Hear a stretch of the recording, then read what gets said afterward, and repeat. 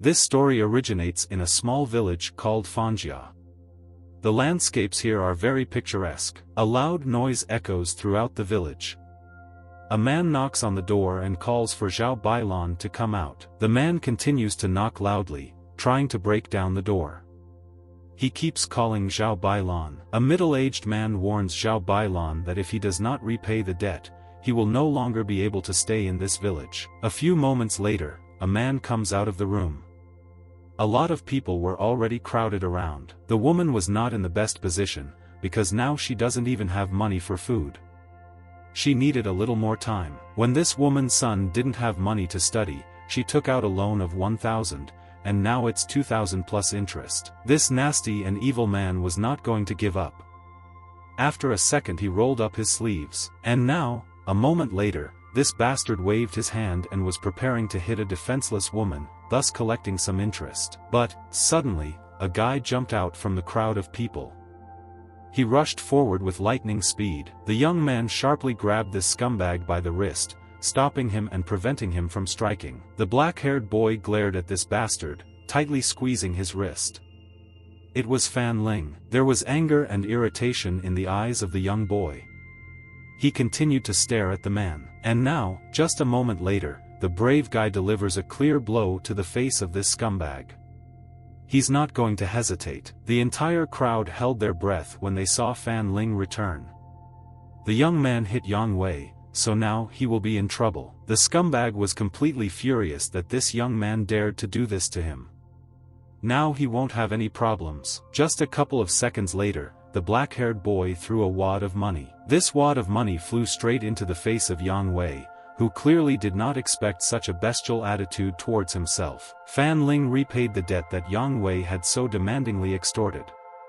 There are exactly 2,000 in the pack. And so, as soon as this man heard about how much money was in this pack, he immediately calmed down. The man immediately began counting the money. Now he is ready to leave, but before that he had the nerve to ask for money for medicine. The black-haired boy did not react to such nonsense that Yang Wei continued to utter. Just a couple of seconds later, Fan Ling loudly shouted at the scoundrel and told him to go away.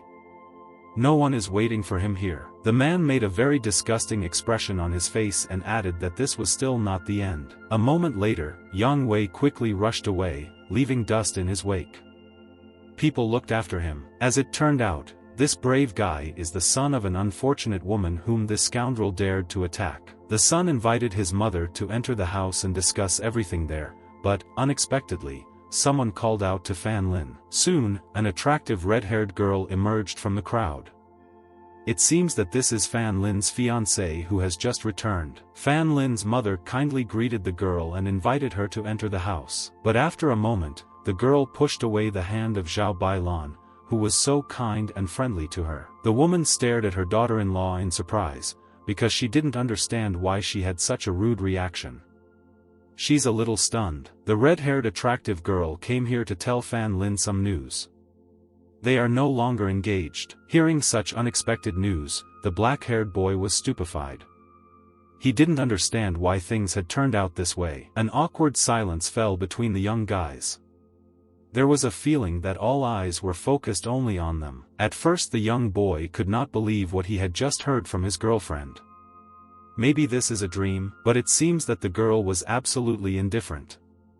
She reiterated that they were no longer engaged and she did not need to ask his permission to do so. Everyone around began to whisper, discussing the loser Fan Lin. It is logical that the girl left him, because he studied at some third-rate university. The black-haired boy clenched his teeth. It was incredibly painful for him that the girl left him so easily. The red-haired bitch seemed to be completely indifferent to the guy. She teased him and didn't feel an ounce of sympathy. The girl exchanged our hero for a richer guy who has his own car, house and company. The young man paused and took a deep breath to calm himself. He realized that he had underestimated Fan Xiaolan. The young boy was not going to waste any more time on this bitch and asked her to leave. Now she is not welcome here. Not seeing any reaction from the guy, the girl turned around and irritably threw a couple of insults towards her ex. The main character silently looked after his ex. He was in a lot of pain, but he is sure that the girl will regret it. Mother and son were left alone, and after a couple of moments the crowd of people slowly began to disperse, because there was nothing else to see here. The woman decides not to stand on the street and invites her son to come into the house. They have a lot to discuss. A couple of seconds later, mother and son headed into the house. The woman asked her son to wait, and she went to get water to bring it to her son. The woman approached the table and took a glass into which she poured water. She is not serious about talking to her son. Well, when the woman turned around, she saw that the boy was smiling strangely. It feels like he is not in this reality. She ran up to her child and began shaking him to bring him to his senses. Even though he is a loser who has nothing, he still has his mother. The black-haired boy quickly began to reassure his mother, saying that he was fine. A moment later, Fan Lang took out a small wad of money from his jacket pocket and gave it to his mother to repay the debt. Seeing this, the woman was greatly moved and tears appeared in her eyes. She didn't understand where her son got so much money from. The young boy immediately reassured his mother and explained that he had not stolen the money. This is the scholarship he received at the university. From now on, the guy had no intention of leaving anywhere. His goals were to lead their village to prosperity and provide the best possible life. The woman is ready to support her son in everything. She went to prepare dinner and sent her son to rest. Everything our hero just said is the pure truth. He doesn't make things up a bit and isn't arrogant. At this time, the young man remembers how he was in some room in room number 302. With the money he had left from the scholarship, the young man bought a phone. He was trying to figure out how to set the ringtone. Suddenly, loud music was heard on the phone and, out of surprise, the young boy clumsily dropped the phone. It would seem that everything is not so bad, but the phone fell straight into the toilet. The main character was in a stupor for a couple more seconds, because it took him a while to realize what had just happened. But when he realized this, he screamed in despair. He just lost his new smartphone. When the young man took out the phone, he was very disappointed, because he had only bought it today. He must find out if he can be brought back. But, moments later, the phone received a notification that the recovery function had started because the device was damaged. Our hero looked at his smartphone with worry and thought about cool new technologies. And now, after a couple of seconds, the smartphone was normal. And the initialization is complete. Some time has passed.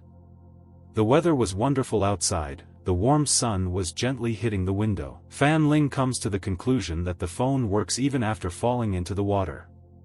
This is really cool. The boy was immersed in his thoughts, but suddenly, someone's hand slapped him on the shoulder and pulled him out of his thoughts. It turned out to be an acquaintance of his, who friendlily offered to play tonight, since he had a new phone. But the black-haired guy didn't want to waste time on this now. First he needs to climb around and figure out the phone. The friend walked away, saying that he had plenty of time for this. Our hero has a lot of time to spend on his phone. Fan Lin began to understand his new phone, getting to know this new world of technology. On the screen he saw a news feed that said that there would be a meteor shower tonight. The guy definitely wants to look at him. Several hours passed and night fell. The time for the meteor shower to begin is approaching. The main character went to the window and fixed his gaze on the starry sky. He looks carefully at every star. The young man was looking forward to the start of the meteor shower, but nothing happened. Is this not true? The black-haired boy was disappointed in the news he read earlier. It really seems like a lie. As soon as our hero threw his phone on the bed, he received a new notification. The screen lit up. Fan Ling turned around and naturally turned his attention to the vibrating phone. On the phone screen was a photo of his friend and girlfriend, who proposed marriage under a meteor shower. The young boy did not understand why his friend did not tell him about such important news. This is a very important event. The main character decided not to waste time and immediately began dialing his friend's number to congratulate him. The young man congratulated his friend on such a joyful event, but he did not understand what he was talking about. Now he actually plays on the computer. The friend didn't understand what was going on at all, so he was about to hang up. It seems he didn't make a post with such news. Our hero was furious that his friend dared to act so disrespectfully towards him. Fan Ling decides not to pay much attention to this and just go to bed so that this strange day will end as quickly as possible. And so the night passed. The friend began to wake up the main character, but he was still sleepy. A friend announces that today he wants to confess his love to his dream girl and invites her to support him tonight. The young boy stared at his friend in surprise, because he clearly remembers that he had already done this yesterday. But the friend doesn't understand what he's talking about and thinks that Fan Ling is just too sleepy. Today, at 9 o'clock in the evening, he calls him to come to this event. The black-haired boy is in a complete stupor, because a serious inconsistency has occurred in his head. He is sincerely trying to understand what is happening. The young man urgently turned on his phone and saw that his friend's post was still there. Today he will find out what the guy is up to. And then, finally, evening came. At the appointed time, a huge crowd of people gathered in front of the building, crowding around the guy and his girlfriend. At this time, the friend handed the bouquet to his girlfriend and confessed his love to her. All eyes were directed only at them. The main character was still in a stupor, because he did not understand how this could happen. Has he really gone back in time? Immediately after declaring his love, the guy hugged his girlfriend and began taking many photographs. Our hero's friend was a real show-off and loved to show off, because he immediately made a post. The young man looked into the phone of passers-by and saw on their screens yesterday's post, which he had already seen before. And the news about the meteor shower was also yesterday. He wasn't reading carefully when he refreshed his news feed yesterday. Everything that the main character read about yesterday happened today. It was incredibly strange and unusual. A moment later, the guy had a crazy idea that his phone could possibly predict what would happen the next day. Our hero has an idea on how he can provide his mother and the villagers with a decent and better life. The young man notices that crabs are quite expensive and the main character can make good money from this. Unfortunately, they don't have a fishing net at home, so Fan Lin needs to go and ask Wang, who lives next door, for one. Some time passed and the sun slowly began to hide behind the horizon. Evening came. The main character immediately went to Van's house to borrow a fishing net. When a young boy entered his neighbor's yard, he saw that the man was busy weaving a fishing net. The man greeted his neighbor very friendly and kindly asked him to come in. The black-haired boy entered the courtyard and complimented Xiaofeng, who was becoming more beautiful and blossoming every day. Hearing such a pleasant compliment, the girl immediately blossomed and became embarrassed. A red blush appeared on the cheeks. The young girl was very embarrassed and looked away. The cheeks continued to turn redder.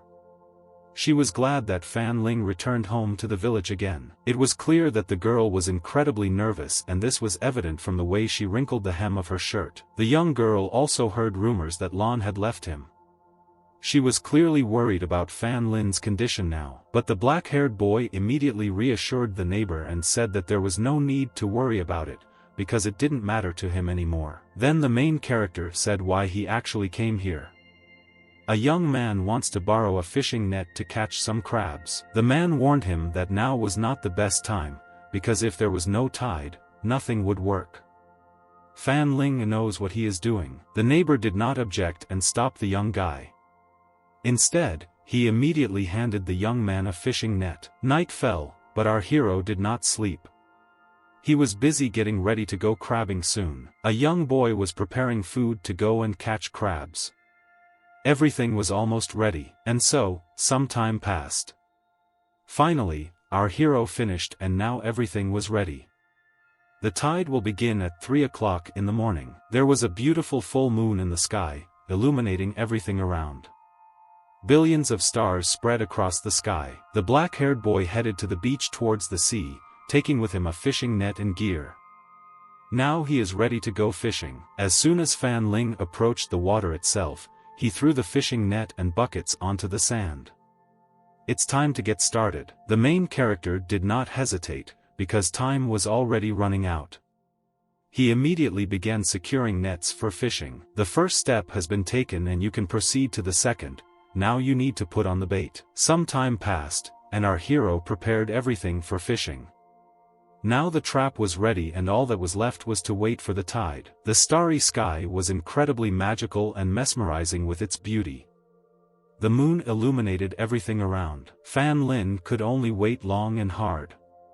He sat down and leaned his elbows on the rocks, looking up at the sky. The black-haired guy has already made his promise, so now he can't break it. He is full of faith that it will work. While our hero was waiting for the tide, he began to dream and fantasize about his bright and happy future. When the young man gets rich, he will definitely build a huge house for his mother and take the best girl as his wife. After some time, the water began to make noise and it became immediately clear. The tide had begun. The black-haired boy is incredibly happy that everything worked out. We can only hope that the crabs will fall into his trap. The moon brightly illuminated the sea water, and thanks to this, our hero saw dark silhouettes in the water. Are these really crabs? A moment later, the water began to recede and the tide began to ebb. When the water decreased, crabs became visible. Luckily for the main character there was no isle, because he saw a lot of crabs and was incredibly happy about such a harvest. There were indeed a lot of crabs caught in the net, so the young man blithely began to take the crabs out of the trap. But the main character became very relaxed and forgot about safety rules, so the crab snapped its claws on his finger. It was incredibly painful. The young guy immediately began waving his hand, trying to unhook the crab from himself. Attempts were in vain, and the black-haired boy began to run all over the beach while the remaining crabs clung to his entire body. Thus the morning came. The sun had already fully risen and illuminated the village with its rays. The main character returned to the village with an excellent catch, and he can't wait to show his catch to his mother. A moment later, the woman came out to answer her son's call and was shocked when she saw a huge barrel filled with crabs. The woman had only one question: where did her son get so many crabs? She tried to understand, but she needed an answer. The young man caught these crabs this morning on the beach, and a little later he will go to the market and try to sell them to earn money. Zhao Bailan warned our hero to be as careful as possible when transporting crabs across the mountain road. The black-haired boy reassured his mother and assured her that everything would be fine. He's just going to town. And so, when the young boy headed out on the road, at the exit from the yard he saw his attractive neighbor, Xiaofeng. The main character was incredibly happy to see Xiaofeng. He wanted to share his joy with her and show her the crabs. After a couple of seconds, the young guy put the barrel of crabs on the ground, giving the girl the opportunity to look at them. The girl was delighted when she saw so many crabs. Besides this, they were also very big. The young girl looked at the black-haired boy with admiration. Fan Ling is truly amazing. A moment later, our hero handed the girl a fishing net, which he had previously borrowed from her father. There were also some crabs in the net as a token of gratitude. Xiaofeng was very embarrassed, but she was incredibly pleased to receive such a bonus from her neighbor. The young lady was sincerely grateful to the young boy. Confusedly, she asked where the neighbor was going. The young man says that he is heading to the city to sell these crabs. He needs to hurry, because Fan Ling might miss the bus. The girl was very happy for the young boy's success, and she wanted him to succeed. The main thing is to be careful. The sun shone brightly all around. It played pleasantly with the leaves on the trees. Meanwhile, the bus was already racing along the highway, overtaking the sun's rays and trees. The main character sat near the window and carefully looked at the beautiful landscapes that were outside the window. Some time passed and the bus arrived at its destination. And finally, the young boy took a confident step, stepping onto the city asphalt. It was impossible not to notice that there was quite a large flow of people at the bus stop. There are a lot of restaurants here. The young boy continued to look around. He hoped that he could sell crabs here and relied on his own strength. After some time, he began to walk around the city and found some restaurant. He decided to try his luck here. The black-haired boy went inside and placed a barrel of crabs on the surface. At this time, it was the height of the working day in the restaurant. All the cooks and other workers were working in the kitchen. The main character entered the restaurant and began to look for the director of this establishment to try to sell him some crabs. But the cook did not listen to the beggar boy and rudely replied that they do not serve beggars. The young boy clearly did not like this attitude towards himself. His gaze immediately changed, and he became a little wary. Our hero once again calmly explained that he came here to sell some crabs and asked what price they were willing to give for it. But the cook was adamant. He shooed our hero away and said that they do not buy crabs from private sellers. The black-haired boy was furious at such a terrible attitude towards himself. The blood began to boil in my veins. It was incredibly difficult for the young boy to restrain himself. He clenched his fists until his hands tightened. The man continued to insult Fan Lin and say that he seemed to be looking for a fight. A moment later, the black-haired boy still could not stand it and abruptly grabbed this impudent man by the collar. Our hero just wants to sell crabs and there is nothing wrong with that. He doesn't understand why this man is putting so much pressure on him. A moment later, a loud female voice was heard. The women did not understand what was happening in the kitchen and came to find out. A couple of seconds later a businesswoman appeared on the stairs, dressed in an office suit.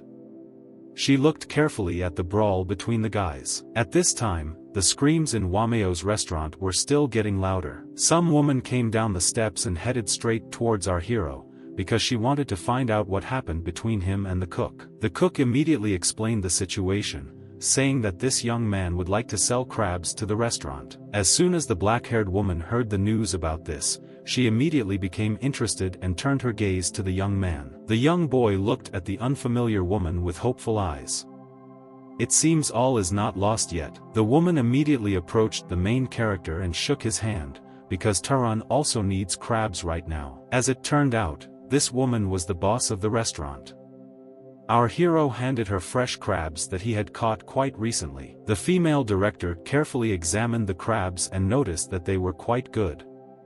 After that, she immediately wanted to know the price. The black-haired boy felt awkward, because he was doing this for the first time and didn't even know what price was acceptable in such a matter. The director decides to weigh the crabs first, and then go up to her office and discuss the issue of price. Fan Ling was acting rather unsure, so the woman took the initiative into her own hands and dragged him to the top floor. While the guys were heading to her office, the woman decided to brighten up the situation and asked what the name of this cute boy was. The black-haired boy did not feel very comfortable, but, nevertheless, he did not pay attention to it and introduced himself. The young man sincerely could not understand why he felt awkward, because this was just selling crabs. Why then go upstairs? Well, the boy decided not to pay attention to it. No matter what oddities a woman has, he must do something important and useful for the village. And so, a few minutes later they went up to the director's office. She invited him to come in and sit down. The main character obediently did what the woman asked. Now all he had to do was wait. And so, soon, the woman sat down at the next chair and introduced herself as the owner of this restaurant named Wang Yuan. The woman seemed in no hurry to buy crabs. First, she took out a cigarette and asked where our hero came from. The young boy behaved quite politely and explained that he came from the village of Fanjia, and these crabs were caught in their lake. These crabs are really good, so a kilogram can sell for $100.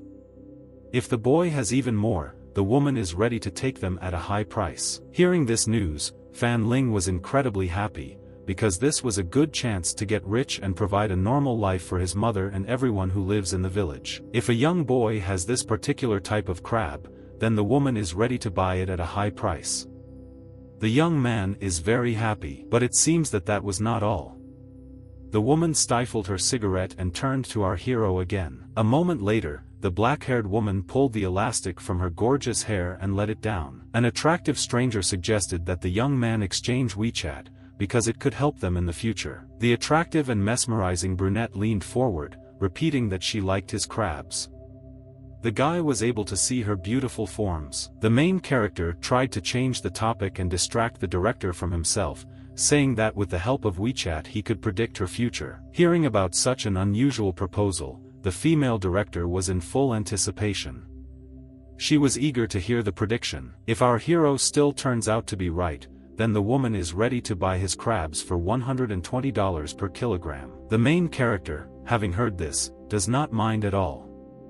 Fan Ling is not going to refuse such a lucrative offer. Several minutes passed, which the brunette spent waiting for her prediction, drinking hot coffee. Meanwhile, the black-haired boy is busy looking for positions in the director's widget. When the main character finished, he predicted to the woman that tomorrow she would have a business meeting with a woman she hated. Hearing about this, the black-haired woman became a little nervous, but still praised the young guy's talents. But, after a couple of moments, our hero added that we should not get rid of this hated woman just because of her personal hostility towards her.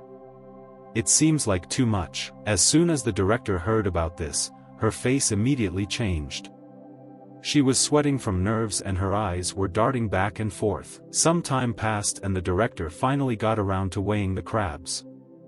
The scale marked 51.5 kilograms. Since a woman is willing to pay $120 per kilogram, and there are 51 of them here, she will pay $6,200. The woman reminds that if the main character catches more of these crabs, he can safely come here. The brunette will gladly buy them back. A moment later, the woman approached the young boy's ear and sweetly, seductively whispered that she would buy them at a good price. The black-haired boy clearly did not expect such attention to himself, so he immediately grabbed the money and tried to get away from this situation. And so, immediately after this, the young man headed towards the exit.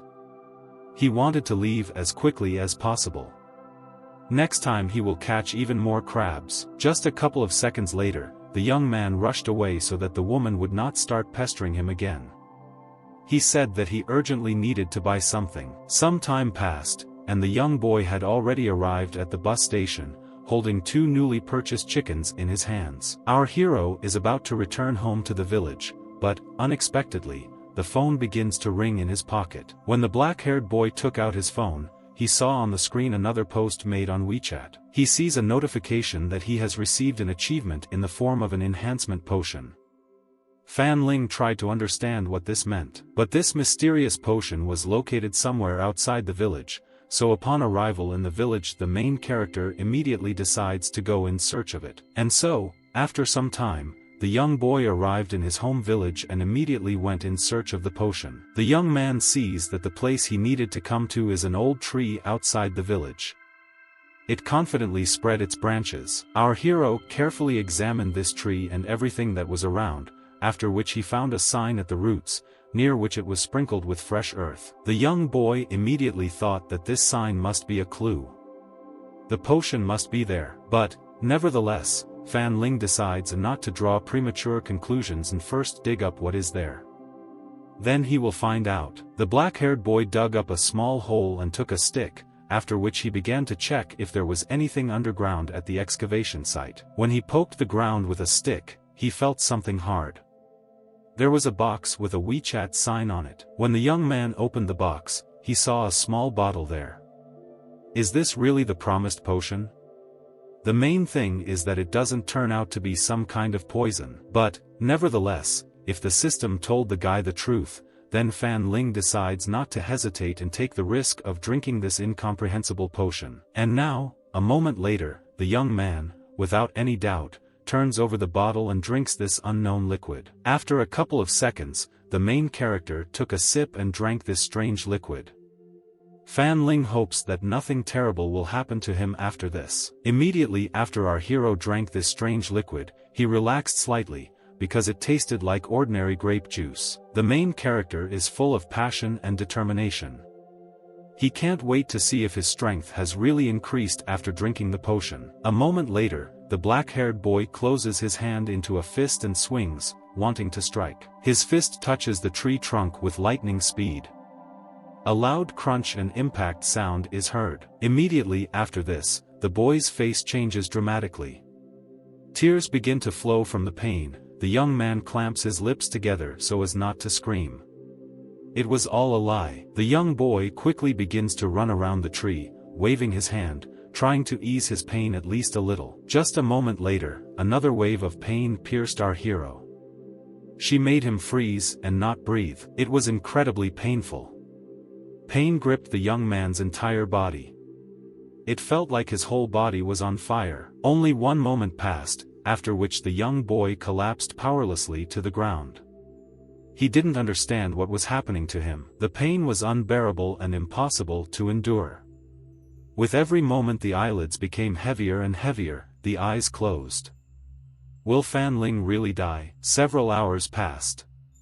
At this time, the sun is slowly starting to hide behind the horizon, painting the sky a pleasant orange color. Suddenly, the main character's hand begins to tremble a little. Fortunately, the young man did not die. After a moment, the black-haired boy slowly begins to open his eyes. He sees the sunset in front of him. the body still hurts. The young boy's head hurts incredibly, but he is diligently trying to remember what happened to him. A second later, Fan Ling remembered everything. He remembered how he drank the potion that Vic had rewarded him with and almost killed him. And so, when our hero had already come to his senses a little, he was ready to go home. At first glance, the protagonist's body is normal, but Fan Ling decides to take a closer look at himself when he returns home. The young boy heads away from this terrible place, leaving an empty box and bottles on the ground. Suddenly, this box and bottles began to disappear. It's impossible, but it happened.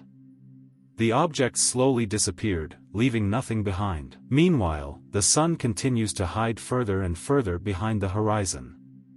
Very soon it will go to sleep. Finally, the main character returned home. He immediately called his mother to show her what kind of gifts he had brought her. He can't wait to share his joy. But the young boy hears some strange sounds and does not hear his mother's voice at all. He immediately becomes alert and turns around, trying to find her. When our hero turned around, he saw on the opposite side of the yard the same vile man who once dared to take a swing at his mother. The scumbag sat as if nothing had happened and smoked a cigarette. He behaved as confidently as if he was in his own home, on his own territory, although this was far from the case. The black-haired boy immediately became wary. He did not understand what Yang Wei was doing on the territory of his house and where his mother was now. This scumbag was still offended by the fact that he got punched in the face by Fan Lin yesterday. He didn't know where Zhao Bailan was now. But our hero did not care at all about the childishness of this scoundrel. He asked the man to leave before he hit him again. But it seems this disgusting man was not going to leave so easily. A moment later, he threw the cigarette but straight to the ground. A moment later, this scumbag rushes at the unarmed protagonist with a knife.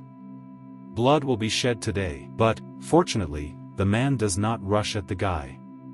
Instead, he grabs one of the chickens by the throat. The scumbag threatens Fan Lin that if he does not pay his $1,000 hospital bill, he will cut the throat of this poor chicken without any regrets. Our hero doesn't care at all about these cheap threats. Suddenly, their conversation is interrupted by the sound of a plate falling to the ground. Vegetables were scattered around. At this time, the mother of our hero came. The woman was clearly frightened when she saw such a picture in front of her. She didn't understand what the guys were doing. Yang Wei turns his gaze to the frightened woman. She seems to be distracting his attention from the chicken and Fan Lin. A moment later, this scumbag rushes towards the defenseless woman with lightning speed, preparing to teach her a lesson. As soon as the black-haired boy saw this, he was horrified. He couldn't let that bastard hurt his mother. The young boy reacted quite quickly, because he immediately attacked this scumbag and pushed him away with such force that he spat out his own blood. The main character did it with such force that the scoundrel flew several meters back. He couldn't even stand on his feet. A second later, this scumbag flew into a cold concrete wall, hitting his back hard. The man was in incredible pain from such a blow. It hurt so much that the bastard couldn't even move. He got what he deserved. The main character did not expect to be able to hit the scumbag with such force. The young man himself did not understand where such enormous strength came from. The black-haired boy fell into thought and after a moment realized that this could have been influenced by the potion he drank earlier. Bright orange clouds continue to float across the sky. The sun was almost hidden behind the horizon. The woman is very frightened by what just happened. And she approaches the man to check if everything is okay with him. A moment later, she begins to become hysterical and scream that her son just killed this scumbag. How could this happen if Fan Ling did not hit with all his might? A moment later, they hear a quiet, muffled cough. Fortunately, the man is still alive. He is showing signs of life. The scumbag is furious at this attitude towards himself. His eyes are full of hatred for our hero. The bastard is very frightened by the strength of the main character, so he immediately gets up and quickly runs away so as not to receive another portion of blows. Some time has passed. The guys went into the house, and the woman began to prepare dinner. She carefully cut the carrots into rings. And so, when dinner was already ready, mother and son sat down at the table and began to eat. It seems that dinner turned out quite tasty. The guys sat in silence, but suddenly it was interrupted by our hero's phone ringing. Hearing his phone ringing, the young boy immediately picked it up to see what kind of notification he had received. The young man read the news that tomorrow the fish would gather off the shore of the village of Fanjia. This made joy appear in the eyes, because it was a great opportunity. And so, some time passed. The hours flew by unnoticed and a mysterious night fell. Suddenly, the gates of our hero's house swung wide open.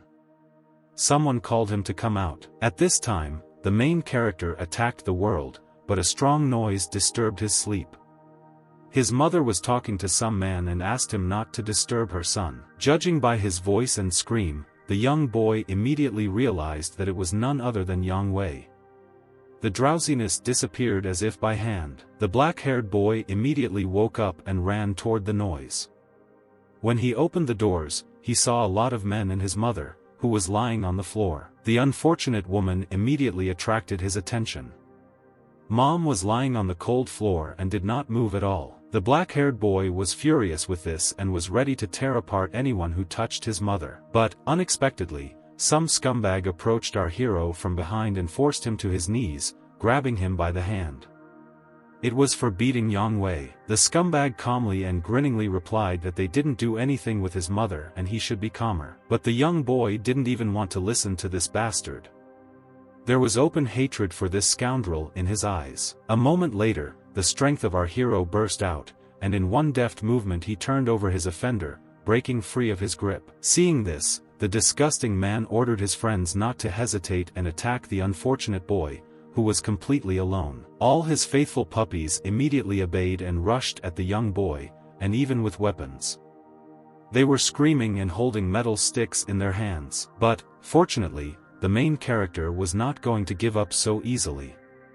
He was strong, so he immediately began to fight back. None of these disgusting guys managed to approach our hero, because he continued to strike and defend himself. And so, when Yang Wei once again wanted to swing at the guy, he deftly dodged and grabbed his hand tightly. Immediately after he grabbed him, he pulled his weapon in the form of a metal pipe out of his hand. A moment later, the young boy bent this metal pipe in two, causing fear to those around him. The scumbag looked with horror at the main character, in whose eyes one could read open hatred towards him. The bastard trembled before the sight of Fan Ling, because he was furious. The man immediately began to apologize, not wanting to be beaten. In fear, this bastard began to crawl away, continuing to apologize and beg for mercy. He swore he wouldn't do that again. The young boy calmed down a little and did not attack this Nilev man. He simply ordered him to disappear and never appear here. Immediately after these words, a bunch of cowards ran out of the main character's house. They ran away in disgrace. Meanwhile, the black-haired boy rushed to his mother and tried to help her. He begged her to wake up. That's exactly how the night went. She was so heavy and terrifying. But, fortunately, morning came. Is it possible that everything will get better? The situation with the main character's mother was still unclear. That is why our hero called a doctor to their home to explain everything. The young boy was incredibly worried about his mother, so as soon as the doctor showed up, he immediately asked how his mother was feeling. But the doctor delivered bad news. Most likely, he would not be able to cure the woman. She has been struggling with various illnesses for many years, so it is worth preparing for the worst. Hearing about this, everything inside the black-haired boy seemed to break. He felt hopeless, because he knew that he could not help. Out of despair, the young man simply fell to his knees. He wanted nothing more than to save his mother, the person who always supported him. The unfortunate guy begged the doctor to save his mother. The older man said there was a little hope. Now he will explain everything. With this disease, the patient loses the ability to walk and speak and gradually turns into vegetables. Gold and acupuncture can help, but not a few people know about it. Hearing about this, the young boy had a ghostly hope that he could save his mother. But, unfortunately, the doctor does not have such skills.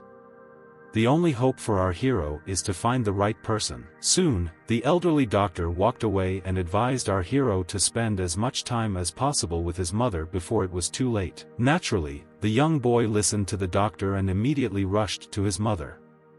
By this time she had already woken up. The woman held her son's hand. She felt that she was sick.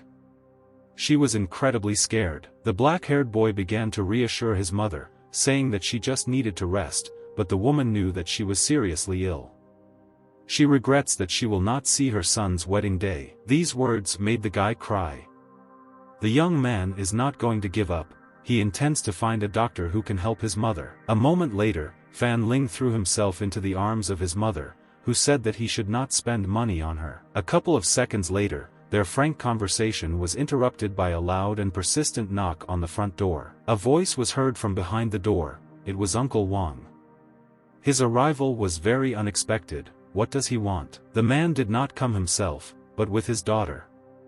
As it turned out, they had already heard rumors about the poor condition of our hero's mother. As soon as the door to the main character's house opened, Xiaofei immediately rushed to her aunt to check on her and at least somehow support her. A moment later, the man handed an envelope with money to the black-haired boy. There was a lot of money in the envelope. Since Fan Lin's mother needs a lot of money for a doctor, she and her neighbors collected $10,000 and gave it to the guy to help the woman. The young boy was very embarrassed by this, and he did not want to accept such a large amount, because his neighbors had already helped him a lot. If it's easier for our hero, then he can consider that the money was lent to him. At this time, the man goes to talk to his mother. The black-haired boy looked with tears in his eyes at the money that his neighbors had collected for him. He can't let them down. A moment later, deathly silence and quiet sobs of the young man are interrupted by the sound of a notification on the phone. When Fan Ling takes the phone and turns it on, he sees two system messages on the main screen. The message says that the guy received an award, namely a book of military boxing.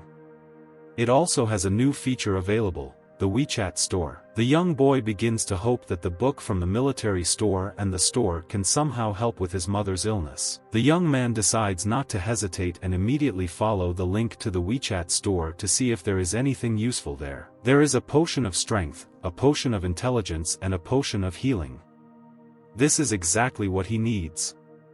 But all potions cost 60 points. The main character sighs heavily, because, unfortunately, his money is only enough for 1 point, while he needs 60. But, unexpectedly, our hero's gaze catches on the upper right corner, on which a mention of discounts is written. Items here should be cheaper. Indeed, prices here were much cheaper. Prices here were 3 or 7 points, but only for a while. Fan Ling quickly runs his eyes over the options available here. And, fortunately, he finds the acupuncture his mother needs here. Fortunately, the young boy has already received a book on military boxing, so he should try it. The location of the book on military boxing was in his house, right in a barrel of water. How could it have ended up there? The black-haired boy quickly headed towards the barrel and, when he opened it, he saw a box with a witchet log. A moment later, the main character opened the desired box and saw a bright light that immediately hit him in the face. The young boy did not understand what it was. He carefully reached out his hand to the object, and then dared to touch it. As soon as the young man touched this unusual object, everything around began to shine and glow. He didn't understand what was happening now. Human silhouettes appeared above the young man's head, performing various fighting techniques. After a moment, Fan Ling relaxed slightly and clearly felt better.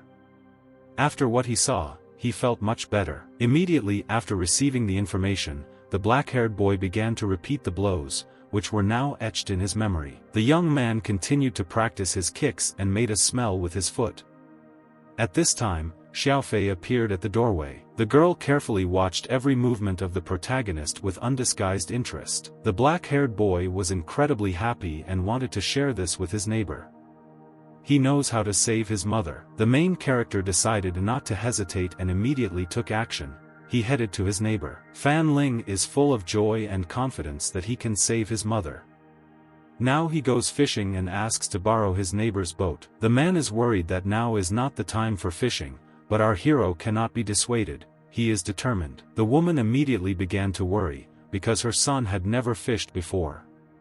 It is very dangerous to go to sea now. The man fully supported Fan Lin's mother that it was very dangerous now.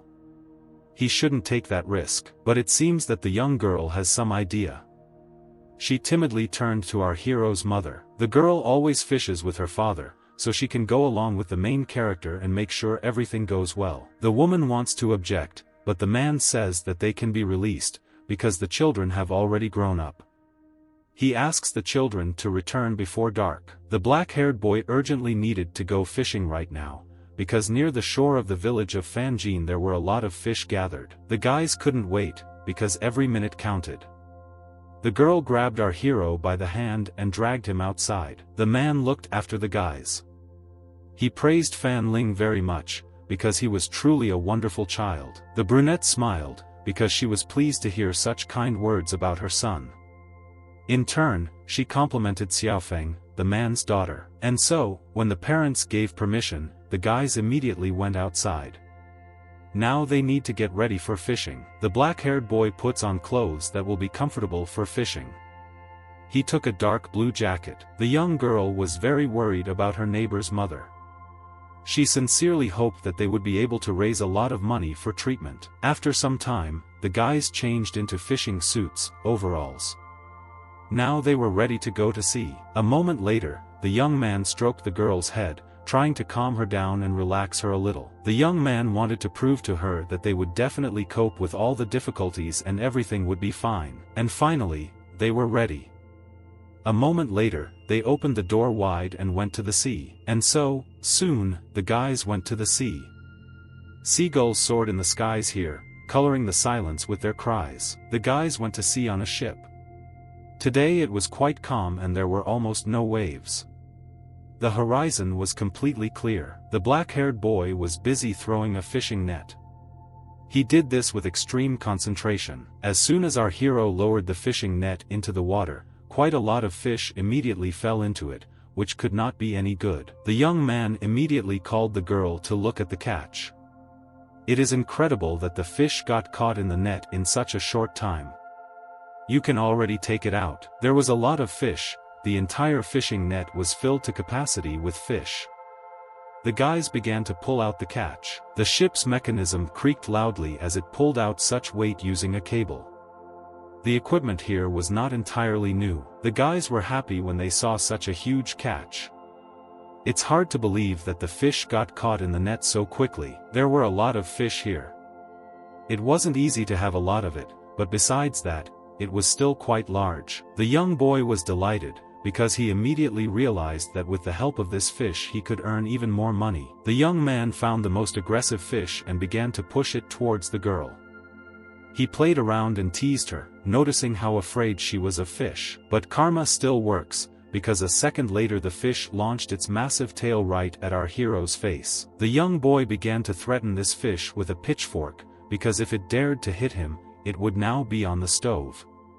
The guys had fun with each other and continued to have fun. Unexpectedly, their fun was interrupted by a loud buzzing sound. The main character even twitched in surprise, because the sound was too loud. A moment later, the black-haired boy turned around to see where the loud buzzing sound was coming from. And so, when he turned around, he saw someone's yacht, which was very close to their boat. It seems the yacht owner wants to show off. The young girl began to look who was on this yacht and realized that our hero's ex, Xiaolan, was there. The young man immediately became nervous, because now this is a girl, the last person he would like to meet. As soon as this bitch looked at the boat, she immediately saw our hero, that same third-rate university student. Yes, it was Fan Ling. The girl looked at her ex from above. She assumed that this loser had taken the girl for a walk. But the young boy was not at a loss and immediately began to defend himself. It had nothing to do with the bitch at all. In response to this, the scoundrel just laughed. She wanted to remind the loser once again that he was unworthy of her. A moment later, the red-haired girl stepped back and revealed her fiancé, Han Wutao. This guy has a big company in the city, his own car, house, cruise ship, yacht and much more. He is many times superior to this poor man. Unfortunately, our hero had nothing to answer to such barbs from the girl, because, in fact, all this was true. It is unclear for what purpose, but this terrible girl wanted to humiliate her ex-boyfriend as much as possible, making clear that there was a huge gap between them. Unexpectedly, Xiao Feng stood up for our hero. Although they are poor, they work hard every day. This does not give the bitch any right to insult Fan Lin. A young boy tries to calm his neighbor down and tells her to just ignore it. While she shouts further insults at the protagonist, he announces the end of fishing. He doesn't even want to argue with them. The black-haired boy is full of determination that one day he will make this bitch show respect to him. The girl tried her best to calm our hero down. They say that he shouldn't get angry over such little things. The guys don't have a yacht, but they still have a big ship, so don't despair. Even though Xiaolan abandoned the young boy and is no longer with him, he still has something else. Before finishing her sentence, the young girl became very embarrassed and blushed. And then, a moment later, the girl plucked up her courage and said that he still had her, Xiaofang. After this, there was an awkward pause between the guys. The young man looked at the girl and did not know how to react to this. But, after just a couple of seconds, his lips broke into a warm and awkward smile. He chuckled quietly. Because of this reaction, the girl thought that she had just been rejected. Because of this, tears came to my eyes.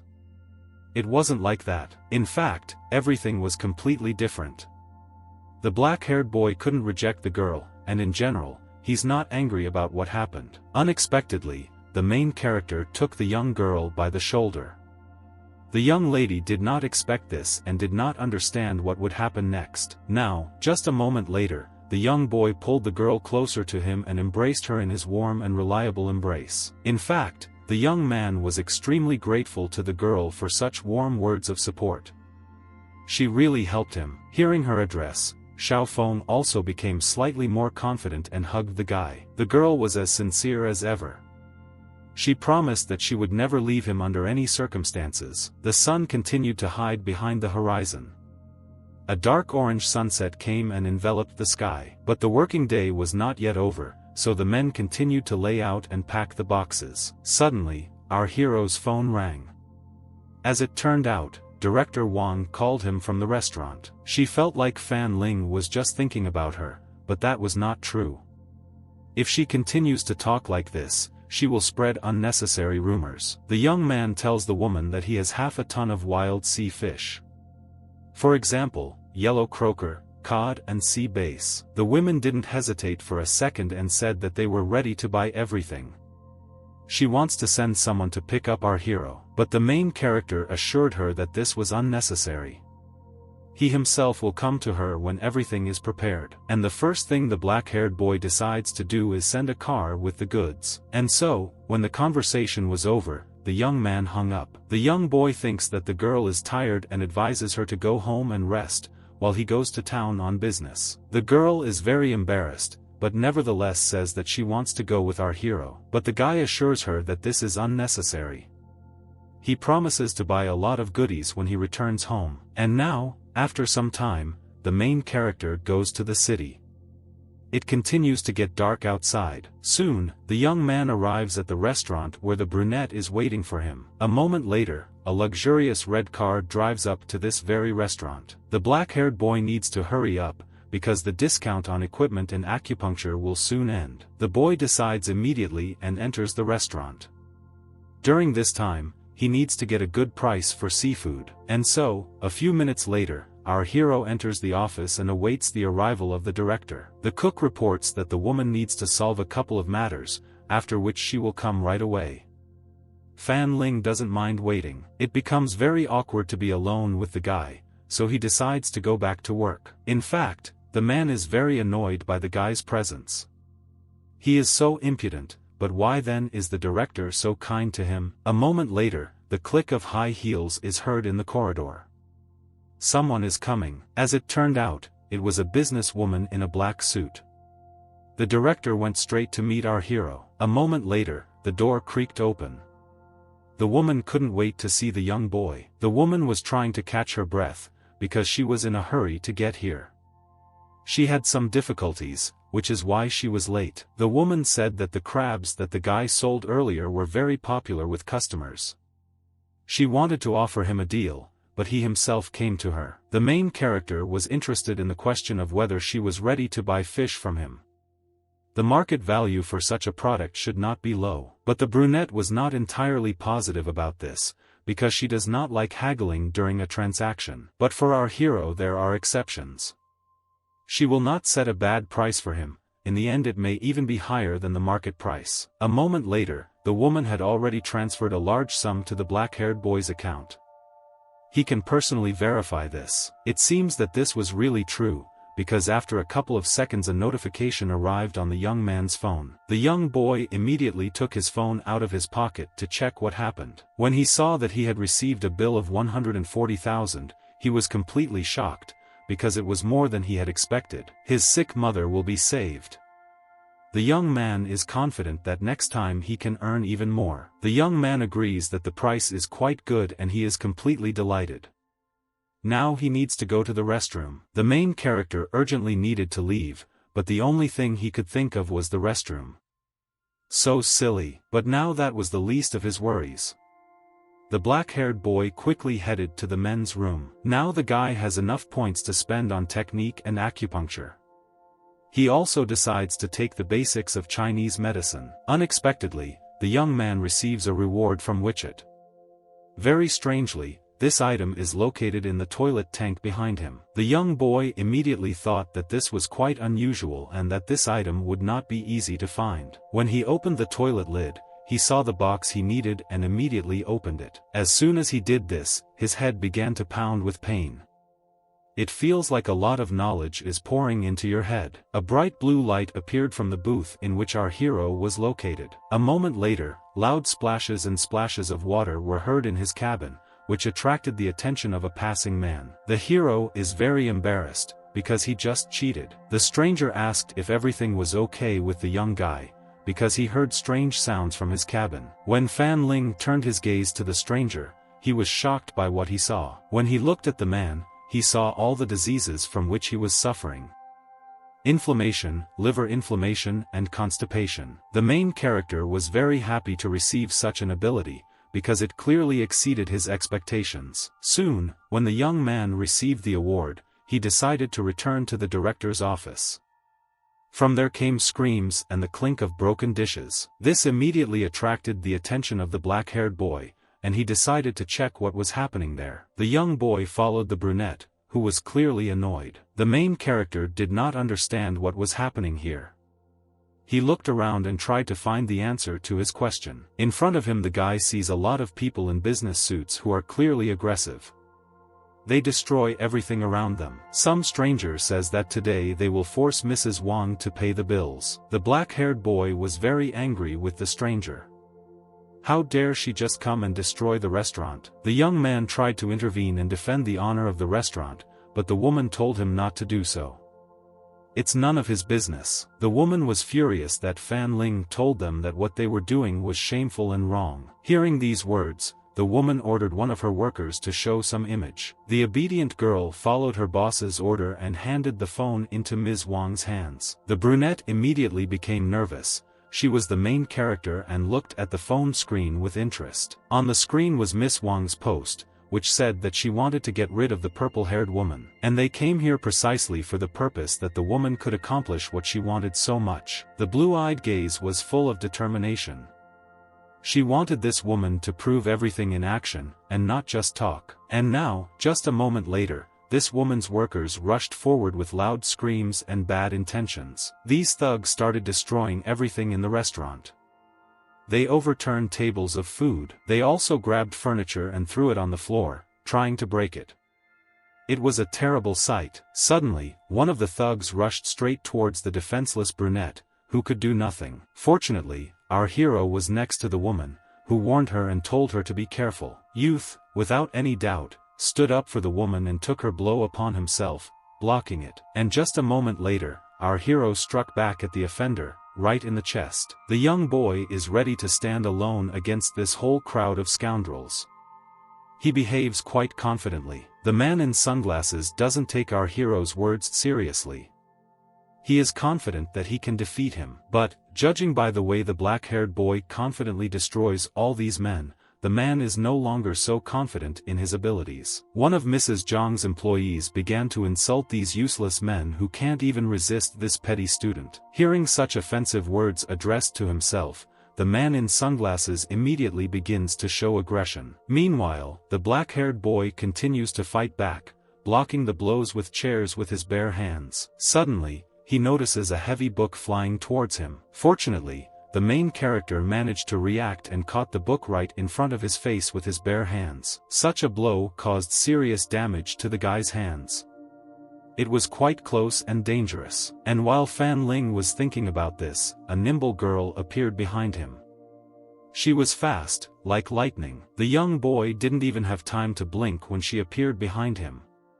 This really bothered him. The young man had no time to react, because the girl had already given him a precise kick, which sent him flying into the wall. Seeing this, the brunette director became very worried about our hero, because this blow was really strong. The black-haired boy tried to catch his breath and come to his senses after such a precise blow. He lay among the fragments of furniture and continued to tease this girl, calling her a beauty. He wiped away the thin line of blood that flowed from his mouth with his thumb and added that Miss Jiang is crazy. Hearing such words towards her boss, the girl became even more furious. Madame Wang was very worried about the main character, because she saw that he made the girl very angry. The man in the sunglasses also realized that something very terrible was brewing. At this time, Miss Jiang became seriously interested in Fan Lin.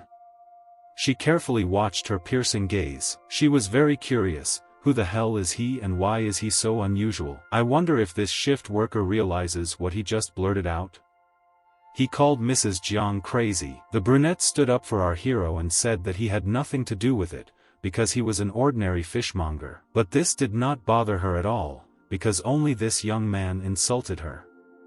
In this case, the rest does not matter at all. The woman's gaze is filled with seriousness. She asked again if the guy could take responsibility for his words. Fan Ling reported that the woman was quite seriously ill. She previously trained in Chinese traditional medicine, and the black-haired boy agrees to name the woman's exact diagnosis if the little one lags behind him and doesn't interrupt. A moment later, the young boy asks the woman if she is familiar with symptoms such as shortness of breath and tightness in the chest. Xia continues to tease our hero, but the woman tells her to shut up. She seemed really interested in it. After a moment, Miss Jiang agrees that her body is not in the best condition and she actually has such symptoms. Hearing that he is in fact right, a slight, smug grin appears on our hero's face. After a couple of seconds, the black-haired boy invites Mrs. Jiang to enter into an argument with him. The woman was interested in this idea. The conditions are as follows: the guy can take care of her illness, and if he succeeds, the woman will forever forget the grievances between them. Everyone present is shocked by what just happened. Is this all true? After a moment, the young boy sticks out 3 fingers and adds that he will only need 3 days for this. He says that he will be able to start performing the dispute in 3 days, because first he needs to cure his sick mother. The woman agrees to such conditions, because she is not heartless. But if the guy copes, then she is not going to feel sorry for him. After the deal was concluded, the woman and her employees walked away from the restaurant. They left the city with their heads raised. These 3 days flew by completely unnoticed. The weather was great outside. At this time, our hero was calmly chopping vegetables, because he was going to cook lunch. The young man was completely absorbed in his own thoughts, while busy cooking. The guy reminded his mother that she shouldn't move much, because she had only recently recovered and should now rest. But the woman has been busy all her life, so now she feels uncomfortable sitting idle. She is very grateful to her son for curing her. After this, the pain in her back and knees completely disappeared and now her body is always relaxed. To prove this, the woman climbed onto the table without any difficulty. Suddenly, there was a loud knock on the door. The people outside the door were looking for Fan Lin. The black-haired boy immediately realized that Jiang Li's people were outside the door, because 3 days had already passed. However, the young boy cautiously opened the doors slightly to see who was behind them. There were indeed Jiang Li's people outside the door. The men opened the door wide. They were determined to take the guy. 3 days have passed and now it is time to fulfill his promises. That's what they're here for. Black luxury cars raced quickly along the local highway. The roads were almost empty. 2 cars were racing at incredible speed. it felt like they were running faster than lightning. The black-haired boy was very bored in the car and couldn't wait to get to his destination. But the man in sunglasses said that he was also bored here, so the guy could bear it. Moreover, they are almost there. The young boy just had a question for the man. The question was about the girl who kicked him really hard last time. This girl's name is Xia Miao, and she is Boss Zhang's secretary.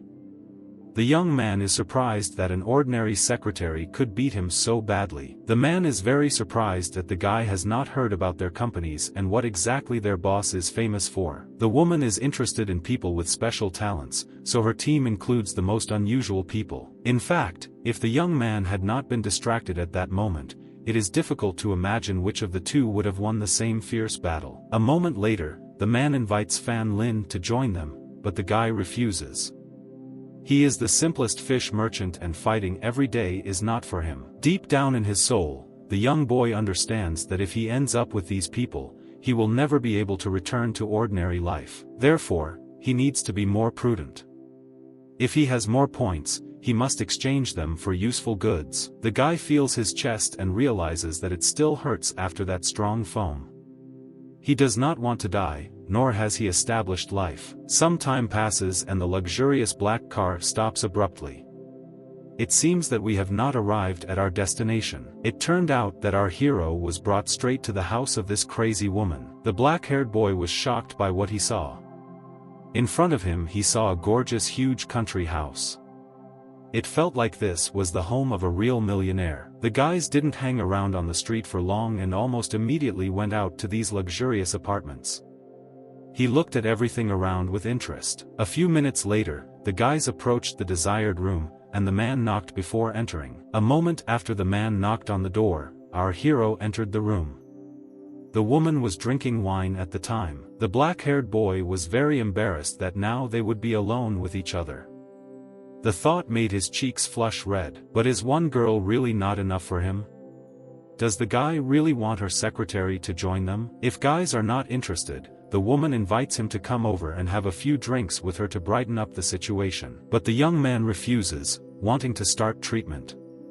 He advises her to drink less alcohol. The main character begins preparations for treatment and warms the needles.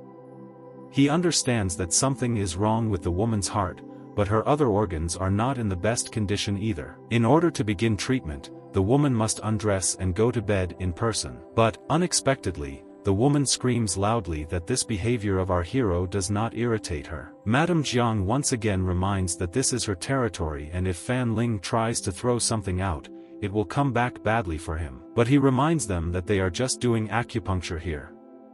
If the woman does not take off her clothes, he will not be able to begin treatment. The woman is very embarrassed by the fact that now she has to take off her clothes, but, nevertheless, she agrees to this, although she is embarrassed. After some time, the girl was ready to begin treatment. She undressed. The boss was completely naked and covered herself with only one small pink towel. What he saw made the black-haired boy's nose bleed. Meanwhile, one of Boss Zhang's employees who brought Fan Lin walked away. His loud steps can be heard in the corridor. The man confidently walks along a completely empty corridor. His loud footsteps echo throughout the room. Now he was seriously thinking about how he could motivate the boss to hire Fan Lin to join them. Suddenly, Xia Miao appeared around the corner and slapped the man on the back. She was looking for him to practice boxing. The blow was so strong that blood came from the man's mouth. He explained that he delivered Fan Lin to the boss at her request. Hearing about this, the girl immediately ran away. The man didn't even have time to say anything before the girl had already disappeared. The man realized with regret that he seemed to have spilled the beans. He sincerely hopes that the girl will not look for our hero. Meanwhile, the young girl was already rushing at all speeds in search of the main character. Apparently she disliked him very much. And so, when a young girl rushes along one of the corridors, you hear voices in one of the rooms. One of the people asks the other to take off his clothes. This attracts the girl's attention, and she stands under the door to listen to what is being said. The guy behind the door asks the woman to lie down on the bed. This was the last straw.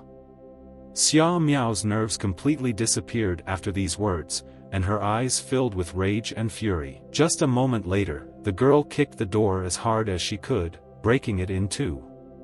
It was as if this door was made not of wood, but of cotton wool. A young girl burst into the room and a fierce fight began between the guys. Sounds of blows and screams are heard. Some time passed and the guys seemed to calm down. Our hero calmly drank the wine, enjoying its taste. At this time, Xia Miao was crying and sobbing. I wonder why she's crying. Did she really lose the fight? The black-haired boy was extremely dissatisfied with such rudeness from Miss Zhang's employees. They only met twice, but during these two short meetings, the girl had already managed to prescribe 2 funeral blows for him. The girl frantically apologizes while the guy threatens to leave. Suddenly, a soft and gentle woman's hand grabs the young boy's wrist. The beaten young man looks with curiosity and interest at the woman who addresses him. Ms. Jiang sheepishly apologizes for her subordinate being too aggressive when it comes to defending her boss. A moment later, Xia Miao breaks into their conversation and removes the boss's hand from our hero's hand. The girl begs the guy to stay and at least show off his acupuncture skills. She can't wait to look at them. In order to help the woman relax, the black-haired guy will explain the essence of the procedures while he performs them. His technique involves using long needles and inserting them under the skin. It may hurt a little at first, but then the woman will get used to it. In fact, Ms. Jiang has quite a few health problems. For example, mild kidney failure, curvature of the spine or spleen deficiency. Now the young man will insert a needle under the woman's skin. After this, he will move it around the acupuncture points to clear the meridians. And now, after a moment, the young man begins treatment. He carefully but deftly inserts the needle under the boss's skin. It seems that the woman did not expect this injection and screamed a little in surprise. It also wasn't very pleasant. Hearing the quiet cry of her boss, Xia Miao immediately pounced on our hero and swung her leg, but he deftly dodged and asked to be calm. The black-haired boy continued to concentrate on his work. It was not very pleasant and caused trembling in the woman's body. And so, after some time, the main character finished the job he started and massaged the puncture site with his fingers. The long needle passed through all the right places and connected all the energy channels. At this time, Xia Miao looked at our hero carefully and did not take her eyes off him. She thought Fan Lin was abnormal. The young boy was pretty tired from such painstaking and long work. The guy has finished the back part, so now we can start working on the front. When the girls heard about this, they were shocked and very embarrassed. Will he really see Madame Jiang naked? The black-haired boy did not understand what the problem was, because the business was going well. She can take a piece of cloth to cover what she needs. The woman is embarrassed, because the young man said that he could not practice acupuncture with clothes on. In fact, the guy could do it through his clothes, but it would be very awkward and time-consuming. About this, a young girl begins to scream and accuse our heroes of simply taking advantage of a woman. This used up almost all of his energy to get the needle into the scalp area, so he's not going to do it again. When the young girl heard that this procedure requires a lot of energy, a sly grin appeared on her face. This further fueled the girl's interest in this technique. She will be here and will watch this. The young boy gained even more self-confidence when he saw such interest from Xia Miao. Soon, the woman turned over on her back and covered her chest with a piece of cloth. Now they can continue treatment. Now the main task of the young man is to insert a needle into the woman's chest. The main thing for her is to relax and not move. A moment later, Fan Ling raised his hand directly above the boss's chest and warned that everything was about to begin. After a couple of seconds, the eyes that were on the girl's chest shone brightly under our hero's hand. He intends to show them the real art of golden acupuncture. A moment later, something started to happen. The light spread like a thin thread across the girl's entire chest. It was very painful, but the woman had to lie still, and she tried to do it with all her might. The young girl watched with interest as this needle glowed and moved on its own under her boss's skin. It was extremely difficult for the young boy to follow this process, because his energy was leaving him. The young man can't stand this anymore. He turned to the secretary and told her not to stand there, but to help, after which he called her to come closer. The girl was betting that the black-haired boy would last much longer.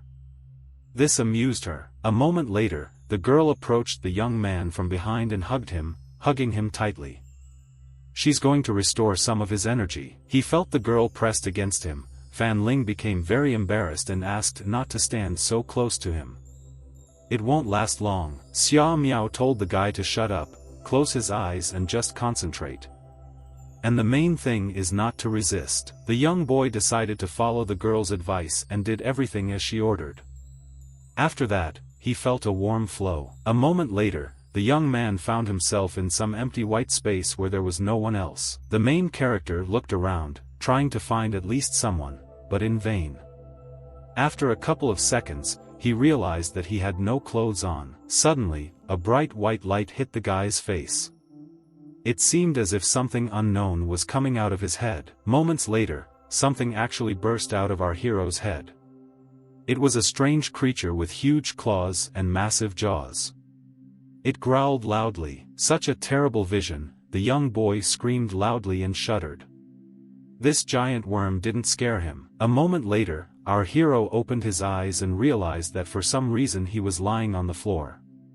He didn't understand what had just happened. The young man assumed that he had lost all his energy and collapsed on the floor, exhausted. After that, he remembered his dream. The main character decided not to waste time and continue to lie around idle, so after a couple of seconds he stood up. Fan Linya was very happy that he did not feel tired or exhausted.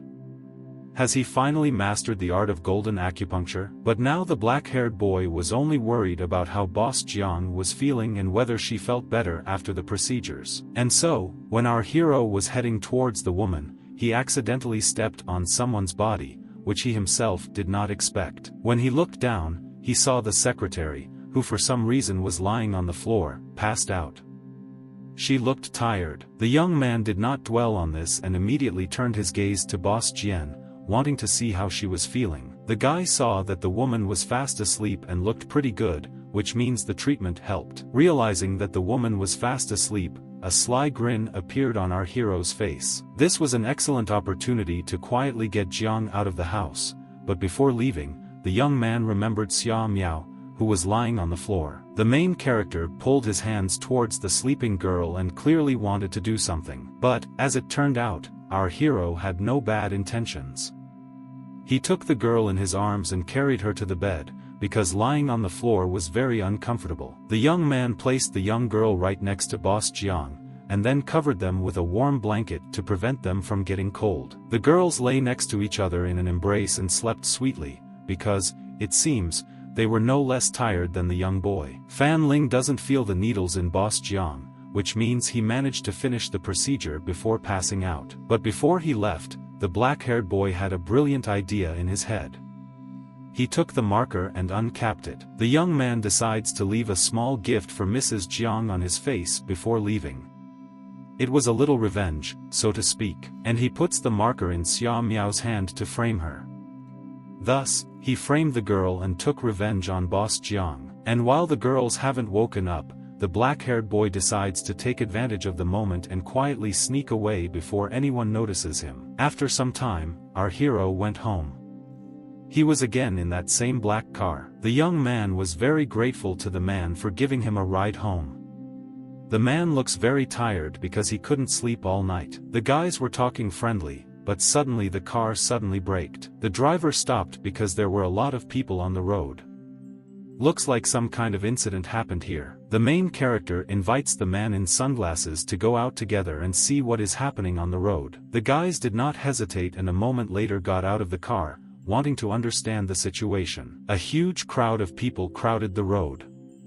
It seems that some woman hit an old man when she was distracted from the road. Our hero pushed further and saw what was causing so many people to gather here. The man grabbed the girl's leg and asked to pay him compensation, but the girl asked to let her go, because she had already called the police. Fan Ling carefully examined this old man with his eyes and realized that he had no obvious injuries that could be sustained in a collision with a car. The main character immediately realized that this tramp was an ordinary fraudster who was extorting compensation. The brunette began to make excuses in front of the crowd, saying that he hit his car and they should leave this matter to the police. As soon as people heard about this, they immediately jumped on board and started spreading dirty rumors about the girl. Why? The scammer turned to passers-by and asked them to help catch this girl, because if the police arrived, he would not receive his compensation. All the people seemed to listen to this stranger and began to surround the girl, gradually approaching.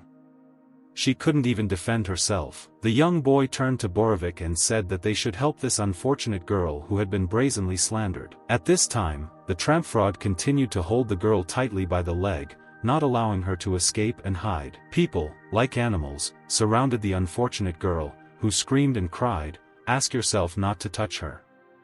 They were already reaching out to her with their hands. Suddenly, a loud male voice rang out. It was our hero who shouted loudly and ordered everyone to stop. Whoever is right in this situation, attacking a frail girl with a crowd is wrong. The first thing they should do after an incident is to check the condition of the victim. Since there are no volunteers here, our hero will do it. The black-haired boy is determined to punish this nasty swindler, so he offers to supposedly cure him. But the tramp was not as simple as he seems. He began to reassure people that Fan Ling probably wanted to kill him with this needle. One of the passers-by turned to the black-haired boy and said that he had no right to wave a needle. The guy tried to open people's eyes to the truth that this fraudster was simply leading them by the nose. He introduced himself as a man who treated an entrepreneur named Jiang Li using the same technique. After these words, the crowd calmed down a little. Now this shouldn't be a problem. The brunette looks with admiration and a little apprehension at the stranger who so bravely dared to protect the stranger. The main character looks down at this scammer and asks where exactly he feels discomfort. Now he will help him. The fraudster began to get confused in his testimony, first saying that his leg hurt, then his waist, stomach, and then his buttocks in general. A moment later, our hero leaned over to the swindler and whispered in his ear that he knew that the man was faking. A moment later, the black-haired boy stuck a sharp and long needle right into the head of this swindler. It was very painful and unexpected. Within a second, the elderly man screamed loudly and cried in pain. The man is in a lot of pain, but our hero doesn't care at all about it, because he got what he deserved after what he did. A moment later, the elderly rogue tramp raises his hand. The man gathers all his strength into a fist and barely gets up from the ground, simultaneously turning to the black-haired boy. Now the man smiles and says that there was a misunderstanding. After treating Fan Lin, he feels much better. After a couple of seconds, the man walked away, trying to escape the shame as quickly as possible. All people already understood that this was a decree. When the incident was over, the brunette calmed down a little, because everything fell into place and the dirty rumors about her evaporated. The girl wanted to sincerely thank our hero for helping her, but when she did this, there was already no trace of him. She started looking around and saw that he and his friend were already heading away. The girl couldn't just let him go and wanted to at least know his name. The black-haired boy heard the girl shouting after him and turned around. He awkwardly scratched his head and changed for being rude. The young man introduced himself and said that he was from the village of Fanjia. At this time, things were quite quiet in Madame Zhang's house. The sun was slowly disappearing behind the horizon. The woman had already woken up and found the cleaning lady who was washing the floor at that time. The woman greeted her aunt, but for some reason she laughed when she looked at her. When the woman greeted her other subordinates, they also laughed and told her to look in the mirror. She was very interested in what was wrong with her face. When she saw herself in the mirror, she was horrified. But then the markers drew a beard and mustache. Then, the woman remembered that she saw Xia Miao sleeping, holding a black marker in her hands. Naturally, the woman thought that it was the work of her secretary and screamed loudly. Meanwhile, our hero had already arrived at his home and the phone rang loudly in his pocket. His grandfather came to him for treatment, and the guy sent him to the waiting room while he answered the phone. It turned out that the guy was called by an angry Jiang Li. Did she really guess that the drawings on her face were his doing? Fan Lin is not comfortable speaking now because his house is full of patients. The woman suggests making an appointment for tomorrow at noon. A woman invites a black-haired boy to a party that will take place tomorrow evening, and she wants to prepare for it together. The young boy is not eager to go to the party, but understands that there he can make connections with important people and help the village. It is this fact that makes the protagonist accept Jiang Li's offer with a smile on his face. Thus the next day arrived. The black-haired boy reached the destination where Mrs. Jiang called him. The main character arrived in the city center. The streets here were very busy. There were people walking everywhere. Our hero was racking his brains. Why did the woman want to meet here, and so early too? While the young man was in thought, behind him he heard a painfully familiar female voice calling him. It was Mrs. Jiang. Fan Ling was shocked at how attractive she looked today. Much better than the last time they met. Thanks to the black-haired boy, the woman's body is now in perfect order. She suggests going shopping together and chatting. The guys went for a walk around the city. As it turned out, Xia Miao and the big man intended to follow them. Their task was to secretly guard the boss so that she would not notice them. This will be extremely difficult, because Miao is quite noisy. Meanwhile, the guys headed to the mall to browse the local shops. Finally they arrived at their destination. The woman told our hero to go and try on something to look appropriate for the party. Unexpectedly, a gentle female hand reached out to the hand of the protagonist. Jiang told him not to wait, but rather to get down to business. From such an unexpected but pleasant touch, the black-haired boy was clearly embarrassed. A consultant kindly greeted them at the store. They had already prepared the clothes that the woman had ordered earlier. Now Fan Lin's fitting will begin. Since time was short, the woman sent someone to select costumes for our hero. The young boy was very embarrassed to accept things for such large sums, but Miss Jiang said to consider it as payment for treatment. A few minutes later, the consultant approaches them again, holding one of the pre-prepared suits on a hanger. About 10 minutes passed, and finally the young boy tried on this suit. The main character is slightly embarrassed, because he has never worn suits before, so now he may look a little ridiculous. The woman was delighted when she saw our hero. She approached him and began to study him closely with her eyes. A moment later, the girl offers to give the young guy a haircut. This will help him look more mature and grown up. After these words, the guys immediately headed to the hairdresser to turn our boy into a real man. The woman asked the hairdresser to create a hairstyle that would help the young boy look more mature. As soon as the hairdresser heard the demands, he immediately got to work. Our hero's hair flew to the floor. Some time passed and the hairdresser finally finished his work. Now the guy looked more stylish and courageous. Now the boy looked very stylish and mature. But, as it turned out, this was not the end. They have something else important to do. The woman suggested that they first look around a little. At this time, the secretary and the big man were carefully watching them from around the corner. The guys had a very fun day. They bought ice cream, took pictures, and had a lot of fun. And while all this was happening, a man was photographing them from the side. It must have been the photographer. He thought that these two were a couple. That's why he wanted to take some interesting pictures of them. From being called a couple, the guys looked at each other awkwardly and giggled. It was quite embarrassing. That's how quickly this day flew by. It was very colorful and filled with bright emotions. The day was slowly coming to an end. The guys saw him off, sitting on a bench in front of the pond and watching the sunset. They had a lot of fun today. In fact, this day helped the main character see the stern Mrs. Jiang from the other side.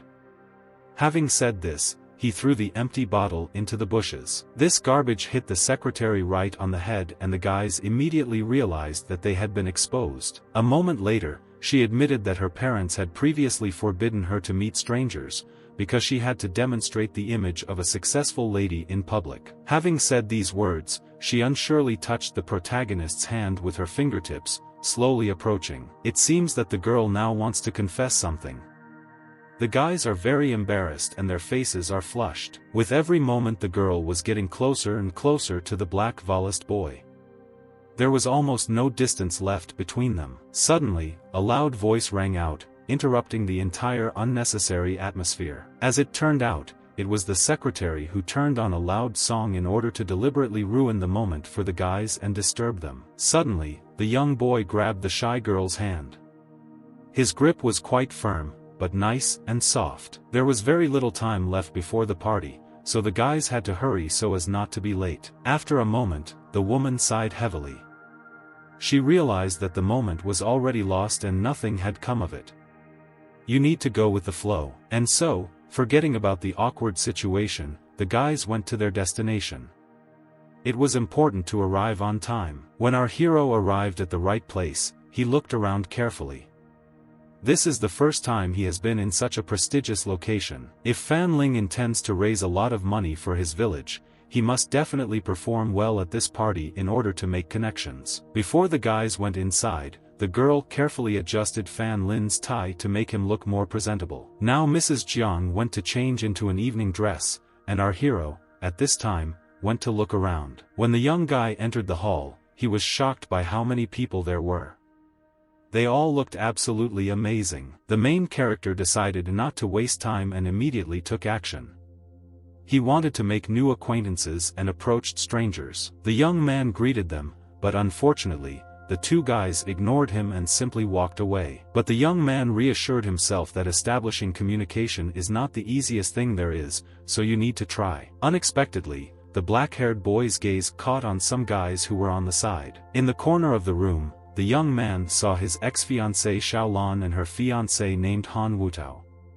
It was a rather unpleasant meeting. Our hero immediately turned away when he saw this couple. He wanted to leave quickly so that no one would notice him. Suddenly, the boy hears the sound of an incoming notification on his phone. The black-haired boy curiously took the phone and turned it on. I wonder who could write to him at such a late time. WeChat sent him 2 tasks, after which he can get points. He must receive 5 compliments from the people at the event, or put Han Wutao in an awkward position. The main character carefully looked over this message again and again, trying to catch every detail. The young man suggests that WeChat could have been giving him instructions all this time based on his actions. The guy begins to get very worried when he sees that the condition of one of the tasks is to save Miss Jiangli. Is something bad going to happen to her? The main character cannot sit idly by, so he immediately presses the button to find out the details. There, Fan Ling sees a post that the body of a woman will be found in the morning, whose identity will be established as Jiangli. It will be murder. The black-haired boy did not hesitate for a second and immediately rushed to the locker room where the woman was. The young man bursts into the locker room without even knocking. He screams loudly and tries to find Jiangli, because now every second counts. But, unfortunately, when he enters the locker room, he sees that everything inside is upside down. Something clearly happened here. Seeing such a terrible picture, the frightened guy calls Xia Miao and the strong man so that they immediately come to his aid. But the guys are already here. It turns out that the camera was hacked. Now they need to find Han Wutao, because he is the director of the hotel and may know something. The black-haired boy told the guys to follow him. He intends to take them to Han Wutao to find out information. A couple of minutes later they enter a hall filled with people. Our hero addresses the guy without any shame. This nasty couple looks down on our hero, who had no bad intentions. They came here to report Jiangli missing.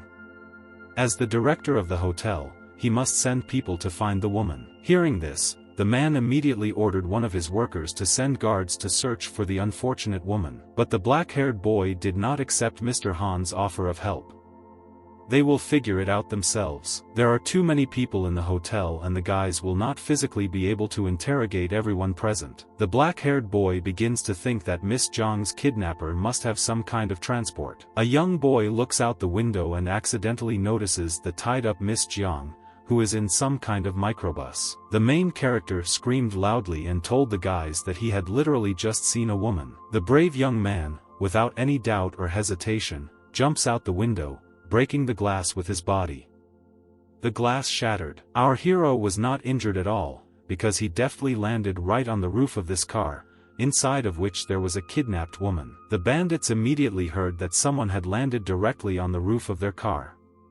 We urgently need to leave and try to get rid of the stalker. And now, after a moment, the white bead moved from its place. Because the car drove too fast, our hero naturally lost his balance and began to fall from the roof. But, fortunately, the young guy has a pretty good reaction, so he managed to grab the edge of the car roof. The car continued to maneuver at lightning speed on the road, making sharp turns, in an attempt to throw Fan Lin off, but he held on tightly. The main character decided not to waste time and took out his needle, which was always with him. The black-haired boy was not at a loss and decided to use his needle to leave a mark on the car. And now, just a moment later, the young man could not resist and fell onto the cold road, hitting his back hard. The worried guys immediately ran up to help him, but now Fan Lin was only worried about one thing: they had to catch up with that damn car. He stuck the needle into the machine so that he could now feel it at a short distance.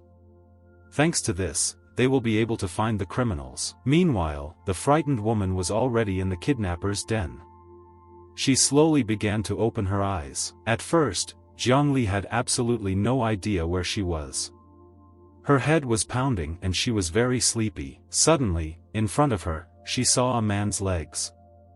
This instantly made her wake up. When Miss Jiang opens her eyes wide and raises her head, she sees the face of a nasty man in front of her, licking her with his eyes. A moment later, this bastard comes closer to the unfortunate woman and touches her cheek with his disgusting slippery and nasty tongue. Suddenly, someone lands a powerful kick right in the scoundrel's face, causing him to spit out blood. The girl looks in horror at the blood and how this scumbag falls exhausted onto the cold floor. This bastard was hit with such force that he could not stand on his feet and flew straight into metal barrels that stood nearby. Some stranger began to threaten the one who was pestering Zhongli.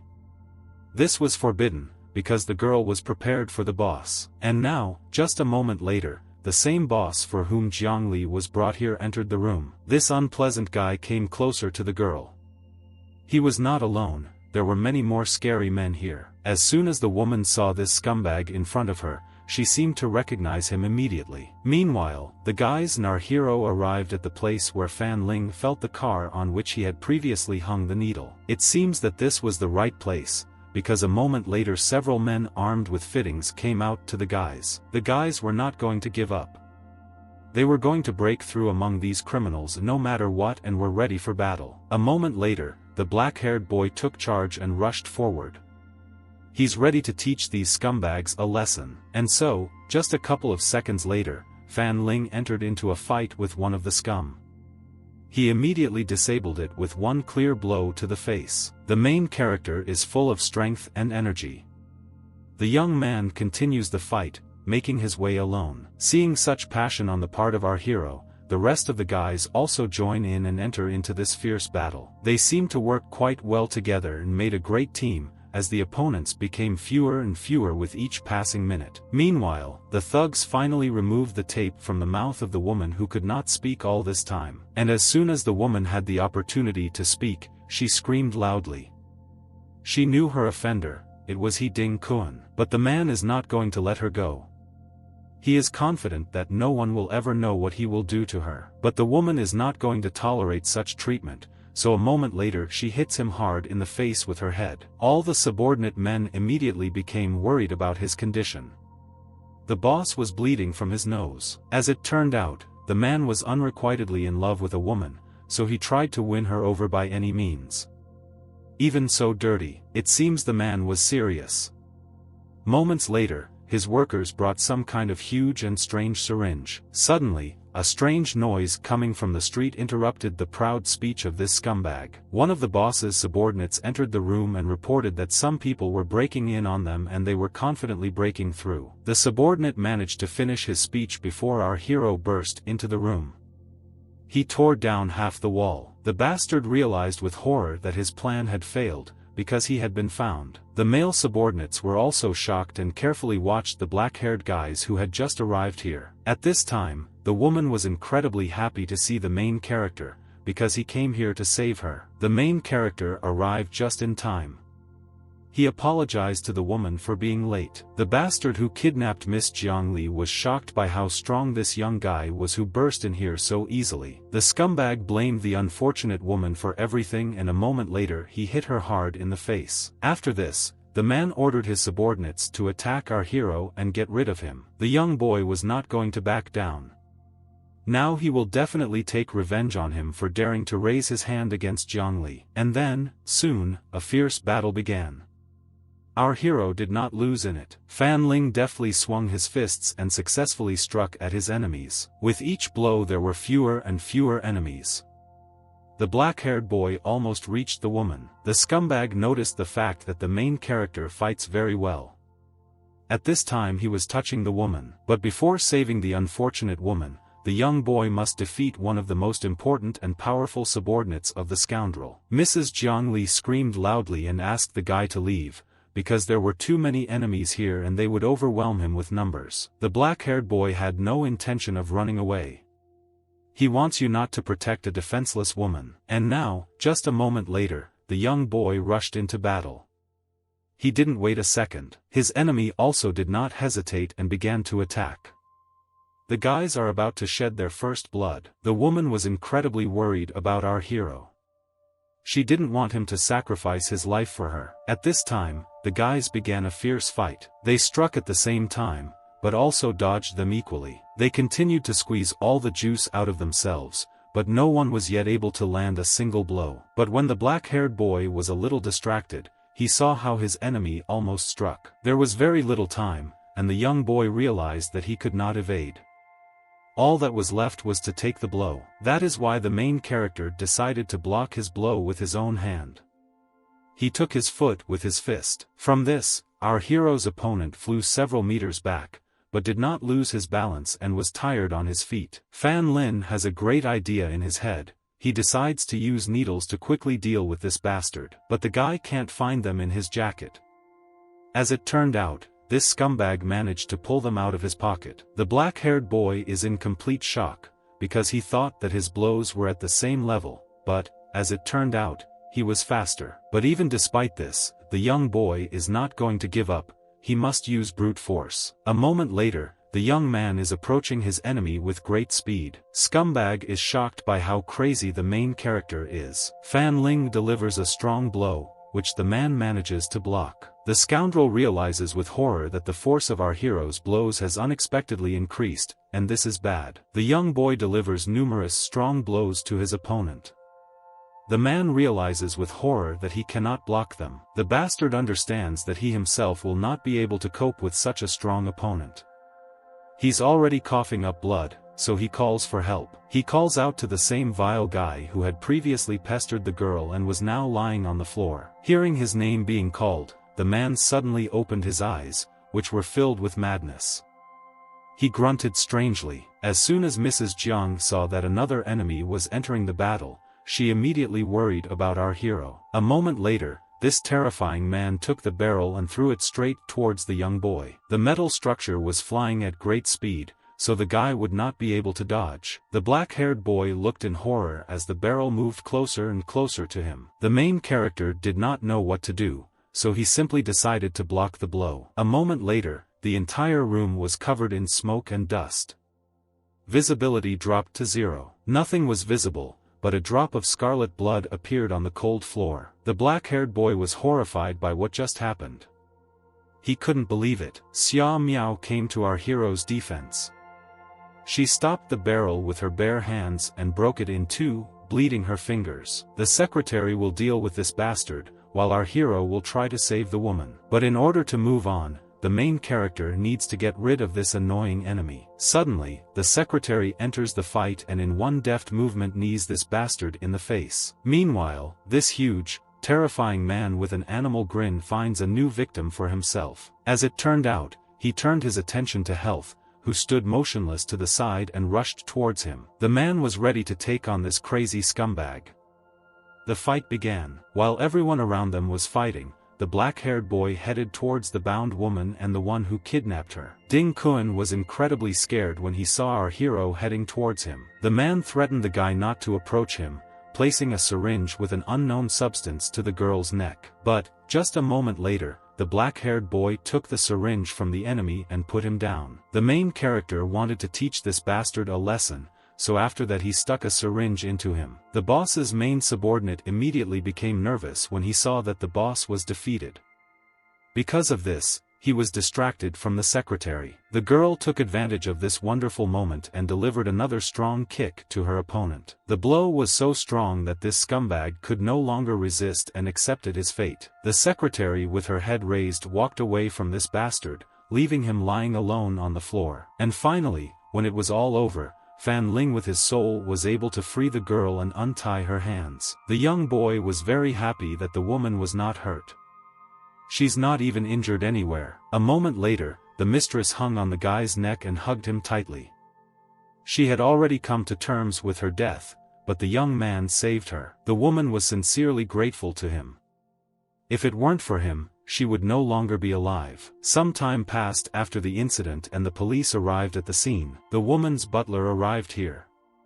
Her father found out what happened and so sent him to make sure she was okay. But the woman immediately assured him that everything was fine. These three saved her. If it weren't for them, she wouldn't have survived. The elderly man immediately recognizes Fan Lin and sincerely thanks him for having previously cured a woman of her illness and now saved her life. Jiang Li noticed that Butler Cheng really embarrassed our hero, so she asked him to save his compliments for next time. But this bastard is already delusional that this is not the end yet. The scumbag will definitely come up with something else. And while he is talking about this, two police officers take him into a car. Now the bastard will get what he deserves. The secretary was proud of herself, and especially that she was able to protect her beloved boss. The trio are invited to have a nice meal, since they fought all night and must be tired and hungry after all this. The black-haired boy knows a place nearby that is tasty and inexpensive. He used to often visit it with his classmates. The guys went to this place. There they were met by a chef who asked what they wanted to order. The big man was a little wary, because it was an ordinary diner. There is nothing special about this, you just have to try it and see the taste. The secretary immediately began to be indignant, because this dirty eatery did not at all correspond to Miss Zhang's status. But after a while, everyone gave up on it and ordered themselves several glasses of beer, deciding to have a blast. The woman is very sorry that they were never able to have fun at the party, although this was not her fault. As a sign of gratitude, the woman is ready to take full responsibility for the well-being of our hero's village. Hearing about this, the black-haired boy was very happy. The woman spoke about this seriously. She promised. The young boy is glad that he has finally achieved his goal. Now his mother can live happily. All the guys were already very drunk, and they had to remember this. So the young guy took a group photo to immortalize this pleasant evening. And so, as soon as he took the photo, a notification from WeChat came to his phone again. The black-haired boy immediately opens the notification to see what widget has prepared for him. Our hero received the promised glasses. And the guy also had a new opportunity, changing equipment. After the guys had fun, they went to the village where the main character lived. The roads here are simply terrible and they barely made it. As it turned out, the guys agreed to take the black-haired boy home, even though it was already quite late. In fact, she gave him a ride because she wanted to see how things were in the village, and also, the woman asked him to stop calling her boss, because it was too formal. The woman was very pleased with the evening spent together. It was already too late, so she went to her home. As the woman headed to the car, the young man politely waved goodbye to her. And so, when the guys left, the black-haired boy headed to his home to finally rest. But when the young man approached his house, he saw with horror that the door was not locked. The most terrible thoughts immediately appeared in his head about the fact that his house had been robbed, so the guy was on his guard. And so, when he looked around the corner, he saw his neighbor standing in pitch darkness. In surprise, the young boy screamed loudly. It seems that the girl seriously scared him. Fan Ling almost died of fear. Seeing a girl at night in the middle of the yard is quite creepy. She explained that she decided to wait for him in the yard because he had not returned for a very long time and his mother was starting to worry. A moment later, the young man handed the girl the phone. It was a gift for her. This way she can always contact him. The girl was very embarrassed to accept such an expensive gift, so as a sign of gratitude she gently kissed him on the cheek. The young man was very embarrassed, but despite this, he called the girl to sit next to him so that I could teach her how to use the phone. The night was beautiful. Magic stars spread across the entire night sky and mesmerized with their beauty. When the black-haired boy entered the house, he tried to be as quiet as possible so as not to wake up his mother. And so, soon, the young boy reached his room and fell onto a soft bed to finally rest after a hard day. But before going to bed, the young man decided to check the clothing change system he received today. The main character opened the menu and found the desired icon, after which he immediately clicked on it. A moment after the black-haired boy pressed this button, something began to happen to his body. Suddenly, a short skirt appeared on the young boy's hips, showing off his hairy legs. Our hero's transformation is almost over.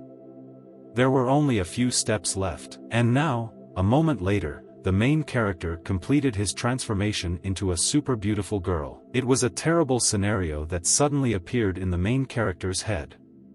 He hoped this wouldn't happen. The black-haired boy calmed down slightly when he saw that his old clothes were on the menu. The boy was amused that the system had his clothes from kindergarten. He wanted to try it on. A moment later, the transformation began. The sensations were as magnificent as the first time. He was actually wearing his kindergarten uniform, and even the red dot on his forehead was the same as before. But there was one tiny problem. The clothes were too small, so they tore after just a moment. A moment later, the main character saw that there was a fee for changing clothes. On the menu, Fan Ling saw an invisibility suit that caught his attention.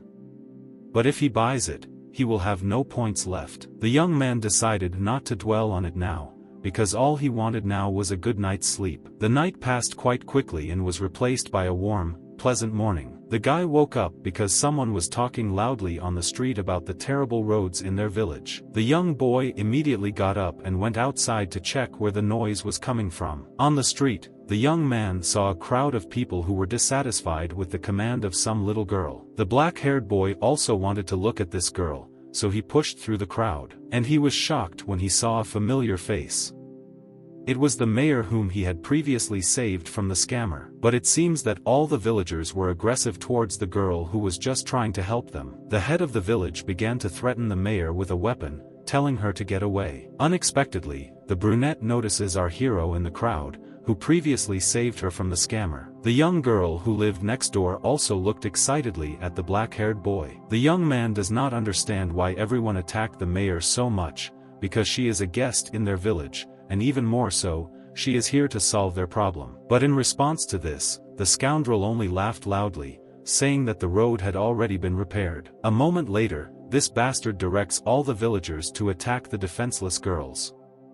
They want to drive them out of the village. But it seemed that none of the uninvited guests was going to leave.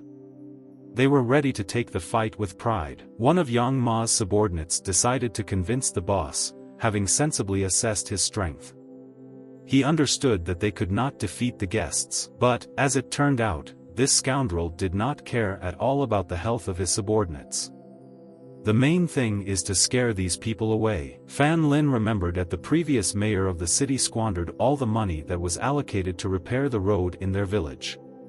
Perhaps a man is involved in this? The young man accuses the man of being involved in the missing money, but he has no evidence. The man was a relative of the previous mayor and participated in a road repair project, but did not repair anything. The black-haired boy wanted to hear the agreement of the crowd, but no one dared to contradict the boss. This amused the scoundrel, and he laughed loudly, blaming it all on Fan Lin's desire to appear cool in the eyes of the girls. Having heard such a blatant lie, the lady stood up for our hero, saying that he was not like that at all. A moment later, Xiaofang also stood up for her neighbor.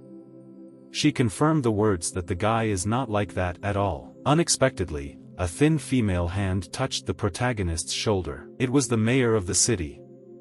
The brunette asked the young boy not to stand up for her, because she was embarrassed. The young man appreciates her kindness, but now all that matters to him is that the roads in the village be repaired. Our hero publicly challenges the man. If the road is not repaired, he will leave the village, and if they are repaired, then vice versa. All the young boy's friends and acquaintances are trying to dissuade him, but his decision has already been made. The man accepted his challenge without hesitation.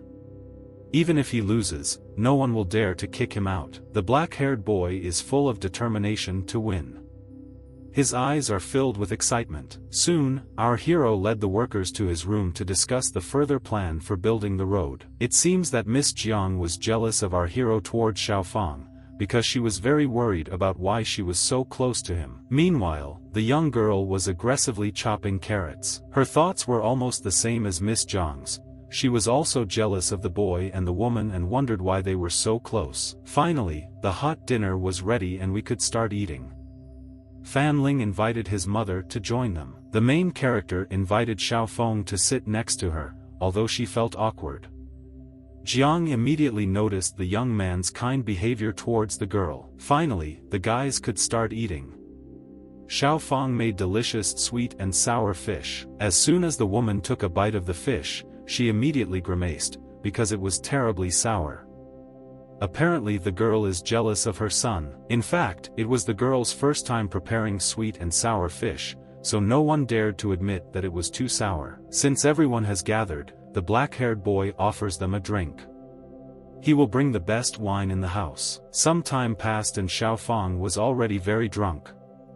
Fan Ling was discussing the construction of a new road. To build it, the house needs to be demolished, but they decide to think about how it can be moved to another place. Suddenly, the mayor comes up with the idea of offering compensation to these people in the amount of 60,000. The family living in this house is very honest, so the young boy decides to come to an agreement with them himself. Some time has passed.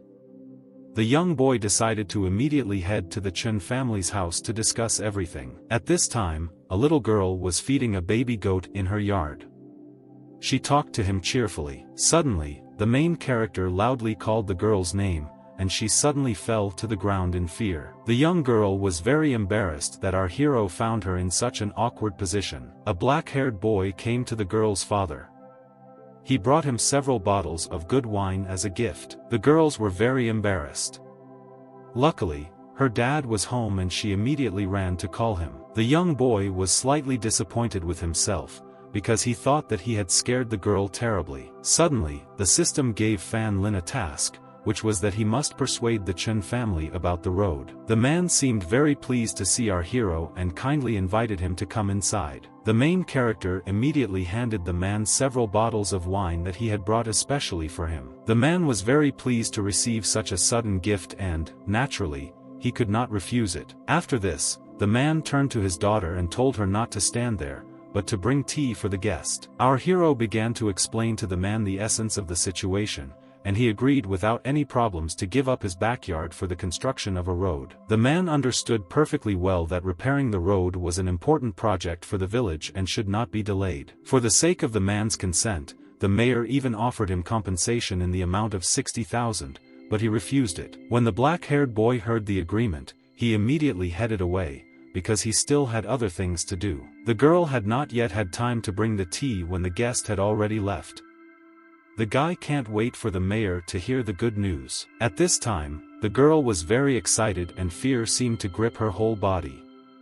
She just couldn't move. The young boy hurried to the mayor to quickly convey such good news. But the desire to tell the good news was so strong that the young man did it over the phone. The young man could not stand it and wrote in the road repair group chat that the Chen family had agreed to use their yard for repairs. Immediately after this message, congratulations and compliments from his friends began to pour in on our hero. At this time, Ms. Jiang carefully read the chat and did not miss a single message that appeared in it. The main character was full of joy and decided to check the system task, which should already be completed. Fan Ling was slightly shocked when he saw that the task was still not counted as completed. The young guy didn't worry too much and blamed it all on the system delay. While the young man was distracted, a strange guy was looking at him from around the corner.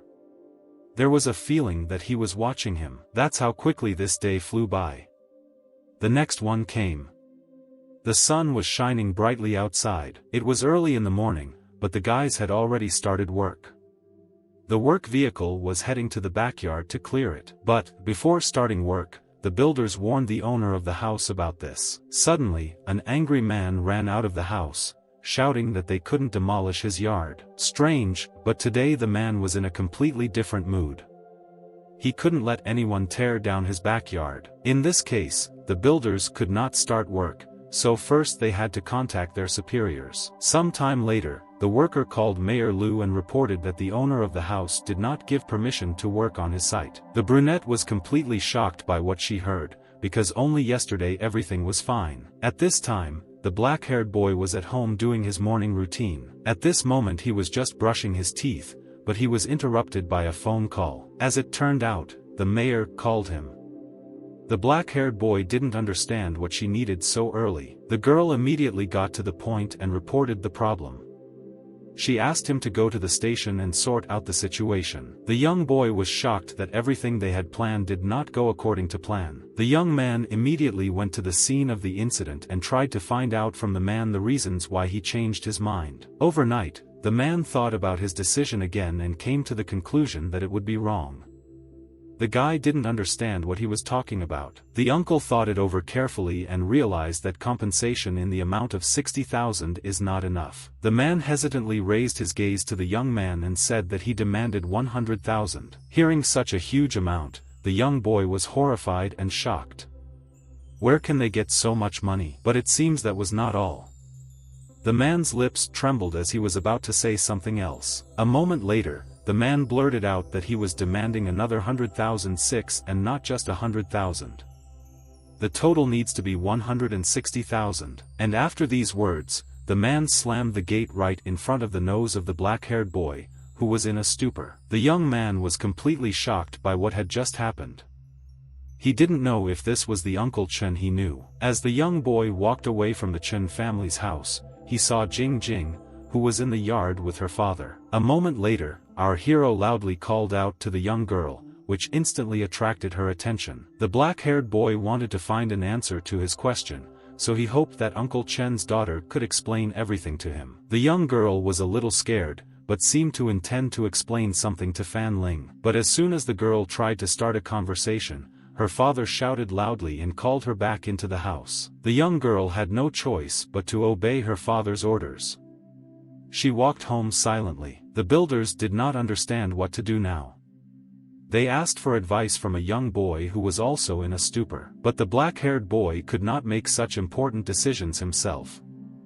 First he needed to contact the mayor. And so, when our hero dialed the mayor's phone number, he noticed some strange movement around the corner. The young man realized that someone was there. There were indeed 2 men around the corner. Fan Ling thought that Yang Ma might be involved in this. The young boy only pretended to be on the phone and pretended that the girl agreed to pay Uncle Chen 160,000. As soon as the guys heard such good news, they immediately jumped with happiness. Now they will be rich. The men were in 7th heaven and could not contain their emotions.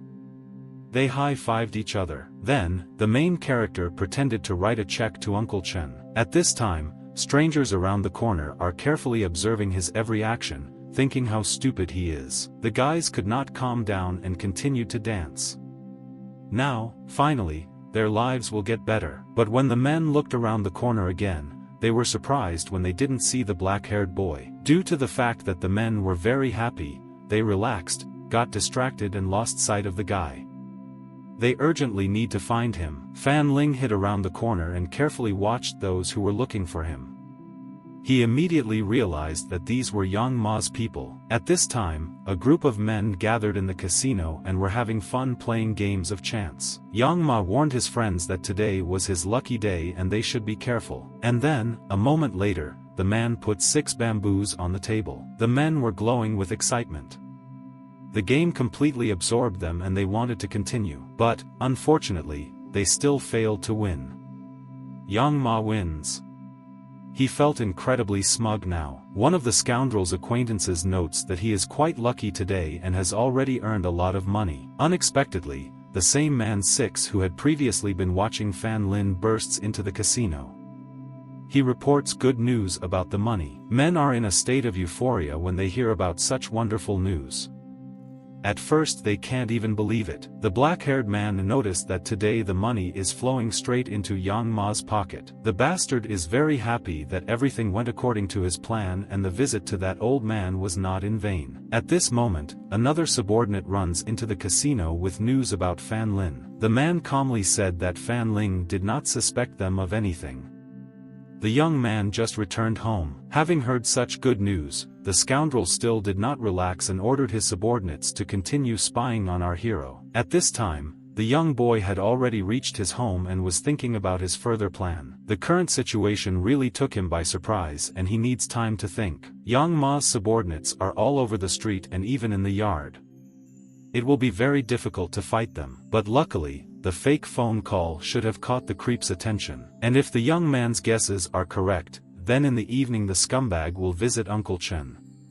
Fan Ling must find out what's going on. But the problem was that the young boy would not be able to escape unnoticed, because too many people were watching him. Suddenly, the black-haired boy remembers something that can really help in this situation. The guy enters the system store and finds there the very same invisibility suit that can help. The main character doesn't think long before finally making a purchase. And so, several hours pass, after which evening comes. All this time our hero was making his double in the form of a doll. All day the young man was busy sewing a doll that would look like him. This is done to distract the attention of pursuers. The main character is going to leave the doll at home so that these scoundrels don't suspect anything. After this, the young boy carefully examines the invisibility suit on the screen of his phone, and a moment later he decides to try the new thing on himself. The young man is really gradually becoming invisible. Our hero sincerely admires the clothes that the system provides him. But before carrying out important tasks, the black-haired boy decides to test this suit. The main character decides that he can test this unusual costume with the help of his mother. To begin with, the guy enters the living room and approaches his mother, waving his hands right in front of her face. And when he realized that the suit really worked, he began to play around.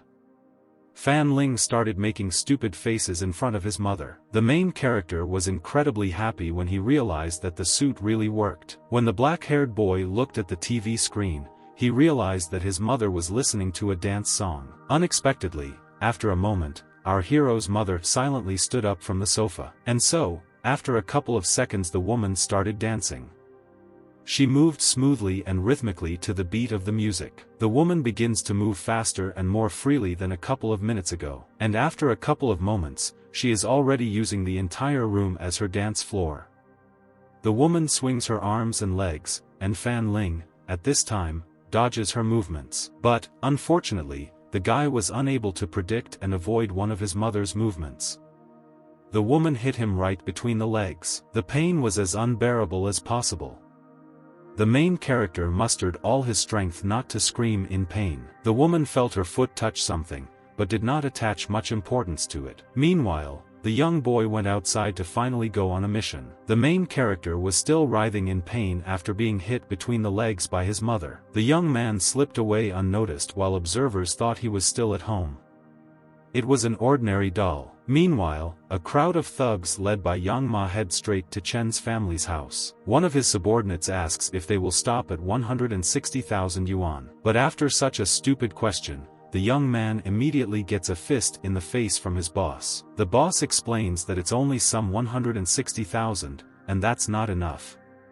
He wants to demand another 100,000 from above. The mayor supposedly gave them this 100,000 very easily, which means it won't be difficult for her to give even more. Yang Ma is surprised that Fan Ling has not done anything yet, but his subordinates assured him that the guy is now at home. The guys have already relaxed and are confident that even the black-haired boy will not be able to save the situation. This scumbag laughs loudly and smugly, imagining how desperate our hero is now. Some time passes, and a crowd of men finally arrives at the Chen family's house. All this time, the young boy followed the scoundrels, under the cover of his invisibility suit. The young man intends to find evidence of blackmail, thanks to which he can bring this bastard to justice. And so, soon, these thugs gathered in a crowd under the gates of the Chen family. A moment later, they began knocking on the gate, waiting for the owner of the house to come outside. After a few seconds, the gate opened slightly and Mr. Chen peeked out.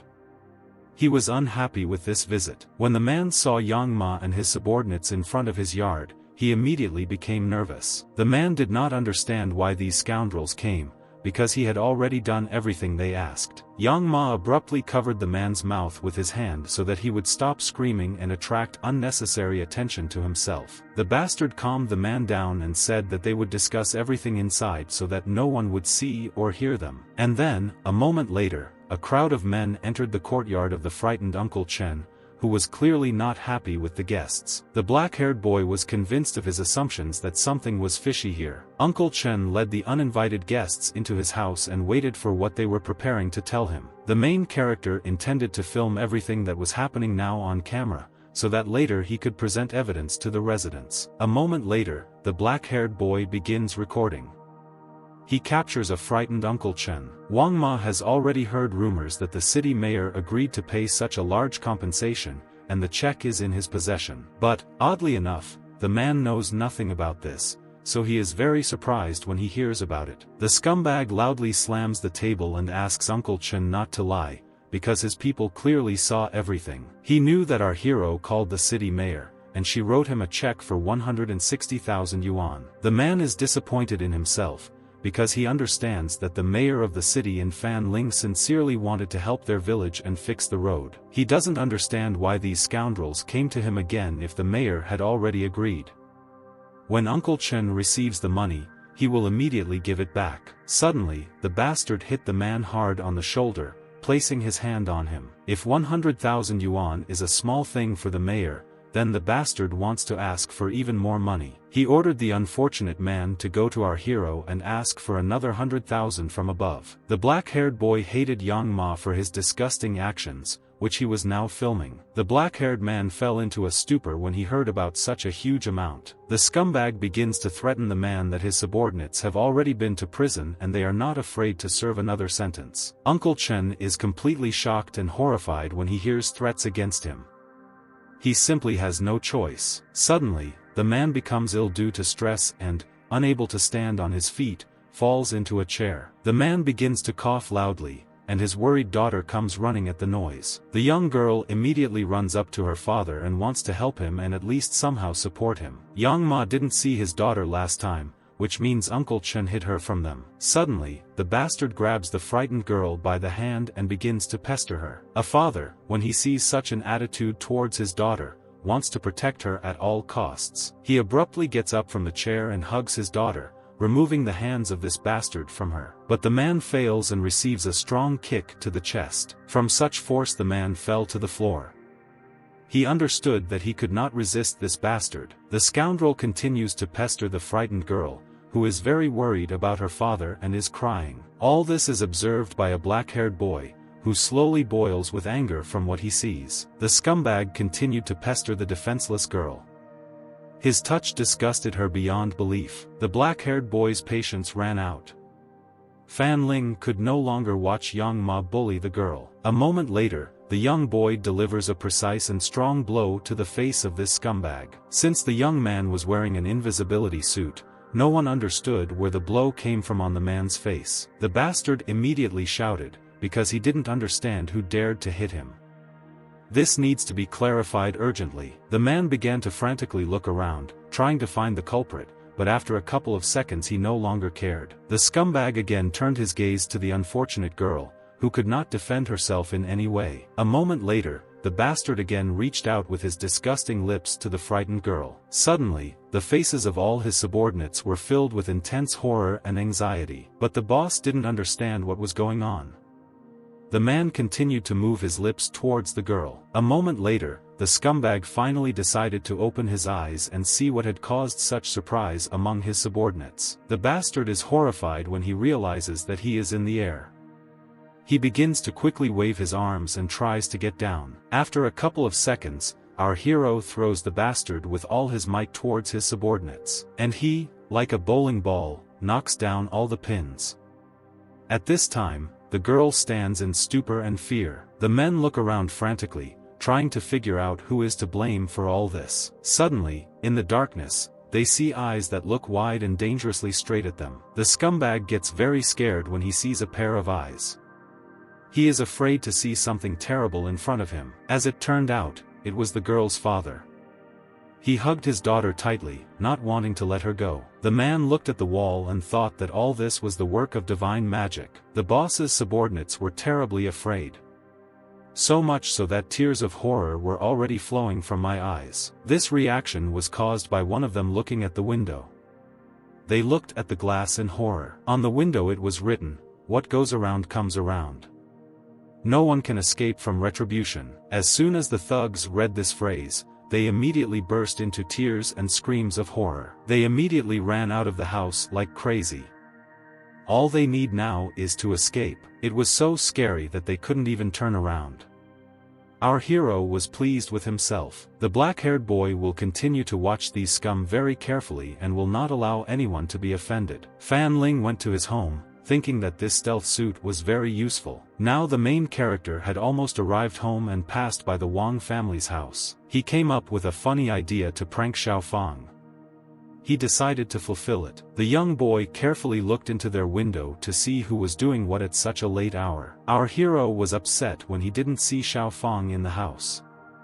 Is she really not at home and the prank won't work? Suddenly, the young boy heard a scream.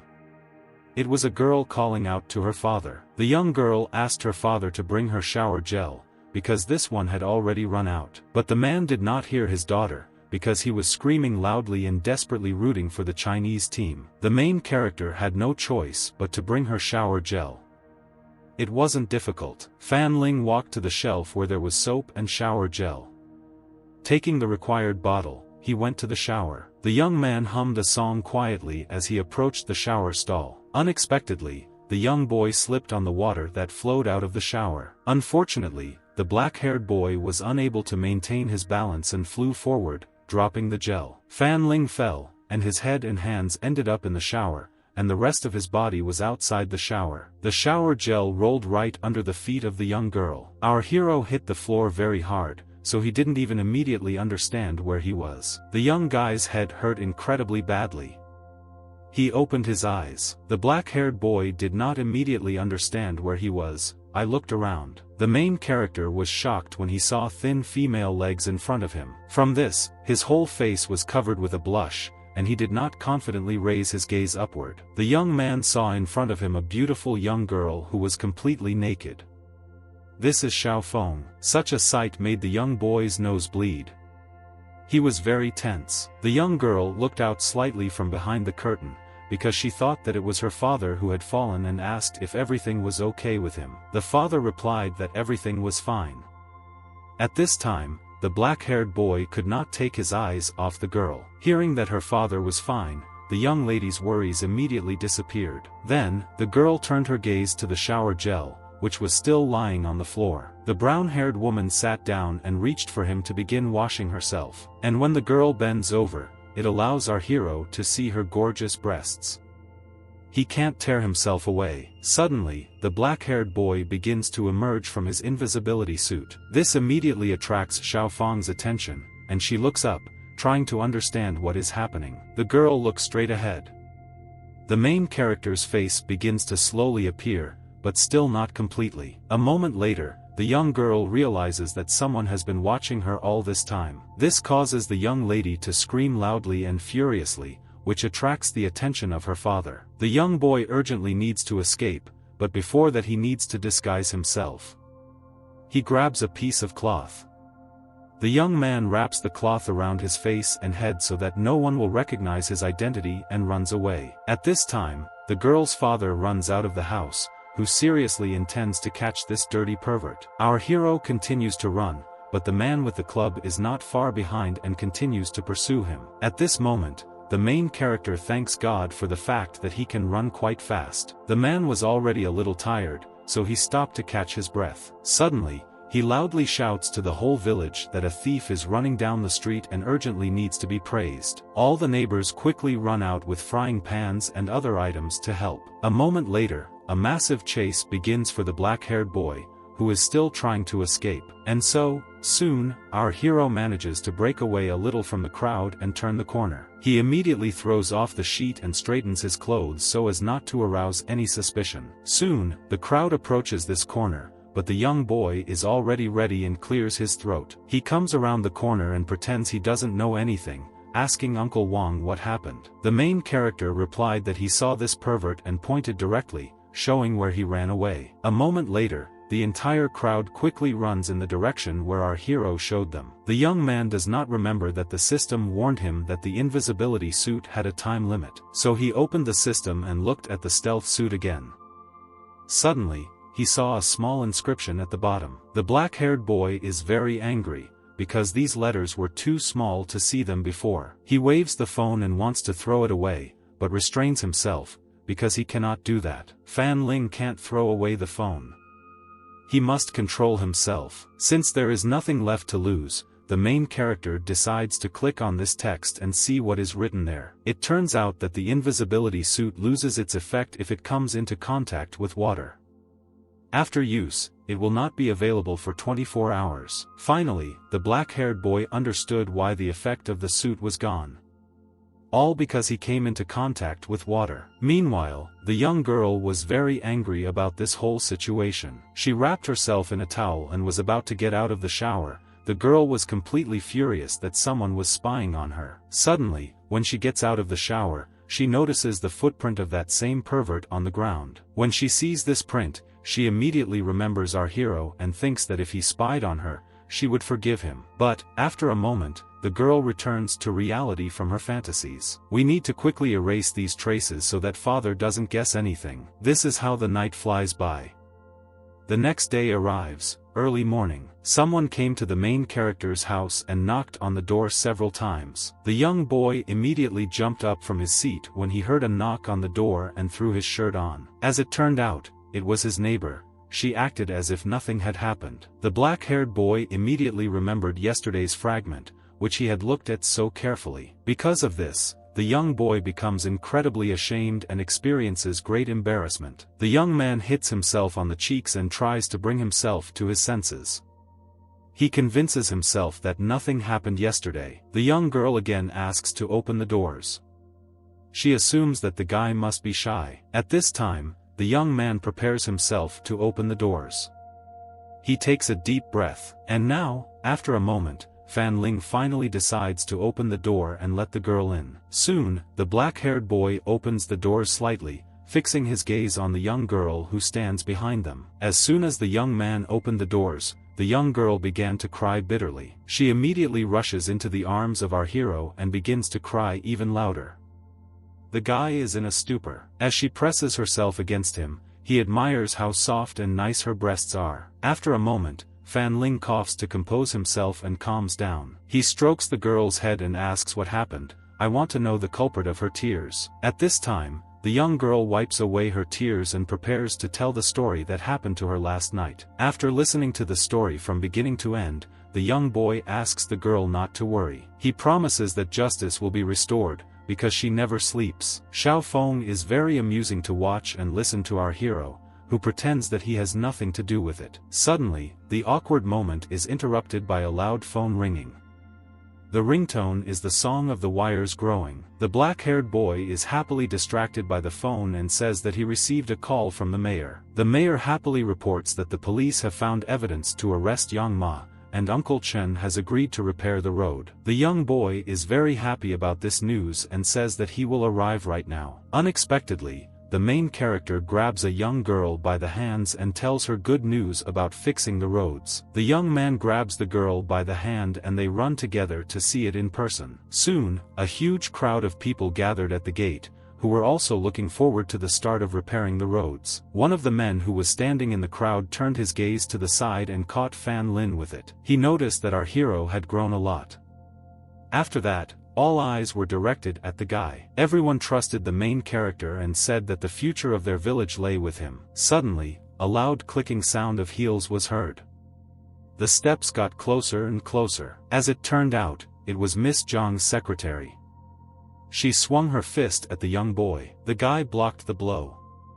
The girl was very interested to know where he got that video evidence for the police. The black-haired boy simply made up a story that he was carefully spying on him. A moment later, a big man approached the guys and said that the boss was already waiting for the guy. When the young man turned around, he saw Madame Jiang and the mayor standing aside, kindly waving and greeting him. As soon as Xiao Feng saw Madame Jiang, she immediately began to seethe with jealousy. A minute later, the mayor and Miss Jiang approached the guys, who praised the main character for his courage. In addition to the fact that the young boy helped with the promotion of the repair project, he also rid the village of the tyrant. These words embarrassed Fan Lin. The woman did not understand what kind of girl was standing next to him and what kind of relationship they were in. It takes more than just the strength of one to repair a road. Everyone must make an effort. Uncle Chen was incredibly ashamed of what happened the other day. He sincerely apologized to everyone. But, unexpectedly, the main character grabbed the man's hand and interrupted his speech. I was shocked by this. He silently watched as the main character held his hand. Everyone understands perfectly well that Uncle Chen was forced to do this, so he is not to blame for anything. He's not like that at all. From such pleasant words, the man almost burst into tears.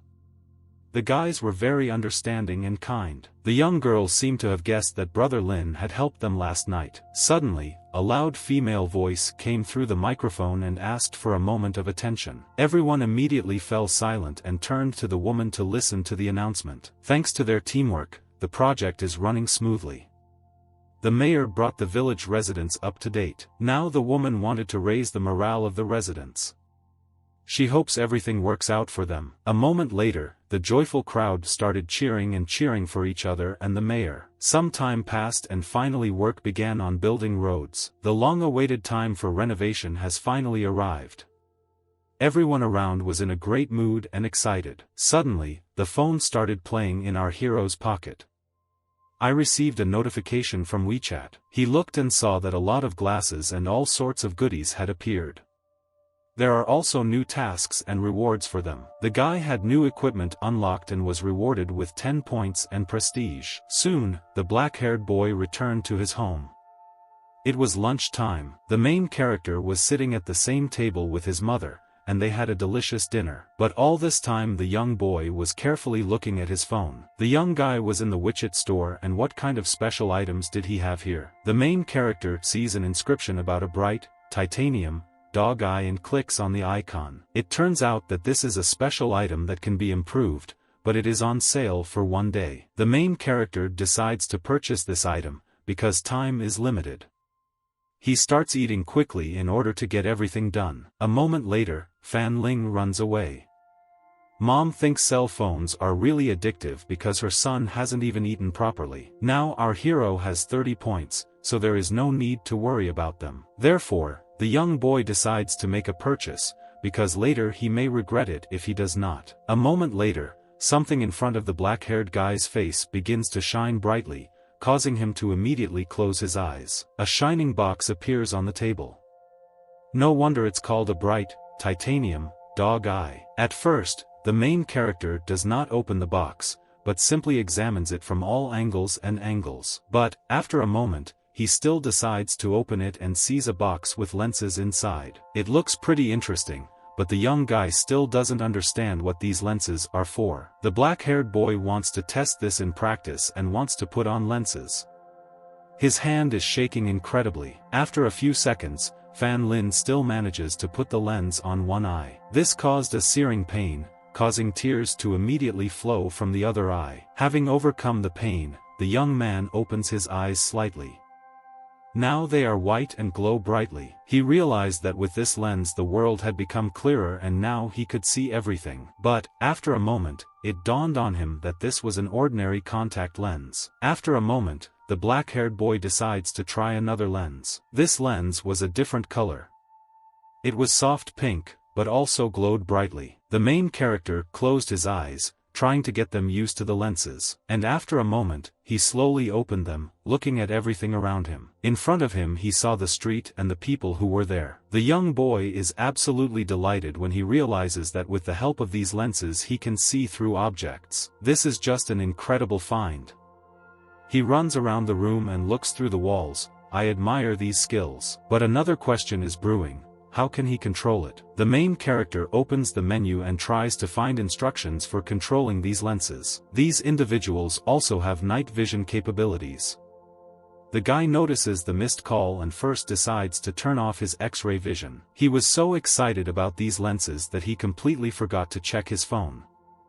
Jiangli called him, so he needs to call back urgently. A moment later, he dials her phone number and calls back, asking what she wanted. But it turns out that the girl's father is throwing a dinner party today, and the woman invites our hero to attend.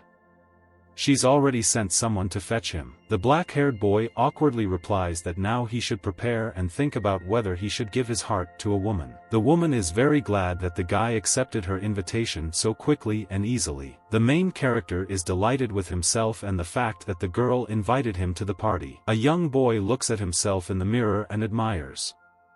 It's hard to be handsome. He leans closer to the mirror and carefully examines his face. Fan Ling immediately understands that he needs to change into something more formal, because if he comes like this, he will only embarrass himself. A moment later, the black-haired boy rushes to his closet and tries to pick out a fashionable look for himself. At night, after a while, he falls on the bed in despair, I understand that he does not have suitable clothes for such events. Suddenly, the young man remembers that he has a dressing system that can be useful in this situation. He immediately opens the phone and notices a temporary offer. He decides to take a look. Well, when he opens it, all he sees is Cinderella's ball gown, which is worth 1 point. The young man imagines himself in this dress for a second and is simply horrified by what he sees in his head. But, after a moment, the young boy has an idea. Now the clothing issue has been resolved. Evening is coming.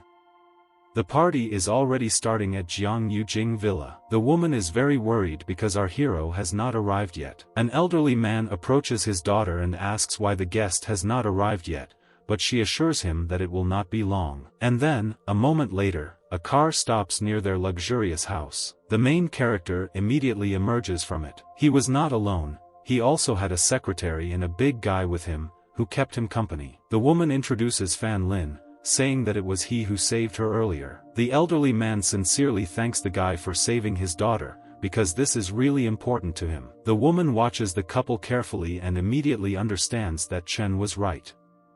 It seems that Jiang is really in love with Fan Lin. After some time, the guys go inside.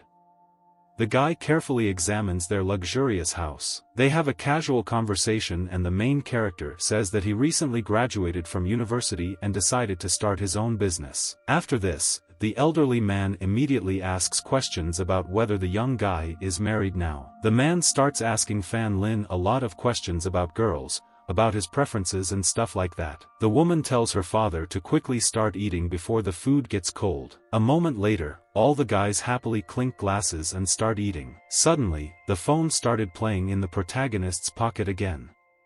Another notification has arrived, and when the young man checked the message, he was horrified. He was so shocked that he dropped the glass. A moment later, the glass shatters. The woman immediately became worried when she saw what happened. She was worried that the young man would not get hurt. The main character was very embarrassed and he said that he just had a slippery hand and apologized. The elderly man was not at all angry with him and asked the servant to clean up after the guy. As it turned out, a notification came to the phone that Uncle Jiang would be killed tomorrow. A famous Chinese businessman will be killed by a gunman and die in the hospital for a botched operation. The man invites our hero to try the food prepared by his house worker Chen. The guy is shocked, because he didn't know that Uncle Chen could cook so deliciously. Wherever a man goes, he will never be able to forget the taste of home-cooked food. Chen's best dish is grated, dried bean curd. The black-haired boy tried this dish and immediately fell into a stupor from the taste. It was so wonderful that the guy couldn't describe it in words. Suddenly, the elderly man's phone began to play. Some kind of notification has arrived. The woman immediately asked what happened and who was writing to him. The man apologized to his daughter and said that tomorrow, unfortunately, he would not be able to go with them. The city has prepared a welcome party for him, and he should be there. Trade projects will be discussed there. The young boy suggested that someone was deliberately luring Uncle Jiang to the party. Fan Ling volunteers to accompany him tomorrow, since he also knows the mayor well. They also met because of the project in Fanjia village, so it wouldn't be difficult. The elderly man accepts his offer and says that in gratitude, their company will support the road repair project. Then the guys will go with him tomorrow. There will be an important meeting there, so they will gain experience. The black-haired boy is determined to protect a man who is not even aware of the danger. Meanwhile, Hanwu Tao Villa is very quiet. There is silence in the room. A man smokes a cigarette and looks at the night sky. Suddenly, the silence is interrupted by the ringing of the phone. The red-haired girl hands the phone to her fiancé and says that his father is calling him. The man picks up the phone and asks what happened. At this time, the girl begins to pester him. The man confidently reaches under his bride's t-shirt and touches her smooth skin. The father says on the phone that there will be a party tomorrow. The father says that the guy should transfer this case to someone he trusts and get rid of the old man. The man told his father not to worry, saying that he would carry out this assignment and this date would be the anniversary of Jiang Jing's death. The man was completely confident in his abilities. A moment later, the man threw his phone on the sofa, because now he had more important things to do. When he did this, he began to harass his fiancée. The man took her in his arms. The young couple was going to have a pleasant evening, enjoying each other. But, unexpectedly, the men called again. Who is calling this time? The man picks up the phone irritably. It turned out that it was Ding Kun.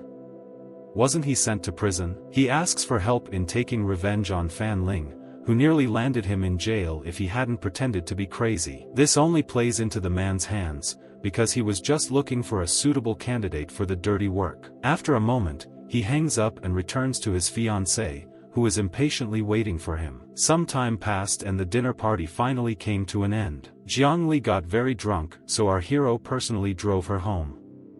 When she's tipsy, it's very difficult to stop her. The black-haired boy took Jiangli home and sat her down at the table, after which he gave her tea. Fan Ling was worried about the woman, because she had drunk a lot and now she probably felt bad. The main character went to the kitchen to bring her a cup of tea, after which she should feel better. The woman dreamed that everything would remain as it is now. The women are wondering why he wanted to go to his father's party so suddenly. The young boy came up with an excuse and said that he just wanted to get to know her father better. Unexpectedly, Jiangli, with a seductive and flirtatious look, invites our hero to stay the night. The woman continues to play with the guy, as if challenging him, saying that he is probably afraid. The black-haired boy leans closer and says that he is not scared at all. Jiangli was very embarrassed because she thought that the guy was going to kiss her.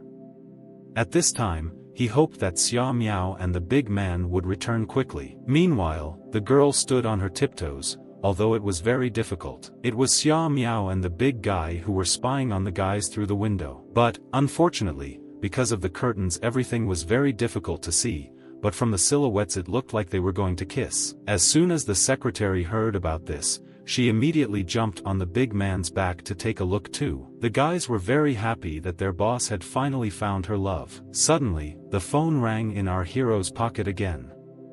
Another notification has arrived. This saved the black-haired boy, because it broke the awkward and tense moment. The woman suggested that our hero's mother called, but no. A countdown appeared on the screen. The main character did not understand why a countdown appeared on the screen. Maybe he accidentally clicked on it. The woman was saddened and upset that the phone rang right now, and not a couple of minutes later. The young boy realized with horror that the temporary offer had expired. His Cinderella dress will disappear in 57 seconds. Before he used cross-dressing, he was only wearing underpants. Fan Ling frantically began to look around and tried to find a room to change clothes. It was already late, so our hero called the woman to go to bed. The woman was very embarrassed, because she didn't think at all about what he meant. There was very little time left, so the main character should hurry up. The black-haired boy explained that she had understood everything wrong.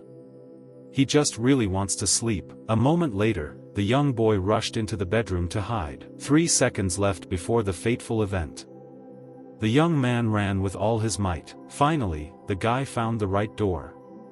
There were 2 seconds left, and so, he touched the treasured doorknob, intending to open the door. But as soon as he opened the door slightly, all the clothes he was wearing disappeared. He was left in only his shorts. Jiangli saw all this and was extremely embarrassed and stunned. She didn't know how to react to what happened. The main character was at home with his girlfriend named Jiangli. He ran into the room. Fan Ling excitedly thought to himself with hope that his girlfriend didn't see anything. He himself stood almost completely naked. The guy remembered to himself that for some reason he forgot about the time limit for using the purchased clothes. He looked at the phone. Fan Lin, I found some regular clothes for myself on my phone and decided to buy them. The main character looked in the mirror. He seriously thought that he needed to protect Uncle Jiang tomorrow. The guy thought about it. He could not understand who wanted to harm his uncle. Jiangli was in another room. She sat on the bed and thought about her own things. The girl excitedly decided that she was very tired. She remembered seeing the main character naked. The next day the guy, accompanied by his companion, went to the meeting. Fan Lin met a girl and her huge guard in the city. The girl with red hair smiled at the main character and said that now they will be friends. Fan Ling was very surprised. He looked at his interlocutors with a big questioning look. The interlocutor put her hand on the guy's shoulder and said that they supported him. The girl quietly whispered in the main character's ear that last night he had something with Jiangli. The main character excitedly told his interlocutor that nothing like that had happened. Uncle Zion from the car told his interlocutors to get into the car. He said the mayor contacted him. A welcome party was taking place in a large building. There were a lot of people around. The old man said that Jiang Jing had returned. The guy delightedly announced that Mr. Jiang had returned to invest in something. A car appeared along with the guests. They arrived at the building. Uncle Jiang came out accompanied by his companions. The man near the car bowed to him. The girl near the entrance told the guest that they were glad to see him. She asked the man to come through. The banquet was full of guests. The man came up and told Mr. Jiang that he had heard a lot about him. The main character looked around with great attention. But he could not understand who wanted to harm his uncle. The girlfriend looked at the main character and asked with interest, "What is he looking for?" The main character answered his interlocutor in a calm voice that he wanted to look at the guests of the party. Uncle Jiang told his interlocutor that the guests he invited were famous entrepreneurs. He wanted to introduce the guy to the guests. Fan Ling thought to himself that he could use the thing he had recently bought. The main character looked at his uncle and said that he would go away and look around. The guy stepped aside. He decided to activate his special skill on his phone. The main character activated a special skill called X-ray vision on his phone. The main character looked through X-ray vision and saw his girlfriend half naked. Fan Ling began to examine the guests around him with great attention. The main character saw with the help of X-ray vision how people had various metallic things on their bodies. The guy walked around the banquet. He looked around with great attention to see anything suspicious. Fan was very amazed. He could not understand why no one brought any weapons with them. The main edge looked at the phone. He realized that there was half an hour left before his uncle was killed. He didn't know what to do. The presenter on stage said that he was honored to be here today. He added that he lived abroad for a long time, but could not forget his native places. The girl next to him announced the auction for the village of Fanjia. The main character looked around carefully. He knew that the time had come for an assassination attempt on his uncle. He didn't understand why nothing was happening. The guy was struck by a guess. He realized that the attacker could be somewhere further away. Fan turned to the side and looked out the window. He realized that his guesses might be correct. The main character looked closely. He saw a potential killer. The guy noticed there was a rifle on the roof of a nearby building. He realized that there were snipers there. The main character carefully looked around to see where the barrel of the weapon was pointed. Fan Ling noticed with horror that the killer was aiming straight at Uncle Jiang. The main characters stood up from their seats. He told his girlfriend that he would go and answer the phone. The girlfriend asked the main character with interest. The main character told his friends to protect the girl and Jiang's uncle. He added that he would be back soon. The main guy ran as fast as he could down the alley. He needed to get to the next building. Fan Ling realized that his opponent was armed. He decided to activate his invisibility. The guy activated his special skill on his phone called the invisibility suit. At this time, Killer took careful aim with his rifle. The criminal was annoyed. He could not understand where the signal for his shot was. The main character, in an invisible state, approached the killer from behind. He looked at him carefully. Fan Ling happily decided to himself that he would teach the intruder a lesson right now. At this time someone wanted to contact the killer by radio. The main character listened to everything attentively. The interlocutor told the killer that his accomplice had 5 more minutes. If the other killer fails, he will have to shoot the old man himself. The main character was very amazed. He realized that Uncle Jiang was in double danger. Fan Ling fearfully realized that there was another killer. He noticed a pistol lying on a tray inside the building. The main character decided to immediately attack Killer. He approached him from behind. The main character noticed how the wounded attacker fell near the rifle. Fan Ling realized that he had very little time left to protect his uncle. He would not have had time to reach the neighboring building. A group of people was walking inside the building. They were carrying food on a tray. There were weapons there. The intruders carefully drove up to the place where Uncle Jiang was. The man sat quietly and rested. He was unaware of the danger. The killer had a mask on his face. He prepared to shoot his victim. The intruder lifted the tray and extended his hand. He wanted to grab the weapon immediately. The guy held out the weapon and pointed it at the man. He prepared to shoot. Suddenly there was a ringing sound and the window broke. It's the main character who dropped in. Fan Ling landed on the floor after jumping. The people around were very amazed. The main character told himself that he liked the pills that increase speed. Fan Ling was very shocked. He realized that invisibility would help him. At this time, Killer fired his pistol. The bullet flew at the guy. The main character waved his hand. He shouted to his uncle to be careful. Killer's bullet missed the man. It just ricocheted and flew to the side. The killer was very surprised. He looked ahead and did not expect such a turn of events. The main character realized that the time had come to act very decisively. He rushed at the guy. Fan Ling grabbed Killer's hand with the weapon and twisted it behind his back. The weapon fell to the ground. The main character managed to neutralize the killer. The people around were very scared. They looked at everything that was happening with great excitement. The girl turned around and shouted in fear for the rest of the people to move back. Jiangli ran up to her father in fear and asked if he was okay. Uncle Jiang turned to the girl with excitement and replied that he was doing well. The main character thought joyfully that he was saved by the fact that he had pills to increase speed. The main character ordered his friends to take care of the killer. He himself ran to Mr. Jiang. Fan told the man that he had good knowledge of medicine. He decided to examine it. The man turned around and said with a smile to the guy that he only had a small bruise and high blood pressure. The Jiang girl thanked the main character with a smile for saving his father. The girl said that she had already called the police. She asked the main character to stay and help her figure everything out. The main character saw a bunch of police cars appear from afar. The car stopped. A girl came out of it. The main character noticed that the girl was very beautiful. The girlfriend told the main character that Shue from the forensic department had come to see them. The policewoman turned to the main character and said that she was glad to see him. The guy replied that he had detained the criminal. Shue told the guy with surprise that he, it turns out, knows Kung Fu. The main character with a smile told his interlocutor that he was very flattered. The girl told the police to go inside and watch everything. The guard held Killer's hands. The police approached him. The girl noticed a pistol lying nearby on the floor. She decided to take it. The policewoman put a glove on her hand. She decided to investigate the weapon. Shue carefully and slowly extended her hand to the gun and took it. The policewoman looked at the weapon and realized that it had almost killed Mr. Zion. The girl thought that when shooting from a short distance the target could not escape. The policewoman looked carefully at the wall and noticed that a bullet was sticking out there. The girl said with excitement that everything would have ended horribly if the main character had not arrived in time. The policewoman was very interested.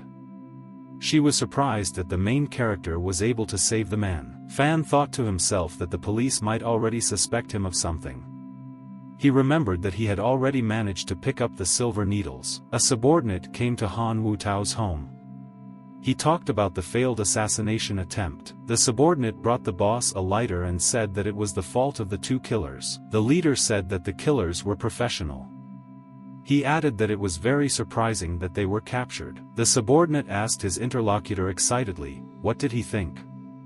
The man replied that everything was clear. The leader cheerfully told his subordinate that the main character is not so bad. The police were conducting a crime scene investigation. Everything was blocked. Suyu told her interlocutor that she would pick up the suspect and interrogate him.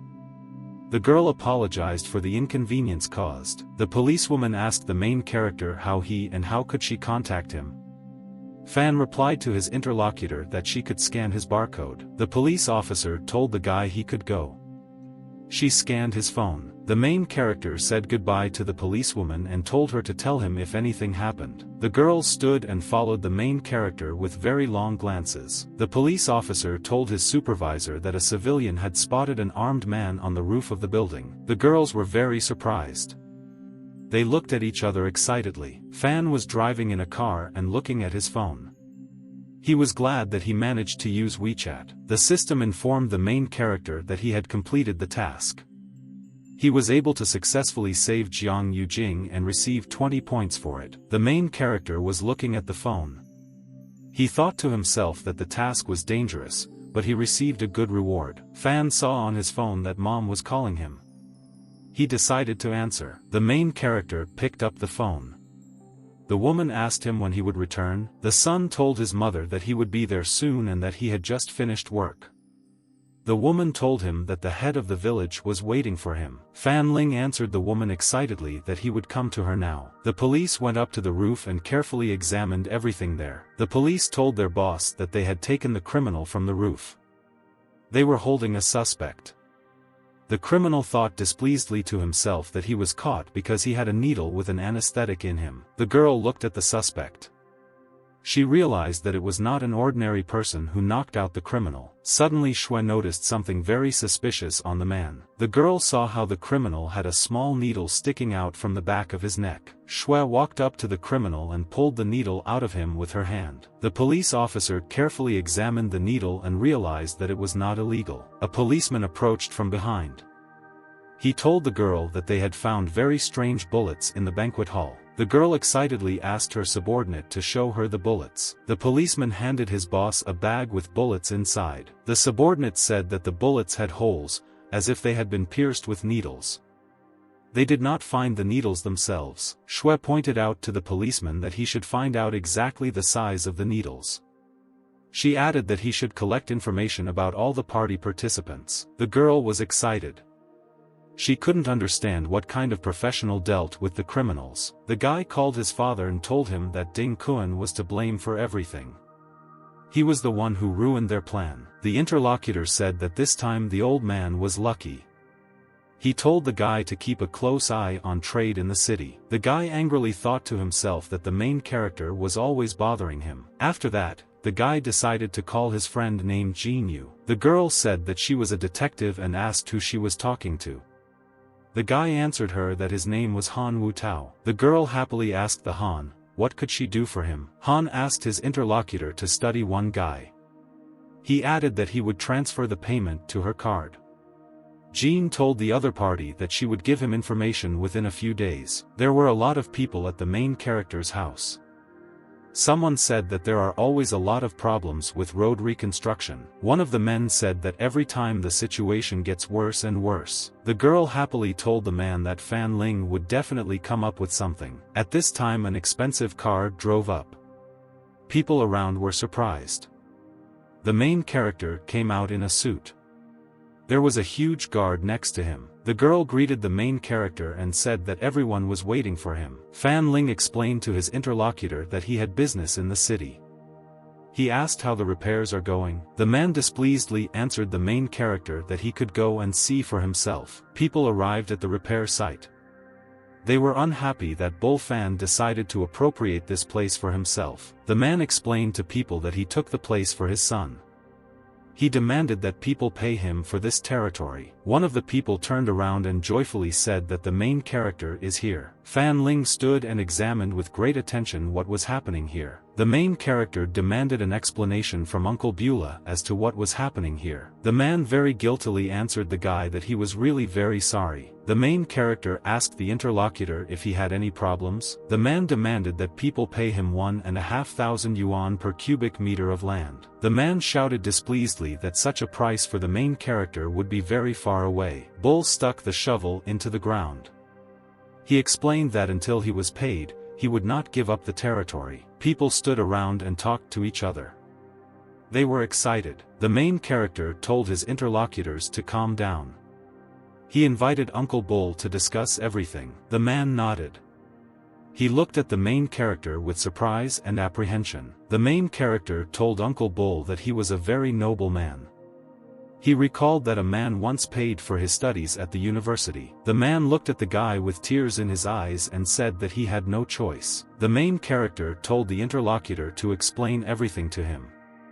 He promised to help. The man explained that Bull Jr. was in big trouble in the city. He beat some guys while saving a girl. As a result, he was put behind bars. The girl was in her building at the detective agency. She was resting and stroking the cat. The girl looked at the photograph of the main character. She didn't understand why the Han asked her to find out information about this guy. Suddenly there was a knock on the door. The girl was distracted from her thoughts. Jean stroked her cat and told the guest to come inside. The secretary came in. She brought the documents. The girl reported that the material had just been received. The secretary said that the main character was a very ordinary person. After graduating from university, he changed. The employee told about her boss that Fan Ling became very close to Jiang Li. The girl listened carefully. The secretary said that the main character has a close relationship with the mayor of Xia. The secretary said that the main character was at a party that was taking place in the city. Jean joyfully shouted to her subordinate that she would personally collect information on the main character. The secretary told the interlocutor that this was the most ordinary investigation. She added that people can figure it out for themselves. The boss told her secretary named Xiao that she still had a lot to learn. She added that Han Wutao would not be interested in an ordinary guy. The secretary said that the main character is the ex-boyfriend of Han's girlfriend. Jean explained to her interlocutor that Han Wutao never plays by the rules. She added that if you collect information legally, you won't get anything. Secretary Xiao excitedly shouted to her boss that she understood everything. Jean was petting the cat at this time. She was very interested in meeting the guy that Jiang Li's girl had chosen. The main character came home to Bull Fanu. They were there together. The man sadly told his interlocutor that Xiao Nu beat one bastard who mocked the girls. He added that the guy had done nothing wrong. Fan asked his interlocutors what store does Xiao Nu work in. The man replied that the guy worked at the Jingguan restaurant. The main character said confidently and with a smile to his interlocutor that he would figure it out. Uncle Bull told the main character that he just wanted someone to help him with the repairs. Fan Ling shook the man's hand and told him to expect good news from him. The girl told Uncle Bull that the others in the village would also help him. The main character was walking with his girlfriend. She asked if he had come up with a solution. Fan Ling hugged his girlfriend and quietly told her to wait. The main character whispered in the girl's ear that his answer was secret. The evil one's girlfriend attacked the guy with her fists. Fan answered his interlocutor that if he told her, nothing would work out. The girl turned around and told the guy that he didn't come home yesterday. She promised that she would ignore him. The main character told his girlfriend Xiao Feng, who was leaving after him, that he would not do this again. Fan Ling collapsed on the bed. He told himself unhappily that it was going to be a hard day. The main character took the phone in his hands. He thought to himself that he had probably forgotten about the reward. Fan Ling looked under the bed and saw a box there.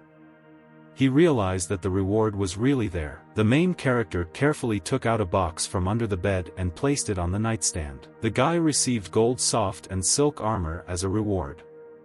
He looked at her in amazement. Fan Ling was very shocked. He realized that he was seeing a golden silk vest in front of him. The main character noticed that there was a place on the armor that needed to be pressed. Fan Ling looked carefully at his armor. He said joyfully to himself that next time he would be invulnerable. The main character noticed how another button with a function appeared on his clothes. Fan Ling thought for a moment. Then he decided to try pressing the button. Suddenly something beeped on the guy's body. He could not understand what had happened. The system told the main character that it would use voice alerts for him. Fan Ling pressed the button on his clothes. He activated his invisibility skill. The main character said dissatisfied to himself that he would continue to read the instructions. The main character noticed a message on his phone. Xiao Shui wrote to him. Fan Ling was delighted. He decided to tell the girl about Xiao Nu's problem. He wrote her a message. At this time the girl got ready to get dressed. Her phone rang. Xiao Shui turned around. She looked at the phone with great attention and surprise. The girl was surprised to notice that the guy Fan Ling had written to her. She remembered that she wanted to contact him herself. The main character asked his interlocutor what her problem was. The girl read carefully. The guy invited his interlocutor to meet tomorrow. The girl asked where and when they would meet. The main character thought to himself that if he made an appointment with a girl in the city, they could go to Wang Yuan's restaurant. He hoped to solve the Xiao problem. The girl thought to herself that tomorrow she would check the main character and find out if he used needles. The Xiao girl arrived in her car at the Hua Mao restaurant building. The passenger opened the doors and got out of the car. She was looking for the main character. The girl looked around carefully. She knew that Fan Ling must be somewhere nearby. The main character waved to the policewoman and told her to come to him. The girl asked Fan Ling, how long had he been waiting for her? The main character answered her that he had just arrived. The waiter came up. The main character told the girl to order whatever she wanted. Xiao replied that the formalities should be omitted. The girl asked the interlocutor, how is Mr. Zhang's health? The main character replied that he was visiting a man in the hospital. He has no serious injuries. The interlocutor asked the guy if he wanted to know details about the progress of the investigation. The main character asked the policewoman if they found out the reason why they wanted to commit the murder. The girl replied that they were still continuing the investigation. She added that they found another bad guy on the roof. Out of surprise, the main character spat out the drink. The girl asked the guy, was he really scared? The main character said with surprise that he had no idea that there was another criminal. The girl answered the interlocutor at Mr. Jiang is a very lucky person. The main character thought to himself that some noble gentleman saw the criminal and decided to neutralize him. At this time someone's steps were heard. It was some girl who came up. The girl was surprised to tell the main character that he came here and didn't tell her about it. The main character told his interlocutor named Wang that a girl Xiao from the police was sitting opposite him. Van told the police that she owned the place. Xiao told the girl that she was a well-known entrepreneur in the city. Main character asked the girl if she knew the owner of the Qin Kuang restaurant. Wang asked her friend if he was looking for Jing Hui. Fan Lin answered his interlocutor that it was all a long story. In a nearby cafe, two girls were sitting and looking out the window. Jing said displeasedly that Xiao was a psycho cop. The secretary told the girl that she was in class with the policewoman. Jing responded dissatisfied to her interlocutor that the main character and the crazy policewoman came in together. The secretary looked at the documents and said that Fan Ling and her girlfriend met yesterday. Jean answered her interlocutor that the guy and the girl met quite recently, and were already going on dates. At this time, the main character told the police the whole story. She was unhappy that the good guy was arrested instead of the one who abused the girl. The guy told police officer that he needed to go to the restaurant and find out everything. The policewoman suddenly jumped up and told the interlocutors that they needed to go. The secretary told her boss that the owner of the restaurant named Wang Yuan was going with the main character. Jean left the money on the table. She told her subordinate that they need to go after the main character. Fan Ling and her companions arrived at the Jingguan restaurant. The waitress greeted the guests of the establishment. Wang asked the restaurant owner to come. Someone's footsteps were heard. The guy came up and joyfully called the girl. The guy was with flowers. He told the girl with a smile that she was looking for him. The interlocutor with a smile told the girl Wang Yuan that he wanted to kiss her. Suddenly the policewoman took out her ID and handed it to the guy. The woman told her surprised interlocutor that this was her ID. The guy was very surprised. He couldn't understand why the police had come here now. The owner of the restaurant asked his interlocutor what kind of guy came to them. Van replied that her friend was sitting next to her and wanted to talk to him. Fan told boss Kim that he wanted to discuss the situation with his employee Bull Fan Jr. The owner said that a couple of days ago Fan Yaonyo beat one of the well-connected employees. The policewoman was unhappy. She didn't like the guy's words about connections. Boss Kim told the interlocutor that he did not really delve into everything that happened. Xiao said dissatisfied to the restaurant owner that San Yuan violated the law and bullied others. The main character told Boss Jean to become a witness to Fan Xiaonu and help the guy defend his innocence. Boss Kim burst into tears. He told his frightened interlocutors that he had screwed up. Wang's girl told the guy that he was a good person. She added that she believes in him. The restaurant owner said joyfully that he would become a fair Jean man. Xiao told the guy that she would contact the police. She added that she would see Jean later. At this time a girl ran into the room. She joyfully told the guy that he was finally here. The girl said joyfully that she forgot her underwear here. She asked the guy in surprise, what kind of people are next to him. Van was very angry when she saw the girl. Mr. Kim excitedly called his girlfriend Xiao Mei. Van ran after the guy at speed.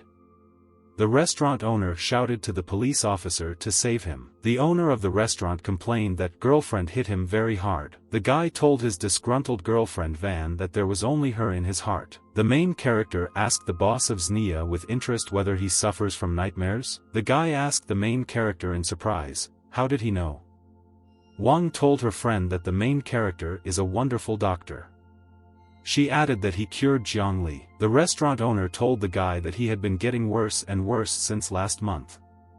Fan answered the guy to sit down and he would check his pulse. Fan Ling extended his hand to take his interlocutor's pulse. Boss Jean asked the protagonist excitedly, will he survive? The main character hugged his interlocutor and said that he would write him a prescription. The guy was very happy. At this time, the criminal was brought to the police station by car. The man displeasedly asked the police, why did they arrest him? Xiao said that San Yuan is suspected of rape. She asked if he admits his crime. The man shouted to the police that the main character had sent them to him. He added that his friends wouldn't just leave it like that. The policewoman watched carefully as her subordinate led the criminal. The subordinate came over and told the police that Xiao Fang Xiao had been released. The woman told her subordinate to think with his head next time. The policeman told the boss that they would correct the mistakes. The main character expressed great gratitude to the policeman on behalf of Fan Xiaonu. Fang Lin looked at the policewoman with great attention and passion. She seemed very beautiful to him. The owner of the restaurant came up to the main character from behind and told him to act. The girl came up from behind and grabbed the guy's ear with her hand. He shouted that he was in pain. Van grabbed the guy's ear with her hand. She told him dissatisfied that the main character is a gentleman. The owner of the restaurant invited his friends to drink. Van answered dissatisfied with her friend that they were not as free as him. At this time, the main character received a call on his phone. He saw that Jiang Li was calling. The girl asked the guy where he was. She said there was a problem. The main character was very scared. The main character was sitting with his girlfriend at a party. The girl said that Khan reached an agreement with other companies and organized a boycott of them. Therefore, they have no working capital left. The girl was very unhappy. She slammed her hand on the table and said that Han Tao was a very big bastard. The main character said judiciously that they can postpone road repairs for now. He added that he would go to the city and find out everything. The girl said that her father was abroad. Therefore they will have to rely on themselves. Fan Lin confidently told his interlocutor that he would figure out how to get money in 7 days. At this time Han was on his estate. He continued to think about his plans. The subordinate said joyfully to his boss that his plan was very great. Han laughed evilly to himself. He said that the main character will not be able to repair roads without money. Boss asked his subordinate if the mercenaries had finished their work. The guy replied that all the work was ruined by the girl Xiao Shui. Han turned around and said excitedly that Xiao Shui was not an ordinary cop. He instructed his subordinate not to do anything hasty. The guy said that he could order his guys to kill the policewoman. Han said displeasedly to his subordinate that if he was caught by the police, he would not be able to promise him safety. The subordinate answered Mr. Han with a smile that he was just selling nutritional supplements. The boss told the subordinate to behave decently and without fraud. Han told the surprised repairman not to forget to add a little spice. The guy happily answered his boss that he understood everything very well. The boss told his subordinate that he can now go. The guy happily thought to himself that he would even out old scores with the main character. People from his village came to the main character's home. The guy asked the girl if Fan Ling was at home. Another guest reported that the main character stole all the money that was allocated for renovations. Xiao Feng was very surprised. The man said angrily to the dog guy that they all know that the main character is not like that. The guy said that he heard from his cousin that all the money was gone. The man recalled that the main character had done a lot for their village. Dog said in a guilty voice that he heard others talking about it. Xiao Feng told her interlocutors excitedly that the project would continue. The guy came to the forest and told his friend that he had fulfilled his order. He reported that almost no one in the village believed him. The interlocutor said dissatisfiedly that the dog could not carry out even a simple assignment. Dog explained to his interlocutor that the reputation of the main character in the village cannot be destroyed. The guy asked his friend with interest, what should he do next? The interlocutor indicated that the dog should go to the neighboring village and spread rumors that the repairs had been stopped. Dog was delighted. He told his friend named Rat that he understood everything. The guy called his boss joyfully and said that he had everything ready. People came to the construction site in the village of Fanjia. They demanded that work be stopped. The residents very angrily demanded that the main character be given to them. Bull asked the interlocutor named Li displeasedly, what does he want from him? Li demanded from Bull that they bring him the main character. He added that if they are not given Fan Ling, then people may forget about continuing the repairs. Bull asked his interlocutor why they did not allow them to continue working.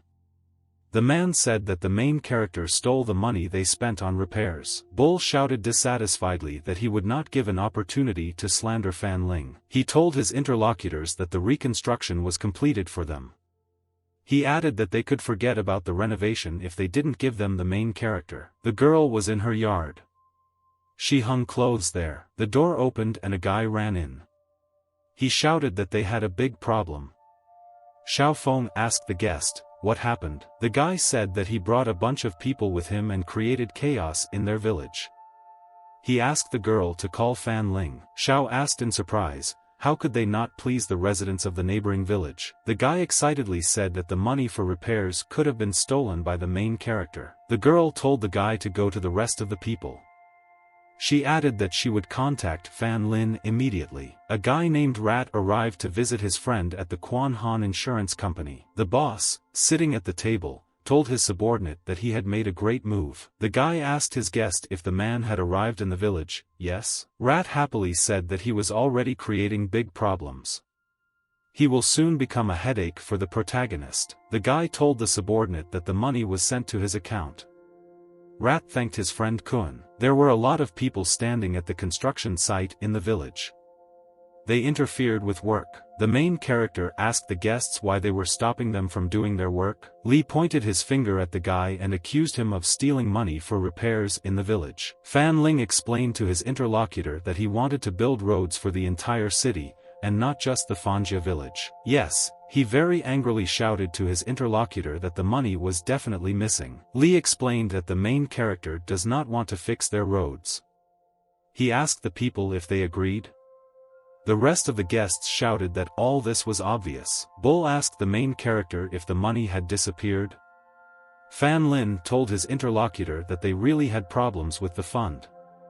He added that they would figure out how to make up for the losses. The guy promised that the reconstruction would not stop. Bull asked the man if he heard the words of the main character. Li explained that the main character is saying all this to simply gain time and get away with the money. The man said that the main character is now friends with a rich girl, Jiang Li. The Xiao girl was very upset. It was unpleasant for her to hear such words. Bull shouted to the guest that he had crossed all boundaries. Lita answered his interlocutor that their village had more people. The main character listened to people and got tired of it. He shouted at them to shut up. The men were already ready to start a fight among themselves. They stopped in surprise. Yes, he shouted displeasedly to the main character that because of the past corrupt mayor, the renovation was interrupted. Fan Lin shouted dissatisfiedly to the man that now there is a problem.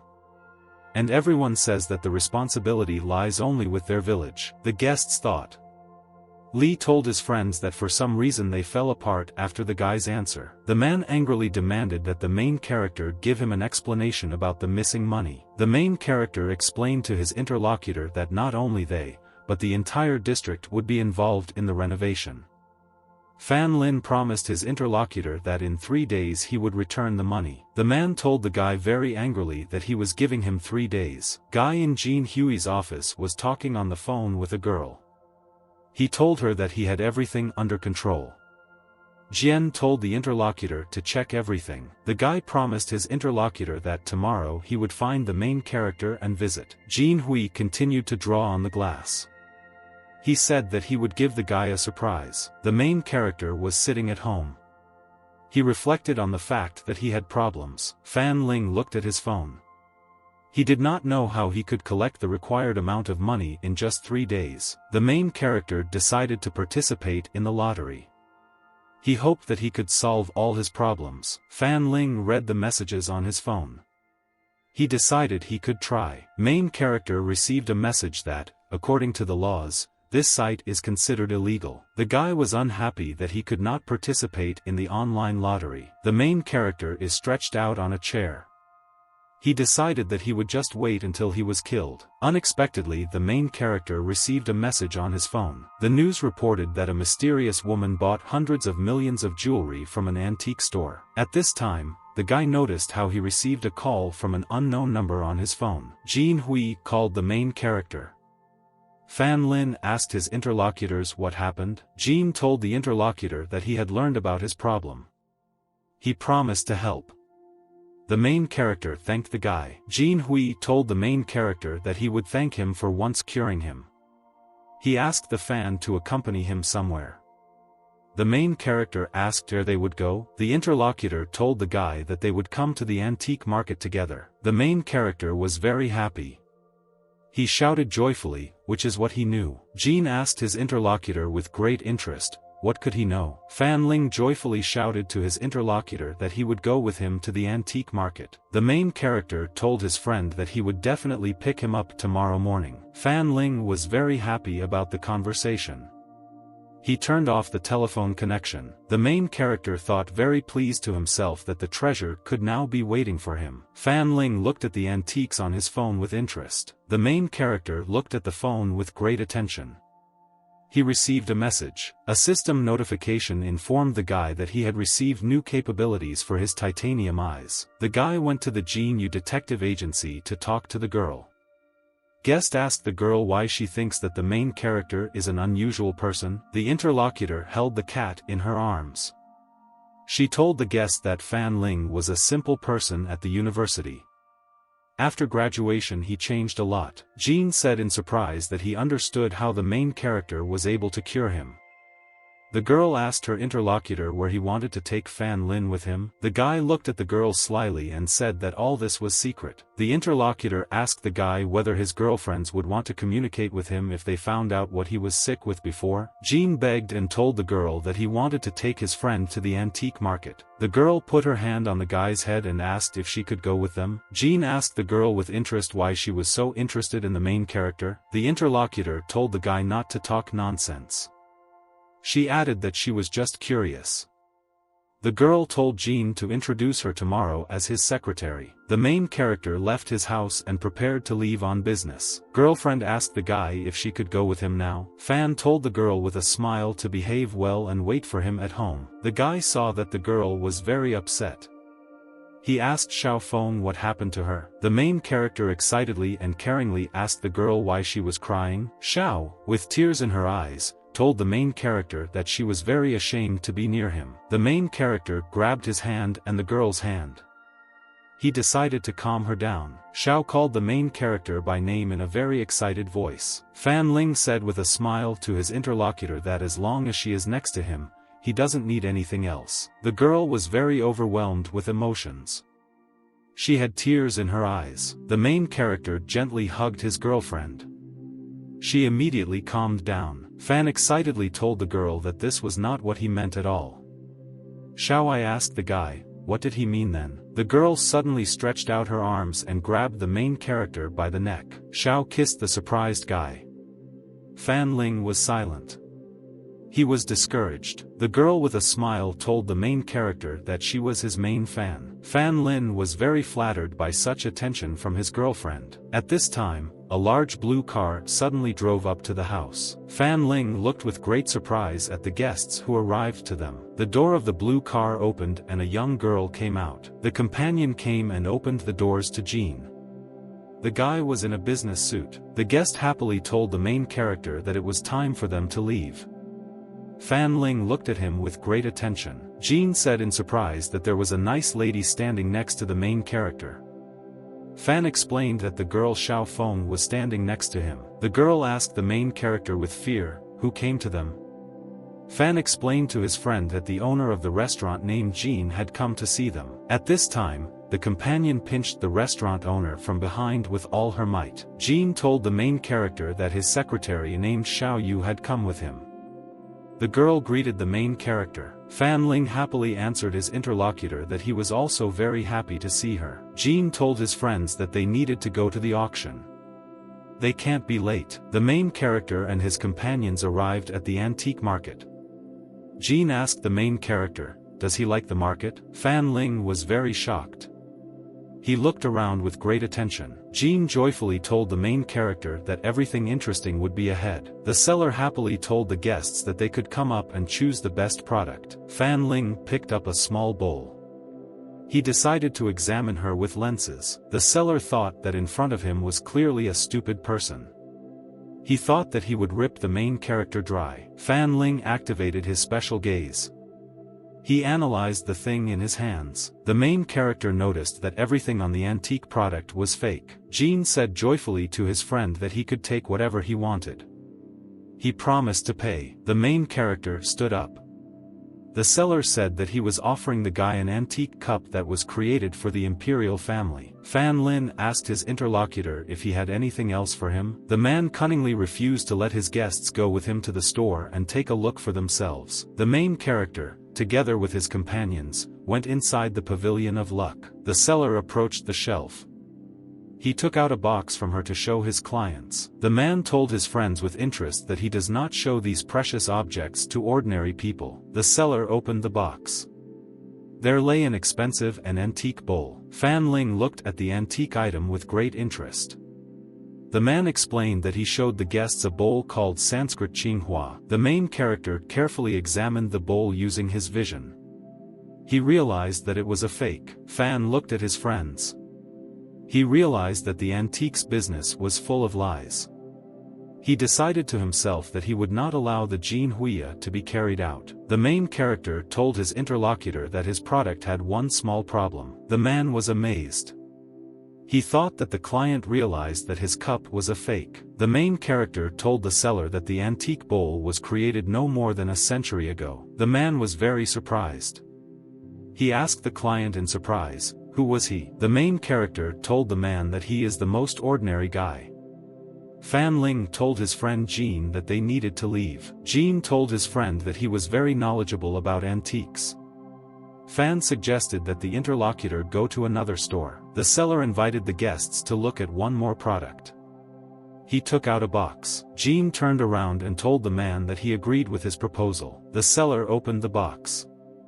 There was a very ancient cup inside. The guy told the man that this precious cup had only cracks all around. The main character looked at the antique cup with great surprise. The seller said that the bowl was found 10 years ago by farmers in a remote village.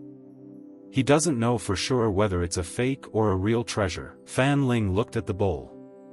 He noticed that it was indeed very ancient. The main character said joyfully that the cup has a very clear and smooth pattern. The seller said joyfully that he had an amazing day today.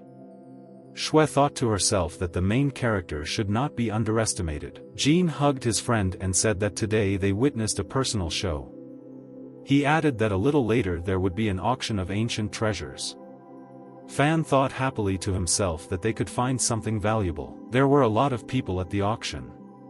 The presenter offered people various expensive lots. The auctioneer reported that bidder number 58 received a bowl with a blue and white Ming dynasty pattern. Jean told the main character to tell him if he sees a good trinket. A girl came out and carried a rolled canvas in her arms.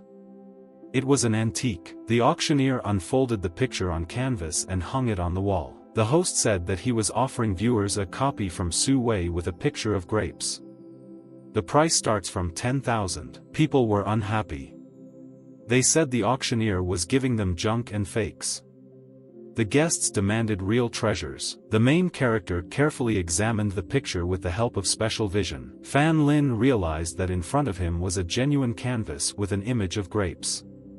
He decided to buy it. The main character told his friend that he would not go away for long and would return soon. Jean told his interlocutor that real treasures would soon be shown. Fan Lin picked up the phone. He realized he only had one option. The auctioneer raised his hammer. He said that if no one wants to buy the item, then he will cancel the auction. At this time one girl jumped up. She shouted to the presenter to stop. The guest joyfully said that she wanted to buy the linen. She offered 20,000. People at the auction were very surprised. They could not understand why the girl decided to pay such a high price. Jean thought excitedly to himself that the main character should check the product for authenticity. We can't let anyone else get it. The guy suddenly raised his hand and said that he was ready to pay 25,000. The auctioneer raised his gavel and began the countdown to the end of the bid. The girl jumped up and said that she was ready to pay 30,000 for the goods. Shui said from her seat that she was willing to pay 50,000. The stranger looked at the people in surprise. She couldn't believe that any of them realized that the linen was real. The girl said to herself displeasedly that all this embarrassed her very much. The auctioneer asked the participants who would pay more for the lot. The girl said that she was ready to pay 1,000 more. The participant decided to activate her magic skill to influence Jean Hui. The stranger activated a skill called Sleeping Venus and she needed to influence the guy. The girl smiled evilly and said that someone also likes this canvas. Jean turned around and looked at the stranger with great admiration. The guy thought he saw a dazzling beauty in front of him. Jean shouted very excitedly that he saw Sleeping Venus in front of him. The girl knew that a skill called Sleeping Venus could be used on any man as a target. The effect lasts 10 minutes. You can use the equipment once a day. Jean delightedly handed the picture to the girl. He asked what else she wanted. The stranger thanked him. Shui displeasedly asked the guy, "What is he doing?" The interlocutor answered her that in front of him was the most beautiful lady he had ever seen. The girl at that time made a bet of 51,000. The auctioneer raised his gavel and told the audience that the auction was over. The girl with blue hair joyfully raised her hand and shouted that it had already been decided. The stranger ran to the exit along with the purchased goods. Jean asked the girl to give him her contact information. The main character stood near the wall and thought that he needed to quickly turn back. His friend was running in the corridor. Fan Ling was very surprised when he saw his very cheerful friend nearby. Jean shouted excitedly to the girl to wait for him. The main character asked his interlocutor what happened to the guy. Shui replied that Jean simply hit his head. The main character looked joyfully at his friend. He could hardly contain his laughter. Shui told her interlocutor that the next auction will be amazing. After that, the main character and his friends went outside. Shui got into the car. Fan told the girl that she could go ahead, since Jean was not there yet.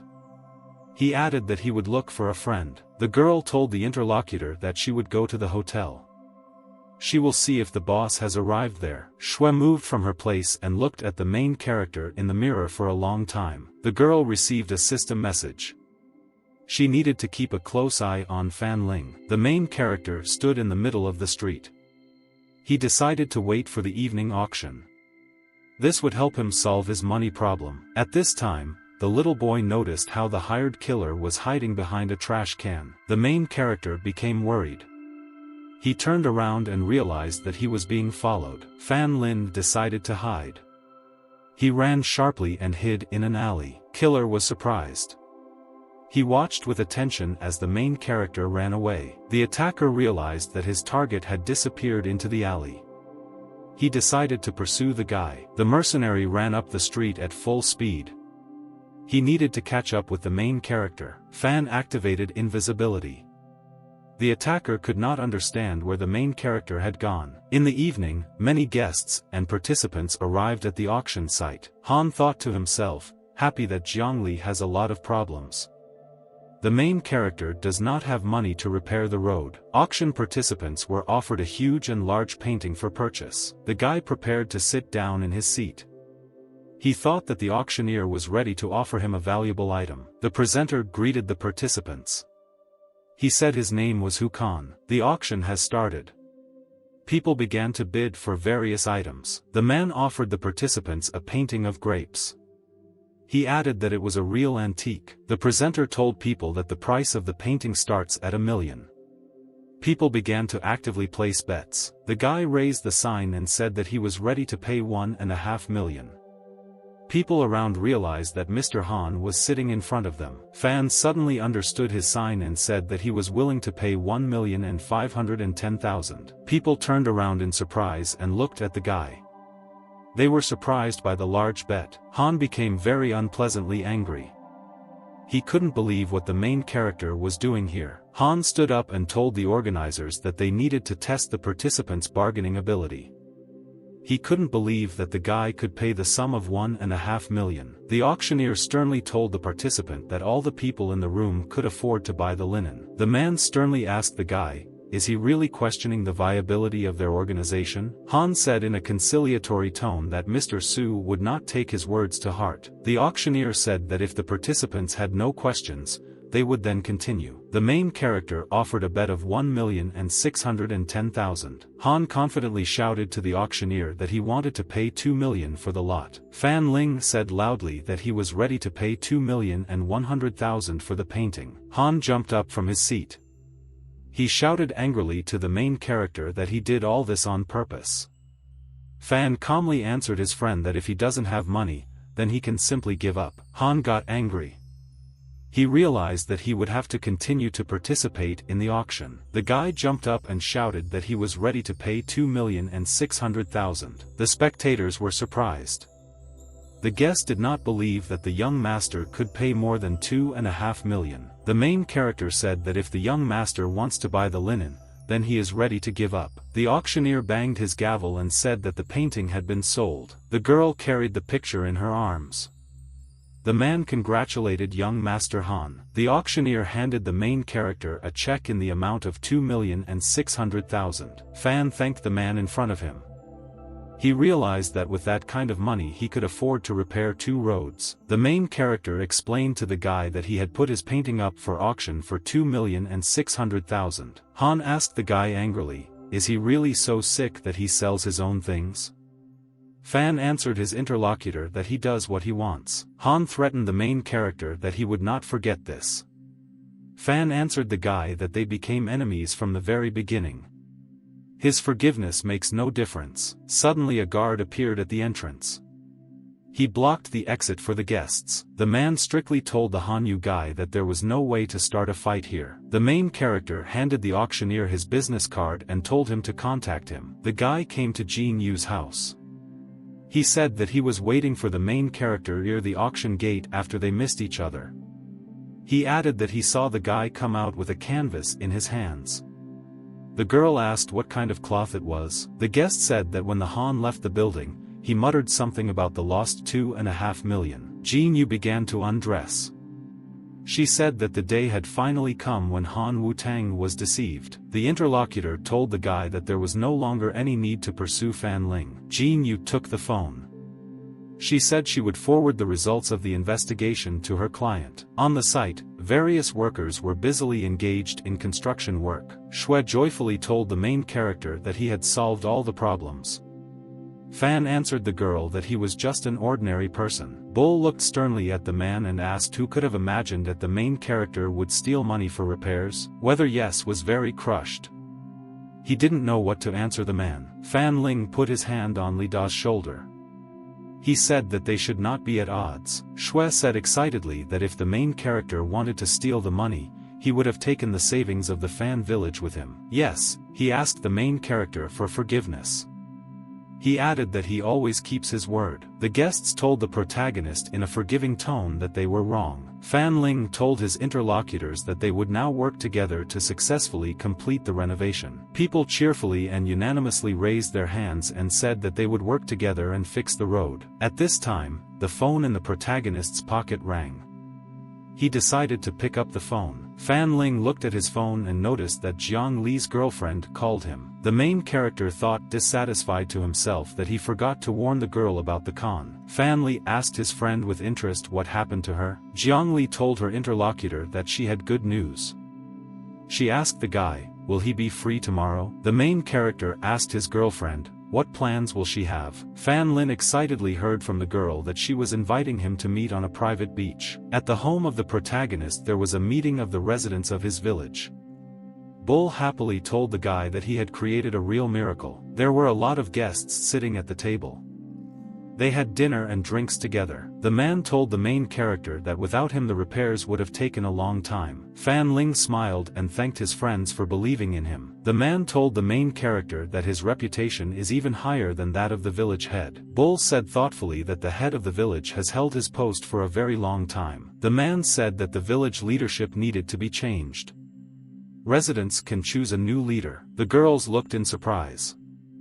They didn't believe that the main character could lead the village. The woman looked away and told the man not to say anything stupid. The main character with a smile told Uncle Chen that he would be a bad leader. Bull said with confidence in the voice that Fan Ling is the only one who could take on greater responsibility. The main character answered the interlocutor that he wants to lead the Fan village to a happy future. The main character told his mother that tomorrow he would go to the beach with Miss Jiang.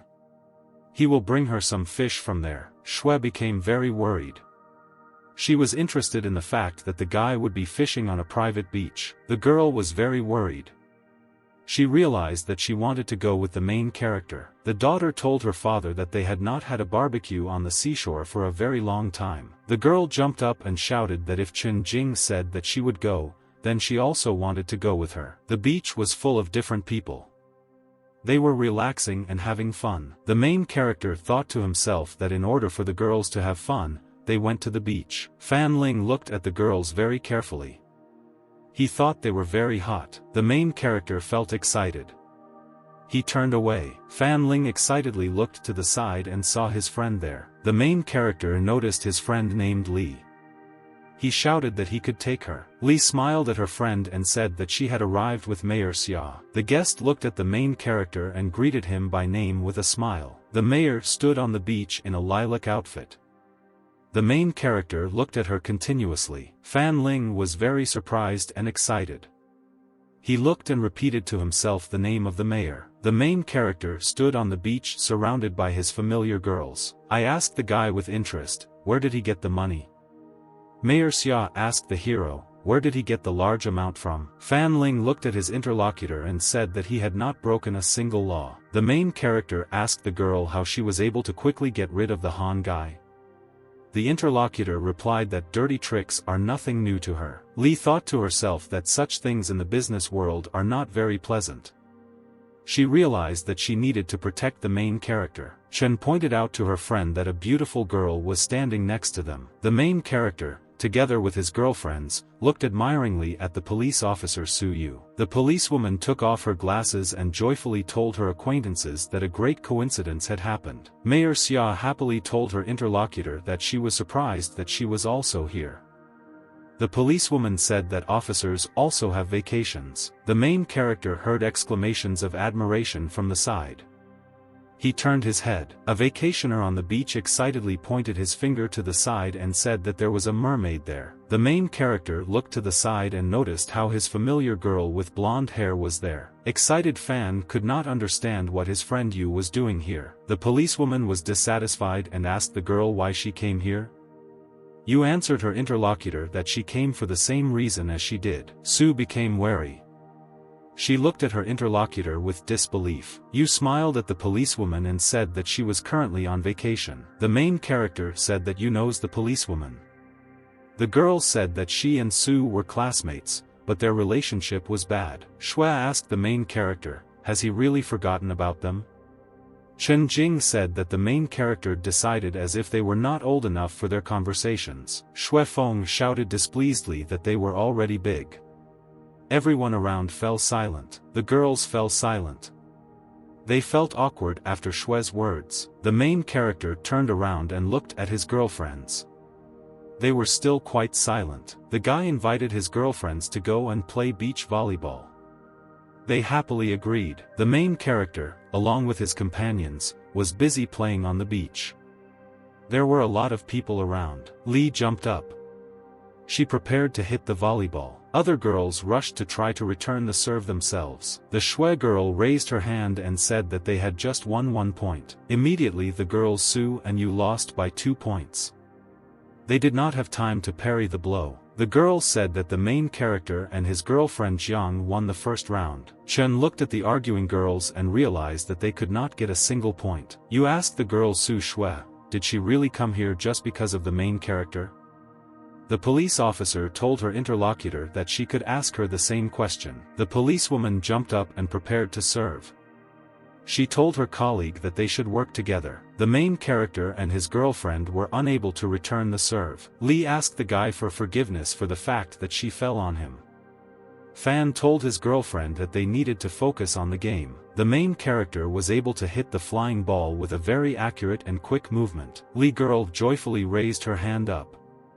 They were able to get another point. The policewoman and her colleague continued to play ball. Fan Lin was relaxing with his girlfriends on the beach. He told them that they worked well together. Sue said that she and her friend at school always competed in everything. I asked the main character which of them he could choose for himself. You said that she was very interested. She asked the guy, what will he say? The girl moved closer to the guy and asked, does he really want them both at once? The excited girlfriend pointed her finger to the side and told the main character that there was a big fish there. Fan Ling joyfully jumped up from the ground and told his girlfriends that he was already going there. The main character joyfully thought to himself that he had finally been saved. Shui thought to herself that there were a lot of beautiful girls hanging around the main character. Fan Lin was looking for fish in the water at this time. The main character looked around displeasedly. He realized that he could not find the fish. Shui approached the main character. She said with a smile that she wanted to tell him something. The girlfriend stood near the stove. Lee called the main character and said that he needed his help. Fan Ling told his girlfriend that they needed to come over and help the girls. Fish and other foods were fried on the fire. Everything around smelled delicious. There were bottles of beer and booze on the table.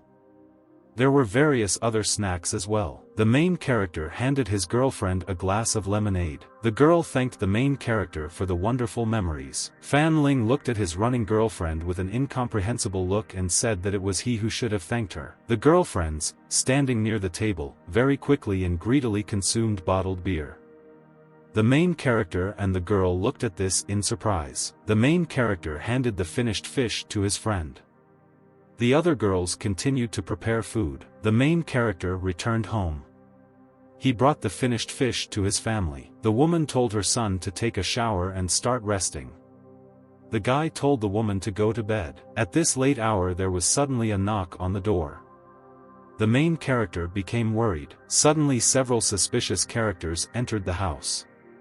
The man asked, "Does Dr. Fan Ling live here?" The main character looked carefully at strangers. They seemed suspicious to him. Fan Ling took a closer look and noticed that one man had a gun in his belt. The mother asked her son excitedly, "Who came to them now?"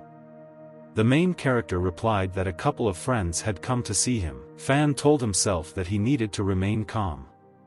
The stranger demanded that the protagonist stop his friends bleeding. The main character told his unexpected visitors to follow him. The guy took the phone.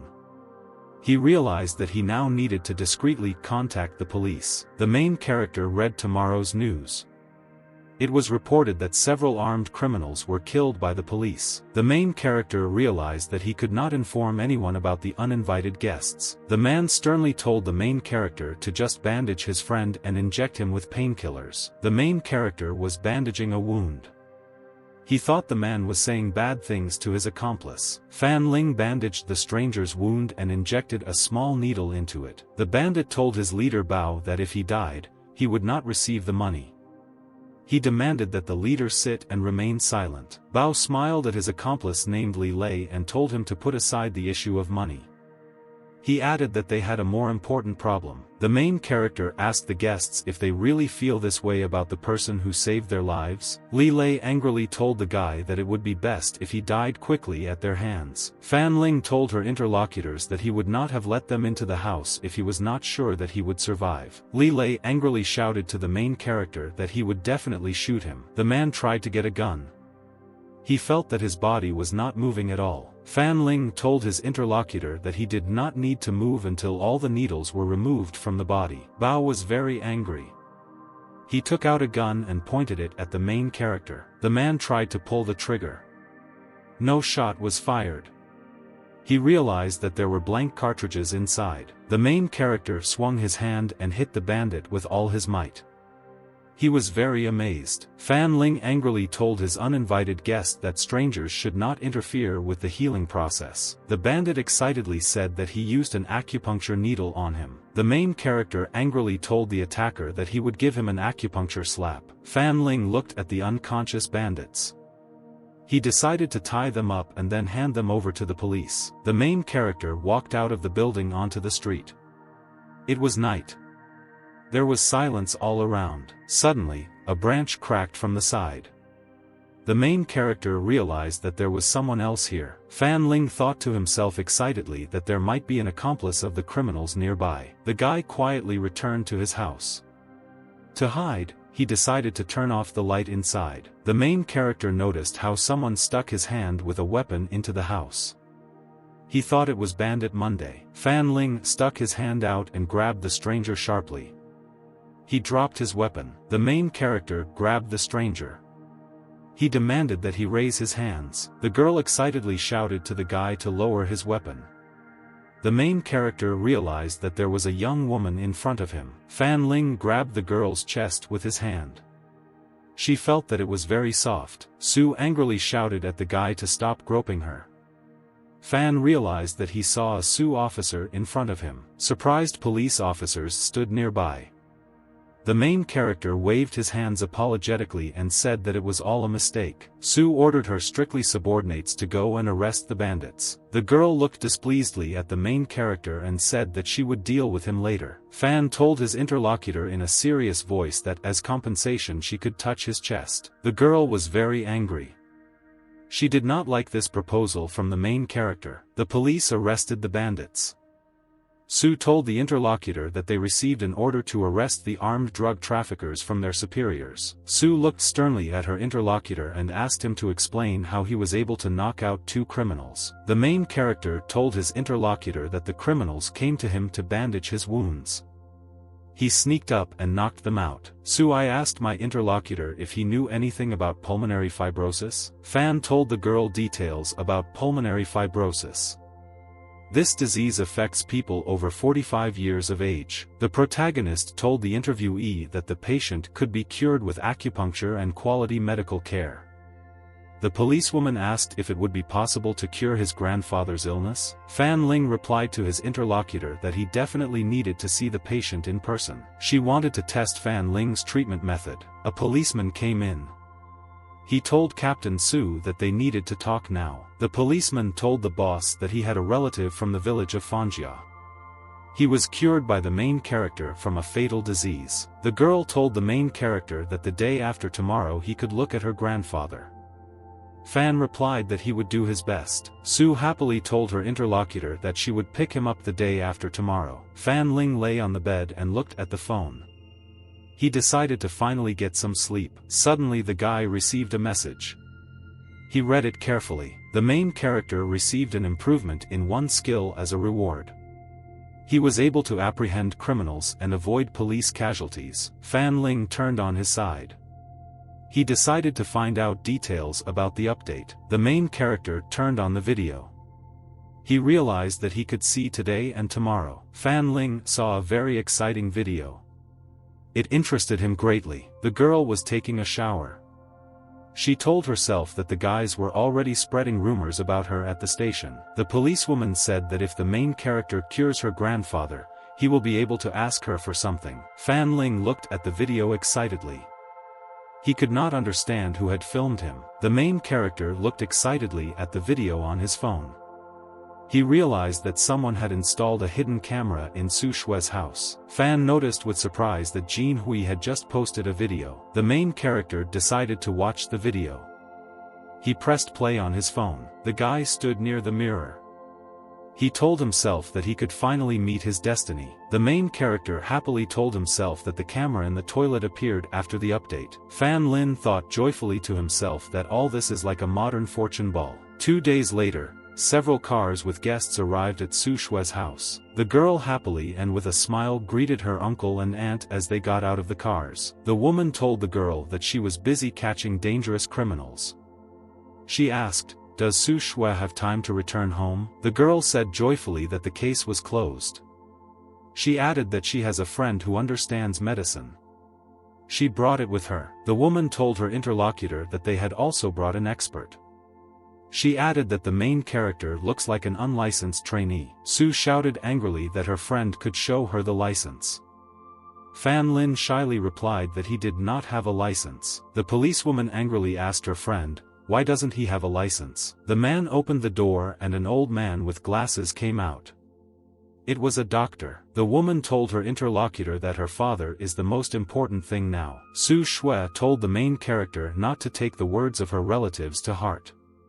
Fan answered the girl that if the doctor could help her grandfather, he would be only happy. The man and the woman entered the room and greeted the grandmother. The woman said dissatisfied to the man that she did not remember him having a daughter-in-law other than this. The doctor and his companions looked joyfully at the woman. Grandmother said in surprise that she saw Professor Hu Lu from the medical center in front of her. The man said that you need to thank Mei Ling. She was the one who invited Mr. Hu. The doctor came up and told people to move away and give him a chance to examine the patient. The woman told her mother that their top priority was saving her father's life. The doctor approached and began to examine the lying grandfather. People around looked tensely. The doctor said there was nothing he could do. The patient has only one lung left. The girl and her grandmother were very amazed. They did not expect such news. The man told Dr. Hu that he was ready to spend every penny to cure his father. The doctor answered the man that he should start organizing the funeral. The main character told the surprised people to stop. Fan suggested to his interlocutors that he examine the patient. He added that something might work out for him. Sue told her grandmother that she had brought her friend to examine her grandfather. The uncle and aunt told the main character that he was not welcome here. The woman shouted that the guy didn't even have a license. Doctor Who said dissatisfied to his interlocutor that one should not become arrogant. The main character asked his girlfriend Su Shui if she believed in him. The policewoman very emotionally shouted to her friend that she believed in him. Su Shui told her grandmother that she herself called the main character and she trusts him. She suggested trying to cure my grandfather. The grandmother looked with great attention at the lying grandfather. He was unconscious. The woman looked at the main character and said that she was giving him the opportunity to act. The main character thought to himself that the old man had terminal pulmonary fibrosis. The guy decided to look up information about the disease in the system. The system told the guy that it would select the best quick treatment for the patient after an eye scan. The main character carefully examined the old man with the help of his special vision. The system said it was developing the best treatment plan. The doctor looked at the guy carefully. He noticed that the main character did not even check the patient's pulse. Fan injected the old man with a needle. The woman said dissatisfiedly that the guy should not be trusted. The man told his daughter that if the main character harmed his grandfather, he would bring him to justice. The grandmother angrily told the interlocutors not to interfere with the main character's work. The man angrily said that if something happens to his father, then his grandmother will not regret her decision. The doctor looked attentively at the main character. He realized that he had made a mistake about the guy. Fan prepared to inject another needle into the patient. The doctor thought that Fan Ling had good medical skills. Suddenly the patient's hand trembled. He seemed to have begun to come to his senses. Grandfather turned around and started vomiting blood. The main character helped him. The grandmother and her granddaughter smelled a very unpleasant smell. Fan told the girl that the smell in the room would become even more unpleasant. He added that she should take her grandmother out. The woman asked Doctor Who whether Grandpa was getting worse or better. The doctor replied that he would stay with the main character and look after Mr. Su. Su told her grandmother that they should help. She invited her to go out and give the main character the opportunity to carry out treatment. Fan Ling carefully examined the lying grandfather.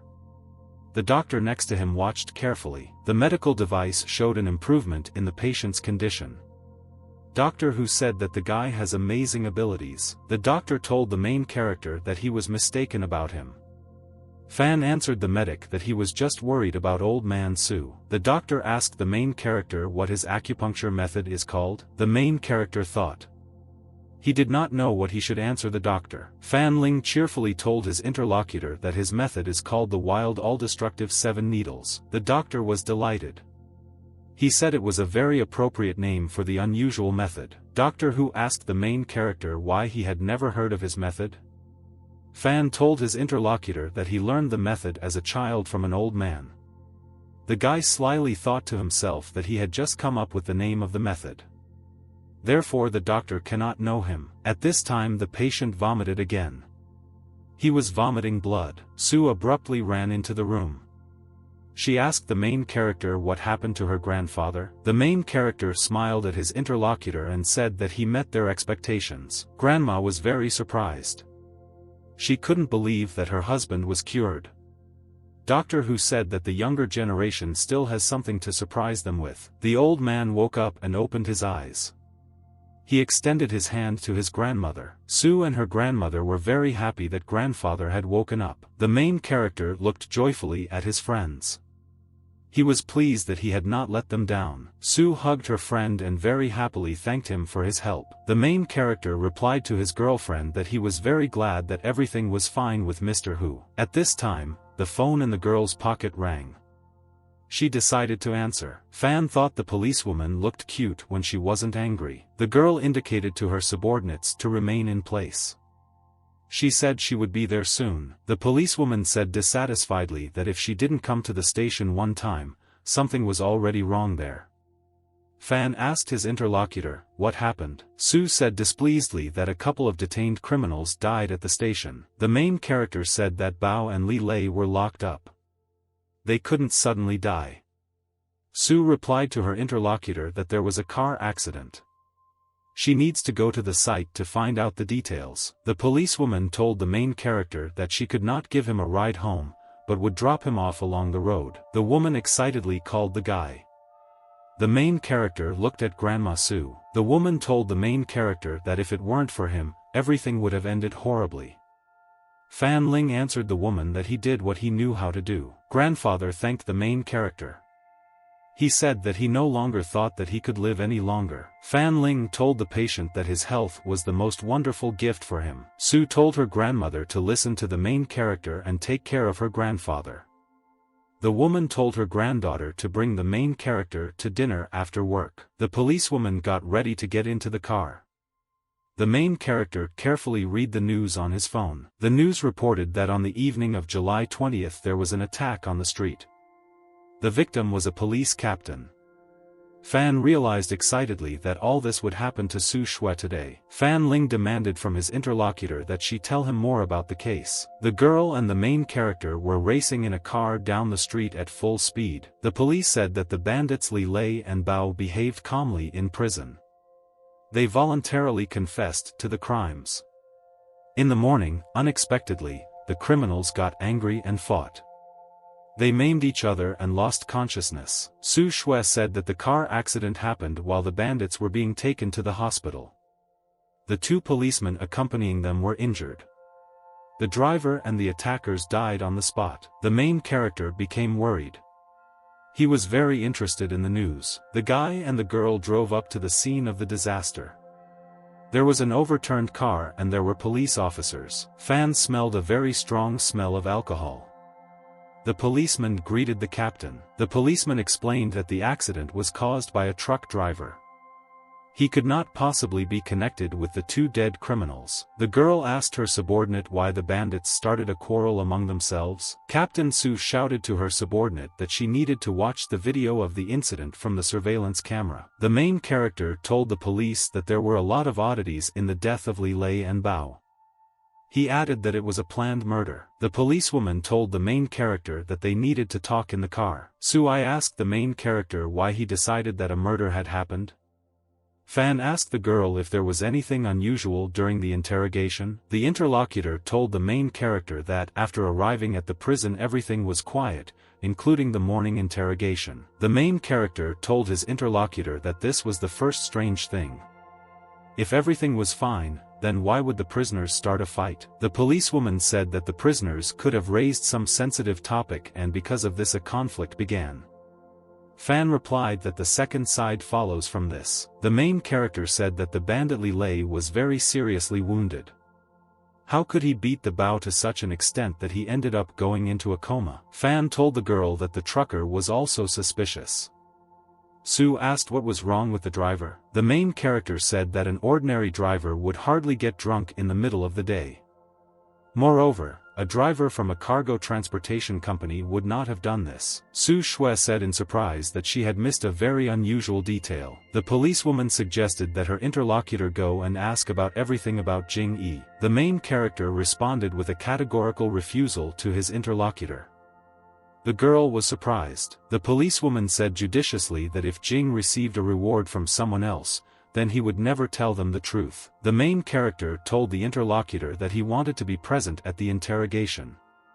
He added that the attacker would definitely talk. The main character and his companion arrived at the crime scene. Sue told her subordinate to bring the driver to her. She had questions. The policeman sternly demanded that the detainee tell him everything. Sue sternly told her subordinates to go to the crime scene and help there. The policewoman nodded to the main character. They decided to interrogate the driver. Fan Lin asked Mr. Jiang, "Can I add him as a friend on social networks?" The girl was surprised by the actions of the main character. The main character told the interlocutor that it must be very difficult for him to work in a logistics company. Fan asked his interlocutor what school his children go to. The policewoman told the main character that she wanted to talk to the detainee. Sue asked Jing Yi with interest if he understood the situation he found himself in. The main character was looking at the phone at that time. The main character watched the video. There the driver said that he killed criminals for money with the help of a car accident. The driver said he didn't have much time left. His family won't worry about money anytime soon. The main character put the phone in his pocket. Now the situation became clear to him. The driver told the police that he was sorry for the victims. He had nothing more to say. The main character asked Mr. Jiang if he was sure that his family would receive the money. The driver answered his interlocutor in surprise that he did not know what he was talking about. The main character told the interlocutor that he could not deny his lung cancer. The man was amazed. He didn't understand how the guy could find out about his illness. Fan told the other party that they would check his wife's bank account. If they find money there, everything will become clear. The main character told the interlocutor that his wife would be accused of hiding a criminal. The man replied that he only had himself to blame. His wife and children know nothing about money. The policewoman asked the driver if he received money for killing criminals while intoxicated. The driver shouted very angrily that the criminals deserved to die. The main character told the driver that although the dead were criminals, they were not the ones who started this game. Fan said that the driver killed the suspects, thus breaking a link that might have led the police to the real culprit.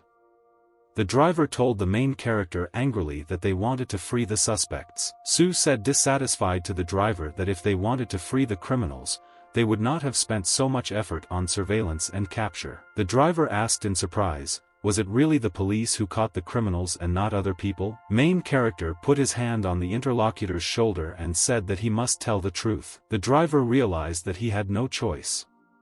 He decided to confess everything to the guy. The driver said that the stranger, under the pseudonym Brother of the Snakes, had promised him a reward. The policewoman told with interest about the personal characteristics of a man named Brother of the Snakes. The driver confirmed all the signs. The main character asked the girl, what does she know? Sue said that Snake's brother is the leader of the gang.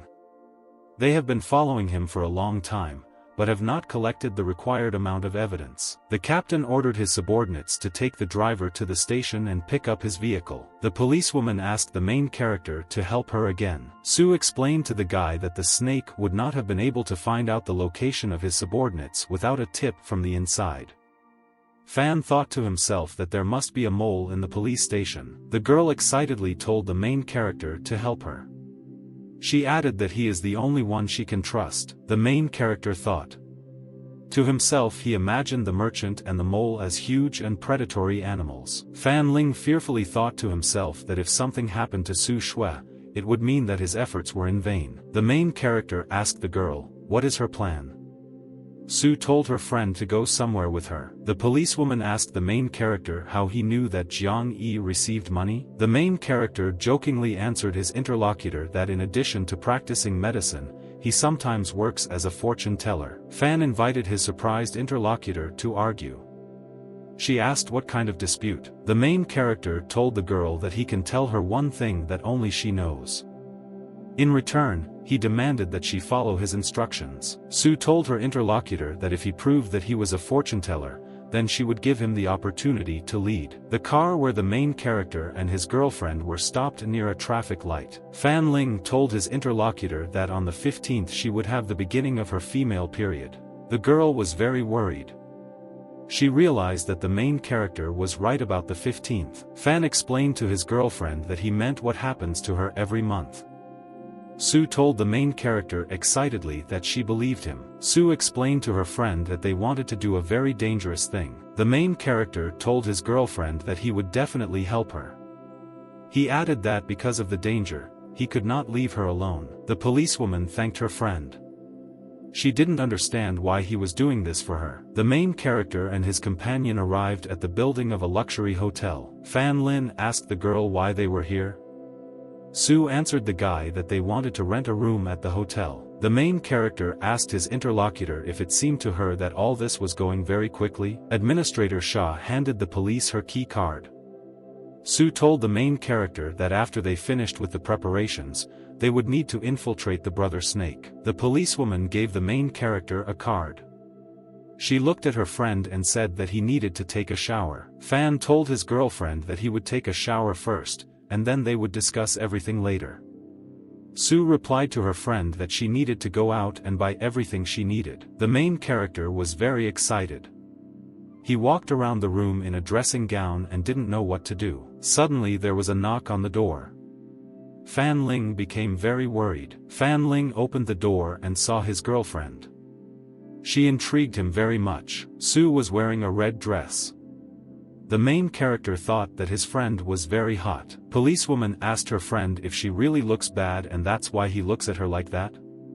Fan replied to the girl that she looked gorgeous. Sue handed her friend the bag and said that there were clothes there for him and he should change.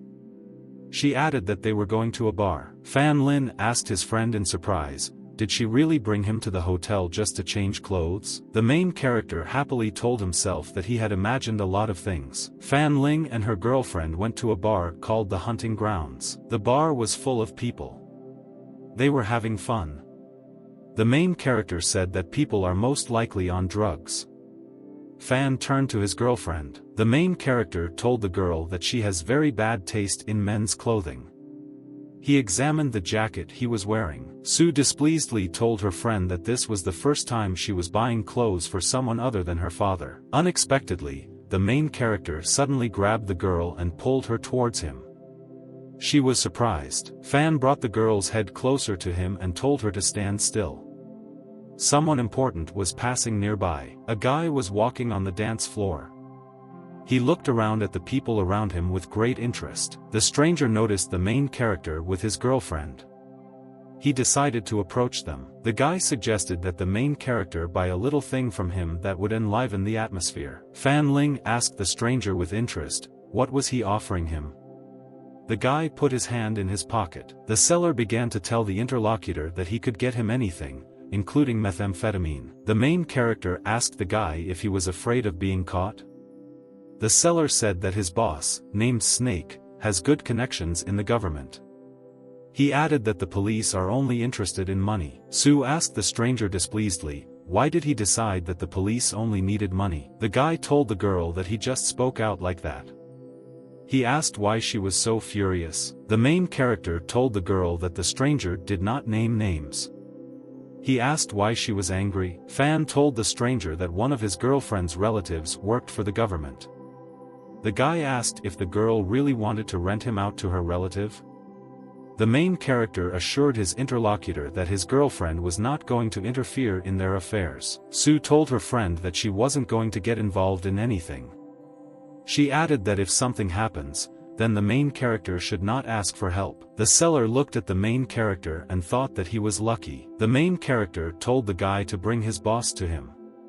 He added that he wanted the product in large quantities. The seller said that he would now call the snake. The stranger stepped aside. The main character told his girlfriend that he would speak. The main character took a closer look and noticed how a man he knew appeared in the bar. Fan asked displeasedly, what is he doing here? Girlfriend, I asked my interlocutor who he was talking about. Sue was surprised. She didn't understand what young Master Han Wutao was doing here. The main character told his girlfriend that they needed to tread carefully. Fan Ling told the girl that people would soon approach them. He asked, is she ready? Sue answered the main character that she had a camera in her brooch. She has a wiretap on her watch. She added that once they gather evidence, they will be able to arrest the suspects. The snake came up. He asked the guests with a smile if they came here for the first time. Fan Ling hugged the girl and answered his interlocutor that they had come from another city to have fun. Snake asked his interlocutor how big the deal is planned. Sue told the man that the more goods there are, the better it will be. Fan shouted to his girlfriend to keep quiet. The policewoman thought to herself that the main character was able to pull her out of the trap in time. The main character asked the man why he didn't even ask their names, but immediately talked about a big deal. The snake asked the guests how to address them. Fan said his name. He told the interlocutor that his girlfriend's name is Wei Wei. The snake told his new acquaintances that they could discuss the details of the deal in a quieter place. The main character and his girlfriend went into a separate room. They sat down on the sofa. Suddenly a crowd of huge militants appeared. Sue became worried. The girl looked at her friend excitedly. She decided that they had been discovered. Fan Lin asked the snake, why did he gather such a large crowd here? The snake told his interlocutors that doing business was very dangerous. He must be sure of safety. The man slyly told the guy that if he felt uncomfortable, he would ask his fighters to leave. The main character said that he doesn't care at all about the people in the room. The snake told one of his subordinates to show the young master the goods. One of the fighters showed the main character a tray containing methamphetamine and other drugs. The girl said admiringly that she saw in front of her a clean product and excellent quality. The serpent said that he was surprised that the young lady was so familiar with the goods. The main character asked the bandit how much goods he had. He added that money is not an issue. The snake happily thought to himself that a large fish had come to him. The snake offered to give his interlocutor 25 kilograms of each type. Fan replied dissatisfiedly that this would not be enough. The main character demanded 50 kilograms of each drug from the seller. The man was very surprised. After a short pause, the man told the guests that he would give them 50 kilograms. He added that he could now take them to the warehouse to check the goods. Suddenly the phone rang. Snake distracted from the conversation. The snake angrily picked up the phone and asked what happened. After the conversation, he replied to his interlocutor that he knew what to do. The man turned off the phone and winked at his subordinates. The main character realized that he had been exposed. The girl turned around and looked excitedly at the main character. He shouted that he needed to leave. The bandit took out a weapon. He shouted to his guests that they were trapped and had nowhere to run. Sue shouted to her friend that the bandits had a gun in their hands. The main character launched his needles into the man. After the flight, the needles pierced the bandit's hand. He didn't have time to shoot. Sue, I asked the guy if he really carries needles with him. Fan answered the girl that this is an old habit of his. The snake dropped the gun. He felt that he had it in his hand. The policewoman remembered that a little earlier the sniper's bullets also had needle-shaped holes. The bandit shouted to his subordinates to capture the guests alive or dead. One of the militants rushed at the policewoman with a knife. She prepared to defend herself. Sue very quickly grabbed one of the fighters by the arm and prepared to throw him. The main character swung his leg and hit one of the attackers with all his might. The snake stood with a knife. He looked at his lying fighters. He realized that he would have to do everything himself. The policewoman became worried. She noticed that more and more people began to come running. Suddenly the snake laughed very loudly. The people around were very surprised. Sue, I asked the main character, what did he do with the bandit? Fan said that he hit spots on the man's body that made him start laughing. The main character decided that it was time to leave. He grabbed a beer bottle and broke it. Fan held a bottle in his hand. He shouted to the bandits to leave. The boss continued to laugh. Fan headed towards the door. Around him the militants were retreating. Someone asked if their boss would choke from laughing. The main character brought the snake to the car door. He thought to himself that this was a stupid kidnapping. Fan turned around and sternly told the bandits not to pursue them. The policewoman sat down in her place. She pulled the lever and prepared to leave. The snake was handcuffed and shouted that if this continues, he might die. Sue said happily that they now have evidence. The boss happily thought to himself that he had a GPS in his shoes. His subordinates can find him and save him. The main character looked out the car window with excitement. He noticed that they were being followed. Fan Ling became very worried.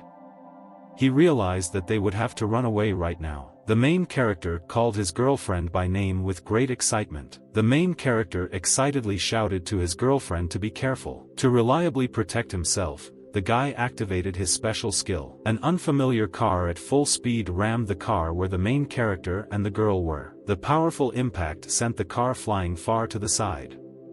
She was carried over the road. The car overturned and lay on its side. Inside was the main character along with his girlfriend. The guy was lying unconscious with his girlfriend. They suffered greatly due to the impact. Sue opened her eyes and began to come to her senses. She decided to help her friend. The police officer nervously asked her friend how he was feeling.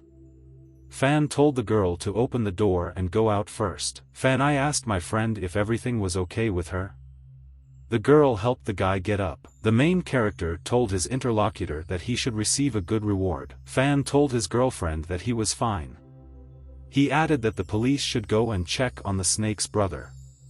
If the bandit dies, their efforts will be in vain. Su Shui told her friend to wait for her. She promised to return as soon as possible. The main character stood and looked ahead. He felt how the forces began to leave him. The guy could no longer stand still. He fell straight onto the pavement. The girl transported the main character to the hospital. He needed medical attention. Fan Ling lay unconscious on the bed. An excited girl sat next to him. The main character felt that his body was in great pain. He didn't understand what had happened. Gradually, the guy's memory began to return. He remembered very clearly that the accident had happened. Fan Ling woke up and jumped up on the bed. He noticed his girlfriend sleeping next to him. The main character happily thought to himself that Su Shui was doing fine. He realized that everything was fine with him too. Su Shui told her surprised friend that she fell asleep while she was waiting for him. The girl looked at the main character with tears in her eyes. She was very excited. Su Shui told the guy happily that he woke up. She added that she would bring the doctor now. The doctor told the patient that he was lucky and asked his girlfriend to deliver him calcium supplements. Su Shui waved her hand and shouted to the doctor that she was not the protagonist's girlfriend. Fan told the man that he was not a couple with his girlfriend. Medic put his hand on the main character's head and told him to continue to fight. The main character asked the policewoman what happened to the snake. Su replied that the bandit was dead. She added that the snake had a GPS in its shoes. Fan said thoughtfully that the accomplices simply decided to get rid of the snake. The girl said dissatisfied that they no longer had any clues. The main character told his interlocutor that he has one theory. The girl asked what the guy wanted to say. The main character told his interlocutor that the brother of the snake was a cowardly man. The police officer happily and confidently said that she would immediately begin an investigation. The girl handed the phone to the guy. She said his mom called a couple of times. Su Shui told her friend that her phone was broken into pieces. The main character at this time released the device from his hand. The protagonist's smartphone fell on his injured leg. Su Shui asked the guy if everything was okay with him. The main character said that he would call his mother and tell him that everything was fine with him. The girl told the guy to call. She added that she would come by later. The policewoman happily thought that the main character had put himself under attack to protect her. The system informed the main character that he had lost his golden armor. The main character remembered that when the car crashed, he felt that something from his clothes protected him. The policewoman remembered that she noticed the main character wearing gold clothes in the car. Sue turned her gaze and looked at her friend. Fan Ling hid the phone behind his back. The policewoman thought to herself that, most likely, she had imagined it all. Fan Ling looked at his phone and noticed that he had received a reward there. The main character received an instant healing potion as a reward in the drawer. Fan Ling was very pleased with such great attention from the system. The main character turned his head and looked with great attention at the table near the bed. Fan Ling extended his hand and opened the bottle. He noticed a bottle of medicine there. The main character joyfully shouted to himself that he had done what he wanted. Fan Ling grabbed the bottle and very quickly drank its contents completely. The main character felt that his headache was gone and his body did not hurt. His legs became light. The next day the girl worked at her district police station. Su Shui was very tired. She decided to buy something for the main character and visit him later. The main character wrote to his girlfriend that he had already been discharged. He added that she should not interrupt her work because of him. The police were very surprised that the guy was discharged within a day. The main character wrote to his girlfriend that he had already recovered and could walk. The policewoman thought to herself decisively that she must find the main character. At this time, a police officer entered the room and greeted the captain. A subordinate told his boss that he had news for her. The main character was at home in the evening. He had dinner with his mother. The mother was sitting with her son at the table. The woman asked her son who he was visiting. She added that she heard a woman's voice on the phone. Fan told the woman not to worry. He said it was just his friend. The mother told her son not to be an irresponsible man and not to leave the girl without words. At the same time the phone rang. It was Su Shui's girl who called. The woman fell silent. The main character realized that he needed to pick up the phone now. Fan asked the girl on the phone what happened to her. The main character reminded the interlocutor that he is very good at medicine. He asked if she was calling for a serious reason. The police said the snake was paranoid. He didn't trust anyone, but they were able to find the person with whom the snake shared information. Su told the guy that the snake shared information with his housekeeper named Bei He. The policewoman told the main character that she would pick him up tomorrow. Then they will go to the housekeeper. The main character read the future news carefully. They excited him. The news reported that the body of a woman named Bei He was found in Lotus Village. She was shot in the head. Fan Ling excitedly shouted to the police officer that he couldn't wait until tomorrow. He said we need to go now. The main character explained to the girl that something might happen to Bei. Fan Ling thought to himself excitedly that he didn't have time to wait for the police. The main character confidently realized that he must go to the future crime scene himself. Bei He was a famous beauty from Lotus Village. She lived in a foreign-style house. The girl spent her free time caring for and growing flowers. Bei He worked in her garden every day and walked her dog named Pip. The girl was almost 30 years old and she was unmarried. People in the village spread all sorts of bad rumors about the girl. Bei He sat near the mirror in her house late at night.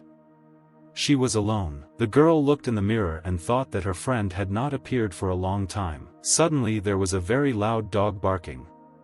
The girl told Peep not to bother her. Suddenly a plaintive dog squeak was heard.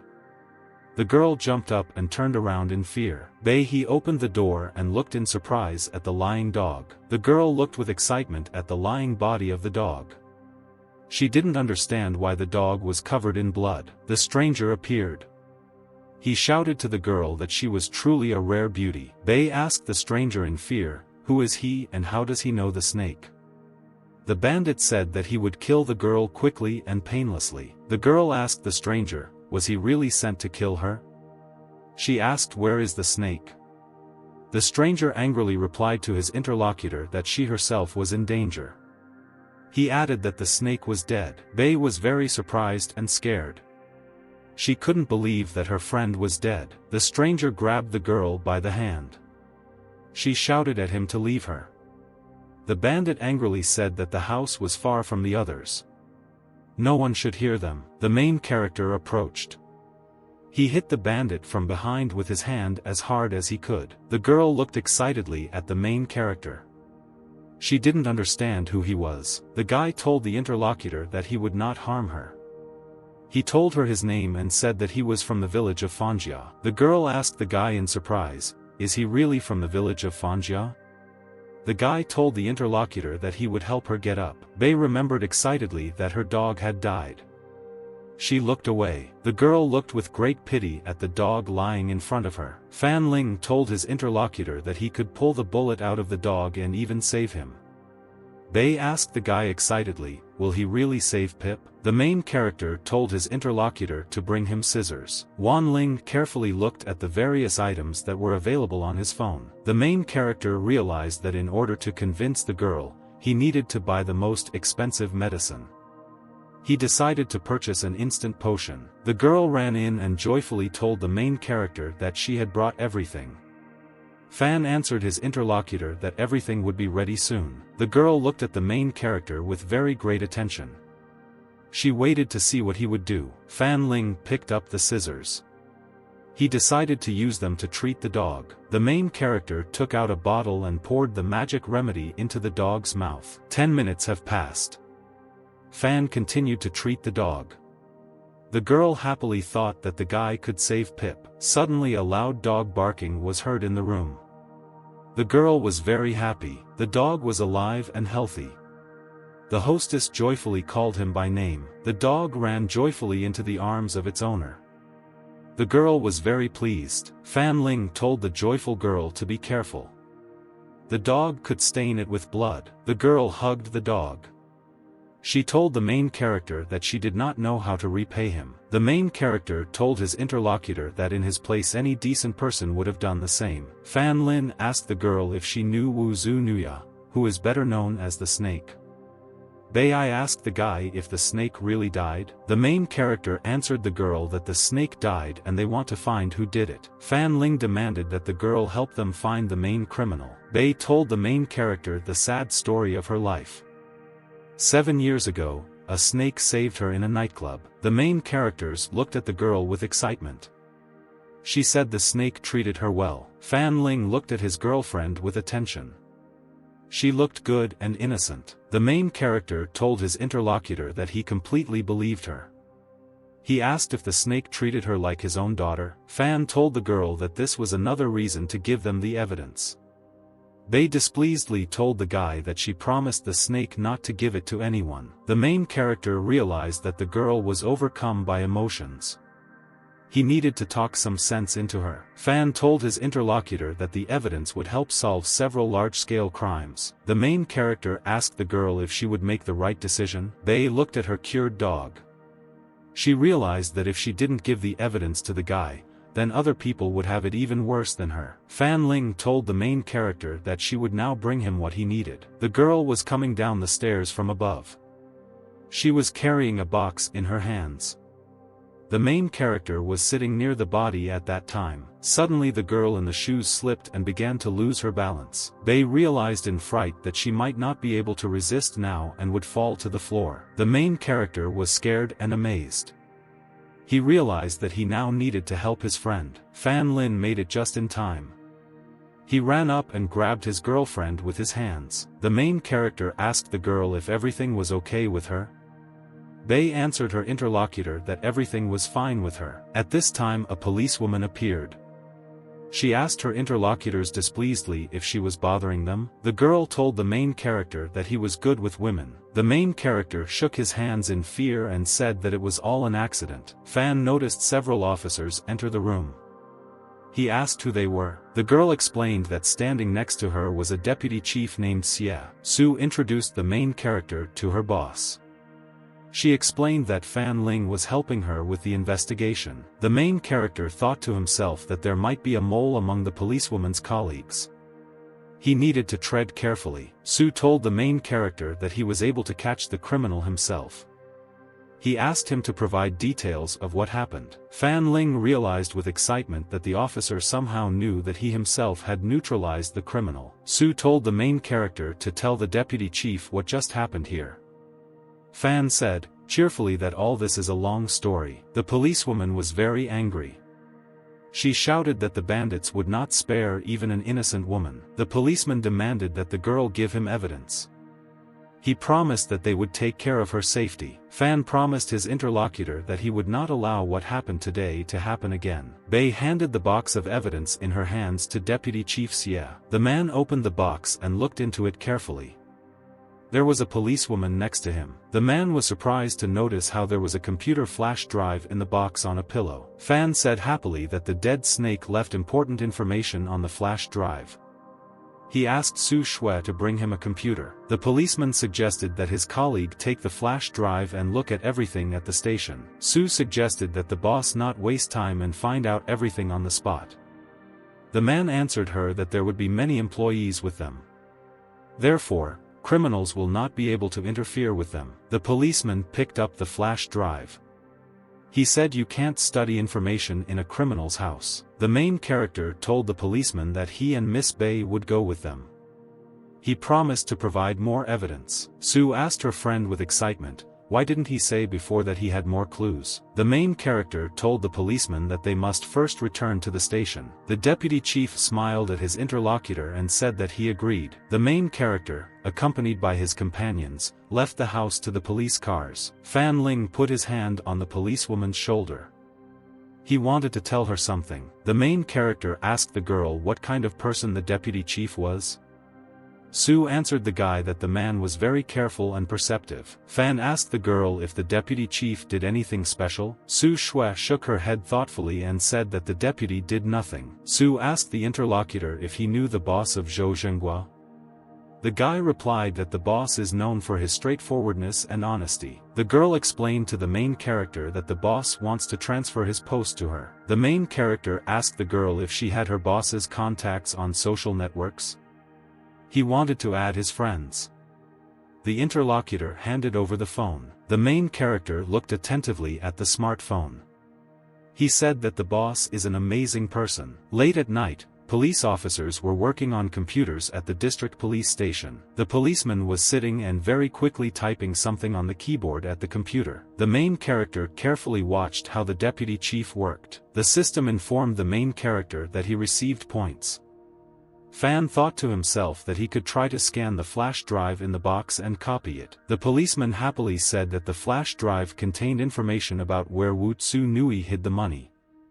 There is also information about the casinos and houses that the snake owned. Sue thought excitedly to herself that there must be more information on the flash drive. He told his subordinates to copy and double-check the information.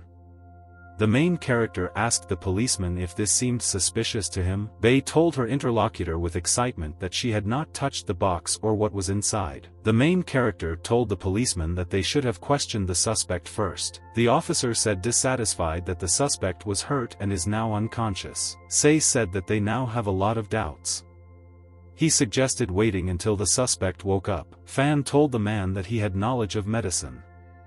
He wanted to examine the suspect. The man looked at the main character very dissatisfied and suspiciously. He said dissatisfied to the main character that he could not trust the suspect into the hands of an ordinary citizen. The girl said excitedly that she could vouch for Fanya.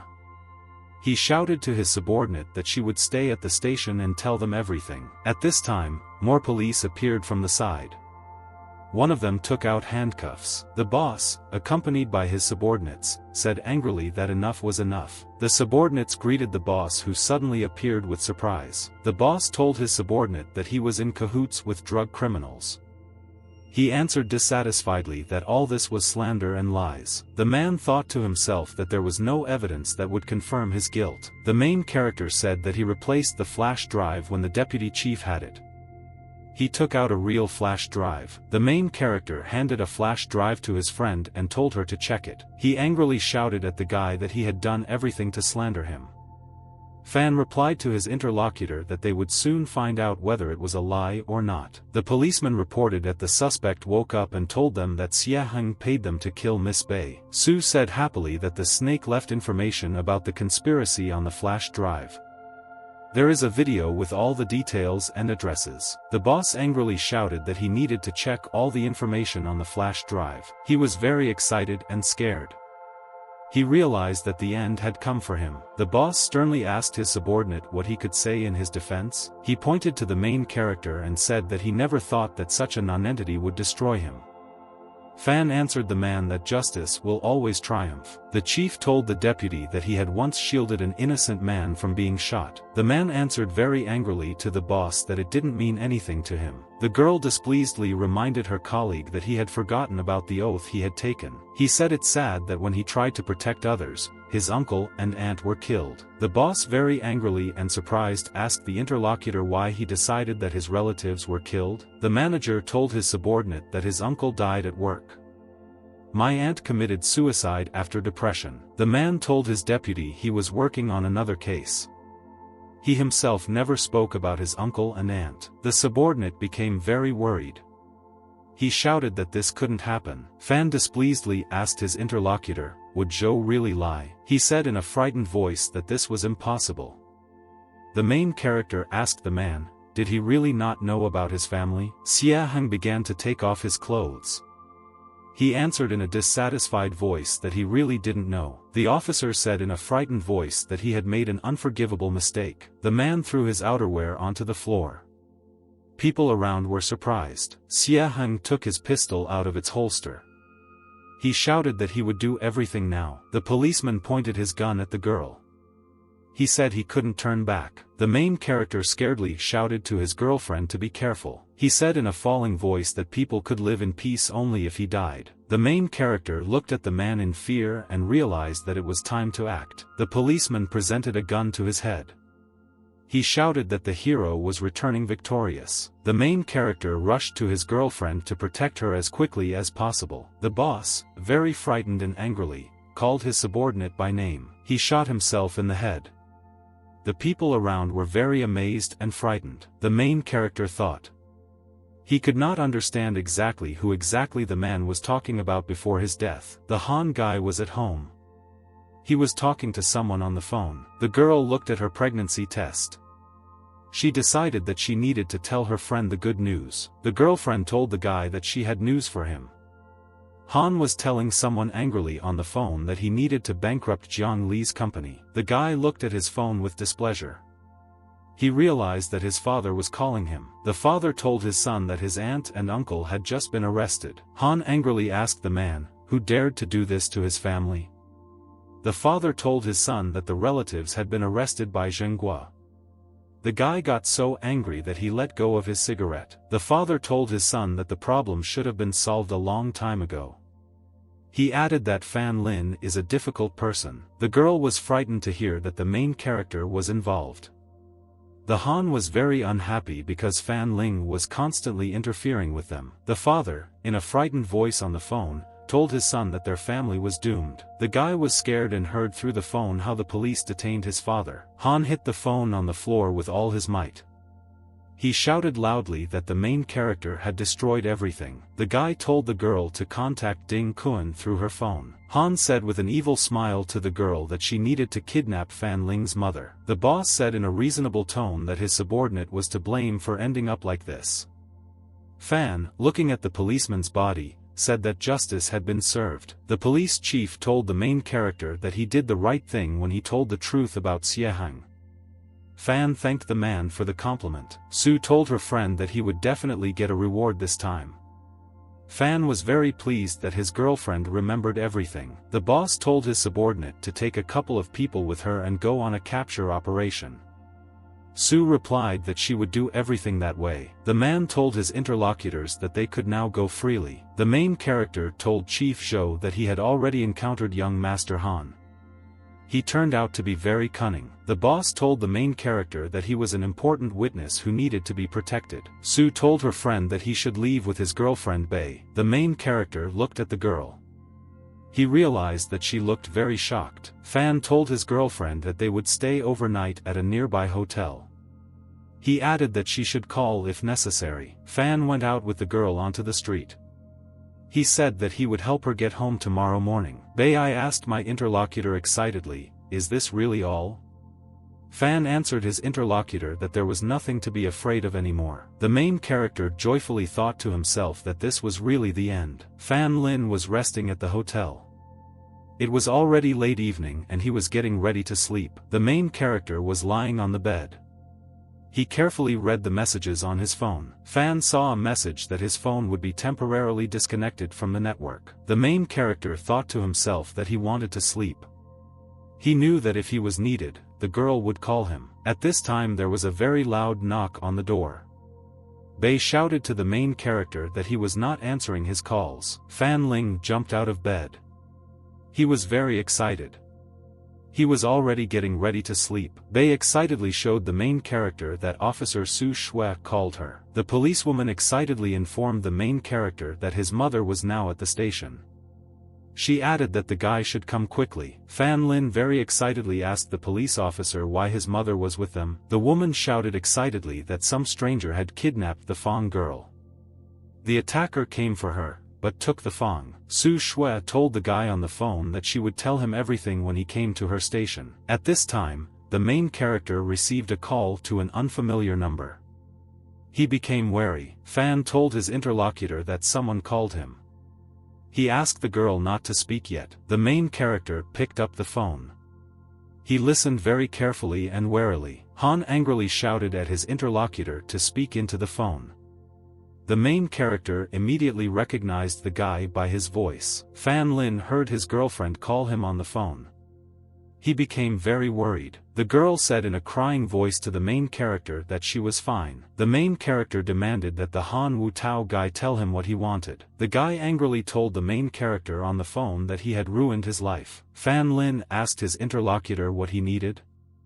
Han told the main character to come alone and without the police. The guy angrily finally told the main character that he would call him back later from another number. Fan Ling heard on the phone how his interlocutor hung up. The main character was very angry.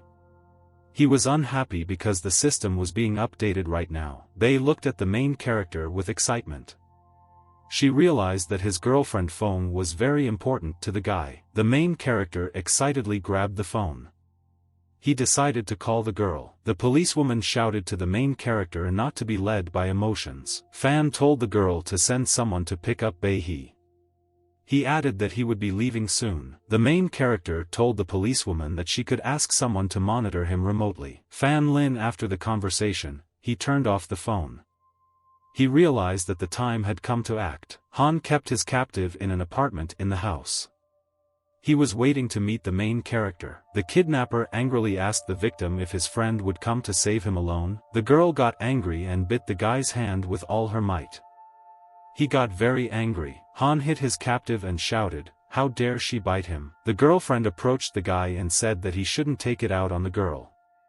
She reminded him that he needed the captive to intimidate Fan Ling. The beaten girl was sitting. She looked at the guy silently and with hatred. Han shouted angrily that he did not want to bully the main character. He wants to kill him. Fong was very scared and worried.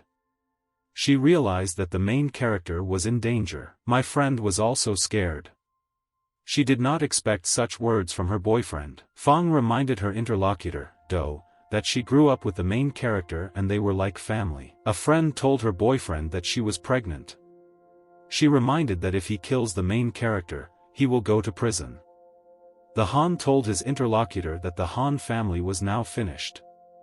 He added that there was no point in having a child. Han suspiciously told his girlfriend that she was using the unborn child to let her ex-boyfriend go.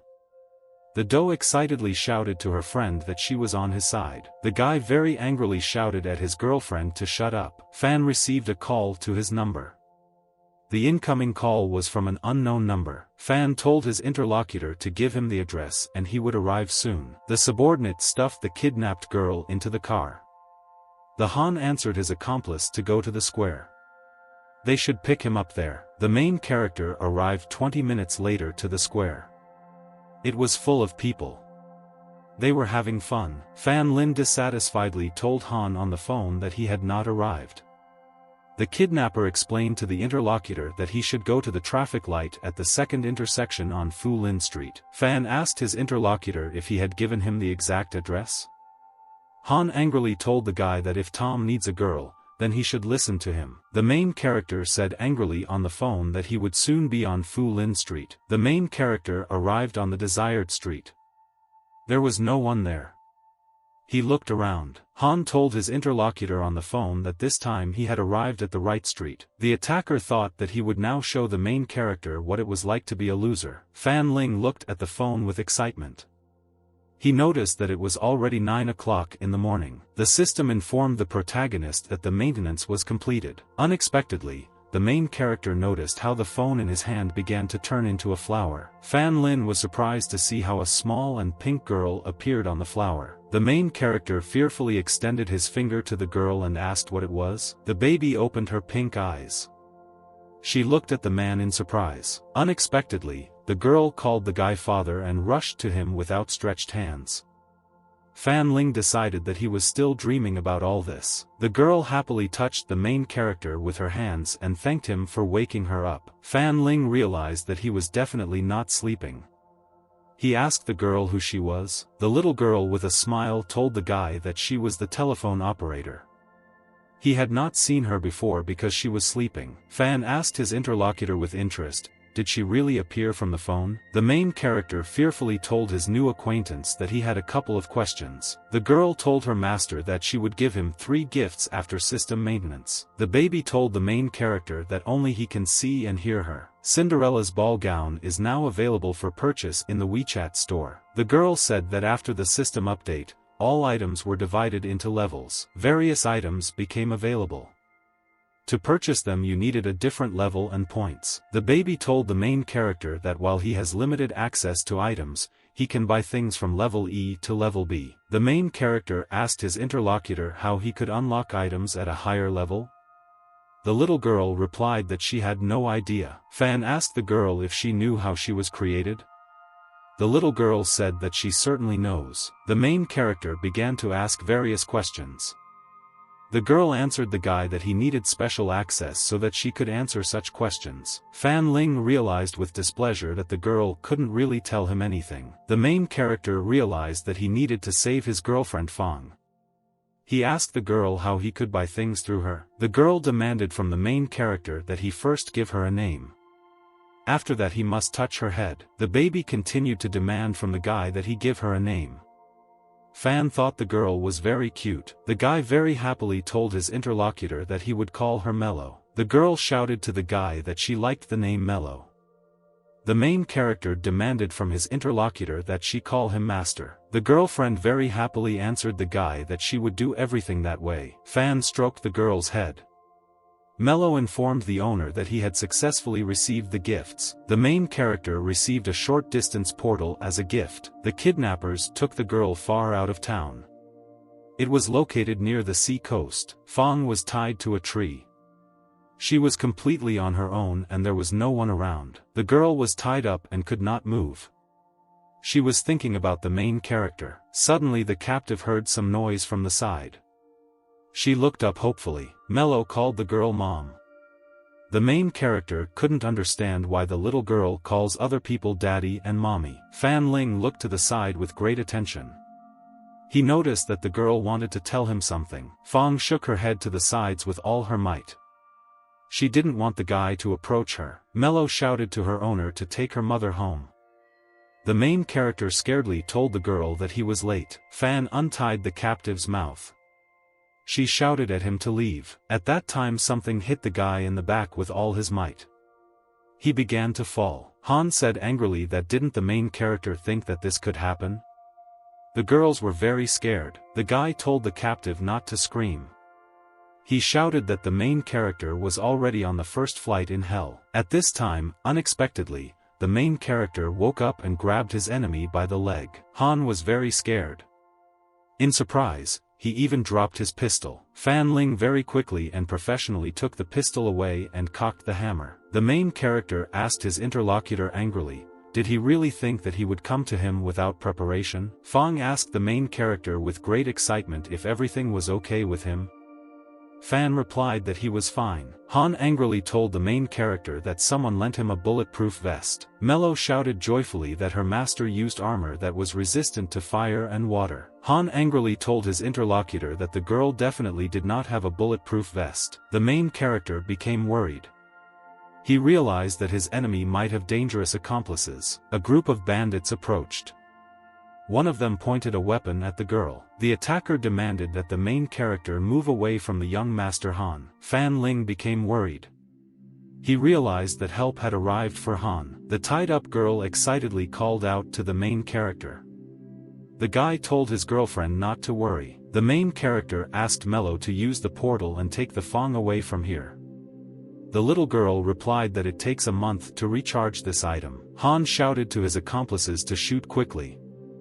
He added that the main character would not kill him. Mello shouted for the owner to defeat the bad guy. Fan angrily asked his rival, did he really think that he could always mock other people with impunity? One of the bandits told the main character that if he lets Han go, then they will let him go too. Fan asked the attackers why he should believe them. One of the bandits threw a knife at the guy. Another attacker said that the guy could take the parked car and drive away with the girl in it. Fan picked up a knife. He could not understand why the bandits decided to let them go. Han ordered his subordinates to immediately kill the main character. One of the subordinates told the boss that if they kill Fan, no one will know that he lost to an unarmed child. The main character untied his girlfriend. He shouted to her not to be afraid and that he would protect her. One of the bandits presented a weapon to the Khan's head and told him to come with them. Han grabbed the knife with his hand. He decided to try to attack the guy anyway. The guy accelerated and wanted to hit the main character with his knife. The girl noticed the danger. Fong, very scared and excited, shouted to her friend to be careful. The girl ran up and pushed the guy towards him with a big swing. Han missed and swung a knife at the girl instead of the main character. Fan Ling called his girlfriend's name very fearfully. She was mortally wounded. The main character got angry. He hit the Khan on the head with a big swing with his foot. Fan Ling asked Mello to immediately give him a healing potion and a painkiller. The main character carefully poured medicine from a bottle into his girlfriend's mouth. At this time one of the bandits fired a pistol. The bullet wounded the main character in the head. The bandits fired from all sides. The guy and the girl hid behind a tree. Fan promised his girlfriend that he would soon take her home. The main character grabbed his pistol and started shooting at the bandits in flight. The protagonist's bullets hit the criminals very accurately.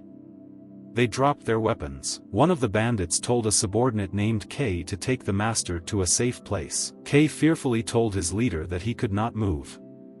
The bandits froze in place. One of the criminals noticed that he had a needle sticking out of his body. He realized that his body was not listening. Han told the main character that he really regrets that he did not kill him earlier. The guy angrily told the main character that if he kills her, then he will be no different from him. Fan angrily told his interlocutor that he was a loser. The main character was holding a small needle in his hands from behind. He prepared to use it. A girl ran up from behind. She called the main character very scared. The guy was surprised when he saw Fan Shaolon next to him. The girl, very frightened, asked her friend to spare Tao. The doe excitedly shouted to the main character that Han could do nothing more to him. The girl told the mountain hero that she was pregnant. This will be Tao's child. Mello was surprised that a baby could be in her tummy. The girl said that she did not want her son to grow up without a father. She asked the main character to leave the Hanyu's life. The girlfriend asked the guy if he promised that he would not bother the main character anymore. Han told the girl angrily that perhaps Fan Ling was the father of her child. The main character asked the girl angrily, does she really want to protect such a person? The doe tearfully demanded from her friend that he apologize for the sake of the child to the main character. Han said that he would not apologize and added that Fan Ling was to blame for everything. Han looked at the main character with anger and hatred. He laughed a little. The doe asked the laughing guy in fear what happened to him. Han continued to laugh and stand on the edge of the abyss. It was very dangerous. The exhausted guy said that it was all over. He looked up somewhere. The guy pushed away and silently flew down from a great height from a cliff into the water. The girl was very scared. She called her friend's name. The doe was very much amazed and frightened. She fainted from the experience. The main character loudly called his girlfriend Fong Shaolon by name. The girl was in the people's hospital. She was lying unconscious on the bed. Unexpectedly, the doe suddenly jumped up from her place and called out to Tao's dead friend. The patient asked if Tao survived. The guy told the girl to calm down. He explained that worrying would harm the child. The main character poured water for his girlfriend. He asked, "Should we worry about such a heartless person?" The doe replied sadly that she would do everything to make the child happy. Fan brought a glass of water to the girl. He explained to his girlfriend that the chances of survival were slim. The main character told the interlocutor that she would receive a prison sentence for helping a criminal. The doe explained that she would start living first in another city. The main character told his girlfriend that if she needed anything, she should call. He added that he would go and check the Fong. The doe said that she found herself in this position because of her greed. She added that she was very sorry. The main character told his interlocutor not to worry. He added that he is not angry with her. The main character walked out the door. The girl was left alone. She thought with sadness and tears in her eyes about her fate. The main character walked along the corridor. Mello informed him that he received 50 points as a reward for helping the police and saving people. The main character was very surprised that he received such a big award. Mello clarified that 20 points will be deducted from the main character due to the suicide of the main witness. Fan realized that in addition to rewards, there are also punishments. The main character thought to himself that he acted very impulsively because he was worried about the phone. The little girl told the main character that she wanted to sleep.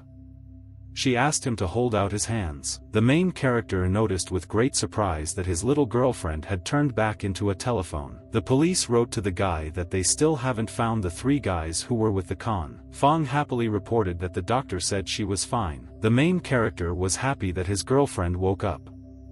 Her parents were next to the girl. The girl hugged her friend. She said that she thought she would never see him again. Fan told his girlfriend that it was all over. He will be here now. The father told the main character that his daughter is alive only thanks to him. Fong explained to the man that Fong saved him. The woman said that her daughter was brave. She said that she needed to thank her. Fan said happily that everything was finally safe. The woman looked at the main character with gratitude and said that he was right. The interlocutor told the main character that a classmate from high school called him and invited him to a class meeting. Fan was very puzzled by this information. Very soon night came and Fan Lin returned to his home. Fan Lin loudly slammed the door and announced his arrival home. His mother, who was behind him, said that he looked so happy as if he had not been home for years. The guy turned back and said that it had been a very long day and so his mother should take a bath and rest. The woman said that the main character could also use some sleep and asked not to forget what Fong had done for them, which Fan Lin assured her of. Very soon the guy found himself on the bed and thought only that it was too late to call back and it was better to start by adding him as a friend on WeChat. Exactly at this moment, when Fan Lin added the man to his friends list, the same man wrote and asked if Fan Lin remembered him because he was Chen Quan.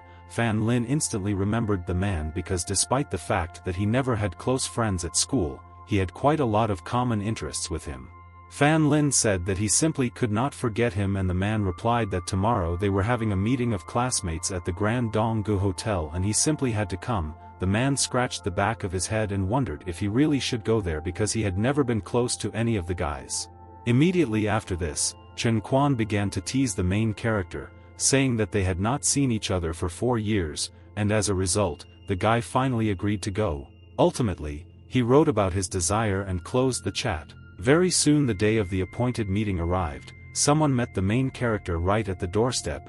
He was glad that Fan Lin came because he was bored. Immediately after this, another man got out of a nearby car and asked not Fan Lin Summer. With a confident expression on his face, he said that he had not changed at all and still looked like a beggar. Fan Lin also couldn't help but agree and said that he hasn't changed either. After all, years have passed and he still doesn't brush his teeth. Wu Ku was extremely offended by this remark and asked if he was snapping while Chen Quan was trying to smooth things over. Wu Ku was even more offended and hurriedly went to the exit, saying that for the sake of old age he would forget about it. Immediately after this, Chen Quan approached the main character and said that this meeting was sponsored by Wu Ku and asked him not to be angry with him. Fan Lin said not to worry because as long as he doesn't pester him, he won't waste time on him, which the man was extremely happy about. Very soon the whole company gathered. One of the former Odnoklasniki said that Fan Lin was one of the smartest and asked what fantastic job he was able to get. Fan Lin said that she is not fantastic at all and the man works cultivating the land in the village and fishing. The man recalled how his grades were good enough for a first-class university, but his mother could not afford the tuition, so he chose a very mediocre university with a good scholarship and low tuition fees. Immediately after this, the man who asked him about this began to mock the main character, saying that the smartest person in their class turned out to be a farmer. Immediately after this, Wu Ke began to mock the guy and said that he could help him get a job in the company because it would be better than being a farmer. Chen Quan tried to stop him, but it was too late. Unexpectedly, a certain girl came into the building and asked what if he was a farmer. As it turned out, Xia Miao, Sister Li, and Big Guy came into the building. They greeted the main character. The guy didn't expect to meet him here and was very surprised. Wu Ke immediately widened his eyes as he couldn't believe that members of the Jiang family had come here. That same Odnoklasnian called Wu Ke had everything and asked if the main character really had such acquaintances. Immediately after this, Miss Bei came in and also greeted the guy. The man was clearly surprised to see her there and asked what she was doing here. Xia Miao said that she ran into Miss Bei and brought her here, while Su Shui said that Miss Bei came with money and she met her by chance. At the same time, Sister Li began to pester Wu Ke and asked him what was wrong with the farmers while he was trying to pass. Ultimately, Xia Miao told the girls not to pester the guests and to move on. Wu Ke said that they were having a meeting of classmates here and asked if they would like to stay here since they are friends of the main character. The girl said that in this case the dinner would be at her expense, and since this was her hotel, she asked the big man to bring a couple of bottles of good wine. Fan Lin tried to stop her, saying that she was too generous. Su Shui approached the main character and said that they would support him, while all the remaining classmates of the main character could not believe that someone had acquired such connections while being a simple farmer. But Fan Lin looked at her and asked if she was here for the same reason. However, the woman said that she arrived with money and met the captain. She already said that she wanted to find the main character and go to the amusement park, and she also wanted to go. At the same time, Fan Lin noticed how Wu Ke was trying to get Xia Miao, who was refusing alcohol, to drink. "I did it." The guy stood between them and said that she didn't need to drink in his honor. Wu Ke asked why the girl couldn't drink at their expense if she treated them to dinner. However, Fan Lin said that she would not drink. The man was clearly angry because, in his opinion, he had already practically got Jiang Li. At the same time, Jiang Li only thought that she came to support the main character, but in the end it was the man who protected her. Ultimately, she said that she didn't mind drinking if he wanted it. Fan Lin said that this is not necessary and she can go because she shouldn't mess with people who have ulterior motives. Wu Ke got angry and asked who he was referring to. Su Shui at the same time walked up and pushed the man, said that the boss asked him to convey his proposal to attend the press conference in half an hour, and apologized for forgetting to tell the main character about it. Fan Lin, however, did not understand what kind of press conference he was talking about because he thought that someone had said something. However, Su Shui only winked at the main character, hinting at help. He approached the main character's company and asked what kind of press conference they were holding. Su Shui said that Fan Lin helped the police with a couple of cases involving armed drug traffickers. He also exposed the corrupt deputy chief. Heating at the same time could not help but clench his teeth because he understood that in this way she represented the main character. At the same time, Sister Li joined in and said that when Jiang Li was kidnapped, he helped despite the fact that all the laurels went to her. Fan Lin began to push her and tell her to go, even though she was telling the truth. It embarrassed him too much. Fan Lin eventually waved his hand and apologized to the headman, saying that he would go because if he stayed, his classmates would bombard him with questions. Chen Quan gave permission to the main character to go while the rest of his classmates began to whisper because they understood that Chen Quan did not just speak well of him because he was really successful. At the same time, Chen Quan himself said that there was nothing like this and he didn't expect it either.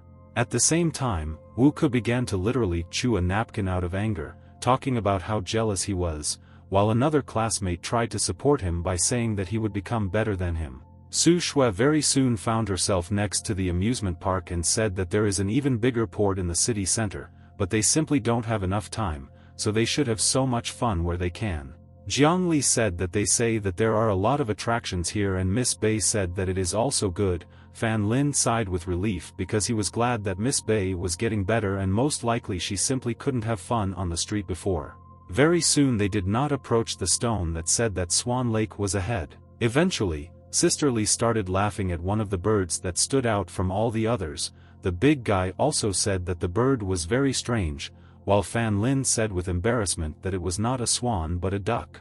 Very soon, Fan Lin and Jiangli found themselves on one of the slides. After that, Fan Lin and the captain went to the panic room, and the girl was clearly scared. Fan Lin asked if she was really afraid of ghosts, but she said that there was not a word of truth in this. After all, they were just people in suits. At some point, Miss Bei took off the hood of one of the employees and told Su Shui that these were just people, while the employee asked if this girl was not afraid of them at all. Ultimately, Miss Bei said that even if the ghost was real, she wouldn't be scared. However, a loud scream suddenly sounded and Fan Lin instantly turned his head. As it turns out, one of the employees was taken upstairs while Sister Lee was telling her not to intimidate Jiangli. Fan Lin could only think about how difficult it was for them to work in a haunted house. I drank it through. Very soon the company left there. Suddenly, Mello appeared and said that she wanted to go to a certain attraction, and despite the fact that Fan Lin tried to stop her, she was honest.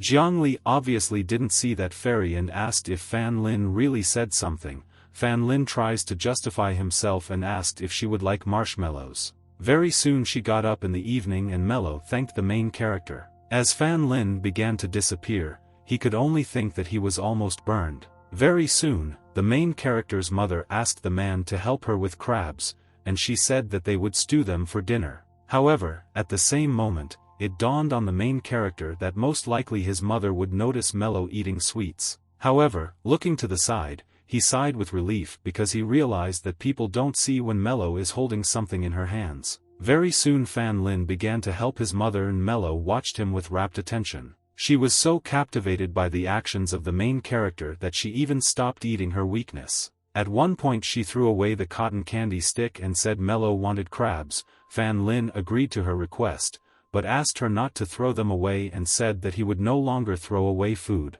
At some point, Fan Lin noticed that everything was a type of stick, a shell that looked quite large. Having opened it, Fan Lin noticed that there were a huge amount of pearls there and was very surprised. Ultimately, Fan Lin hurriedly ran into the house and asked where his mother found the shell with pearls. Fan Lin went up to his mother and said that along with the crabs there was a shell with pearls. Zhao Bailan was very surprised and asked if the guy was really sure that there were pearls there. When the woman finally opened the shell, she was really happy to see the pearls and said that Uncle Van gave her the crabs, and he caught them in the sea. Fan Lin immediately ran out of the house and said that he would run and check. His mother tried to stop him and told him to eat first, but Fan Lin replied that the treasures would not wait. However, as Fan Lin ran out of the house, he realized that he had forgotten to ask where exactly Uncle Wang had caught them and realized that he had nowhere to start. At this point, Mello intervened and said that she could scan the sea, but it would cost 4 points. However, Fan Lin agreed to such a lucrative deal. As a result, Mello wrote off 4 points and said that there were 39 points left, after which she began scanning. She said that the sea is full of bait and the water is clean and calm, and this is a wonderful place for shells to grow and reproduce, and the red dots are places where shells accumulate. At the same time, she showed the card to the main character. The man was very surprised at how many there were. Fan Lin understood that shells with pearls would bring success to the village and Mello was happy because of him. Nevertheless, the guy understood that if residents started coming here for shells with women, this would lead to quarrels, and if all the shells were caught, then everything would be even worse. The guy looked at the sea and realized that he needed to think carefully about his plan of action. At the same time, on the other side of the sea, some strange gathering of people gathered. They were clearly not familiar with this language and even spoke with errors. One of the men asked what the other was doing. The man who was asked looked into the distance of the sea and, smoking a cigarette, said that he was trying to make out the place where he would someday return. The man said that the person the boss asked to keep an eye on woke up, and his language skills were terrible, so he asked to talk to him. Very soon, Fan Lin approached the mayor's office. Fan Lin was in his office praising the excellent photograph of the mayor and marveling at her talent. The woman said that this was not her work at all and that it was made and given to him by his grandfather. She also said that along the career path there are adult downfalls and everything is changeable. The woman also said that many people forget what they wanted in the first place, and her grandfather wrote this to motivate her. Ultimately, the mayor drew attention to the main character and asked if something had happened. Fan Lin said that he has a business and wants the mayor to give permission to use the site. At the same time, the woman asked if he really wanted to build a house. However, immediately after this, Fan Lin showed the map and the shells with pearls. The guy said that the villagers live off fishing and sometimes they manage to catch a shell. He said that one of them was a pearl and that it was on these quite recently, and later he went to explore and found out that shells can be caught in about 500 acres of sea. The guy also said that he wants to propose a joint project to the city government to create a shell plantation and ultimately share the profits, and this will not only be a breakthrough for the village, but will also benefit the entire city. However, the woman immediately realized that the main character simply needed people to work on the territory. Fan Lin said not to worry anyway, because whether it's a city or a village, he was born and raised in these parts, so he just wants everyone to be happy. The mayor said that she knows about this, and if what he says is true, then this is a good opportunity for the city government. The woman told her to give her a short tour, and then she made her final decision. Very soon, Fan Lin gathered all the villagers near the square. Many began to whisper, but they understood that the mayor had gathered them for some kind of announcement and did not understand what it was about. After some time, Fan Lin asked for silence and said that it was he who called them all and he had good news. Xiaofeng's mother immediately began to make fun of the guy and asked if he and his daughter had become a couple, to which the girl blushed and said to stop. One of the villagers asked if he really wanted them to pull the sunken ship from the bottom and asked them to take into account that this was illegal. Fan Lin blushed and said that this does not concern the village, roads or looting, but that is not the point at all. The guy smiled and said that he wanted to ask them all to help collect shells and pearls. Fellow villagers were very surprised and asked if he was really talking about shells with pearls, to which the guy agreed. After some explanation, one villager realized that this way their village would become richer and were glad to take part. Fan Lin said that it's not the Sultan, but that there are a lot of shells, but you can't take them all. One of the men said that if they take them out, they will become famous. Fan Lin said that shell is the mother of pearls, but the number of stones varies, and they are not processed, so they will not get much money from the sale. Everyone immediately got upset and asked what they should do in this case, because they couldn't just ignore the money. The guy said that that's why he thought of a joint project with the city, and now they all become auctioneers and try to create a pearl shell farm. Xiaofeng asked if they could really cope, and many simply did not understand who the auctioneers were and why they would need government help. Fan Lin said that this way they can breed shells, and if they all become auctioneers, then as long as they invest money in the project, they will receive their share of the sales every year, and in this way they can earn money and share the risk among everyone. The mayor explained that residents in the village would have to spend a lot to buy territory at sea, and if the government succeeds, they would save money. One villager realized that selling pearls would bring more than working in a restaurant and have already begun to draw up a work plan. The mayor said that she will lead a team of experts to conduct reconnaissance.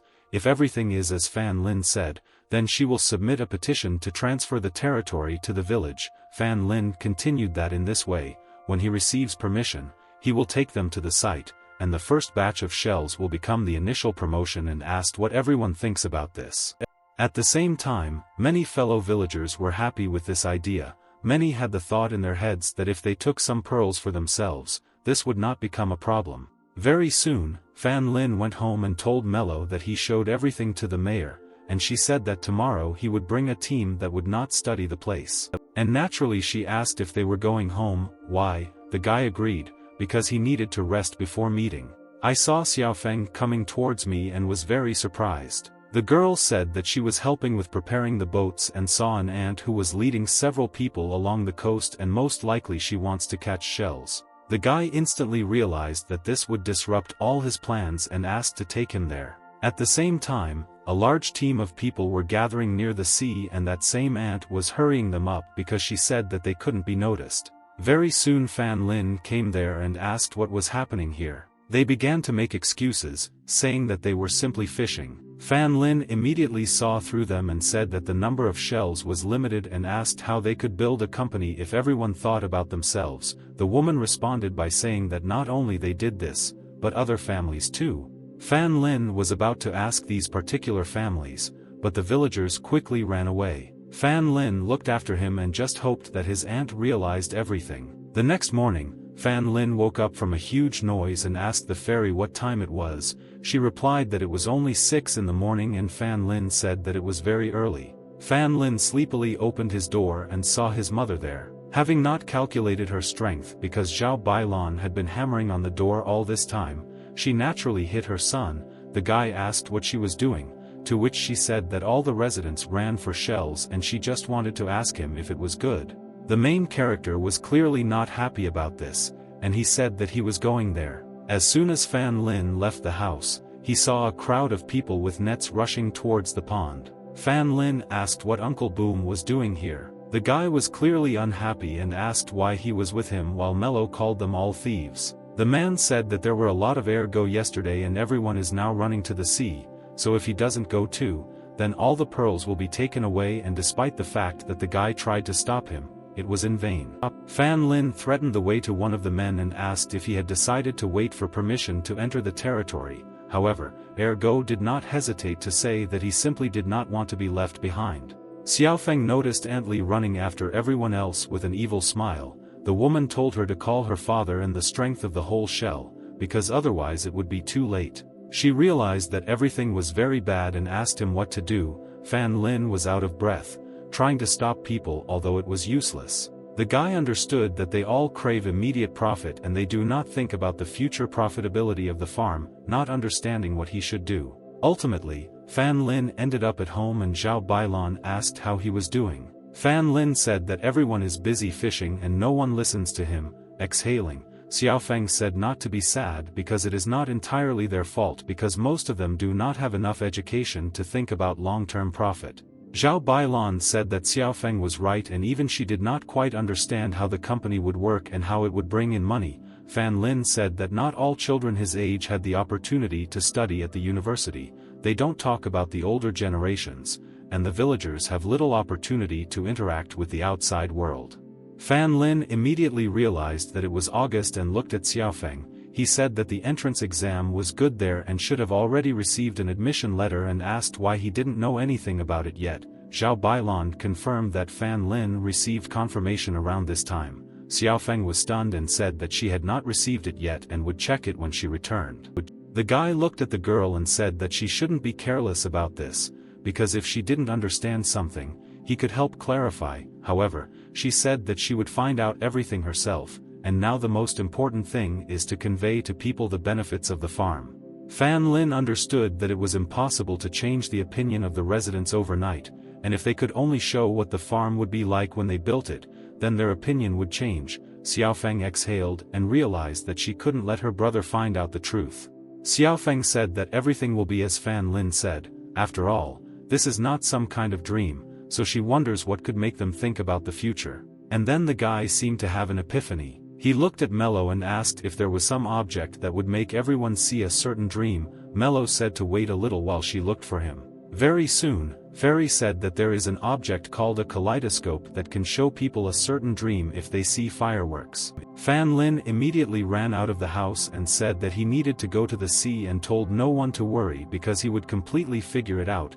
Zhao Bailan and Xiaofeng were left in disbelief. Very soon Fan Lin found himself at the sea where absolutely everyone was fishing for shells. Mentally, Fan Lin turned to the fairy and asked how he could use the kaleidoscope. Sophia said that Fan Lin can choose a template, and after confirming the purchase, fireworks will appear over the sea. Fan Lin looked at the proposed dreams and saw that there were templates with a scientist, a nightmare and wealth. How at some point the main character became focused on a certain pattern. As it turned out, some kind of erotic dream was shown there. The guy said from his nose that these are not suitable, especially the last one. Mello said that in this case, Fan Lin simply had to choose another dream and agreed with something.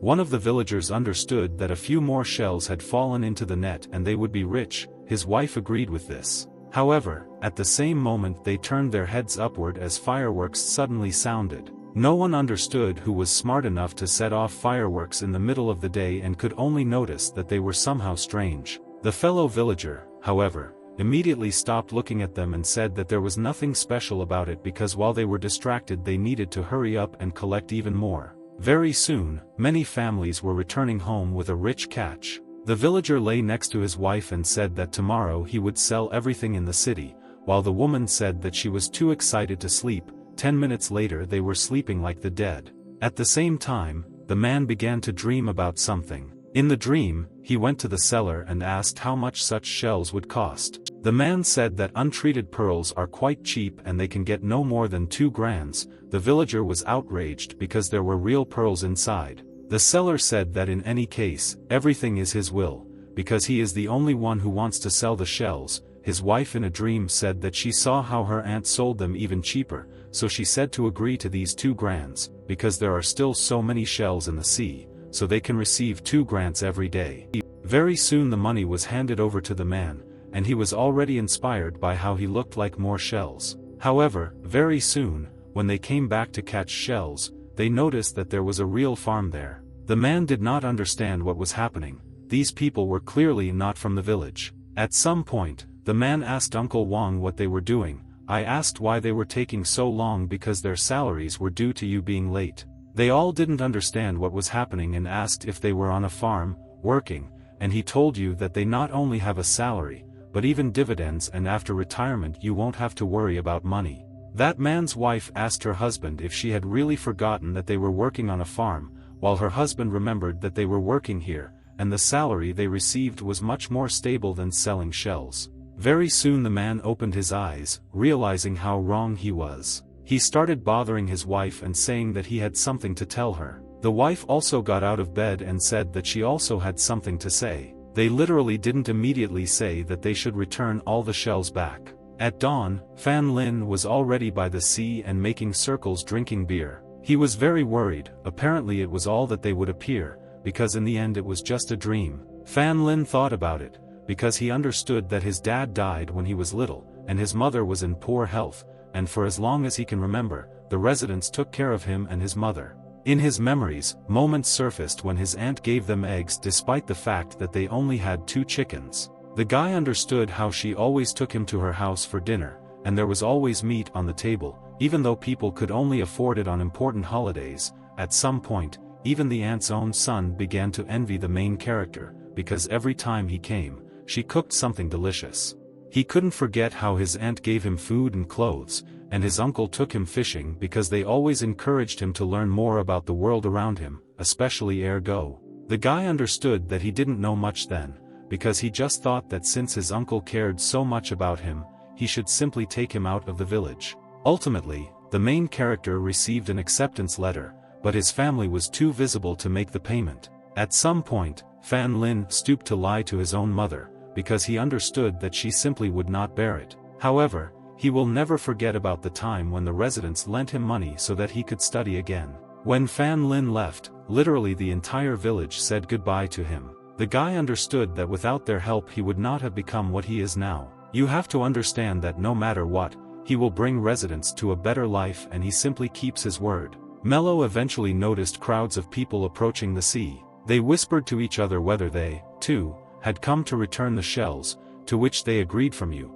because they understood that it would be more beneficial for them if they left them now. Fan Lin couldn't believe that absolutely everyone had returned. Fan Lin eventually stopped the crowd and said that since they all came, he had something to say. The guy said that even though they didn't quite understand what kind of farm he wanted to create, they should know that it would bring them money for a very long time, and they had been helping him since he was a child. Unexpectedly, the main character's mother came there and said that they had really been taking care of her and her son for years. Fan Lin didn't understand what she was doing here. With tears in her eyes, she said that Aunt Lee gave them 221 eggs, and Uncle Bull gave him 1,053 yuan for college, continuing about the contribution of the Ergo family. The resident said that she didn't need to write all this down at all, and Fan Lin had already repaid them. Bursting with tears, he said that they helped a lot, and of course she wrote everything down, but Fan Lin simply wanted to lead them to a better life since childhood. Immediately after this, one of the villagers began to calm the sobbing mother. The guy also looked at this with a smile and mentally thanked the woman. And the residents approached the main character and asked for forgiveness. They all understood that they had let him down because he had done so much for them, and they only thought about themselves. The man said that today they have terrible living conditions and he understands why. They wanted money. However, Fan Lin said that they will not receive anything for a second, and only if they work will they be able to achieve success. Very soon all the residents began to sincerely encourage him. Very soon the mayor visited the village and asked how the main character managed to unite them all. She asked something like that, and was it really something bad that happened? Fan Lin laughed and said that there was nothing serious and everything was resolved. Fan Lin said that tomorrow he would sell the first batch of shells in order to cheer everyone up, to which the woman agreed. Very soon, Fan Lin was at the knowledge of the sale. Carrying a bag of shells behind him, he understood that the work of all residents was hard in the literal sense of the word. He was eventually stopped by a police officer who told the protagonist to stand still. The guy was glad to see the passerby and said that Jiangli said that she was doing business with Dingxing Jewelry and asked him to come here. Finally, he asked if he could call the managers. However, the guard looked at the protagonist clearly with contempt and said that no manager wants to see a migrant worker. The guy understood that the guard did not trust him and said that if he did not believe him, then he could simply ask him to check. However, the man said that he had nothing to check. He had seen many people like him. Suddenly, a man came out of the building and told the security guard to go and collect his salary because from today he would no longer work here. And then a stately man with a serious expression on his face came out. The guard clearly did not expect to see such an important person here, while Fan Lin wondered if he was an auctioneer. The manager said that he didn't know that he was the same main character that Jiangli was talking about. The guy scratched his head and said that he didn't know that manager Su moonlights as an auctioneer. At the same time, the security guard could not believe that he was really a client, and even knew the manager. Manager Su came and asked where the pearls were and if he needed help. Fan Lin said that he doesn't need anything because everything is here and he can bring it himself. At the same time, Manager Su realized that it was not surprising that the guard didn't believe him. After all, who would bring pearls in such a bag? At the same time, the guard did not expect to see any people and called them Madam and Young Master. Both young men are happy to see the main character. Fan Lin clearly did not expect to see Brother Jean and Jean Yu here. Manager Su also didn't expect to see such important people here. The guard instantly realized that Fan Lin was not only friends with the manager, but also with the madam and the young master. With tears in his eyes, he began to beg his boss that he did not know that this person was his friend and begged him not to fire him. However, Jean said that he was fired anyway and asked to be led. She is at the same time their mistress and master, and what does that mean? Brother Jean said that in fact Jean Yu is not an assistant but his sister. Jean Yu said not to blame her brother because she works in a detective agency, and then the client was Han Wu Tao. Ultimately, Fan Lin got angry and asked if they were the ones who organized that auction. Fan Lin, however, was offended and said that they should not do that again and would not approach him again because they had betrayed him. Zhao Bailan is alive and said that no matter what happened between the madam and the master, however, there is no need to involve business in this. Brother Jean asked if he was collaborating with a jewelry house and said not to worry because it was not their property. Jean Yu said that this is true and this property belongs to the old man, and he is also a super guy. Tried to restore the main character and said that Jiang Li told him about the affairs, and she didn't understand that despite the fact that he was angry, he couldn't ruin the plan, because the villagers were counting on him. He didn't say that he would show the pearls and hope that this time he would get caught without any tricks. Very soon they arrived at the jewelry house. However, the protagonist's former classmates also happened to be there and began to look around. Finally he said that they all know that Jiang Li loves their jewelry house the most and he will definitely become his in the future. The man said that he would also eat it and said not to worry, because if he inherits the family business, he will take the man as a share. Wu Ku thanked him for such a generous offer. At the same time, the man understood that the old man was still a thorn and he wanted them to build their own careers, and then decide which of them would become the heir. The guy understood that his brother owned a restaurant, and another owned a detective agency. He simply needed to get this store. Suddenly, the man saw Fan Lin and his company approaching him. brother and Jin Yu begged the main character and told him to consider this as compensation. At the same time, this same man asked who they were hanging out with. Wuko recognized him instantly and said that it was his former classmate. The man said that his classmate does not seem to have much power since he does not pay attention to them and therefore they can come closer. The man followed the main character and realized that he was going to draw up a contract, also nothing. He instantly realized that it was not for nothing that his brothers and sisters were hanging around him. Seeing the man approaching the company on, Wuko asked to do something while the man said that this was a great opportunity. Jin Hui asked his little brother what he was doing here while the man said that she was just taking a walk. Jin Yu immediately began to quarrel with her brother and asked why he called someone like him his younger brother, because this small child was brought into his family by his mistress, who killed his mother. At the same time, the man smiled and thought about how he would become successful. Ultimately, this man stopped the main character. The guy asked if it was he who turned to him and he confirmed his words. Fan Lin asked who he was and wanted nothing. The man said that he wanted to discuss business cooperation with them and asked if he would like to give him a minute. Fan Lin was embarrassed because he understood that manager Su was responsible for cooperation and understood that they had agreed on another day and was about to call him. However, the man stopped him and said that he was the third child of the Jin family, Jin Yang. Fan Lin was very surprised and looked at the man. Jin Yang said that his father told him to start his own business and said not to worry because he is not like his Jin Yu and brother. After that, he suggested discussing the details in another place. She, as Fan Lin, apologized and said that they no longer need investors. However, Jin Yang said that they could stop cooperating with the jewelry house and he could offer more favorable conditions. However, Fan Lin said that he had already made a deal and was not going to break his promise and asked to find someone else. The third son tried to stop him, but he realized that it was quite difficult to convince him. Wuko said that he tried to stop him and said that Fan Lin never accepted other people's kindness. The man said that he could talk about the time when Fan Lin was in high school and Jin Yang noticed that he was quite an interesting case. Very soon Fan Lin found himself at home. His Zhao Bailan approached him and said that the villagers were busy preparing for the holiday and asked how things were going with the sale of pearls. Fan Lin said that everything is fine, and he will communicate the details this evening. Fan Lin heard Xiaofeng's excited cries and wondered if Jing was here, which his mother confirmed. Fan Lin walked into the room and asked if she really was a genius. At the same time, Xiaofeng said that she calculated everything in her head and was never mistaken because she checked it. Fan Lin looked at the notes and realized that Jing was really good at mathematics. The guy asked why she didn't work on the farm and if she wanted to help with the calculations. Very soon, Zhao Bailan came into the room and said that her aunt said that she was making canned crab and said that she could use some to help. Very soon the whole village gathered around the tables. One of the residents asked about the name of the farm for Fan Lin. Fan Lin said that he had not thought about it yet and asked if he had any ideas. Uncle Wang thought about it and said that since he owns most of the shares, the name Fan Lin Farm would be ideal. I drank it away. She, as Fan Lin, became embarrassed and said that he thought that this was not a very good idea and that visitors might think that they were raising an animal with his name.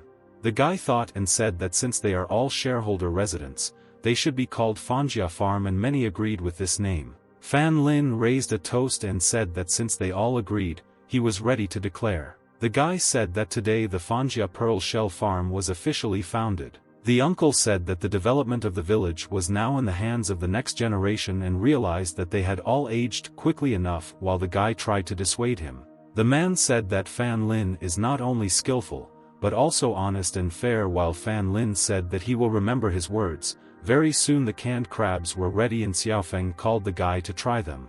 Fan Lin picked up one of these crabs and realized that they were quite plump. Fan Lin was about to put himself in his mouth when he grabbed the main character by the tongue. Fan Lin immediately snatched the crab from his hands and tears appeared in his eyes.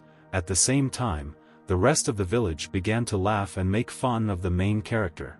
Jing said that she thought it would be delicious and would bring fruit now. At some point, Jing began to ask the main thing about the hero, who was worried about her, why he was swaying. The guy grabbed the girl and asked if she was so drunk because of the crabs with liquor. At the same time, Xiaofeng began to feel jealous and thought only about what Fan Lin and Jing were doing. Very soon Fan Lin came to the jewelry house. Mello said that they would soon become rich, while Fan Lin understood that his cooperation with the jewelry house had a favorable effect on the farm, and today he would like to make a deal with the manager.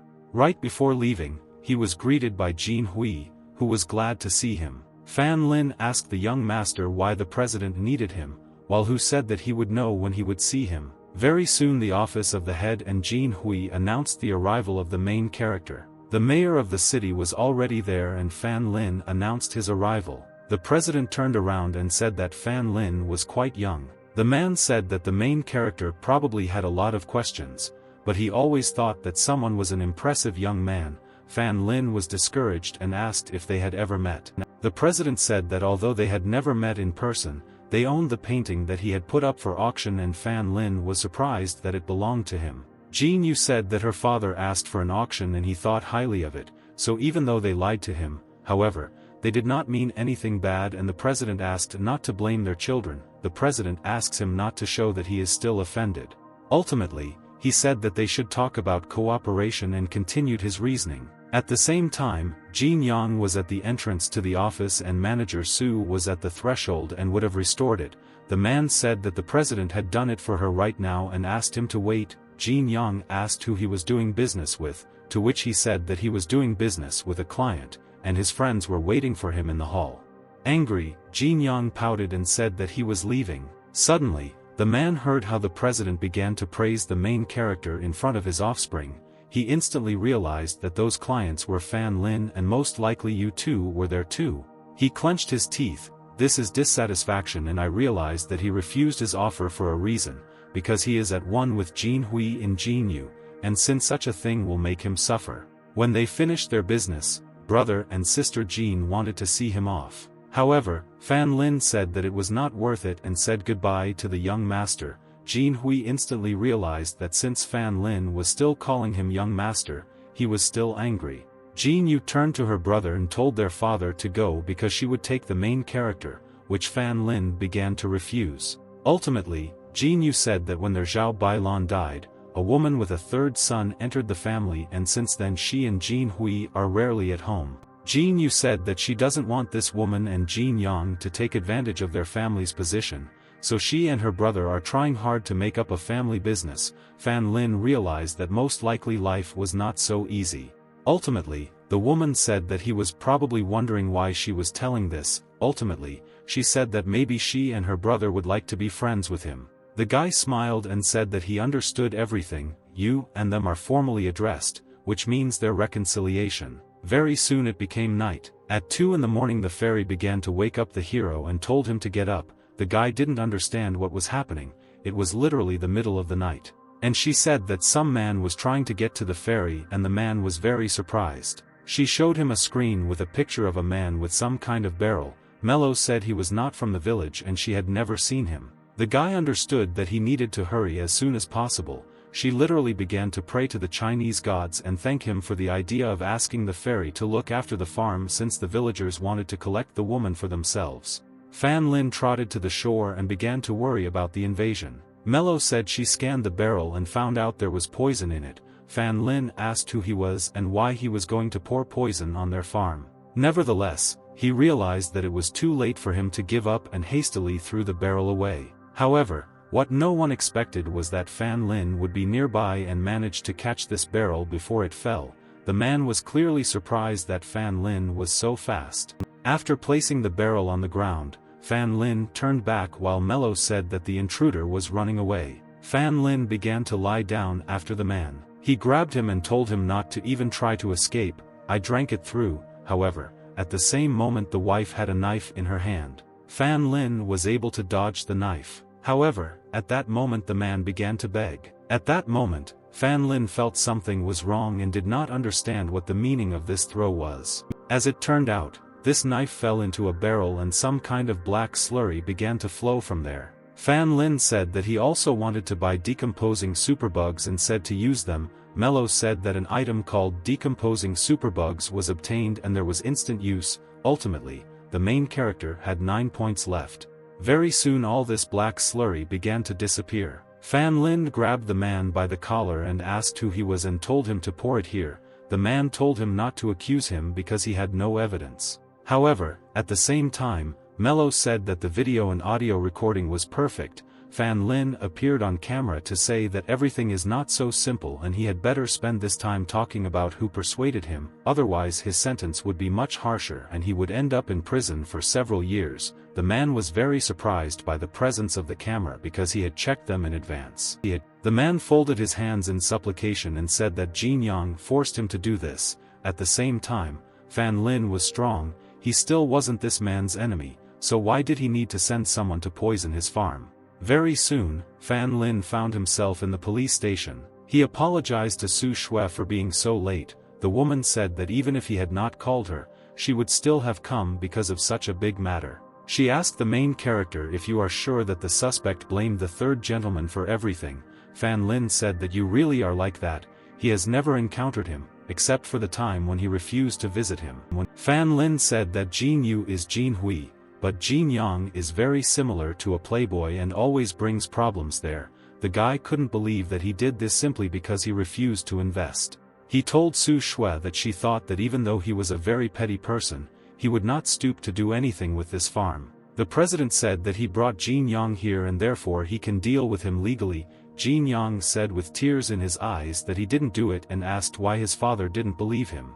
The president bowed her head in front of the main character and said that it was his oversight that his son dared to do something like that. Fan Lin told him to calm down because the suspect was still under interrogation and he shouldn't jump to conclusions. Literally with tears in her eyes, Jin Yang said that they must thoroughly interrogate and restore justice. Ultimately, the officer came out of the interrogation cell and said that during the interrogation the suspect named the name of the instigator and this person turned out to be the second master of the family, Jin Hui. Both Fan Lin and the president were extremely surprised by this information. Su Shui asked if the officer was really sure at that time, so the man said that the suspect said that his second son ordered him to poison the farm, and then said to blame the third son for everything, and Jin Hui thus wanted to get rid of the main character in this way and get the family property. Fan Lin at the same time did not understand how this could be a brother. The third son tearfully began to beg his father that one day his brother told his sister that the son of his mistress was not worthy to be part of the family, and now he was trying to set him up and begged him to believe him. At the same time, the president could not believe such words because he asked him to treat his third son kinder. Fan Lin said that the suspect first accused the third son, and now the second, so they need to remain calm and very soon they will find out the truth. The president said that most likely it could be someone not even from their family. At the same time, I was watching the third son and noticed how he smiled suspiciously. The officer said that there is a video recording of you saying goodbye to the deal and therefore we need to look at it. Look at the window recording. Su Shui noticed something really Jin Hui while Fan Lin was trying to help the president stay calm. Watching the recording, the man realized that he had given this suit to Jin Hui last year and wondered if it was really him. Very soon, Jin Hui and Jin Yu found themselves at the police station. Jin Hui was about to say that, however, he stopped. The president immediately afterwards slapped his second son on the cheek and said that he was indeed. Jin Hui did not understand why his father hit him while everyone had been trying to stop him since the morning. The officer said that they found out that Jin Hui had been buying medicine at the pharmacy for a long time and these drugs corresponded to what they had kept inside him, and while the guy did not understand what they were talking about. Jin Yang said that he always thought that his brother was going to get medicine, but he had no idea that he was planning such a thing. The president had already hurriedly called Jin Hui a traitor, while the guy still did not understand what was happening. The main thing is that the hero grabbed Jin Hui by the shoulder and said that the suspect confirmed that you paid him to put your brother through the dispatch. He said that he didn't do it. Su Shui said that all the evidence points to him and she will have to conduct it and they better cooperate with the investigation. Fan Lin said there, our investigation here has not yet been completed. Jin Yu told the captain to think again and see why Jin Hui would do something like that, because otherwise he simply would not have come to the police without preparation. Fan Lin said that he also didn't think it was him, because until recently he didn't even know that he had a younger brother. The officer said that the boss called and said that there was an emergency in the city and support was requested. He also said that he asked to gather her and several people in order to go to him as soon as possible. Su Shui was very surprised and asked why he was calling her right now. Jin Yu said not to worry, she will sort it out with her brother. At the same time, Fan Lin supported the president and told him to control himself. Jin Yang immediately began to run to his father and said that he would take him to the hospital. Very soon they were in the first aid department. Fan Lin immediately asked to calm down because he had just been the president, and in fact the president was just worried and was not in danger. Jin Yu, with tears in her eyes, understood that the president had a weak body and Jin Hui often bought him medicine and simply did not understand how this could happen. Fan Lin said that he also wants to believe Jin Hui and he will help acquit him. The guy understood that Jin Hui was arrested and the president of the emergency department, Jin Yu, was under great pressure. The girl smiled and said that it would be really wonderful because if he helps her, she will marry him as gratitude. The guy said he was grateful to her, but she shouldn't overdo it. Immediately after this she blushed. At some point, she sat down on the shoulder of the main character, who blushed and asked her to give her some time to lie down. Arrived, very soon the company left the pharmacy. Jin Yu said that it cost them money. She found the results were the same as the police. Fan Lin still didn't understand why he bought the medicine for so long, and only made the poison now, because Fan Lin couldn't predict that a pearl farm would appear. Jin Yu understood that Jin Hui really bought medicine for her father, and what kind of idiot would buy drugs for poison where they know him. At the same time, Jin Hui was cursing Jin Yang in the cell because he understood that he had simply set him up. Fan Lin looked at Mello and told her to stay here and watch the pharmacy and tell her if something happens. Wuke said that he foresaw that this would happen and he knew what kind of person he was. The protagonist's classmate told him not to worry because the pharmacy wouldn't tell them anything and it was owned by his aunt. The man said that she knew nothing about the change in the record and everything was under control. Wuke said that they should keep it between them because no one will know about anything. After reviewing the recordings in detail, Jin Yu ultimately came to the conclusion that the person on the recording was not Jin Hui. She pointed at the man's back and said that it was not at all like Jin Hui's. Fan Lin thought about it and realized that the girl works in a detective agency and must have a good idea of how to design a person's body, and Jin Hui is her brother, so she is definitely sure that the person in the video is someone else. Very soon she appeared near the main case, and she said that when they left, a couple of strange people appeared and showed a photo. Fan Lin was very surprised when he saw the familiar faces because he realized that these were Wu Ku and Zheng Yun. Fan Lin clenched his teeth and realized that the person on the recording turned out to be Jin Yang, and Zheng Yu was with me that he would do this from the pharmacy. Fan Lin smiled and said that he understood everything. Jin Yu asked if this was really true because she didn't believe him.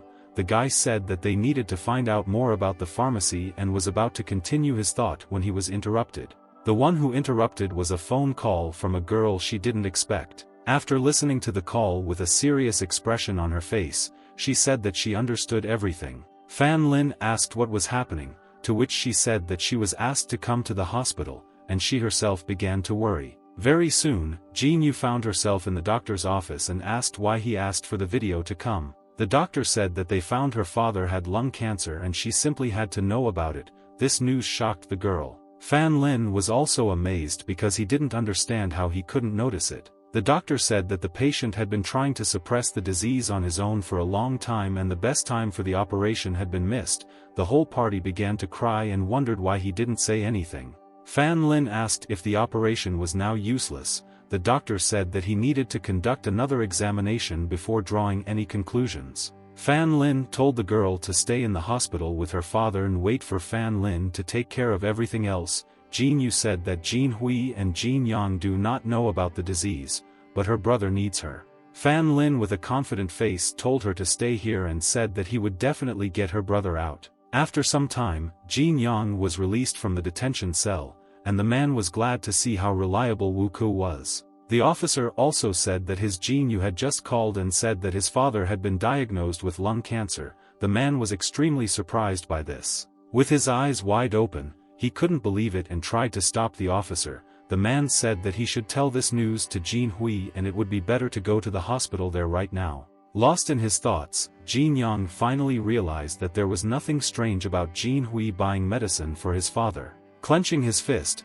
he realized that he had been trying for so long to prove to his father that he was worthy and did not even notice what his situation was. He staggered out of the police station and wondered what the point was in this. Gathering his courage, Jin Yang realized that he had to find Wu Ku. However, he did not know that Mello and Fan Lin, being holograms, were observing the guy's actions. Fan Lin, observing this situation, carefully looked at what he was thinking of doing. Very soon, Jin Yang found himself in Wuke's apartment, and he, unsuspectingly, offered him a drink to celebrate this news. Wuke was about to raise a toast and say how he figured out how to frame his brother, so Jin Yang stopped him. However, the man did not understand why they should stop because they were so close to success. Jin Yang said that he always knew that he would not get away with this sentence, and now his father is in the hospital. Wuke said that only he and Zheng Yun know where it was made and no one can figure them out. Fan Lin, watching what was happening,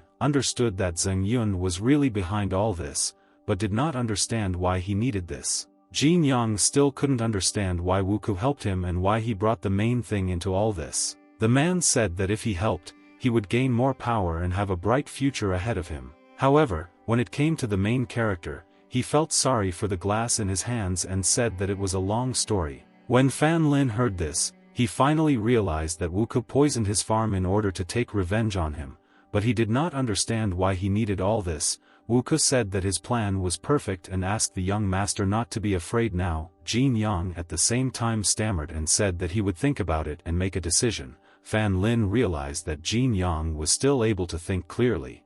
At the same time, Wuke looked at the man's retreating back and already considered him a failure. Mello said that Jin Yang was leaving, to which the guy said that they should tell Jin Yu everything and in that case, her people would be able to capture Zheng Yun. After Mello sent the message, Fan Lin said that he needed to use a replacement puppet to disguise her as Jin Yang in order to extract the information. Very soon, Mello reincarnated as Jin Yang. Mello, in the guise of Jin Yang, ran into the room and said that Zheng Yun had been caught by the police. Wuke instantly stood up from shock. Fan Lin smiled because he realized that Mello was truly a wonderful actress. Jin Yang said that Jin Yu just called and asked to come over and it looks like she has some leads. Wuke told the man to wait a little and said that Zheng Yun would call right now and picked up the phone. After a short wait, the man realized that the dialed subscription was temporarily unavailable and did not understand how this was possible. Meanwhile, an hour earlier, a woman bumped into Odnoklasniki and sprayed milk tea on him. She was very nice looking and wore revealing clothes. Zheng Yun almost fell in love with her and said that he would buy her another one and she wouldn't have to pay for his clothes. However, the woman insisted and said that she would buy him a drink after he changed his clothes. While the man was talking about how he would pay and buy her something to drink, the girl pulled Zheng Yun's phone out of her pocket. Movements in her hand, she put the phone on silent mode. Wuke told the so-called young master that he was confident in the man that he would never betray him, so he told him to understand him and leave everything to him. Jin Yang said that he should not let the police track them down and then he told the man not to worry and just go to the station. At the same time, Wuke himself realized that he had to go to the pharmacy and get rid of the remaining medications. Watching this situation, Fan Lin realized that the fish had bitten. Very soon Wuke found himself in the basement of the pharmacy. Wuke understood that he still couldn't get through. It seemed like something very serious had happened. At the same time, he did not suspect that Zheng Yun was at the bar drinking with a girl. Having found himself near the medicines, Wuke put down his phone and realized that he needed to get rid of all this. At the same time, Fan Lin came into the basement and said that he could no longer leave. Mello said that he was surrounded while the man asked why he forced Jin Yang to poison the farm. Wuke didn't understand how Fan Lin ended up here and wondered if they were already chasing him. Undeterred, the man grabbed the nearest chair. Without thinking twice, he threw it towards the main hero. However, the guy was no stranger and immediately beat the piece onto the wood. Fan Lin ducked down and said that he had had enough. The man did not understand how this happened and how Fan Lin became so strong, but he still did not lose hope and swung his fist at him. However, he clearly overestimated his strength and Fan Lin easily hit him in the stomach. Mello rejoiced at the success of the main character, imitating his actions while the guy took the phone while Wuke was writhing on the floor. At the same time, from the third party, Wuke's call came to his phone. The man didn't understand why they were calling him, but he answered the phone anyway. As it turned out, in front of his face was Fan Lin, who said that they had caught Wuke and asked him to surrender. Jin Yang said that he didn't understand what he was talking about at all. The man repeated once again that he caught the criminals in the basement of the pharmacy and all the evidence is here. At the same time, Wu-Ku tried to get up. Fan Lin said that if he surrenders himself, his sentence will be commuted, and in addition, he better take into account the president's condition because if another panic attack occurs, the consequences could be dire. Jin Yang thought deeply. At the same time, Wu-Ku snatched the phone from the main character and told him not to listen to him. He would put him behind bars. Jin Yang didn't understand what was happening because he couldn't believe that Wu-Ku would kill someone in order to hide the evidence. Very soon, Fan Lin grabbed Wu-Ku by the throat and asked why he hated him so much because he poisoned the farm and tried to destroy the life of an innocent person. Wu-Ku laughed and asked if he was really asking that. With anger on his face, he said that Fan Lin always took everything that belonged to him. Wu-Ku remembered his childhood. As a child, he had no friends at all. He remembered how it wasn't until high school that he was able to have two. However, very soon, when Wu-Ku tried to invite them home, they refused. They say that they have a meeting with the main character. Thus, it turned out that it was he who took all his friends from him. He recalled a time when they received the same number of votes when choosing an academic advisor, but the teachers chose him. He recalled how unhappy he was that Fan Lin was once again the center of attention. He remembered how he tried to ask Fan Shaolin out on a date, but because Fan Lin asked her to stay away, she clearly refused him. The man remembered how she obeyed only him and even agreed to never communicate with him again. Fortunately, he found out that she was very vain, so he simply set her up with Han Wu Tao. The man screamed and thought that he had finally taken revenge on him, but to meet his odnoklasniki, he brought a woman on a level above them all and stole all his attention. However, the guy said that he never wanted to take anything from him because they were simply too different, and that's where the conflict started. However, this did not calm the man down. He told him not to be so arrogant because he didn't believe him. Fan Lin said that he felt that it was unfair when he was selected as a consultant, so he asked the teacher to let him go to the National Mathematical Olympiad. Exactly at this moment, Wu-Ku wondered if the teacher really gave him a place not out of sympathy, but this was on purpose. The guy said that regarding Fang Shaolin, she used the main character as a way to get rid of him, and he later asked her to apologize. Then the man finally realized that she apologized because she admitted a mistake, and not in order to refuse him. Fan Lin said that he did not know how many other misunderstandings there were between them, but he was sure that everything was not at all what he thought. However, Wu-Ku still didn't believe something like that and said that he was lying. However, at the same moment the police arrived there and pointed their guns at the man. Then Fan Lin realized that Jin Yang had called the police. The third son already wanted to tell him to give up because if he didn't do this, then his father would be angry to death. However, Wu-Ku said that it was already over and he had done so much, but everything came back against him. Fan Lin put his hand on Jin Yang's shoulder and said that they had corrected their mistake, so the president would forgive him. The man then asked how he could see his father before going to prison. Immediately after this, okay, the hero approached the officer and asked him. Turning to the man, Fan Lin said that the deputy captain allowed them to meet while, with tears in his eyes, he thanked the main hero. At the same time, in the toilet in Odnoklasniki, but in his own hands, he thought that the girl had definitely fallen in love with him and he needed to figure out how to take her to his home. The drunk man took out his phone and wondered why it was on silent mode, but he missed so many calls. He looked carefully and noticed that all of these were from Wu-Ku. Immediately after this, he instantly realized that this phone was only used in emergency situations and that something had definitely happened. While in the car, Jin Yang changed in front of the main character while Mello reported the system update. Fan Lin was frightened by this message and shouted that it should not be here. At the same time, Jin Yang didn't understand at all what Fan Lin was talking about and whether he really wasn't listening to him at all. Fan Lin came to his senses and said that he was naturally listening. The third dream continued to say that he made a mistake and took the wrong path, while Fan Lin could hardly contain his laughter due to the fact that he realized that Mello was turning into a meatball, and this was very similar to Naja. Jin Yang obviously heard this, but decided to ignore it and said in a trembling voice that if he found out what he did, there would certainly be punishment. At the same time, Fan Lin really couldn't help but laugh because what if Mello turned into Naja? He would end up getting angry and asking Fan Lin what he was doing and why he was laughing at his apology and grabbed him by the collar. Fan Lin got scared and said that he was the only one who didn't laugh, while the policeman asked what they were up to and asked them to stop.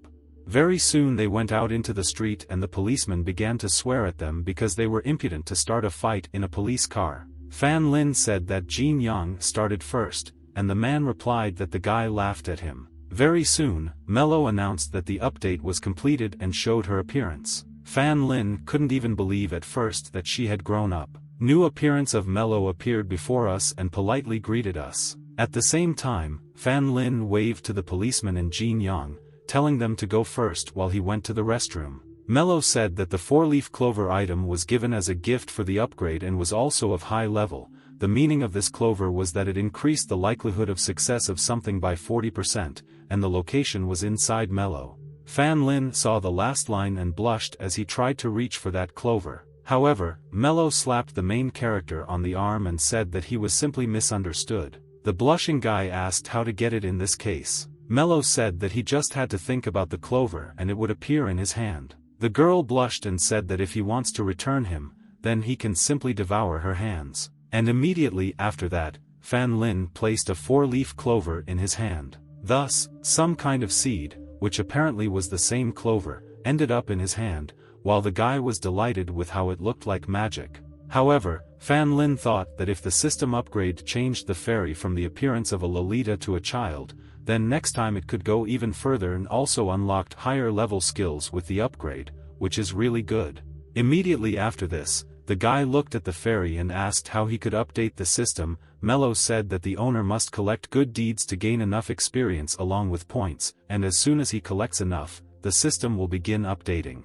At that time, Fan Lin was outraged why the girl didn't tell him about this earlier. One cat said that the guy didn't ask himself. Immediately after this, Fan Lin asked how he could check how much experience he had, to which Mello showed him what seemed to be a game window. This window showed different tasks and an experience scale. Mello said that after the update, the experience bar has been increased by 10%, while Fan Lin couldn't help but be surprised by the wording of the quests. Fan Lin understood that the president had cancer and his golden needles were useless in his case, but perhaps this clover would help him. Very soon, Fan Lin found herself in the hospital ward and looked at the president's indicators. The doctor said that the man has a weak heartbeat, weak pulse, and low blood pressure, so the success of the operation is very close, warning his relative that they better prepare for the best. Jin Yu said that her father's condition has worsened, and all because of her third son, because the president is already old and may not be able to withstand the operation. Immediately after this, Jin Hui ran into the ward and asked with tears in his eyes how his father was feeling. Still conscious, the president said that he understands that he wanted to prove himself, but he was used by terrible people, but he still wants to see him become successful. Jin Yu literally sobbed and apologized to her father and said that all of them, she understood that their father always looked after them, and they immersed themselves in work and did not even know that he had serious health problems. Ultimately, Fan Lin closed his eyes and asked the fairy to use the clover on the president. A mysterious wind enveloped the president's heart. Immediately after this, the doctor could not believe his eyes because all the indicators turned out to be normal and everyone there was pleasantly surprised. While the doctor started tapping on the monitor, thinking that the machine was broken, Fan Lin could only laugh. The doctor said that it was literally a miracle because the heartbeat had increased, and the blood pressure and pulse were normal. After this, the man said that the probability of success of the operation was now very high and it was like a gift from the gods. Immediately after this, everyone began to cry, but not from grief, but from happiness. The doctor put his hand on Jin Yang's shoulder and said that it was time to apologize. Immediately after this, the man fell to his knees. He started to apologize to his brothers and sisters while Jin Hui was telling his sister to forgive him. The girl forgave him with one condition, that if he takes care of his father. Ultimately, Jin Hui put his hand on the protagonist's shoulder and thanked him for the police letting him out. He said that if something happens, he will always be ready to help. However, suddenly someone grabbed the main character by the collar. With a red face, it turned out to be Jin Yu who said that it was time for him to fulfill his promise. While this situation was happening, Jin Hui literally fell into a precipitate, not understanding what was happening. Without even figuring out what was happening, Jin Hui immediately crossed his arms and said that he would not allow this to happen. in a sense, one could say that his sister complex spoke for him then. He separated the main character and his sister, saying that they should go already, while Jin Yu began to beat him for interfering in her personal life. Ultimately, Jin Yu was dragged along the floor while the girl said that the next time they see each other, she will fulfill her promise. Mello couldn't believe what just happened, because he had just said that he would go through fire and water for the sake of his owner, and now he sulked and left. However, Fan Lin was not offended and said that he had better go home because they had wasted a lot of time on this. Come home at the same time, Fan Lin heard the voice of his mother, who began to reproach someone for dropping out of school. And she also recognized this voice, and they went in together. Fan Lin didn't understand what was happening and was about to open the door. However, at the same time, someone blocked his way from the house, and this person ran out earlier. As it turned out, it was Xiaofeng who cried and said that Fan Lin could lead them to a better life and they would not be poor, so she did not want to leave for the city and university while her father tried to stop her running.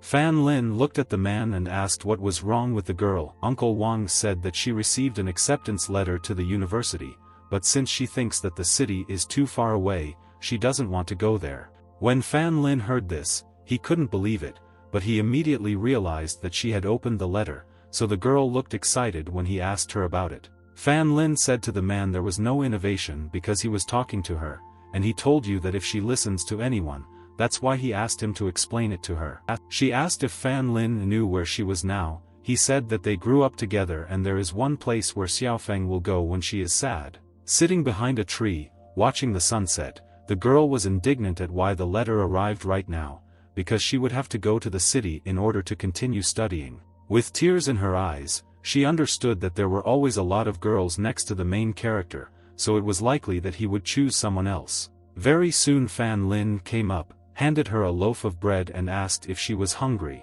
With tears in her eyes, the girl smiled at the main character while the guy said that her uncle said that she hadn't had dinner yet, so the guy bought her beloved granddaughter with cream. Blushing and accepting the gift, she thanked the main character. Sitting down next to the girl, Fan Lin asked if she remembered when she was little and bought a cream bun and congratulated the seller on the new year in the middle of summer. Blushing, she began to lightly hit the main character and asked why. He remembers all her childhood nonsense. With a red face, she said that the guy was incredibly hungry too and gave her half. At the same time, she thought that Fan Lin didn't remember much about it, so she simply had to mean something to him. Having accepted half the loaf, Fan Lin asked why. She hid that she had received the letter and why she did not want to leave to study. While eating a bun, he said that if it was about money, then she shouldn't worry about it, he'll take care of it. The guy continued that she should get training and a diploma because only with a bachelor's degree or higher can you get a good job. Angry, the girl stood up and asked if he really wanted her to leave and if he really wanted to date other girls while she was gone. The guy was about to say that this was not at all what she was thinking about, but the girl ran away and said that she would go far away and he could continue to have fun with all sorts of girls. Fan Lin once again shouted that everything was wrong, but Mello said that if he ran after her, she would become even more angry. Saying that Fan Lin doesn't understand anything about women's things, Mello spread her hands. Fan Lin was surprised because he remembered that in all sorts of films, if a girl gets angry, then usually the leading actor runs after her. For me, it was he who came to the conclusion that in this way he might not be considered the main actor and fell to his knees in grief. And she said that in most cases, if the guy runs, then the girl, then it will be right, but now she is angry, so she doesn't know what to do, and she asked to give her some time because she would be fine if she thought about it herself. Fan Lin simply lowered himself and said that it was already getting dark, and maybe something would happen. Mello approached the main character and asked if he wanted to sign a contract. Fan Lin did not understand what was being said and asked again, and she said that if the girl is in danger, then Fan Lin will be aware of this and will be able to help. She warned the main character in coffee that he could enter into this contract only once in his life, and it would only concern one person. After that, she asked if he really agreed to this. Without thinking twice, Fan Lin agreed. Thus, the contract was concluded and Mello began to monitor the girl's condition. Very soon she received a warning about the approach of a typhoon and said that in 6 hours a trophic cyclone would come to this territory, and the wind force would exceed 12 points. Ultimately, she repeated that the typhoon was approaching. Fan Lin scratched the back of his head and said that he had completely forgotten how recently they were talking on TV about Typhoon Hongduk, which hit one island. After looking at the order, he wondered whether the typhoon would affect the village's farm. Already from tomorrow's news, Fan Lin realized that naturally this typhoon would affect the farm. He went down and asked the fairy if there was any object that could protect the farm. Mello told the main character not to worry because there is such a thing and she is just looking for it. Ultimately, she showed the main character a sea staff. Mello explained that it is quite functional and can be enlarged and reduced as he wishes, and can also be used instead of a weapon or a cotton swab. The guy realized that this could also be used to keep sea water under control and prevent storms, and this is exactly what he needs now. At some point, he even realized that if he bought a sea rod, he would be just like the king of the monkeys, and since the rod can increase and decrease, it is quite convenient. However, very soon, Fan Lin looked at the price and there was a whopping price of 99 points. Well, of course, in the end, Fan Lin almost fell unconscious because he understood that an SS-level item worth 99 points would be incredibly expensive in yuan, while Mello tried to bring him to his senses by saying that different versions of items have different prices and asked him to check them. And for updating it, level items are now available to him, and fortunately he has another 40 points, so he can purchase a simplified version. Fan Lin understood that 30 points to protect the farm was not that much, because after all, the farm was the hope of their village. Ultimately, he presented a sea staff in his hand. He opened his eyes and saw some strange air enveloping his hand. Very soon an incomprehensible object the size of a tooth stick appeared in his hand, and the guy clearly could not believe that it was really a sea staff. Out of anger, he even threw away this so-called sea wand because she said that it was not at all different from the wand with which his uncle cleans his ears, while the smiling Mello said that perhaps it has an ear-cleaning function.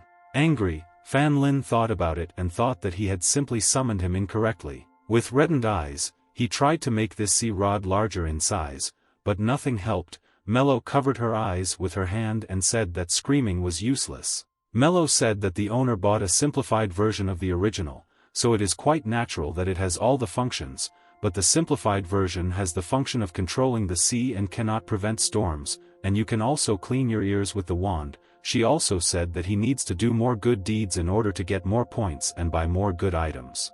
However, very soon, she saw how Fan Lin apparently began to dig up a nearby branch and asked what he was doing.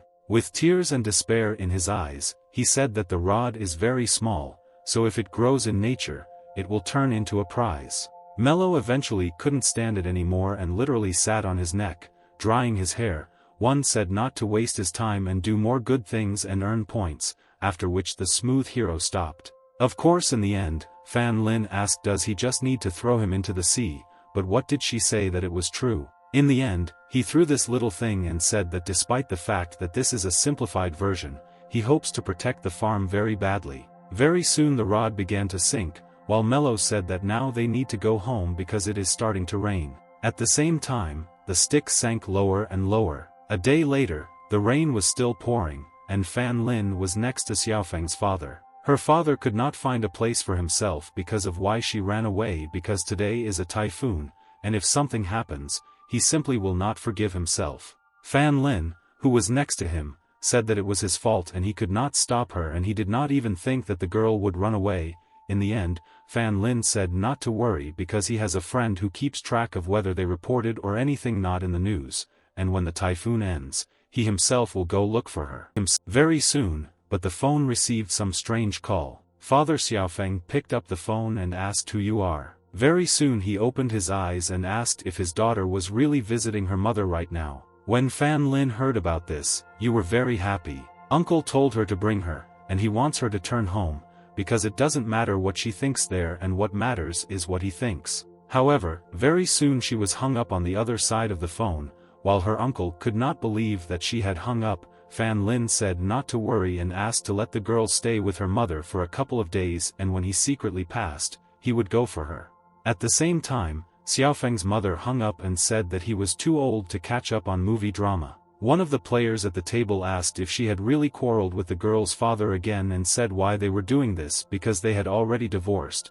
In the end, Xiaofeng's mother said that it didn't matter and said that they could continue. Very soon, Xiaofeng came out of the room and said that she was hungry and asked her mother to go home, while the woman clearly did not pay attention to her and continued to play dice. Very soon the mother lost, and she said that it was all Xiaofeng's fault. The girl playing with her at the table told her to pay and go home, and it was time for them to have dinner. However, the mother gave some banknote to the girl and told her to buy something because she was collecting a couple more rounds. Very soon everyone playing began to encourage her. Xiaofeng noticed that in this way, Zhao Bailan her had not changed at all. She exhaled and realized that this was a rather sad story. Coming out of the gambling house, she wondered what Fan Lin was doing now. She understood that with such a rainfall his farm could well suffer and realized that she should not have run away from home at all. However, suddenly someone covered her with an umbrella, and the girl turned back. There she met a certain Len and was very surprised because his mother was still inside.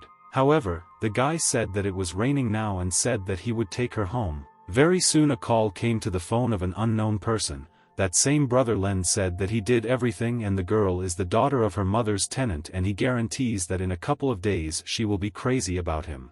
As it turned out, the owner of this phone turned out to be Wu Ku, who told him to stay in touch. Zheng Yun walked into the room with a pot of food and asked how things were going there and when they were coming back. Wu Ku said not to drive the horses and asked if he didn't like this creepy house.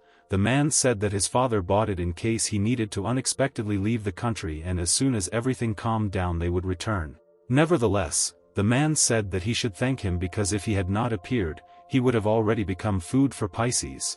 Zheng Yong said that it was not worth it and he helped him move away in order to avoid persecution, and if not for the man, he would have been thrown into prison because of the main character. Wu Ke said that his enemy is a common enemy and therefore Fan Lin can still rejoice because he will take revenge on him. Very soon, Fan Lin opened the door and stretched. The man was clearly glad that the typhoon had finally passed. Mello happily said that the information regarding the glasses had been updated, while Fan Lin asked if he had completed a secret mission. Ultimately, it was shown that because Fan Lin defended the village, he was awarded 10 points. The guy was indignant that he spent 30 points to get 10, but Mello said not to be greedy because he did a good thing and protected the farm. The uncle hurriedly approached the main character and said that it looked like a miracle. He said he just checked the farm and the typhoon didn't hit it, which was great. The guy said that in this case, you simply need to continue working in order to achieve success in the village, while Mello said not to forget about the girl. Fan Lin stopped and said that he wanted to ask his uncle something. The guy said that he promised that he would go to the city and be able to convince Xiaofeng to go to university, and while he was there, he asked him to take care of his mother. Uncle said that Fan Lin is very kind and he will do everything he can while your heroes convey to Xiaofeng the importance of learning. A motorcyclist began to approach the heroes. Stopping near the main character, she winked at him and showed that she knew him. However, Fan Lin still didn't understand who he was. Very soon the girl took off her protective helmet and her face became visible. A beautiful girl appeared in front of him and greeted the main character. Fan Lin still couldn't remember her and asked who she was while the girl raised her glasses. Immediately after this, Fan Lin learned that this girl's name was Wang Yuan and he said that he had not seen her for so long that he did not even recognize her.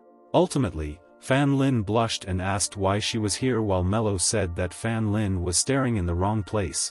The guy couldn't believe that she would dress like that because he was used to her more business style. Ultimately, she handed the protagonist a helmet while he looked at her in bewilderment. She said that the typhoon lasted for 2 days, so the store ran out of food and she went to arrange supplies, but did not think that she would meet him here. Approaching the guy, she asked what his plans were for the next couple of days. Observing this whole situation, my uncle coughed loudly. He said that he would leave them to talk while he went to watch the Dota Championship, while Fan Lin grabbed his leg and said that he would go with him. Mello at the same time did not understand why Fan Lin was so popular among girls. Fan Lin said that he was going to the city, and the road had already been repaired along with the farm. The guy understood that the village was now making a little money, so he would like to try his luck in the city. Wang Yuan said that this is quite interesting. She said that she would give him a ride to the bus stop and said that she had something to ask. Fan Lin hoped that she was a good leader. At the same time, in the city, Xiaofeng's mother started counting money and realized that she shouldn't have played mahjong because she had to pay rent tomorrow and didn't have enough money. Xiaofeng got angry and said that she told her to think about where she should spend her money because she doesn't care about it at all. The girl said that her father divorced precisely because of this, but she still wouldn't change. But angry, the mother said not to mention this old man in front of him, because he is a complete beggar. If she had married a rich man, her life would have been completely different. However, at the same moment, a wonderful idea came to her head. She approached Xiaofeng and said that it seemed that the landlord's son was in love with her and perhaps she could set them up. However, Xiaofeng became even more angry and asked what she was even talking about. At that same moment, someone knocked on the door and asked if Xiaofeng was here. Xiaofeng's mother said that she couldn't even imagine how poor he could make her life and said to stop knocking. She opened the door and asked who was there. Len Ting stood outside the door and asked if Xiaofeng was here. The woman said that he could feel at home and asked him to come in. Len Ting thanked the woman and said that since Xiaofeng was coming, he would like to show her the city so that she could quickly get used to it. Xiaofeng's mother agreed with this statement and said that she would call her now. The woman approached her and said that he had come to her and asked if she remembered what he told her. However, Xiaofeng covered her ears with her hands and said that she did not want to hear because her heart already belonged to someone else and she would not go anywhere. The mother opened her eyes wide and said that she was very ungrateful because she did not want to help her. After the woman pressed Xiaofeng for pity, she agreed to go and her mother once again reminded her to talk about paying for the house. At the same time, Fan Lin was in the back seat. Wang Yuan asked if her bike was really uncomfortable because the guy was about to fly off, while Fan Lin said that the back was very unstable. At the same time, blood was flowing from the protagonist's nose, and he understood that not one guy in this position would be able to sit quietly. The girl said that he could hold her by the waist and asked if it would be more convenient. However, Fan Lin said that he didn't think so and asked what the request was. Wang Yuan said that she was wondering if the hero is really a very timid person and whether he would want to take advantage of her depends on whether she can entrust her younger sister to him. Fan Lin didn't understand at all what was going on and asked her again. Of course in the end, Wang Yuan said that she would find out everything when it gets to the restaurant. There was already a beautiful girl in the restaurant and she was wondering why her little sister was delayed. Very soon the protagonist's company arrived at the restaurant. Fan Lin stood up and the girl began to take off her helmet. Looking at the statement, Fan Lin said that he had not been here for several months, while Wang Yuan said to stop reminiscing and come in. Fan Lin blushed and scratched the back of his head and asked what the girl meant when she talked about his younger sister. Wang Yuan said that since he was going to the city, and she would be busy at the restaurant, she asked him to take her youngest to register at the university. The girl ended up calling her sister when she entered the restaurant. At the same time, Mello reminded the main character that he needed to convince Xiaofeng to act and Fan Lin said that he remembered everything. Very soon, Wang Yu flew out with open arms and was glad to see her sister return. However, immediately after this, she was surprised and asked if her sisters really had a secret boyfriend. At the same time, in Wang Yu's opinion, the main character looked like an evil guy who wants to screw up her little sister, because he didn't look like he had his hair cut in a barbershop for a long time and was wearing a t-shirt that was already clearly washed more than once.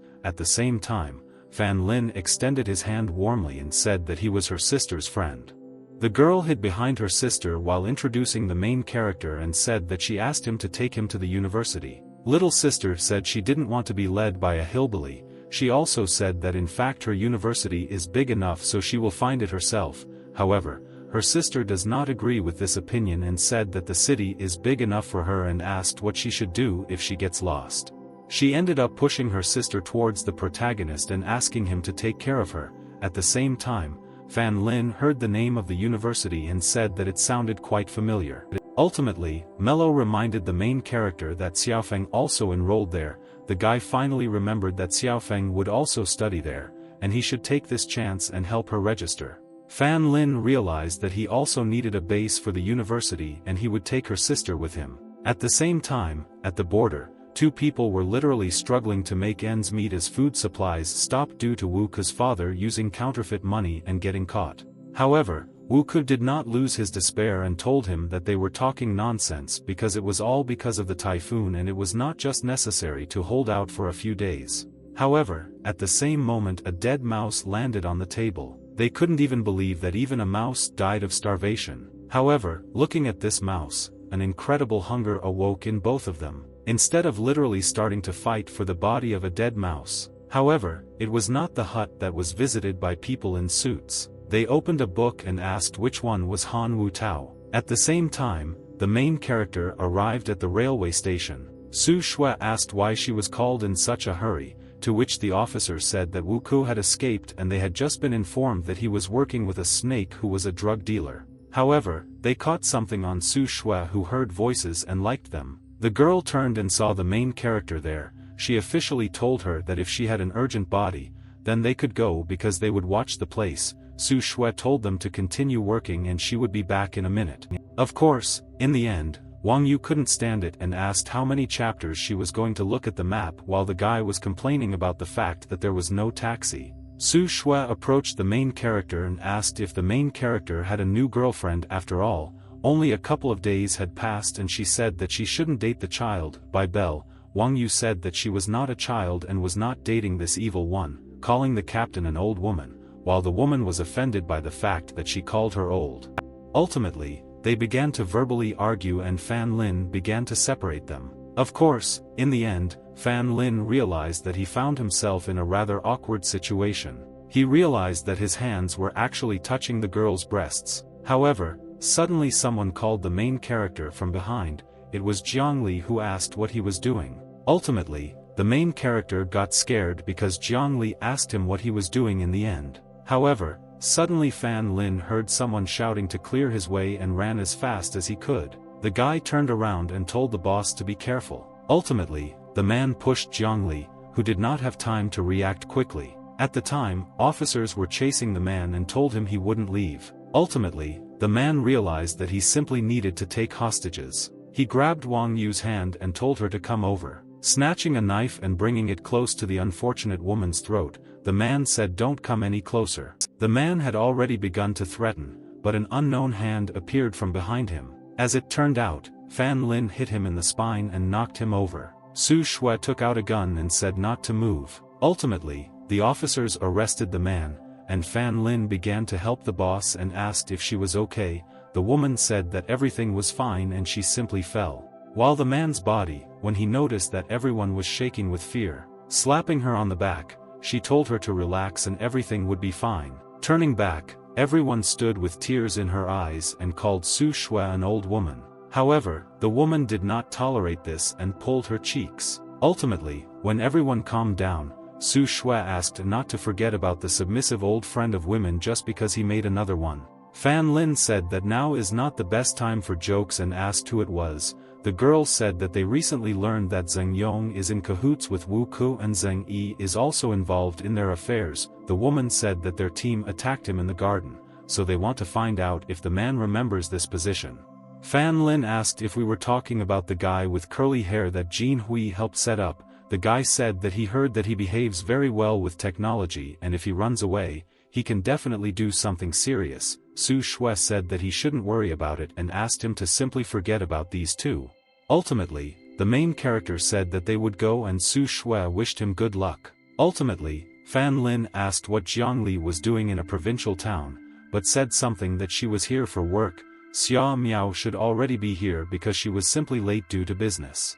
The big guy and Xia Miao were near the black car and greeted the main character. Jiangli said that they had already come for her, so she asked to be in touch. Fan Lin wished him luck just as Wang Yu grabbed his t-shirt. The guy was surprised and turned back. With a flushed face, Wang Yu thanked the main character for what happened earlier. Fan Lin also blushed and said that he didn't do anything like that and she should thank her sister for trusting her. Fan Lin at the same time couldn't help but notice that she was very cute. The girl said that it is very hot today, and he allows the young girl to hang out in the sun and drink, so she told her to buy water. Immediately after this, Fan Lin became embarrassed and in his thoughts returned to his words, because she is such a thorn. Pushing the guy, she said that she wanted to drink and something cold. At the same time, in the city, Xiaofeng was talking about her mother and realized that she had not changed at all, so she decided that she would not go to her again. At the same time, she didn't notice that Len Ting, who was following her,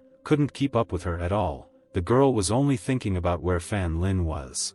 Suddenly she heard the voice of the main character and wondered if it was really him. Turning around, she saw a guy and an unknown girl who was following him and saying that if he knew where to go, then he should take his suitcase. Ultimately, the girl handed the suitcase to the main character, while Xiaofeng watched with an expression of despair. Immediately after this, tears appeared in her eyes, and she wondered how this was possible. While in a strange room and being tied up, Wuke's friend complained that he was hungry and asked why they weren't feeding them. Despite the fact that they were hostages, they could be a little more polite. However, Wuke told him to close himself and think about how they could get out. Unexpectedly, someone turned the lever. Immediately after this, 3 men wearing black glasses approached the hostages and said that it was time to talk to the other guests and ordered them to untie them. The man took off his glasses and started asking questions. He asked which one was Han Wu-tao. Wuke began to say that it was not him at all and pointed to his brother in crime, while that man asked how he dared to set him up and said that he was Han Wu-tao. Suddenly, a stranger with futuristic glasses entered the cell. With his eyes wide open, he greeted the young gentleman and said that they had not seen each other for a long time. Han Wu-tao asked who else this was and said that even if he knew him, now was not the best time to say his name and asked what kind of weird hairstyle he had. After that, his brother was untied and then smiled, telling him to be responsible for his mistakes on his own. Of course in the end, that strange scientist said that this is a new hairstyle for the new him and he is Zheng Yun. The man said that he is a very busy man so he can understand why he does not remember this. At the same time, Han Wu-tao, who was looking closely, noticed that they actually had common features. After that, Zheng Yong tossed the phone to the man. After that, Han Wu-tao turned it on and it seemed to dawn on him. An incomprehensible figure appeared before his eyes, saying that she was here because he had called him here. The little demoness smiled, looking at Han Wu-tao and asked if he was her master, while the man wondered what was happening and what he was seeing. The second person also did not understand what was happening and asked what he was seeing here and whether there was really some kind of ghost here. However, a guard was watching him all this time, and as soon as he saw such a reaction, he hit him in the neck, which led to a hollow spine. The main guard said that it seems that he really is Han Wu-tao. The man explained that his father had disappeared with a huge amount of money that belonged to their company, so they came for him and they should talk about the matter. Han Wu-tao asked how much he took. In his heart, he thought that sons could bring problems for their father, but it was the other way around. He never expected it.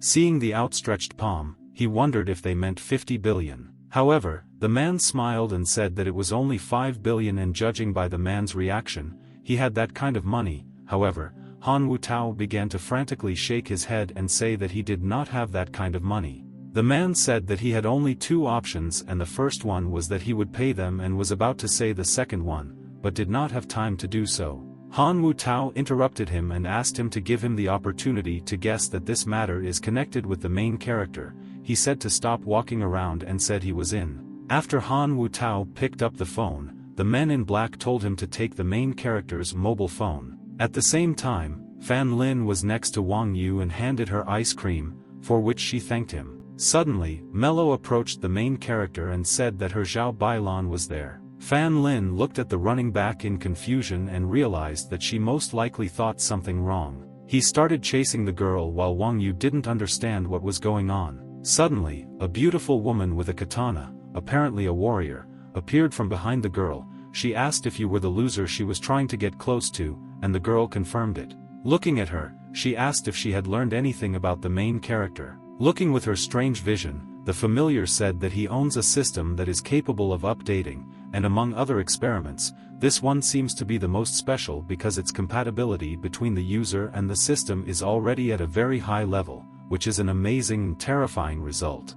However, immediately after this, the girl took out some piece of paper, and the warrior asked what she was doing. With a smile on her face, she said that she had not bought new clothes for a long time and asked me to see if there were new fashionable suits in the system store. Coming out of the huge building, the second accomplice asked if they were really sick, because first they grabbed them and knocked them out, and now they're just letting them go. Scratching the back of his head, he said that he worked for him all the time and asked whether his injuries were considered work-related. However, all this time the man stared at the phone and said that he did not understand anything at all. He unfolded the phone. He said that they had given him back a bright future, while the second man obviously didn't see anything. Fan Lin tried to stop Xiaofeng, but she was adamant. With tears in her eyes, she replied that she believed what she saw and they would talk later. After the door was closed right in front of her, Fan Lin realized that, as Mello said, you shouldn't go with an evil girl while the system didn't understand what it was about.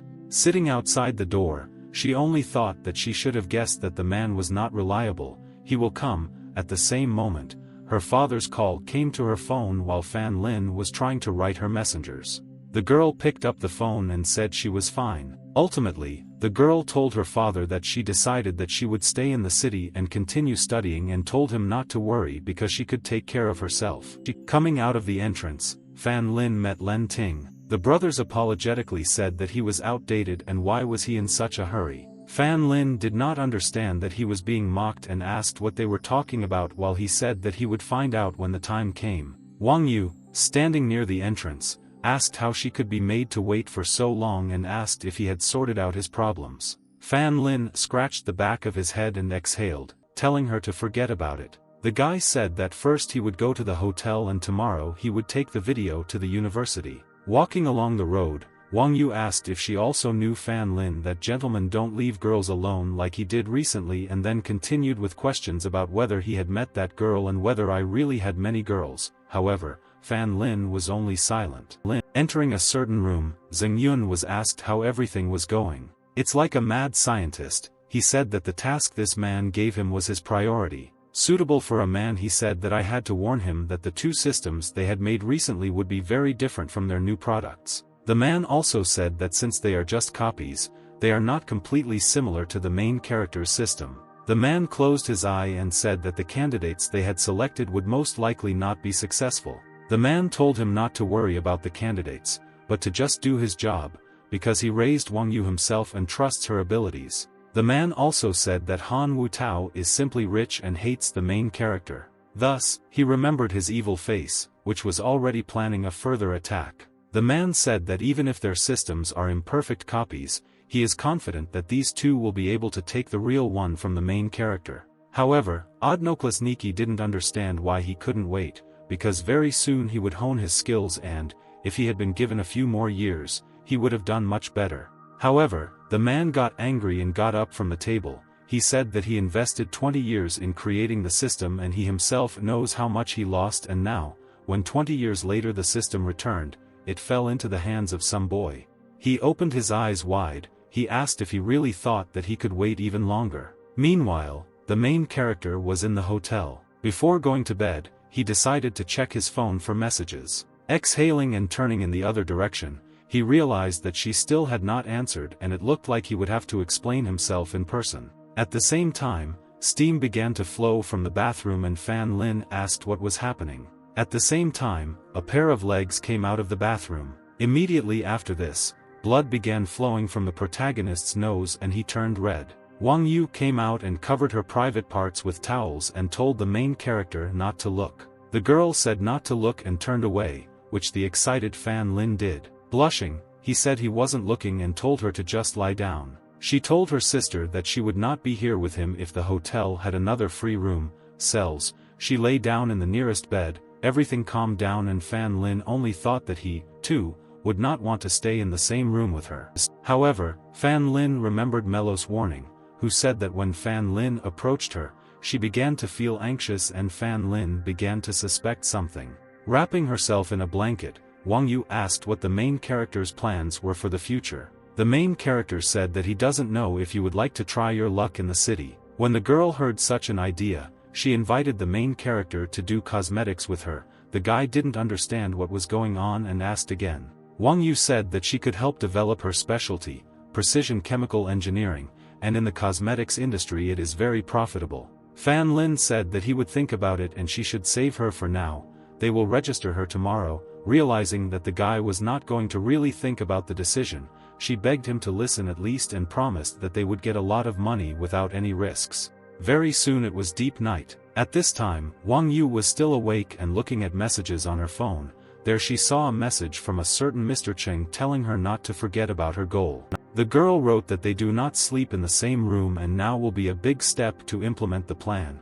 At the same time, she understood that the old man was even more impatient than she was. However, after looking closely, the girl noticed that even while in deep sleep, Fan Lin had a death grip on his phone. She realized that even when he was sleeping, he would never let him out and pouted. I slowly approached the main character. She was rolling around and gets out of the phone. However, unexpectedly, Fan Lin made a turn at this very moment. The girl thought that she literally did this on purpose and clenched her fists in anger. Very soon she carefully approached the main character. Slowly but surely she tried to touch the phone with her movements. However, when she finally achieved her goal, the protagonist's phone immediately began to scream in alarm. Fan Lin instantly woke up, and the girl was very scared. Immediately after this, the guy asked what she was doing and said that his virginity was only for his future wife and they simply could not do something like that. Very soon they stood in a little silence. However, at the same moment, a ringtone sounded on the girl's phone.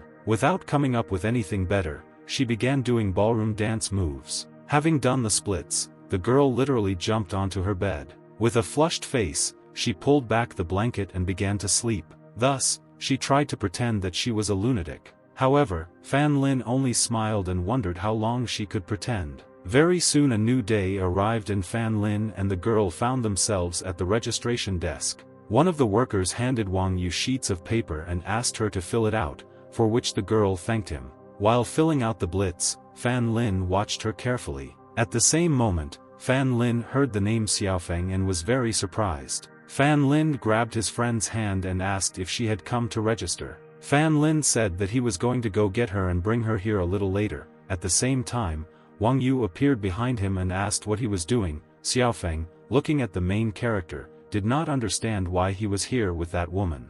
I don't understand what's going on, she chuckled with a dissatisfied face. And immediately after that, she threw off the main character's hand, rejecting his help. Immediately after this, Xiaofeng waved to Len Ting while Fan Lin, watching the couple, asked all the questions about who this guy was. Now Fan Lin finally understood what the expression outdated options meant and literally burned with anger. The guy couldn't accept that Xiaofeng fell in love with this guy. At the same time, a massive terrorist attack was taking place on another street. Su Shui through the loudspeaker ordered everyone to lower their weapons and promised that everything would go humanely and according to the law.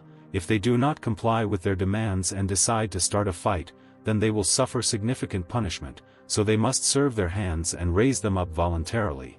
And it was obvious that the intruder was clearly not going to listen to the captain and only said that she was too noisy. Realizing that negotiations were pointless, Su Shui said that it was too fast and they should take a defensive line. However, the man had already raised his hand and pointed at the police. Several phantom bats appeared around him and began to attack the police. He snapped his finger and asked if they were tired of making noise. Immediately after this, the bats began to attack the police as if like a bullet.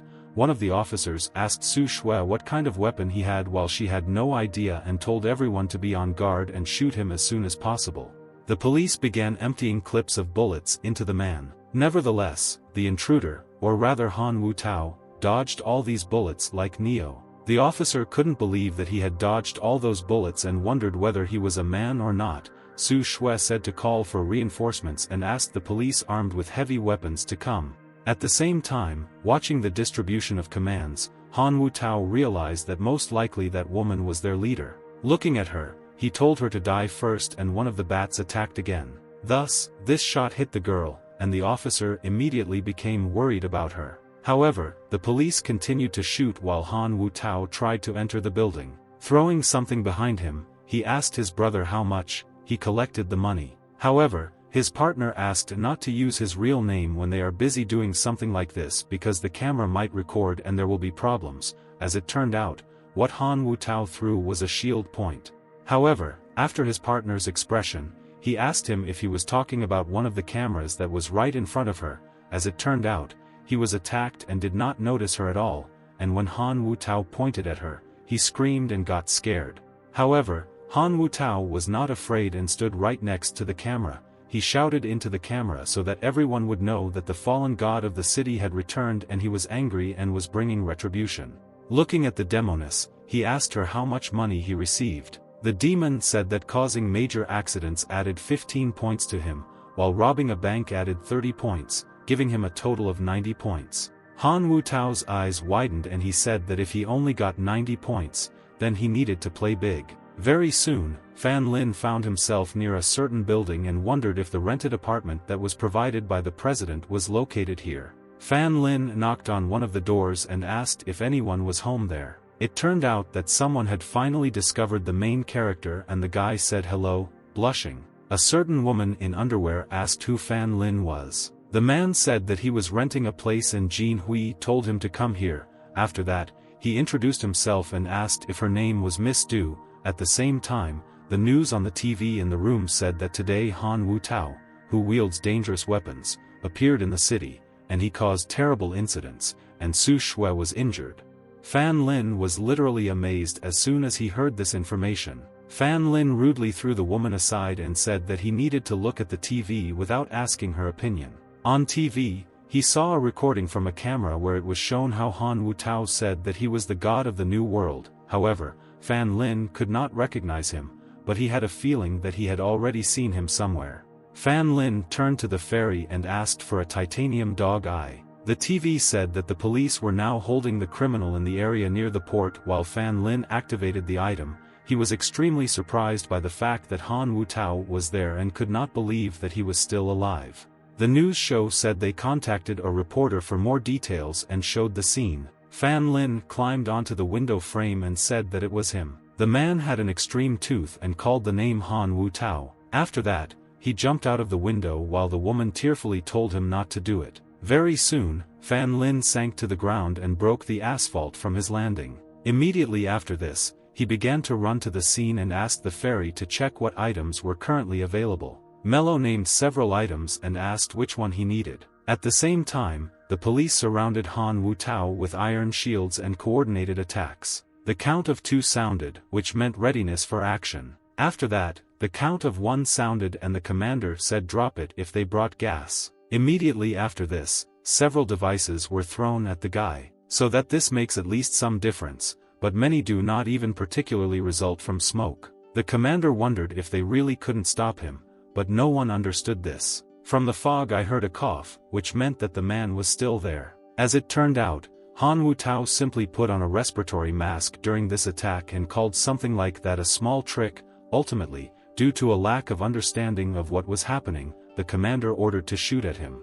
Very soon machine gun fire was fired at the criminal. Han Wu-tao activated his shield and didn't pay much attention to these blows. Nevertheless, he still continued to experience machine gun fire as if we were expecting something. As it turned out, in his mind he was counting the amount of everything he had held under her, and after the 17th he opened his eyes wide. Immediately after that, he got 10 points for 1 cop and threw a grenade. However, at the same moment, the name of the criminal was called by Fan Lin, who was on the roof of a nearby building. Han Wu-tao said that he tried so hard to find him and he himself came here and saved him from this Maroka. The same grenade that the police should have had was thrown at the main character, and Han Wu-tao said that he gave him a welcome gift. The grenade flew towards the building, but was absorbed by some incomprehensible haze. As it turned out, this was the action of an item called Mirage. Fan Lin then took the picture of this building in his hands. An angry Fan Lin asked how he ended up here in the first place.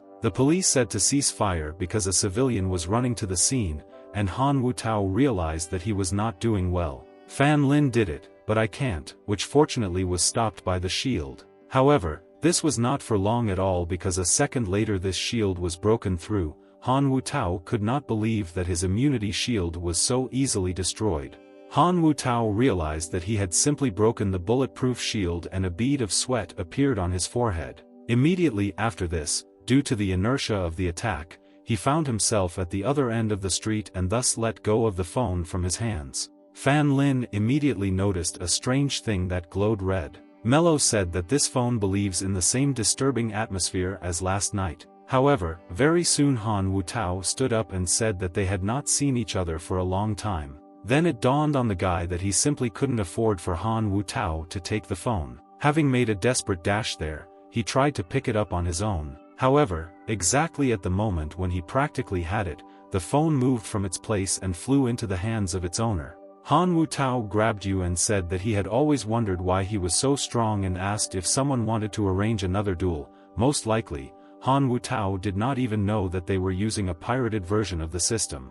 Han Wu Tao offered to fight, and Fan Lin remained silent in response, which meant agreement. With a serious expression on his face, Fan Lin told Mello to prepare the items. Seeing that Fan Lin was about to prepare something, Han Wu Tao asked if he really thought that he could defeat him with some small cloud. Fan Lin sank down, and lightning appeared in his hands. The guy said that they are just about to find out. Ultimately, the opponents looked at each other as if preparing for a duel while the police watched. One of the privates asked the commander if they would continue to save the civilian, but the man said that there was no point in this because he knew him and he was a friend of the captain, and he was also a damn strong guy. The man said that all they could do was lie on him and wait for the exodus. Fan Lin pointed his finger at the criminal and asked if he really thought that what he had done earlier to the city was less disgusting than what those idiots did to Hong Kong.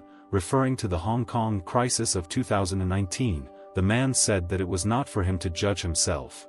Immediately after this, he activated a titanium automatic glove with acceleration, the description of which stated that if activated once, a person would be knocked out. Very soon, Han Wu Tao found himself behind the protagonist and swung at the guy. With a smile on his face, Han Wu Tao asked the main character if he could survive while the guy stopped this glove with his bare hand. Stopping Fan Lin's gauntlet created tension and Han Wu Tao decided to continue his attack. He praised the main character for his good reaction and was about to activate the next item. He activated the liquid metal armor, which was so comfortable that you could even sleep in it. While his body was covered with an incomprehensible liquid substance, the man said that he would see how he would dodge this blow. With our other free hand, which Fan Lin did not stop, we proceed to hit the guy, and he easily dodged. At the same time, from a long confrontation, the enemy's glove cracked due to the sheer strength of the protagonist. The enemy immediately stepped back because he could not believe that his glove broke so easily. With a look of disappointment, Fan Lin asked if that was all. Fan Lin then took out the regenerating machete. Without thinking twice, he made a dash towards the criminal, intending to make another attack. However, what no one expected was that Fan Lin would decide to change the direction of the attack in the middle of the dash and jump. Even the asphalt broke, but Fan Lin didn't pay attention to it. Only now did Han Wu Tao have a sense of self-preservation, and he begged not to kill him. Fan Lin kicked him at the beginning and put the criminal on the floor and then threatened him with a machete. After that, he hit the man in the ribs with this sword. However, Fan Lin did not stop there and broke the sword with his own hands. However, it was not for nothing that the machete was called regenerating, and literally in the next second the remaining part of the blade was restored. Fan Lin had already hit his leg with a blade on the other side of the man's ribs, which he clearly did not expect. Fan Lin said that he did not kill him and he will be tried according to the law. Hitting him in the face with another jump, he kicked him to the police. One of the officers immediately noticed this and reported to his commander. However, as it turned out, Han Wu Tao was not injured at all by such an attack and, wiping the blood from his face, said that from now on he would play big. Pressing the display on the phone, he said that he was buying everything. No one expected that Wang Yu was watching all this incident from another house. With folded hands, she said that things weren't going according to plan at all and wondered how she could clean up the mess he left behind. The warrior asked if they would help Han Wu Tao.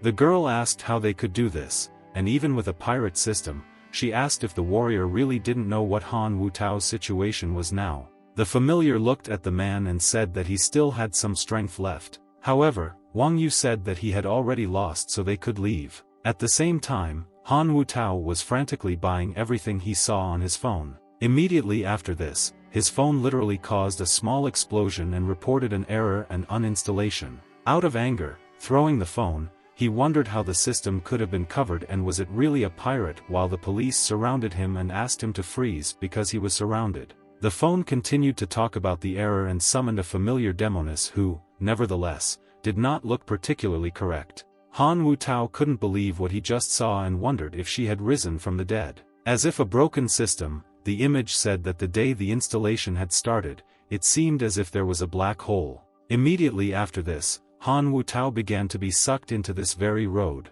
He does not understand what is happening and where he is being dragged, trying to prevent it, but in vain. Very soon the man was sucked into this road with a scream. He had already left in Antarctica, which was further from the capital than anyone could have imagined. The phone reported liquid metal armor and Han Wutao found himself on the ice. Barely getting up and shaking all over from the cold, the man asked where he was. However, at the same moment, Han Wutao realized that in this way he was able to escape from the cops. With trembling limbs, he went to the phone and ordered it to be sent to a safe place, saying that this time they will do something even more amazing, and he promises that he will deal with the main characters once and for all. However, taking the phone in his hands, he realized that his phone was completely broken and cursed his life for such a misfortune. Still shivering from the cold, the man looked around and saw penguins and began to guess where he really was. However, for a moment, Han Wutao wondered why he suddenly felt even colder than before.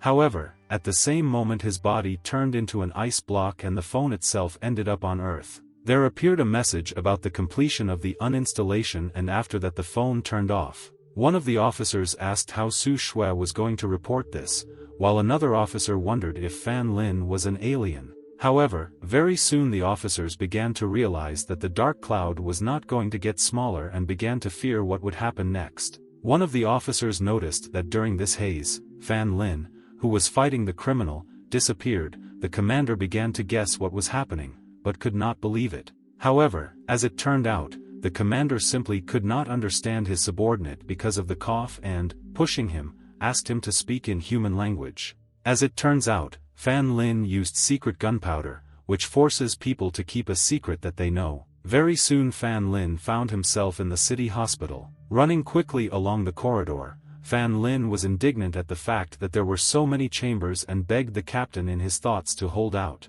While Fan Lin was running, Mello announced an update to her glasses. Fan Lin said to wait with this for now and asked to find the captain's room while the ambulance was walking towards him. The nurse asked the main character to step aside because the patient needed emergency help and Fan Lin apologized. However, very soon he realized that it was Su Shui who needed this operation. After this he was thrown into incredible shock. Very soon the operation began and the special panel lit up green. Everything was extremely quiet during the operation. It was clear that the doctors were trying to concentrate. At the same time, one of the doctors could not believe what he had just seen because, in his opinion, it was unrealistic to receive such an injury. The assistant asked what was wrong and the man said that she had been contaminated with radiation early on. The doctor said to bring the radiation emergency response team right away, and one of the assistants ran out of the room. At the same time, Mello appeared in the ward and began to observe this situation. Snapping her fingers, she realized that this was the easiest operation and now she would figure everything out herself. At the same time, Mr. Cheng listened to the news on the hologram where it was said that today's criminal with an unknown weapon carried out several attacks in the city and the police with the armed forces were able to solve this situation. The reporter said that at the moment the whereabouts of the criminal were unknown, and the police said that they would monitor abnormal activity in the city in case he did appear. The man looked at this news with a serious expression on his face and was clearly unhappy. Having put out his cigarette, he began to swear that Han Wutao turned out to be the same nonentity as his dad. His assistant said that he received a call from Miss Wang. The girl handed the phone to her boss. The man said not to delay and asked what happened this time. The indignant Wang Yu asked if, in his old age, he had completely forgotten how to think and asked why he sent Han Wutao to disrupt her operation. The man said not to get angry just like that. However, the girl was still unhappy and said that because of his recklessness, Fan Lin would be on her guard, and since she had to rake this stuff, she asked if he wanted to explain himself. Mr. Cheng smiled and told her not to worry, because the man's recklessness was part of his plans. He said that he could even do something with you and the system in order to collect some information and asked if she had seen the fight with the main character. Wang Yu said that at first Fan Lin used an item that would hide his presence on the battlefield, and towards the end it was obvious that Han Wutao was losing. Mr. Cheng said that for such a young age, Fan Lin is very careful and smart, which means he will be a serious opponent. The man asked if she had been following him, or rather, the system update in the last few days. The girl asked, is he really talking about the late period of the second phase? I heard something similar, everything of an ordinary person, but I was able to update the system and the late period of the second phase while the man himself achieved nothing. The man remembered that the doc had invented a system, and he, as his most outstanding student, was supposed to receive it, but to prevent this from happening, the doctor threw it into the ocean, and as a result, some boy took possession of the system. Nevertheless, despite all the prohibitions and career restrictions, the old man updated the system to the 3rd level in just a year. However, after one unfortunate incident, both he and the systems disappeared, and now that she has returned, he wants to get her. With rage in his eyes, he told the girl to get closer to the main character and does not forget to be careful because it is critically important for her not to get caught. The man said that if it changed, he would inform her about it. At the same time, Fan Lin was sitting in the lobby of the hospital, watching the news about the criminal. Fan Lin still didn't understand why the whereabouts of the criminals were unknown and how Han Wu Tao and the phone were connected, not understanding what really happened. However, due to these deep thoughts, the main character was awakened. The guy asked the fairy how Su Shui was feeling. Mello told him not to worry because he had a scratch, and she used the item and enlarged it. The man said that he was glad to hear this, because the target of the criminal was Fan Lin again. If Su Shui had been seriously injured, he would not have asked himself for this. However, Mello decided to remind the main character that the same smell emanated from him and Wang Yu, namely the pirate system. Fan Lin asked is she really talking about Wang Yu and said that since she appeared a lot of things have happened and it is really suspicious, but in order to find the one behind her and find out the real goal, you need to pretend that he is not talking about anything guesses.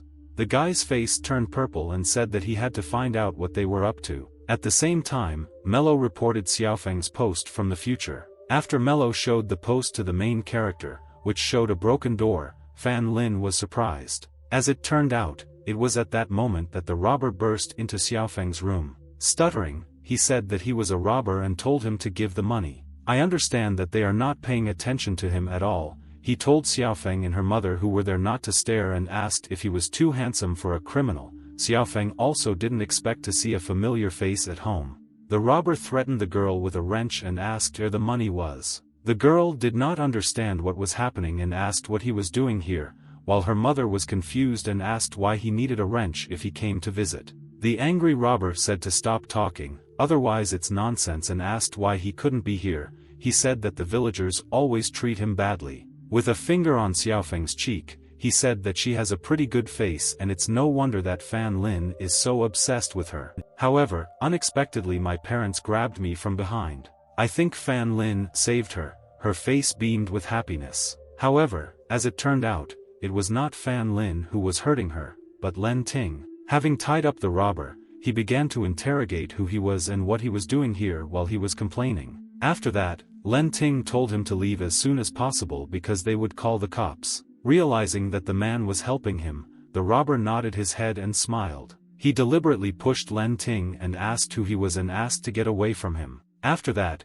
he took out a knife and scratched the man in the face. While the robber said goodbye to the man, Len Tin knelt down, languishing in pain. Xiaofeng and his mother immediately came there. The guy said it was just a small cut and asked how she was feeling. Fan Lin was approaching Xiaofeng's apartment. He noticed some men running out of it. The robber thought in his mind that he had completed his sister's task, and now he needed to hurry to get his reward. Fan Lin scratched his head when he saw this man and said that he reminded him of someone. Mello at the same time said that Xiaofeng and the guy they saw last time were there. Fan Lin noticed how Xiaofeng began to care about Len Ting and felt betrayed. Fan Lin wondered if this was an incident from the future. Mello said that they most likely missed something. After showing the post to the main character again, the guy decided, and I consider it completely, where it was said that Len Tin arrived in time and saved them. Fan Lin began to walk down the stairs and the film asked why he was doing this. Fan Lin said the events about this because Xiaofeng is safe now,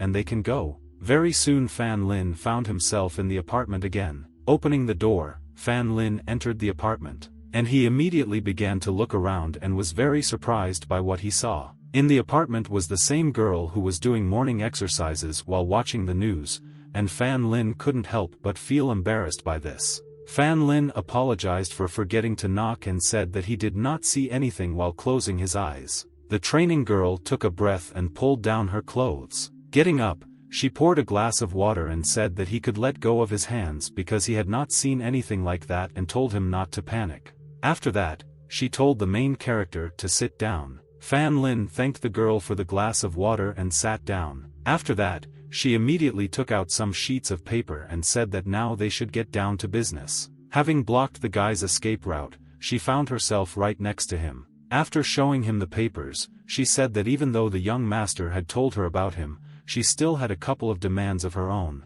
Fan Lin blushed and asked what she was thinking about, while the girl said she was so nervous. After straightening his hair, she said that she was a little obsessed with cleanliness. It was because of this that she told him to take a shower because she didn't want there to be any dirt in the room. Immediately after she touched the guy, she drilled her hands with a napkin, while the man realized that he really should wash himself.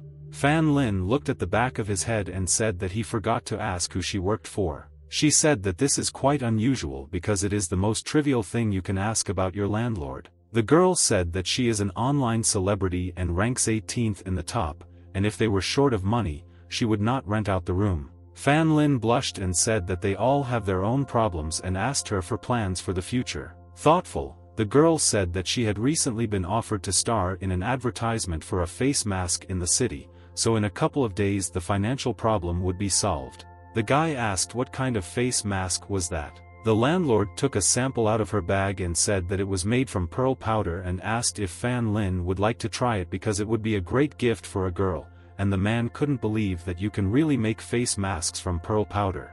Fan Lin remembered how Wang Yu once suggested that he go into a cosmetics business together, and he remembered that this would be a great opportunity to find out who gives her orders. The landlord had already started to open the package and said to try it, while the guy blushed and said that he thought he would refuse. Nevertheless, the girl had already taken out a mask and said not to be shy because girls love well-groomed guys. After that, she approached the main character, but did not notice how she slipped and began to fall. Fan Lin immediately caught her and blushed even more. When he helped her get back on her feet, he said that he owned a pearl farm in his village and therefore he could negotiate with a company that invited her to appear in commercials and sell even more pearls.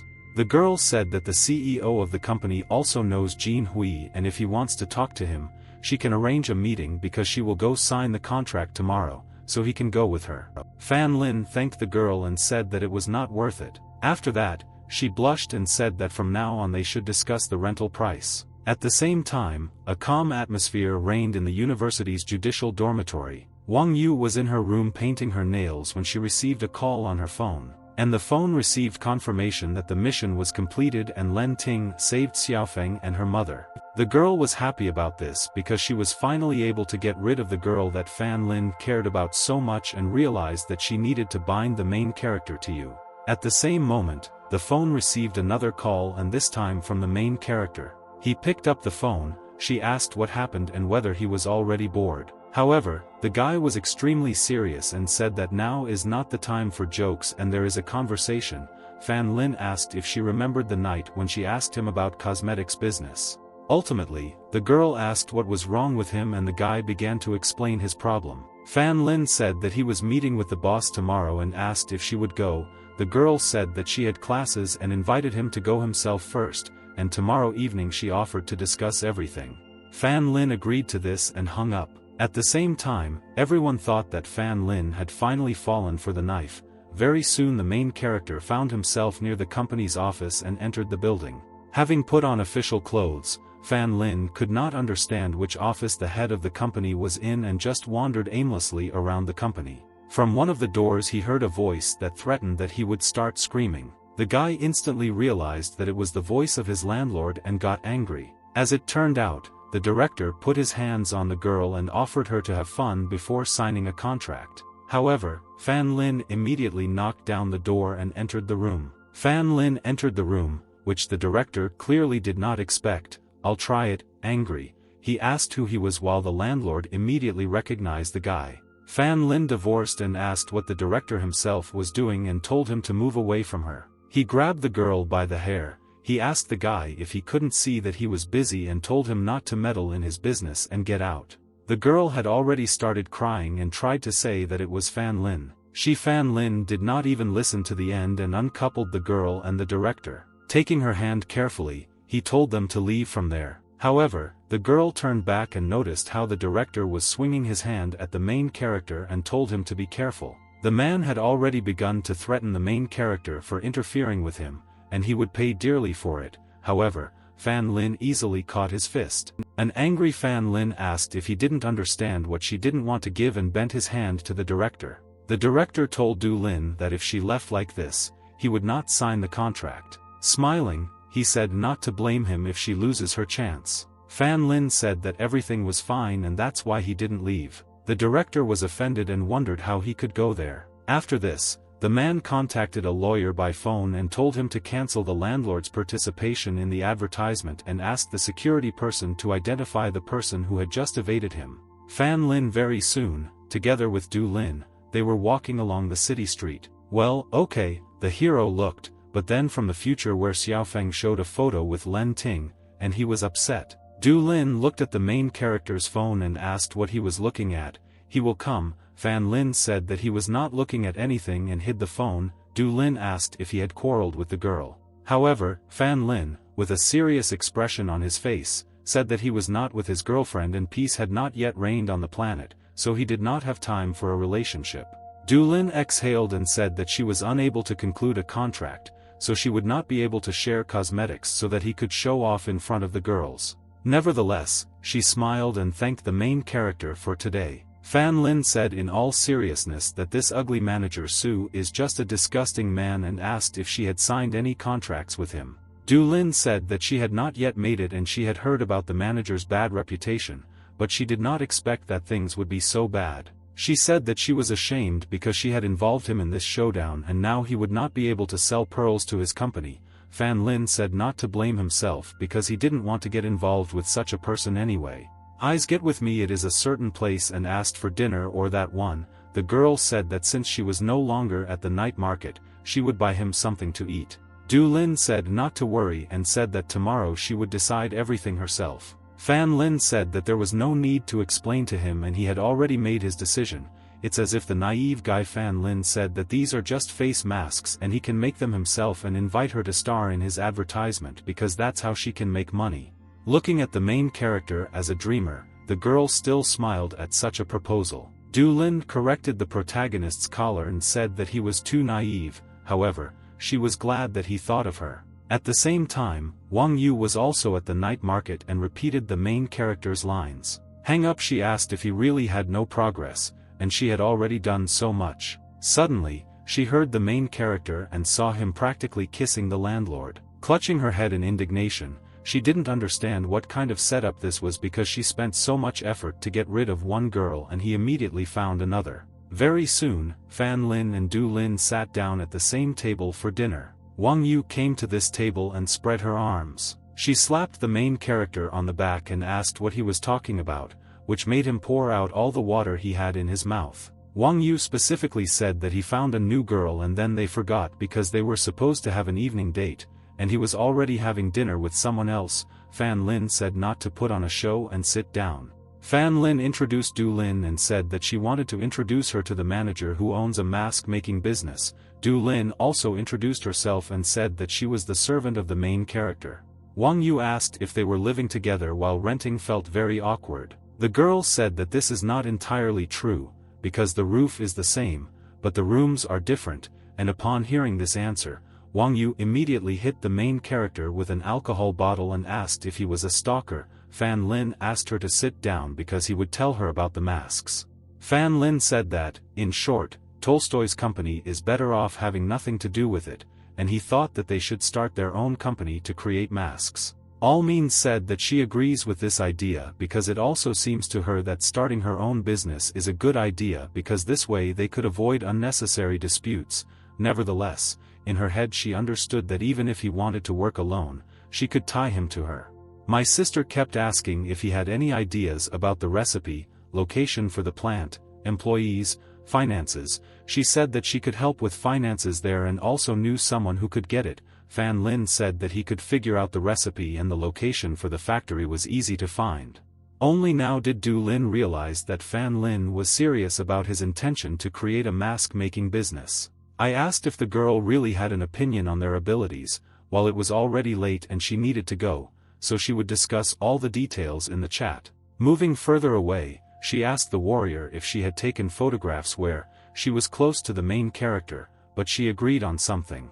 The girl said to use Photoshop and make him happy, and then send the edited photos to Xiaofeng. The girl also said that she should contact Len Tin and say that they are moving on to the plan, because it's time to find out if he really wants to seem like that to you, and asked me to tell you that no one spoils the car. An hour later, Xiaofeng received a message on her phone after showering and was surprised. The photo showed Fan Lin having fun with a girl under the influence of alcohol. Xiaofeng got angry and said that last time they were at the hotel and now they are going on a date. Suddenly, the girl remembered Len Ting's gifts, which she wanted to return, but her mother brought them back. It struck, smiling, the girl realized that she, too, could show off and decided to show him that she was a very attractive girl.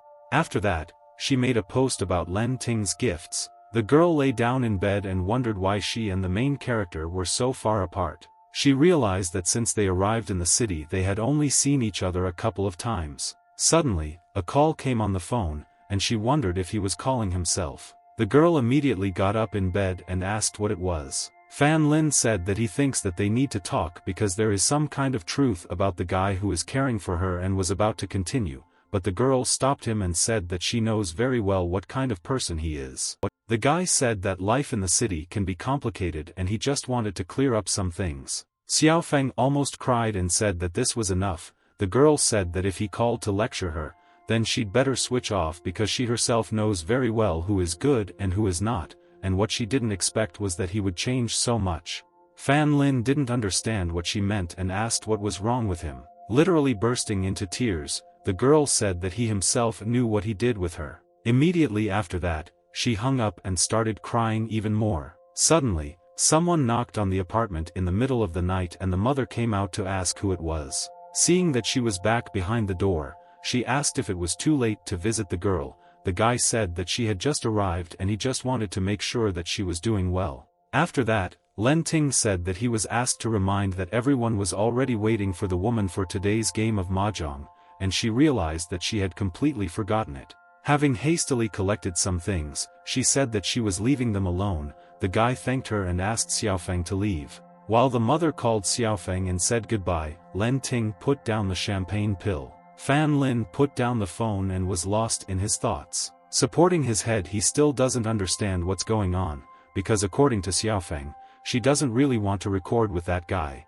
I still didn't understand which girl she mentioned. Suddenly, the main character seemed to have an epiphany. At the same time, in Xiaofeng's apartment, Len Ting laughed and said that the love potion was expensive but had not yet been fixed while Xiaofeng was lying on the sofa with reddened cheeks. He mocked the girls because the stupid country girl drank liquor and this would at least save her from external chatter. The girl said that she was very hot while the man said that he had not had sexual intercourse for a long time. The man took out a condom and said that she would now pay for everything because he would evict her mother and her with me as soon as Wang Yu paid him. Suddenly someone grabbed his hand. This same someone turned out to be Fan Lin, who asked how much Wang Yu promised him for this. The guy clearly didn't understand when Fan Lin managed to appear. He will come. Meanwhile, Fan Lin threw the scoundrel in the other direction and asked why he shouldn't ask what he forgot here in the middle of the night.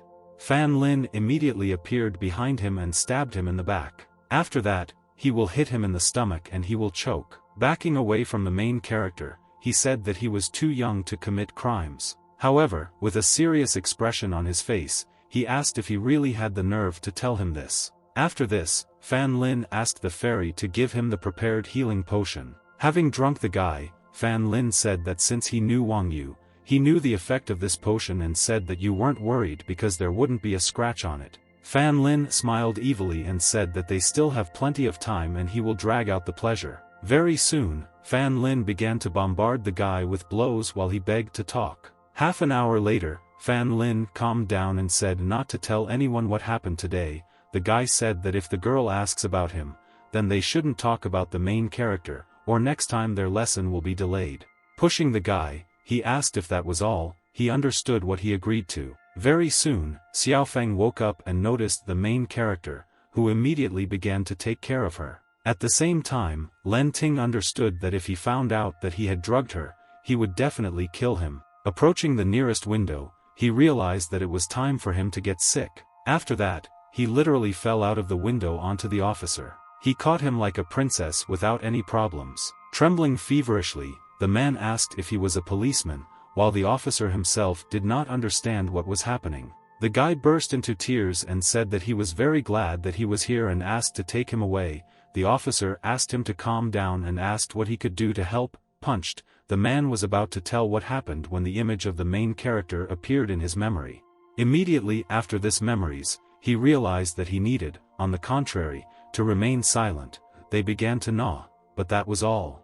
I realized that playing the victim would not work. Len Tin said that he was a criminal and had just done something terrible on the top floor, and he was glad that he came to his senses, but before that he had done a lot of bad things and asked to be taken away. The officer asked if the guy had any problems while the criminal sobbed at the feet of the policeman and said that he was a villain and asked to arrest him. At the same time, Fan Lin took care of Xiaofeng and asked if she was okay. Xiaofeng said that she was fine, but she was a little hot. When the guy heard this he blushed and couldn't come to his senses. Xiaofeng said that she was hot and grabbed the main character's shoulder. Naive Fan Lin put his hand on the girl, thinking that she was sick. However, suddenly the girl grabbed him by the neck. Immediately after that, she pulled the guy towards her. He put him on the sofa. Xiaofeng said that Fan Lin is very stupid and does not understand at all what the girls are thinking about. Fan Lin tried to separate the girl from himself. However, at exactly that moment someone noticed his eyes wide open.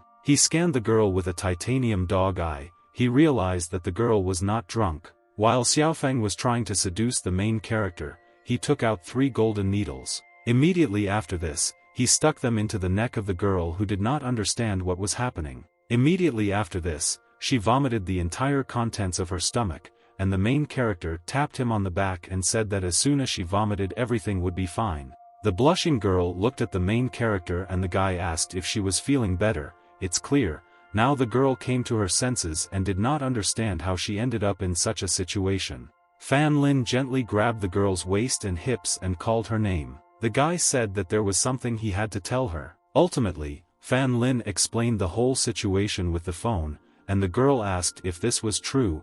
After this, the girl finally understood why the rich Len Ting tried to court her. Fan Lin said that although he doesn't know why the phone has such functions, it is obvious that Wang Yu needs his system. At the same moment, the main character received a message and, looking at it, Fan Lin saw what the girl did not immediately and said that in any case it was time for her to sleep and asked not to stay up too late. Communication appeared and told her to see that she had no idea about anything. The girl said that she was sorry that she had been acting like that the last few days. Fan Lin gently took her hand and said that it is possible that she and Wang Yu are at the same university. This is a mismatch and Fan Lin hopes that she will keep his secret because he threatened Len Ting and that he will not spill the beans to Wang Yu will think that her plans were a success. Fan Lin said that he really needed her to play along with him because Wang Yu would think that they had quarreled and this would be the way to find out who gave her orders, to which the girl agreed. Very soon the main character returned home. At the same time, Wang Yu was in the dormitory doing gymnastics, thinking that she would become better than Du Lin, when she received a call on her phone. Picking up the phone and wiping her face of sweat, the girl asked what happened while Mr. Cheng asked a counter question how things were going. The girl blushed and said that they were going quite well. Mr. Cheng said that the tool for extracting the main character's system is already ready and everything will work only if she can bind the guy to her. The girl said that his girlfriend was taken away today, and Fan Lin is very practical, so as long as she helps him with business, he will definitely come to fall in love. Mr. Cheng told her to do her job and not reveal herself. Very soon Fan Lin found himself near the house, and she said that she was very tired and was glad that the business was over. After that, she gave the glasses to the main character, and she said that if we take into account the points that Fan Lin spent on the battle with Han Wu Tao, the result is 262 points, and the experience scale rises to 62%. Fan Lin said that although he trusts her, the past few days have made him wonder why she appeared. Fan Lin remembered Melo's explanation about her origin, or rather, the fact that she remembers practically nothing. She explained how she remembered that her grandfather had awakened her from oblivion and remembered how some student behind her grandfather's back looked at him strangely. She also thought that her grandfather did not like the man. She explained that one day her grandfather sealed her and threw her into the sea and she did not know the reasons why he did this. Her grandfather told her to find a man for whom she would be happy to serve, and after some time a young man caught her. However, suddenly she remembered something. Immediately after this, error warnings began appearing near Mello. Very soon the phone started screaming that the main character did not have access and automatically turned off. Fan Lin did not understand what was happening and tried to call the ferry, but nothing happened. This was clearly an abnormal phenomenon and the guy wondered what had happened. After some time, Fan Lin was able to turn on the phone, which he was incredibly happy about. However, at that very moment he realized that his expectations were in vain. As it turned out, the phone was undergoing maintenance and its functionality was limited. The guy exhaled and realized that his phone was still useless. However, after some time, Fan Lin noticed that someone was following him. He wondered if this man had been sent by the director who had harassed Du Lin in the past. However, upon reaching home, he realized that someone had gotten into it. Those who looked at the main characters realized that the man did not follow him and entered the room. Opening the door, he was very surprised and opened his eyes wide. Du Lin sat there with a tear-stained face. Fan Lin pointed his finger at the unfamiliar men who had destroyed the entire room and asked who they were and ordered them to move away from her. One of the men in black glasses asked what was wrong with the main character while Du Lin was telling the main character to leave because he shouldn't get involved in this. However, Fan Lin refused to leave, saying that this was his home. The guy said to let her go or threatened to beat them. The man in black glasses laughed and asked if he really wanted to save the beauty alone, because he was digging his own grave. However, Fan Lin immediately made a dash towards the men and said that he had now buried everyone alive. It was only when Fan Lin was next to one of the men that he realized that his speed and strength had changed. Without expecting this, the main character was grabbed by the collar. After that, he wondered if the phone update had also affected his abilities. After that, the man threw the main character to the other end of the room and the girl began to worry about him. The man in black glasses began to mock the main character while the guy said that despite the fact that he was weakened, they were not equal to him. The guy with the black glasses told him to show what he could do while he swung at him. Fan Lin immediately used a lunge and a military boxing punch. Thus, he took his opponent out of the battle. The subordinates immediately began to worry about their boss and ask if everything was okay while he said to defeat the main character. Fan Lin clenched his fists and understood that it would be faster to deal with them, because the essence of military boxing is to move depending on what the opponents are doing, but if they attack at the same time, then he may have problems. Fan Lin dodged the man's strike. Very soon, Fan Lin walked up to another attacker and hit him in the stomach. This was the same person who threw him to the other side of the room. At the same time, the so-called boss wondered if this was the legendary military boxing. Fan Lin grabbed one of the enemies by the hand and looked at him seriously. Hitting him in the stomach, he asked if they really liked beating people. The guy said that if this is the case, they need to be prepared to be beaten back. The man was about to raise his hands and ask to discuss everything. However, it was obvious that the main thing he was doing was not in the mood to talk. Fan Lin asked if the director really didn't send them while Du Lin was untying him. The girl said something was really wrong in her younger brother, but he borrowed it on the internet, so now he comes to her to collect the debt. Du Lin said that she has paid them so many times, but this is a real bottomless yana and it is simply impossible to live like this. After that, Fan Lin looked at one of the collectors and asked if he really wants to fight with you again. The attacker said that they did this in order to survive and the company employees told them to kidnap the girl. Fan Lin agreed with these people, but said that they would be obliged to help the girl with the debt, but suddenly many people entered the apartment. Someone clapped their hands loudly, as if applauding some performance. The same director came into the apartment with a bunch of security and said that he was glad to meet again. Fan Lin asked if it was all his fault while Du Lin did not understand what was happening. One of the guards pointed to the main character and said that this was exactly the guy they were told about, but they did not expect that the hillbilly would be so good at fighting and asked if he knew he beat him up.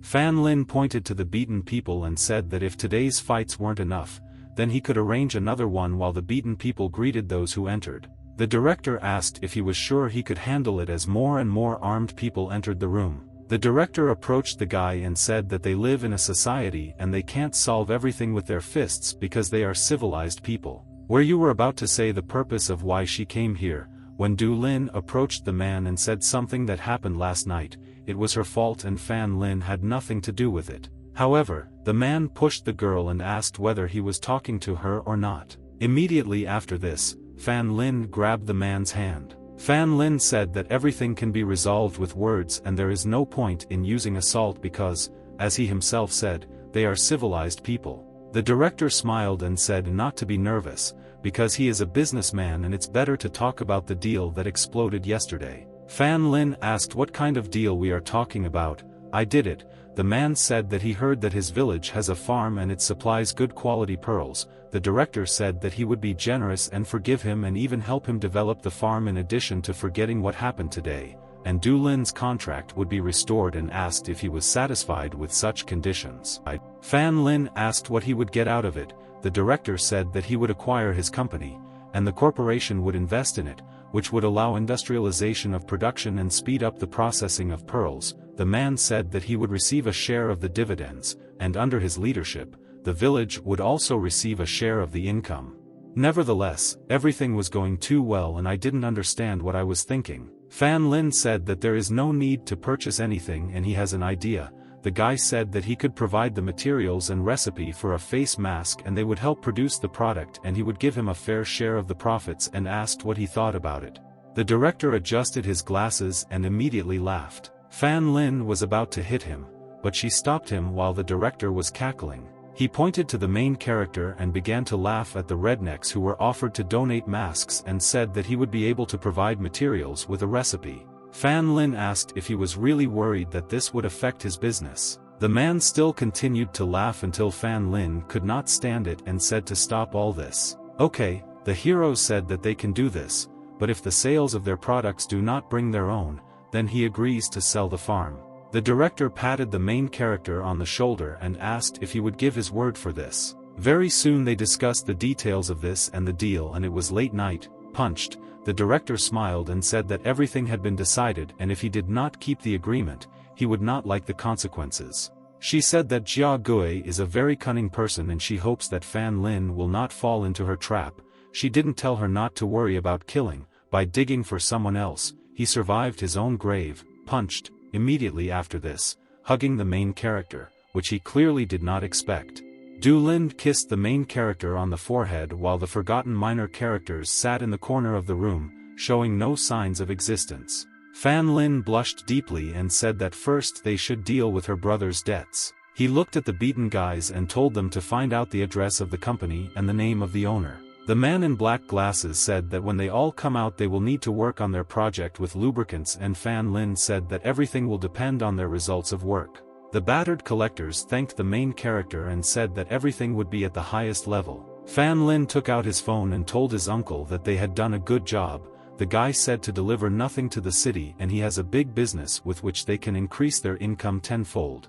In the middle of a deep sleep, someone called the name of the main character trying to wake him up. That someone turned out to be Mello. Fan Lin rubbed his eyes and asked if it was Mello. Mello said that her uncle sent a message and he said that the pearls had already been sent and he could go and get them. Stretching his body, he asked why. The system turned off without warning yesterday and if everything was okay. Mello said that everything was fine, but she was very surprised that Fan Lin was able to beat the three bad guys by himself. Fan Lin understood that now he was starting to not say it, and perhaps there was something that she couldn't say right now. Of course, on the thin lines, Fan Lin suggested going for pearls and contacting that person. However, Mello did not understand who we were talking about.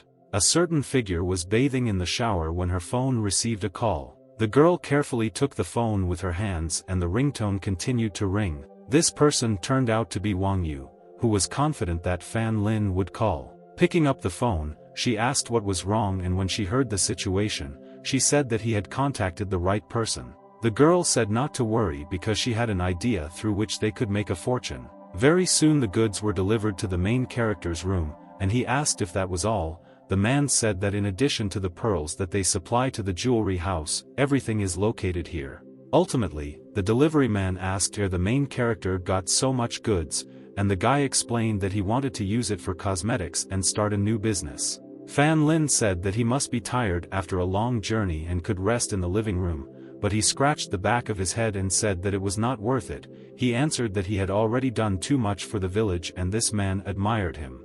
Looking at the pearls, Fan Lin understood that the most difficult thing was to create a manufacturing formula. Fan Lin understood that, according to Wang Yu, if you take Chinese recipes, the price of the product will double, and this is not such a bad idea. He ended up asking Mellow Chinese for us, and she said that there was nothing like that. However, she said that there is something useful in pharmacology, Chinese medicine, which he has already learned, and he needs to spend 2 points to find it and all the other materials he can buy in the system store. Fan Lin said that it was convenient enough so they could try it.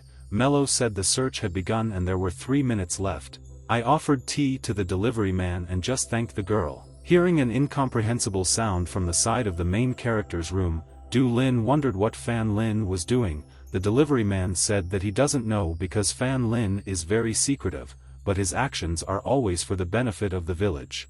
The girl realized that, as Jin Yu said, the main character is really strange, but very reliable. Suddenly, Fan Lin left the room and called Du Lin, who clearly did not expect this. The guy asked to try the mask he made. The girl was very surprised by this and asked if he really made it himself. Fan Lin said that this was indeed true and he made it according to his own recipe. The guy asked to try the mask right now, which made the girl embarrassed. The delivery man asked if he was talking about this, thanks to which he could earn money. Fan Lin smiled and asked if he also wanted to try. The guy said that he was an ordinary guy who had never used makeup, so there was no need to do it. However, Fan Lin insisted and said that this would only make the effect better. Immediately after this, Fan Lin applied the mask to the faces of his experimental mice and they began to test the mask. After some time, they felt some strange effect. It felt like their entire body was shrouded in an incomprehensible energy.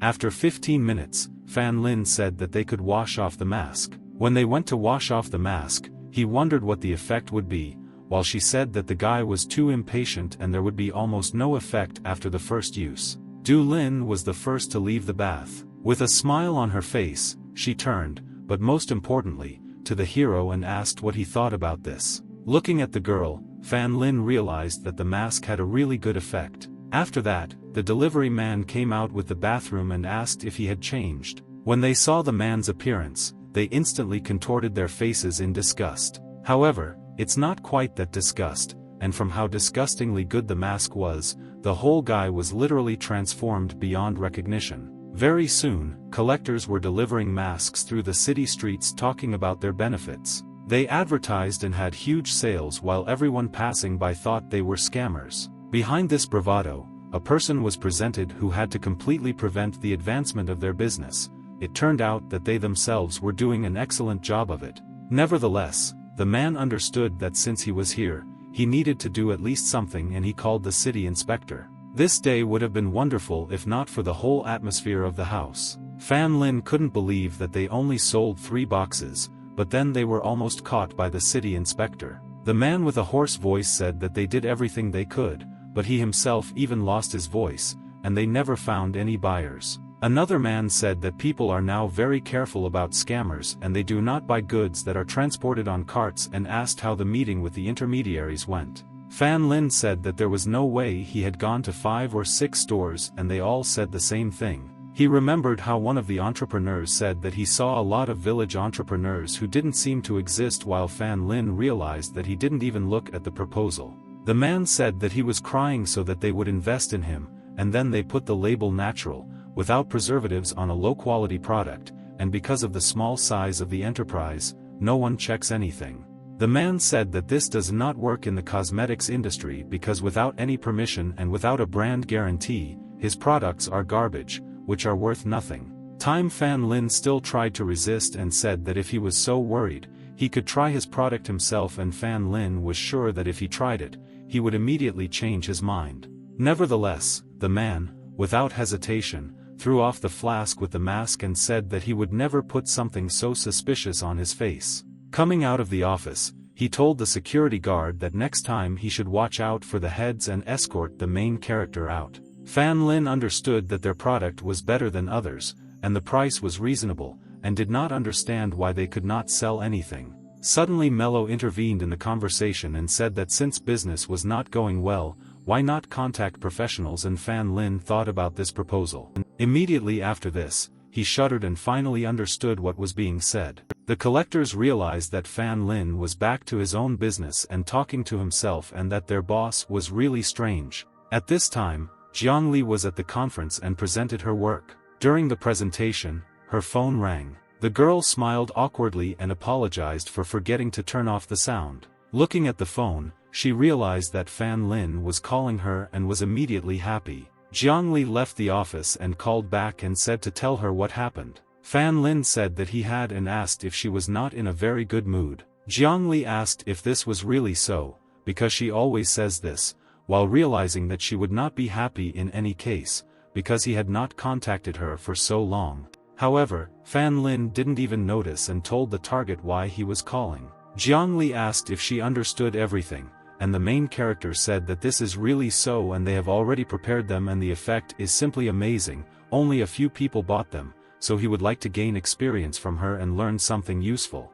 At the beginning she said that she was still in the city so he could not meet later and she had several appointments so she was talking later. After that she hung up. The girl blushed because she understood that they had not spoken to each other for so long and now he just called for work. Jiangli understood that a man like him, who protects many fragile girls, is a very special case and it is precisely such a man who lacks a woman who can help him. Rushing into the conference hall, she only said to wait for her, she would show him how much she could do, unlike people who only cause trouble. Jiangli said that everything is correct. The girl said that, on the contrary, it is necessary not to lower the price, but to increase it, and he increased it significantly. Looking at the 3 fingers that Jiangli showed, Fan Lin asked if it would be necessary to increase prices by 30%. However, the woman narrowed her eyes and said that the main character should triple the prices. Fan Lin said that they can't sell anything even at a low price, so why raise it?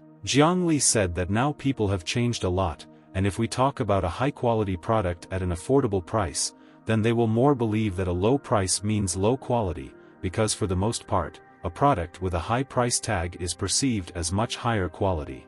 The woman said that the rustic appearance, low price and new brands are all too alarming and, although none of the above are related to the products as such, Fan Lin remembered that they not only needed to raise the price, but also improve the appearance of the product packaging to make it more upscale. Jiangli said that this is correct and he quickly grasps everything, but promoting the brand will still take a lot of time and if he wants to achieve quick results, he will have to use other methods. Not understanding what was being said, the guy asked what exactly was meant.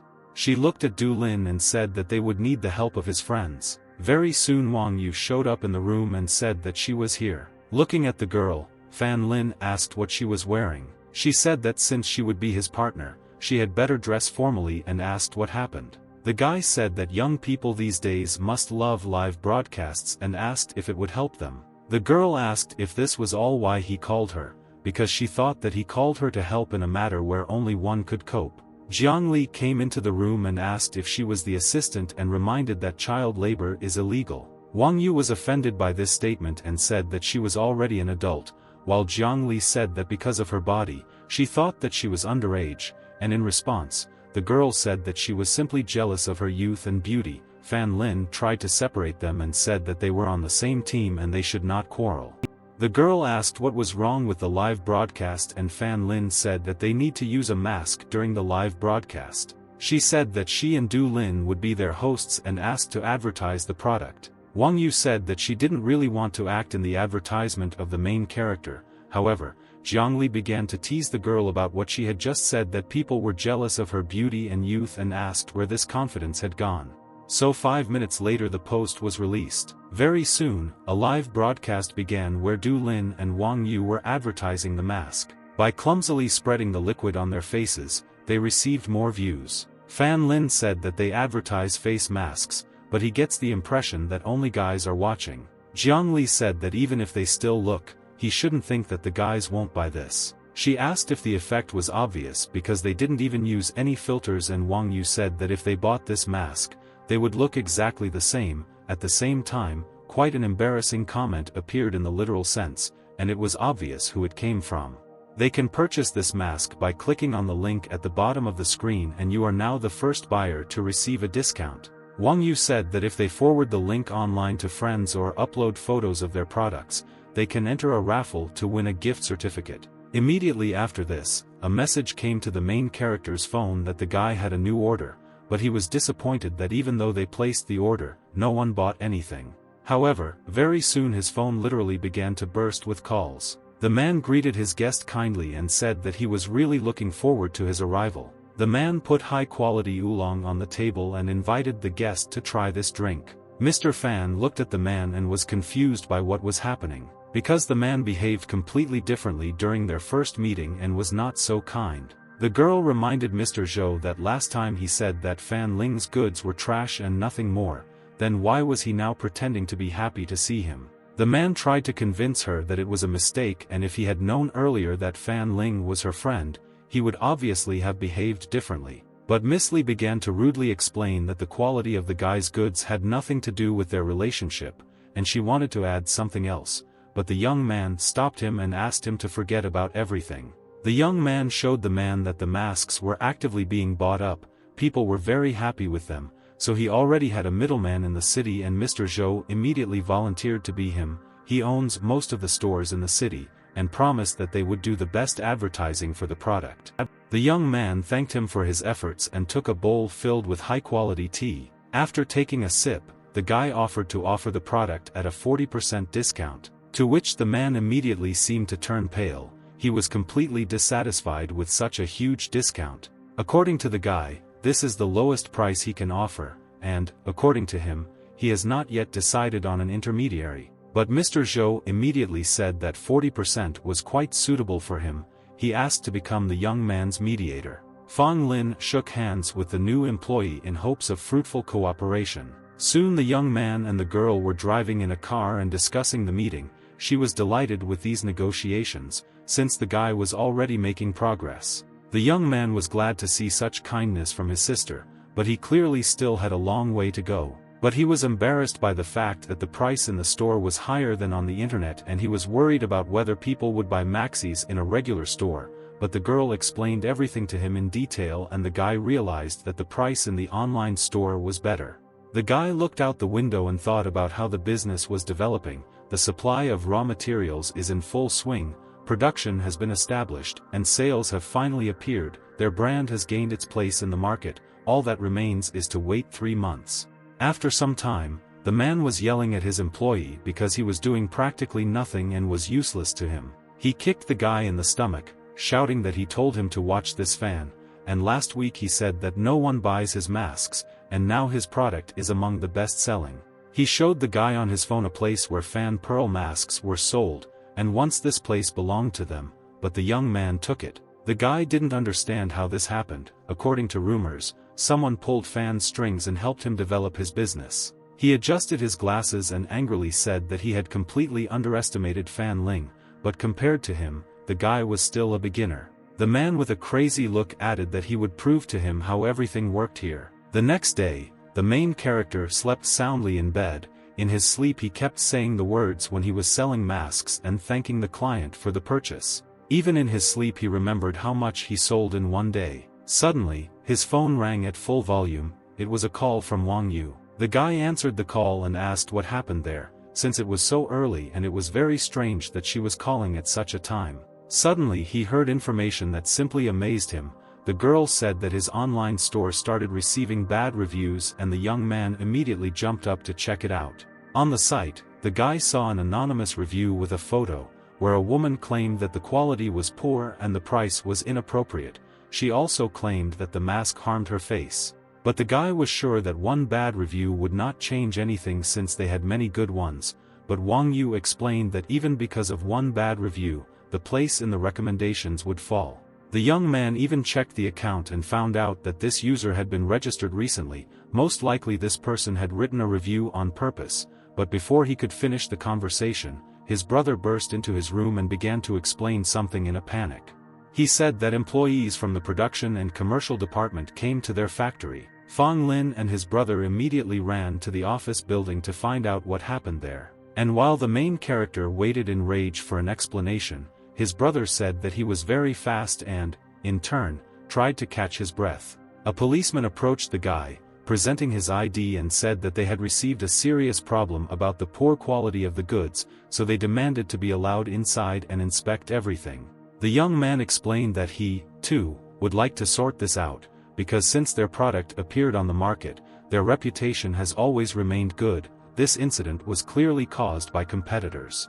The policeman looked at him suspiciously and said that if his product met quality standards and the factory complied with the requirements, then there should be no problem. Observing the man, the guy concluded that he looked honest and was unlikely to work for Jia Guaya. Fan Lin asked the staff to open the doors and let in the employees of the production and commercial department. Soon a squad of police officers carefully inspected the production site. At this time, the young man was talking with his sister, to whom he told that he would sort it out here, and she would resolve the issue in the online store, and the girl promised that everything would be in the best possible way. Since the system turned into mellow, the young man rarely used the ability of future moments. He even began to wonder how things were going there now after all this time. First of all, he inquired about the affairs of Fong and Jean, who were pleasantly discussing their fantasies. But then the guy noticed something strange. Fong repeatedly asked for forgiveness in a message, where she said that it was her fault that trouble happened to the villagers of the village of Fangjia.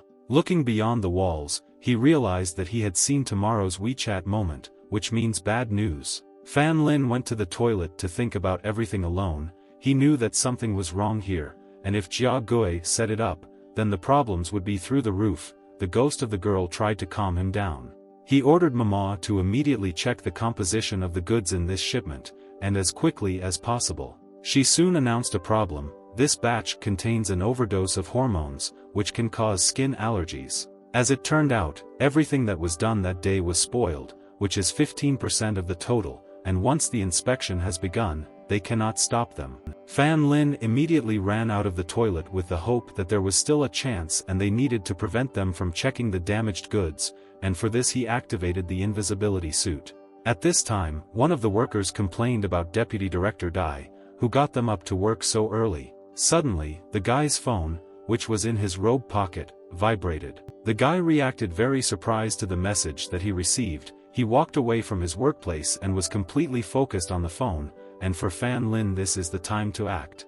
While the employee was looking at the information about the Royal Casino of Macau, the main character quickly took away all the products that were on the shelves. Fortunately, he managed to do his job and breathed a sigh of relief when the guy turned around, continuing to complain about the advertisement. When Mello was pointed out that the goods were still damaged, the young man prepared her for sending spam. And while the young man was trying to do his job, the policeman shouted and asked the workers to turn off their phones while working. He displeasedly asked Brother Lin why he was taking so long in the toilet, to which he replied that the guy's stomach had not been good lately. After a while, Fan Ling and the police officers' work was finished, and they looked at the examination results. The man began to read the text from the document that, based on the results of tested samples, the Chinese face masks of Fin Ling have quality that meets all standards and there are no problems. The main character was very happy with the indicators and the fact that they were unable to find the damaged goods.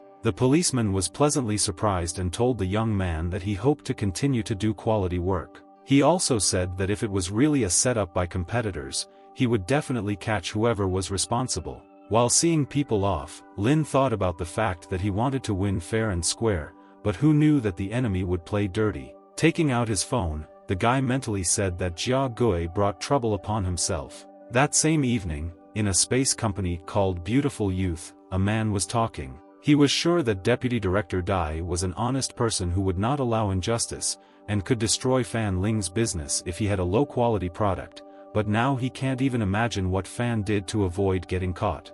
But in a panic, he reassured his interlocutor that he still had many ways to do this and he would not allow it to affect their business, so he asked the boss for another chance. After finishing the conversation, the realization came to him that it was all because of Fin Lin and it was because of him that he had screwed up in front of his superiors, and it seemed to him that it was time to change the rules of the game.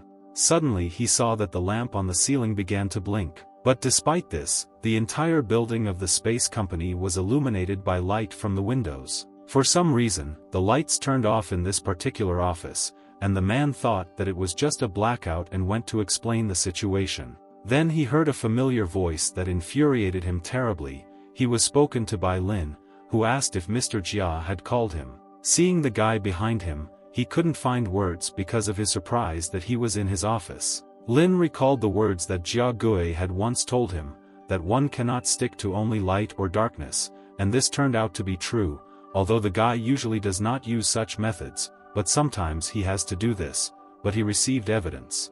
The man asked the guy what he was up to, but he said that Gui himself had recently said how honest and fair Deputy Director Dai is, and what he will do when he receives this flash drive is up to him. The man understood that Lin managed to slip here without getting caught, and he had no idea who sold him, but the young man still showed up. He immediately began to act and said with a smile that they were both business people, and they needed to be friends and help each other, after which he asked whether it was worth crossing the line. Jia Gui said that he admitted that what he had done earlier was a mistake, and asked him to forgive him, and if he could somehow help him in the future, he would do everything in his power and tried to take the flash drive. Fan Lin asked in surprise whether he really thought that the young man had come here to negotiate with him, and does he really think that everyone he meets thinks only about profit and has no principles? He said that Gui could compete with him in business and even attack him personally, but since he decided to destroy the general efforts and reputation of the village, he should know that the young man would not allow him to get away with impunity. The guy came to him to tell him that he would report him to the government, and that was all. The night has just begun and the man still has plenty of time to ponder his life behind bars. These words made Jia Gui panic. He knew that this guy wouldn't just throw around words. The next morning, all the residents of the city were as active as always, and everyone was hurrying about their business. There was important news on the news about Jia Gui's arrest. He was arrested on suspicion of corruption,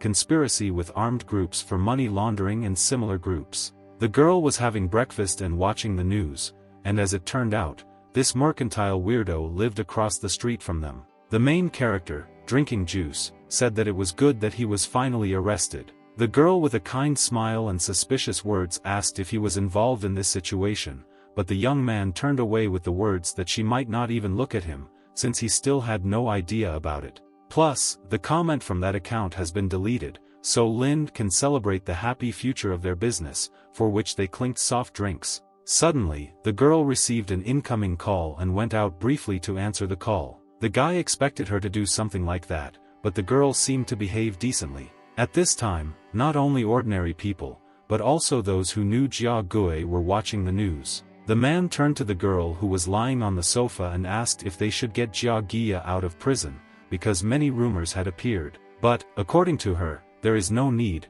since the board of directors has been dissatisfied with him for quite a long time anyway. The man used his position only to enrich himself, so he himself is to blame for this.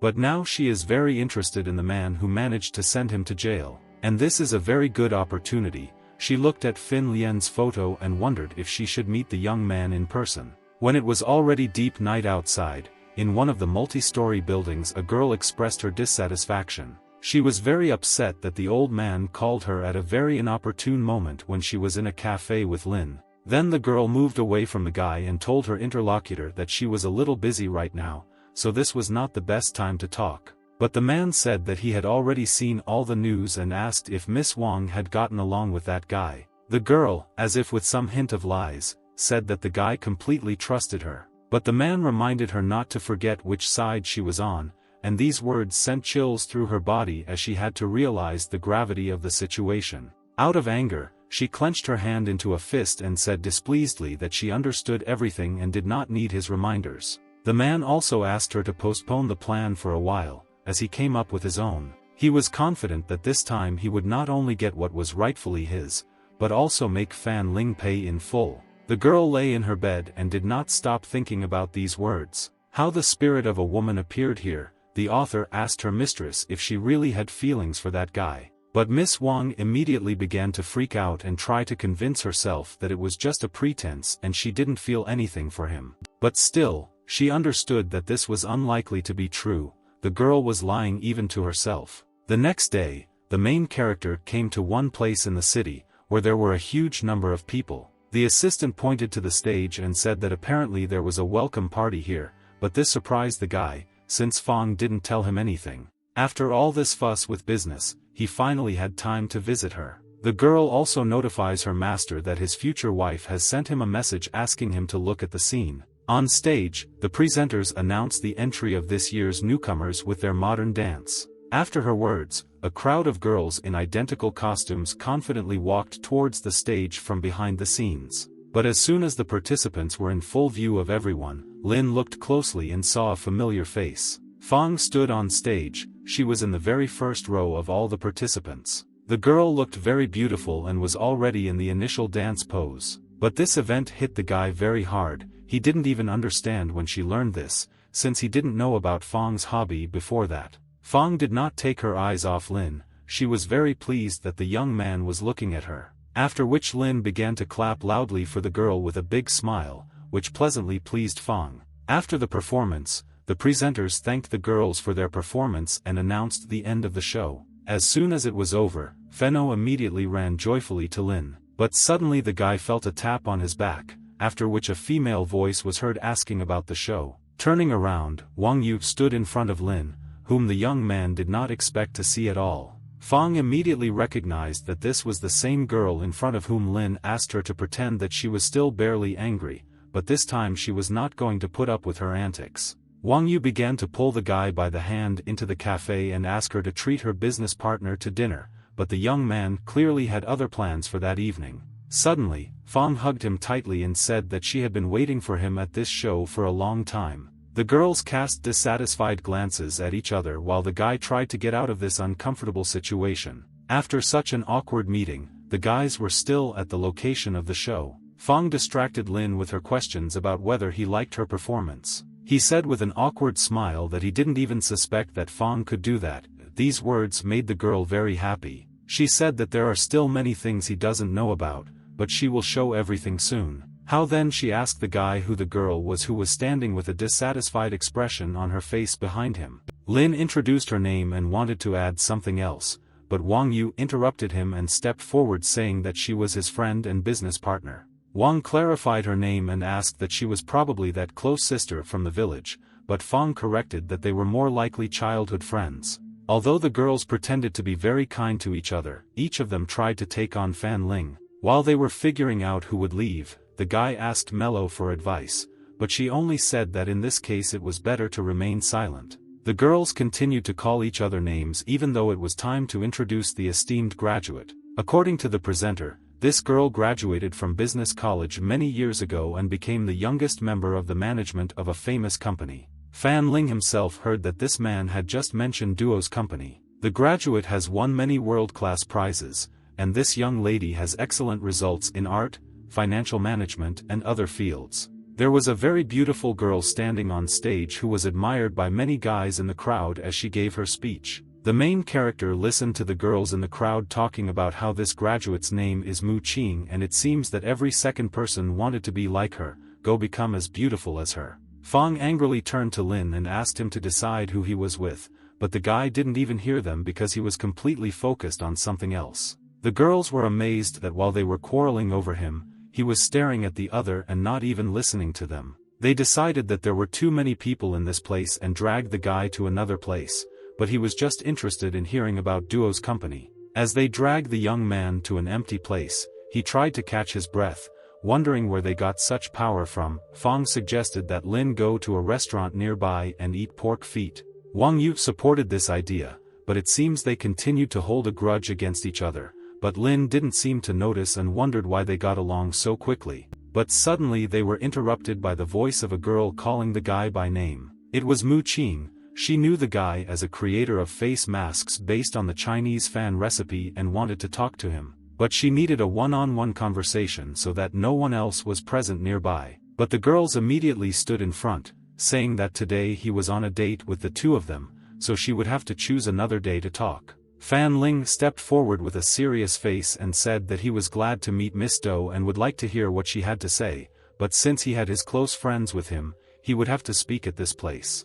Mu Qing clarified whether he was confident in his decision, since it would not be about Jia Gui. The girl hinted to the young man what she wanted to talk about, but it was too secretive information. Hearing this, Fan Ling was shocked as he couldn't believe that she would know about this. The girl asked him to follow her if he was interested and if he didn't want any unnecessary problems. Lin asked Fong for forgiveness, but he should have gone after Mu Qing. The young man had several questions for her that urgently needed to be resolved. At these words, Miss Duo smiled sweetly, because she knew that the guy would not refuse this. Soon, Fan Ling and Mu Qing were sitting in a cafe and talking about what she had told him. The guy asked if it was true, to which the girl replied that that was all she knew. After her words, silence fell between them. Mu Cipollano turned her glass to shake the drink. She said with a smile that it was his business to believe it or not, but she was interested in what the young man would choose, knowing everything. He seriously thought about her question and after a few seconds' pause replied that he would look forward to her speech. 3 days later, the guy sadly left his sister, who asked if he had changed his mind in his decision in the hope of hearing a positive answer. She said that the guy should not quarrel with the Duo family just for the sake of her loser brother. But according to the guy, he will do this not only for the sake of her brother, because he must go there. The guy convinced the girl that the Duo family would not touch him, but Du understood that he just wanted to appease her. He said goodbye to her and asked her to wait with good news, but suddenly Wang Yu met him. The young man asked with great surprise whether she had really come for him again, to which the girl asked whether she was already forbidden to communicate with him. She pulled out 2 tickets to a movie and invited the guy, but he refused, because today he had other plans and much more serious ones. When he said that he was going to the Duo residence, Wang Yu clarified whether this was the company that manages the production of certain cosmetics. She immediately began asking why to go there and asked many questions. But the guy sincerely said that everything here is much more complicated and he cannot explain it, so he asked to go to the cinema another time, but according to the girl it was a one-time offer. Fan Ling exhaled heavily, thinking that he already had a headache from her, but the girl continued to ask to go with him. Soon the guys came to a huge mansion where the Duo family was. Wang Yu kept talking about how she expected something more than this house. Lin asked her to stop talking and silently follow him. But at the entrance they were stopped by 2 guards. According to them, no one would enter the mansion without an invitation. Lin said that Miss Duo called him to see Mr. Duo Zhenghua. The guards were surprised by such a statement, but no one warned them about the arrival of guests. Suddenly, a man appeared in the yard and said that the guy would be their guest today, since Miss Duo had called him. But before he enters, Lin is asked to hand over all the electronic devices he has with him. The main character asked why he couldn't take his phone with him. The man explained that Mr. Duo was relaxing here and he was very angry if there was any electronics, because they emit electromagnetic waves. Wang Yu put the phone on the tray, but the thief guy didn't want to part with it. The girl was sure that the Duo family would not benefit from stealing their phones, since they were already very influential. The main character supported her words, and since they came to Mr. Duo, they should do as the elders ask. Having calmed himself, the guy put his phone on the tray. The man asked the guys to follow him to the mansion. All this time they were being watched by someone from the cameras that were installed in the yard. This was a girl who, with a sly smile, said that everything was going according to plan. The guys were heading to the entrance to a large mansion, where they were led by one of the workers in this house. Along the way, they noticed that there were a large number of turns and corridors. It must be difficult to navigate here. Wang Yu thought that this was the reason why they took away the phones, so that they could not take pictures of the road. The man invited the guys to enter Mr. Duo's office, where the employee said he was. Van looked back at the guy, waiting for the first step into the office. The main character boldly headed inside, where he was supposed to see a respected person. A man was sitting at the table, buried in a book. He asked the guy if he was Fong Ling. The guy bowed his head slightly in greeting and greeted the man. Mr. Duo continued to read the magazine, but in the moment he said that he heard about the young man from Mu Qing, and if he came to ask for forgiveness for the arrest of Jia Gui, then this should not be done, since he himself was to blame.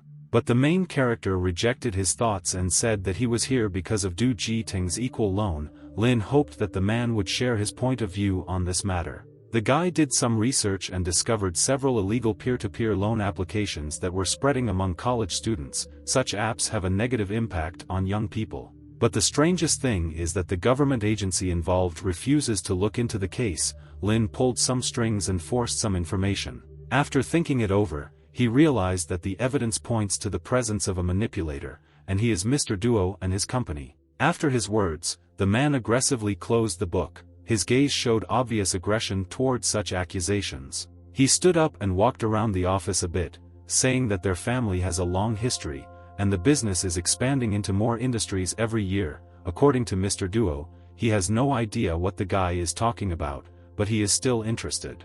The man approached the young man and rudely asked why he was interfering in matters that no one wanted to know about. Although Lin understood that he did not have enough influence, it was important for him to protect the people close to him. At his words, the man laughed loudly. It seemed stupid to him that the guy wanted to protect some people important to him. He called the guy one of the most capable representatives of his generation, but he is completely inexperienced, so he simply does not understand a lot. And the man said that the guy really wants to protect someone by exposing himself. At this time, a crowd of people were running along the corridor, heading to this office. The man turned sharply to the guy asking the question, did it really never occur to the guy that this was just weakness? At that moment, a crowd of security guards burst into the office and surrounded the guy. According to Mr. Duo, a true specialist for the sake of his own goals will not be afraid to sacrifice only money and morals, but even friendship, family ties and love. Lin, with a slight mockery in the conversation, asked if he really thought that these guys could stop him. After all, he knew that even without a phone he could use the military box. The man was angered by the guy's words even more, because it seemed that he still did not understand the essence of the conversation. Perhaps these people would not stop him. After these words, a man in a bright suit appeared near the man and took out his sharp sword. Fan Ling was frightened by such a gesture because he was not ready for it. When a sharp sword blade appeared near his throat, he asked why this was happening.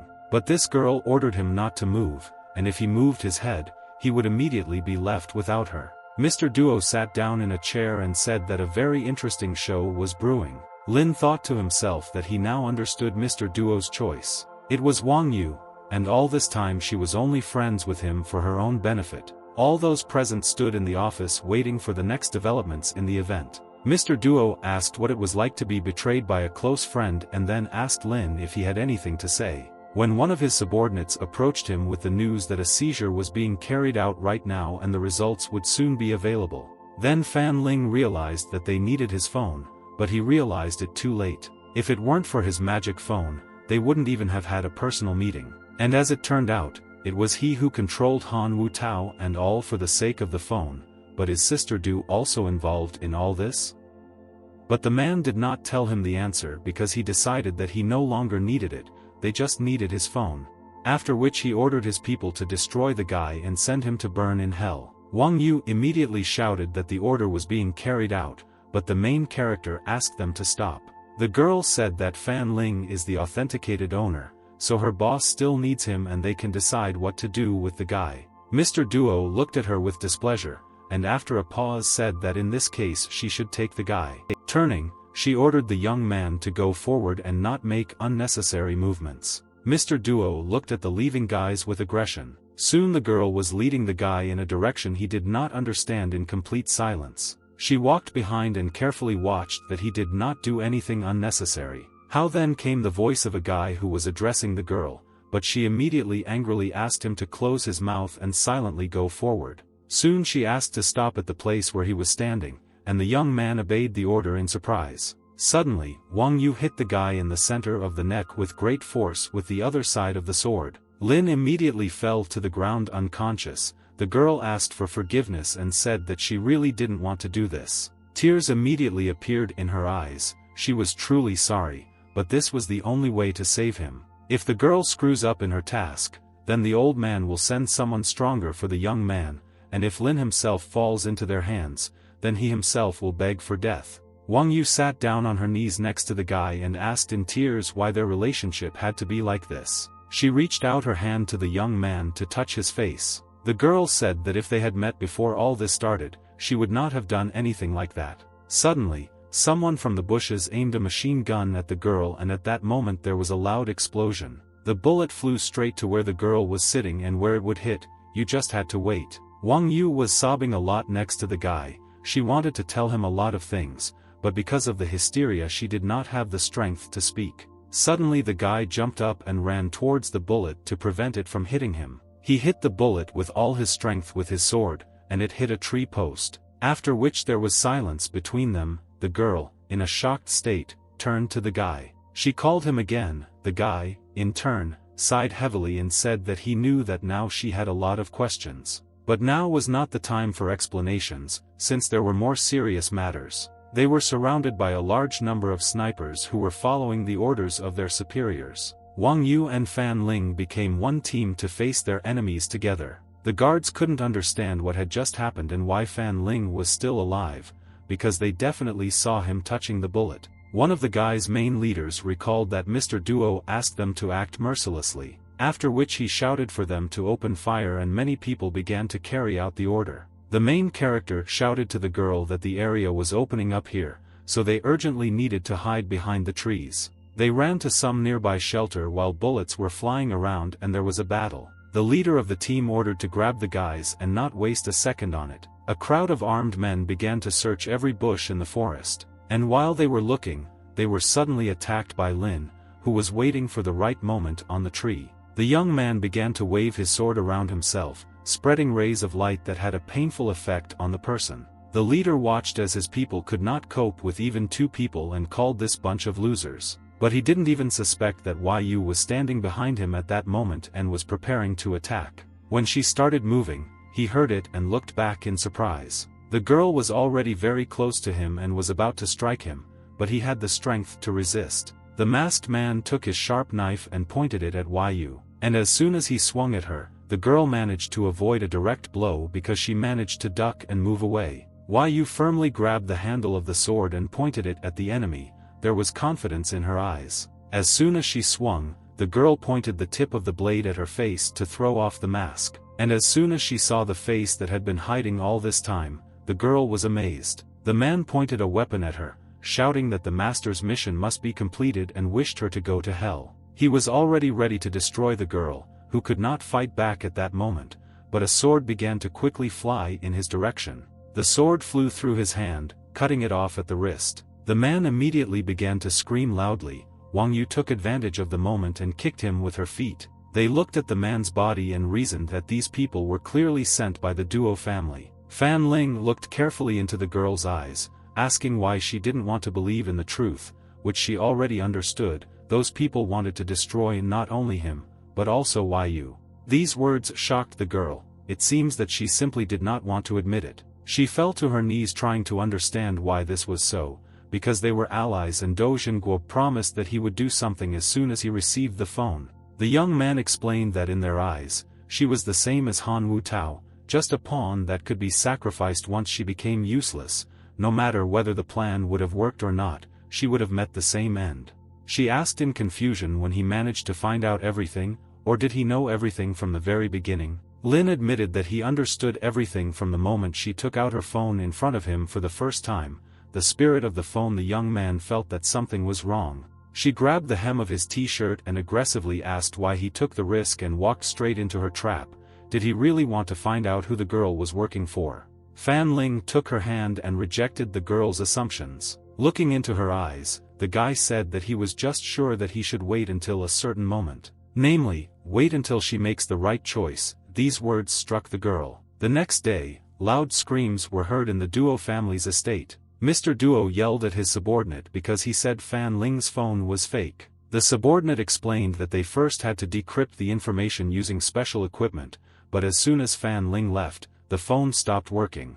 Mr. Duo was very angry, but he guessed that something would be wrong. Fortunately, he foresaw it and sent his men after them. Suddenly, a hologram of a certain guy appeared from the phone provided to his subordinates, who said that it was useless since all his people had lost. Mr. Duo was shocked by the appearance of his acquaintance here. The man greeted him and said that it was not easy to organize this meeting, since Mr. Duo does not use electronics. Do Zhen was probably afraid that he would steal information, but out of the two of them, he is the one who spies on others including his children. But Mr. Duo asked to stop talking, then asked the man if he really put so much effort into communicating with him, just to say this. The man sat down in the chair, saying that he simply wanted to discuss the violation of their agreement on the part of Mr. Duo, but he said that he had to do so, because he should not have sat and waited for his arrival. He looked into Do Zhen's eyes and then said that only by telling each other what they were thinking would they be able to keep their future partnership open and honest, and then asked if he would work with him. The man looked carefully into his eyes, but did not give him an answer, because he was thinking about what would come of it. At this time, Fan Ling and Wang Yu were standing in the thick of the forest. Lin knew all the time that Duo needed his phone, so the girl was interested in what kind of advantage he had and the opportunity to replace it, to which the main character replied that it was easy to find a similar mobile phone, because they care about the data, and not the phone itself. And to make sure that they would not be able to figure everything out quickly, the young man asked Mello to upload all sorts of unnecessary information there as a distraction. Although this plan is excellent, it will not stop them for long, so they need to quickly get to a safe place. They looked out onto the road where the car was parked for them. Wang Yu said that he was so cunning that he had thought of everything like that, but the young man replied that his ally had thought through all the details. He opened the door to the driver's seat and asked the girl to sit down, and they could talk on the way. Once the guys were in the car, the guy started starting it while Wang Yu looked for a suitable place in the back seat for her weapon. And since Lin didn't have a driver's license, Mello was responsible for driving. They set off on the road to meet the ally the young man had mentioned. Fan Ling sat on the seat and allowed himself to relax as his ghost was driving. The girl was interested in whether he was sure that she could go with him. The main character asked if she really didn't want this, but the girl looked down and with a feeling of guilt asked if he was afraid that she might change sides again and betray him. To which the guy replied that he didn't trust her before, but she showed herself on the good side, although she didn't understand what was happening. The main character called them partners after what happened. When the girl started screaming that he was saying all sorts of nice things, but in fact he was just testing her, Fan Ling asked her to calm down. Besides, she was the first to try to deceive him, and now she blames him. Since he told her the whole story, he demanded to hear information from Wang Yu. He said that he knew that the girl was pretending to be Miss Wang's sister and trying to get closer to him, but he didn't understand why she would work for them. It was clear that it was difficult for the girl to talk about this. It seemed that they had done something to her.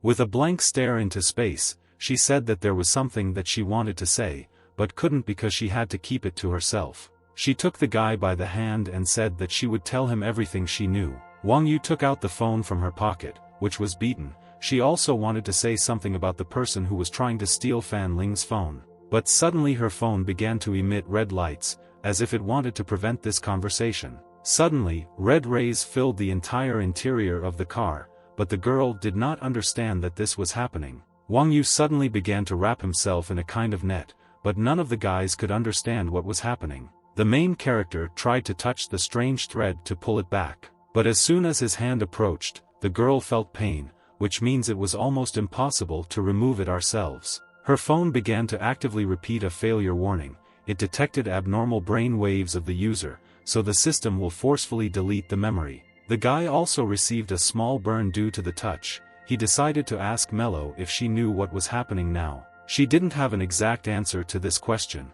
but since the fake system was made in her image, it was probably also connected to the user's consciousness. And as it turned out, Han Wutao had the same thing. Most likely, the system detected Wang Yu's attempts to divulge secret information, and therefore the protection system worked. For Han Wutao, the protection worked due to his erroneous actions, but it seems that although the cases are different, the result is the same. Wang Yu couldn't believe that this was actually happening to her since Master Duo had promised that he wouldn't get rid of her. The girl began to sob from hopelessness, because she had always thought about this person completely differently. Suddenly, a strong red beam shone sharply on her body in the solar plexus area, spreading in different directions. Her body seemed to be weakening, and the girl could not maintain her balance, causing her to fall slightly into Fan Ling's arms. The phone continued to talk about a forced memory deletion, which should complete 15 minutes after starting the program. The guy asked Mello if there was a way to disable this program. She said with a slightly sad look that there is a way, but it is very difficult, and she is not at all sure that the girl's safety is more important than Fan Ling himself. The spirit reminded that this girl helped the bad man to catch him, but the guy was sure that this sacrifice was definitely worth it. It doesn't matter to him what Wang Yu did, because earlier he said that they are partners with her, which means he will save her. The ghost was very surprised by his words and this position. A soft smile appeared on her face from the understanding of how kind the owner was, and since he had made a decision, she decided to tell about this method. The car continued to drive along a deserted highway while it struggled for life. Since Wang Yu has a copy of the system, the code should be similar to the spirit code, which means that if she can change it a little, she will be able to copy the data stream, and so the young man can get into the girl's mind. They found themselves in an infinite space, where there was an accumulation of various energy threads. The spirit warned that when they decode the system, they would be able to disable the removal program, but they had very little time. In addition, the subconscious contains many dangers, but Fan Ling decided to first get to that strange light. But as soon as they were too close to the light, Mello screamed about the danger to the guy. If they fall into the networks of this world, they will be lost in it forever, and their memory will be erased along with Yu's memory. The main character looked carefully at the clot of energy in front of him. He began to reach out to him with the thought that he simply could not lose here, because he had gone too far. But suddenly there was a lollipop in his hand, which shocked him. Suddenly the young man began to be drawn to the very center of clusters of worlds, after which the guy fell to the ground face first into a puddle. His phone also fell next to him. When he got to his feet, he looked around and realized that he was in some unfamiliar place. The young man began to walk along the rainy, dark street, thinking that this seemed to be Wang Yu's memories. Suddenly his surprised gaze fell on one place. A little girl hid in one of the corners, but the young man immediately recognized her. It was little Wang Yu, who sat with tears in her eyes and did not understand what to do next. Even though many years had passed since that day, Wang Yu still remembered it in detail. Despite the rain, there were a lot of people on the street. Everyone was hurrying about their business, and no one even looked in the direction of the little lonely girl. Then she was very cold and hungry. The girl lost her mother and father and could not find them. Little Wang Yu tried to understand why they left her alone without help, and when she was completely desperate, a man suddenly appeared. He was the first to shelter her from the rain with an umbrella that night, after which he asked if she wanted to go with him if she had nowhere to go. His smile and lollipop brought back brightness and faith in good people to Wang Yu's world. When he held out his hand with the lollipop, she slowly reached out, a little apprehensively, to take it. In the end, she agreed to his proposal and accepted the lollipop as an answer. Fan Ling was about to come closer, but something stopped him and forced him to continue watching. The girl's past really surprised the main character. Since then, the girl has a new home, as well as a goal in life. She began to live in a large white house. There were many children her age. That man provided them with everything they needed, and she always had food. He even taught them and provided lessons, and those who achieved the best results received his praise and rewards. The moments spent with him were the happiest for the girl, because they were always useful and cheerful conversations with a kind smile. He said that Wang Yu was special, and it was not a lie. When the children grew up, the others left one by one, and she was the only one who stayed with him. For her, this man replaced her father, so even if she did not always agree with his views, she had a desire to help. Soon he was forcing her to lure someone into traps, something she didn't like doing. But according to the man, he has already prepared everything and, according to legend, is Wang Yuan's sister. She would not suspect Wang Yu, and it would also help her get closer to Fan Ling. But the girl did not want to do this because she understood that she was as much a pawn for him as Han Wu Tao. But the man continued to convince that she was not at all like him. His only desire was to complete the quest to leave a mark on history. He also knew that Han Wu Tao was incompetent and his loyalty was questionable. She listened to the words that Wang Yu was the only one he could trust, and this made her trust. But now Fan Ling understood why she did this and could not accept that she was also a pawn. Suddenly he was interrupted by the voice of Mello, who warned that there were 5 minutes left until the end of the deletion. But the guy was still in Wang Yu's memories and didn't know where to go next. Mello said that the young man was already very close. The guy began to say something in alarm, but the spirit stopped hearing his voice. The main character moved to another place from which he tried to call Mello, but the connection was suddenly cut off, and he did not know what was happening here. But in front of him there was some kind of staircase that led in an unknown direction. When he reached the top, he had a strange, unpleasant feeling. Suddenly his gaze stared at one point, where he was very interested in something. At the edge, he saw the silhouette of a girl who was standing with her back to him, and it looked like it was Wang Yu. She stood with her head down and kept repeating that if Fan Ling had not appeared, if only he had left, everything could have been different. Suddenly she spun towards him with a sharp turn and swinging her sword. The girl, with aggression in her eyes, blamed the guy for what happened. Fan Ling immediately put down his sword for protection and tried to find out what was happening to her. The girl screamed that if it weren't for him, her father would still value her, but with his appearance everything disappeared. She didn't care what he asked for, and whether he was right or wrong, the girl was ready to help him with everything. It wasn't easy to stand up to Lin since the girl was clearly strong, but it was good that he could still manipulate the system. Suddenly, the young man put away his weapon and Wang Yu slammed her sword onto the floor with force. While she was rushing around and trying to somehow harm him, Fan Ling defended himself as best he could and at the same time tried to calm the girl down. But when she froze in one place, the guy guessed something. He saw a crack on her shoulder, which was a very bad sign. Fan Ling pointed the weapon at her, saying that no one lives for another person, and no matter what he did for her, you can't pass off black as white. The girl shouted angrily that he knew nothing about this, and she was not talking about him, but about Fan Ling. Swinging at the guy, she screamed that he should not have appeared in her life and should not have cared about her, forced her to fight or even move forward.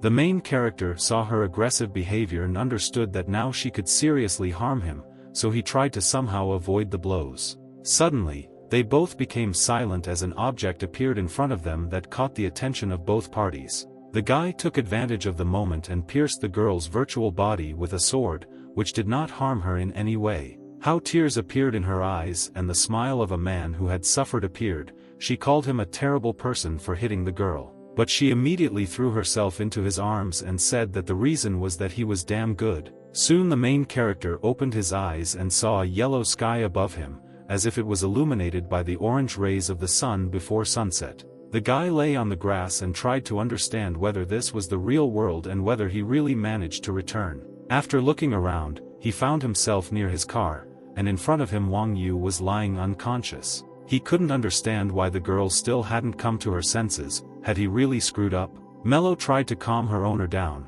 although she doesn't know how this should happen, but Fan Ling managed to destroy the memory removal program associated with Wang Yu's worst fear, and most likely she was just tired. The young man still listened to her, but he was interested in why his spirit was looking at him so strangely. She said that when she lost contact with him, the situation was urgent. She tried to force her way through their defenses to help him, but no matter how much she tried to do this, she managed to move with great difficulty, and when she finished, she realized that she had eaten too much. Many of the codes that were part of their copied system became part of her program. She provided the owner with the virtual sheet that the system provided to her. This was a reward of 3,000 points, and it seemed that all the functions of Wang Yu's system had been transferred to them. The young man was most interested in an incomprehensible thing, namely the Great Encyclopedia, which it seemed he needed to buy. Suddenly a girl appeared behind him and said that it doesn't matter how much it costs, it's better to buy it. It was Do Mu Qing with her bodyguard. She said that the next time they suddenly appear behind them, so as not to be surprised. Despite the fact that they agreed to meet, someone was late for it at the appointed time, so the girl went to look for them. With an awkward smile, Fan Ling apologized for this, because a lot of things had piled on him, and he had completely forgotten about the meeting. She headed to the car, saying that they were already late enough, and her father's people would be here soon, so they needed to hurry up and get to a safe place. Her gaze fell on the unconscious girl and asked to grab her too. Fan Ling asked if Mu Qing was angry because of the problems presented, and, according to her, if he abandoned Wang Yu, then she would begin to worry about her ability to understand people. By the way, now Wang Yu's power is in the hands of the guy and Mello, but that's not bad either. The girl was driving the car and said that this was just the beginning of the battle. Soon the car stopped at a place where the young man had not yet been. Moon Qing got out of the car and warned that they were already there and they could get out of the car. When Lin looked back, he was amazed at the area he found himself in. This was Duo Mu Qing's secret base, where she said she was safe from her father's eyes. The girl led the guys to her secret base, and now they were already standing at the entrance, waiting for the door to rise. Inside, Lin said that this was not how he imagined it, and after these words, Mu Qing said with a smile that people only see her as the influential daughter of Do Wenhua. Although under the control of this person it is quite difficult for her to collect resources. Fortunately, he only cares about good products, forgetting about low-quality products, which is how she managed to get a safe haven. The main character recalled that, during dinner, the girl mentioned that her father was planning something against him, and on her advice he needed to act, taking into account this information, but did not go into details, and also called him here. And since Lin was here, he demanded to show her cards and explain what her goal is, because she clearly does not want to simply overthrow her father and take his place. The girl understood that Lin could not trust her completely, but, according to her, there was no hurry, since it would be a long story. She touched a certain place on the wall, and after her touch the walls immediately began to move apart. This was her secret room, which was very well hidden. The girl asked the young man to come in and sit down, where they would have a conversation, since there was a rest room where Wang Yu could rest. When the young man entered the room, he saw computer desks and the presence of other people. Mu Qing called Lin to go to the sleeping room where he would put Wang Yu. The young man covered the girl, wondering how long she would sleep, to which Mel Lui replied that about an hour or two, definitely not more than a day. When the guy left the room, Mu Qing was waiting for him on the sofa, who immediately asked if he knew the girl's relationship with Cheng Yi. Lin asked if she was really talking about the person who wanted to steal his phone and force Han Wu Tao to do bad things. Handing the young man a cup of tea, she confirmed his words and also added that this man and her father were close friends. The girl met him when she was still a child, then he was very ambitious. When Cheng Yi joined Sanu An's group, the duo family has been cooperating with him and providing funds for research since then. But from what was said, the young man was not familiar with the concept of the Sanu An group. According to Mu Qing, this is a group of major representatives of different fields of activity with common interests. It is mentioned even in medieval sources. They chose the triangle as their symbol, and over the centuries they secretly evolved, and although the group is little known, it wields power beyond what Lin could have imagined. Although this young man himself suggested the possibility of a conspiracy, Lin also asked if this really meant that he was against this group.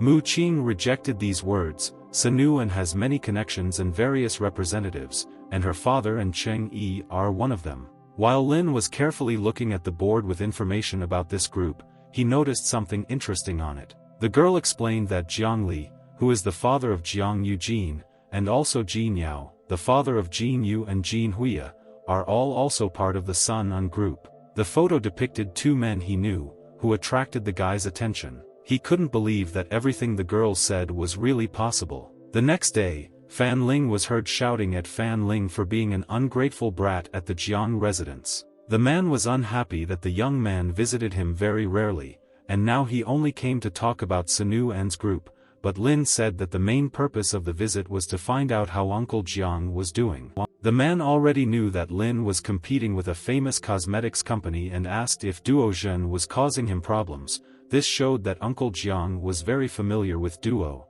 And as it turned out, he was his business competitor for 10 years, but no one could get ahead. Then they both received an invitation to the Sanan group. Uncle Jiang realized at that moment that there would always be someone stronger, and he learned to be humble and also became determined to move forward. It took him another decades to become what he is now. At that time, the man did a lot of bad things, and then he met his wife and Li was born. That's when he realized how precious family is and began to worry less about the success of the business.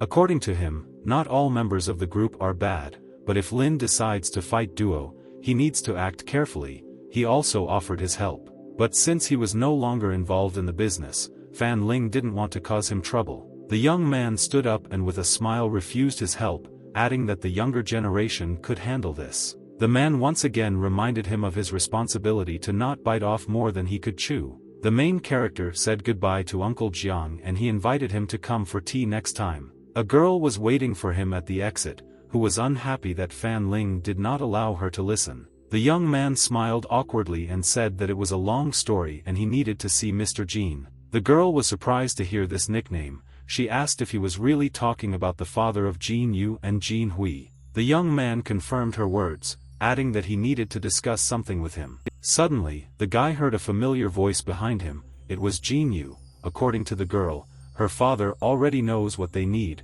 so he told her this and now she will answer all his questions. But the young man once again said that he wanted to discuss something with her father, but the girl already knew the topic of the conversation and said that he now had even more reasons to talk with her. Since last year, she has been responsible for this area of work, which means that she is the only one in the know about everything. Fan Ling was very interested in why she and her brothers were responsible for this. But these two are unlikely to be able to keep their mouths shut, so trusting them is not a good idea. How then Jiangli got into the conversation, trying to understand what they were talking about. The young man asked to be taken to another place, and they could talk on the way there. Soon they arrived at Mu Qing's secret base, where they were already getting acquainted with each other. He introduced Jiangli as the daughter of Jiang Eugene, who is part of the San Wang group, Jinyu, as the representative of the Jing family in the San Wang group, who were already familiar with Mu Qing.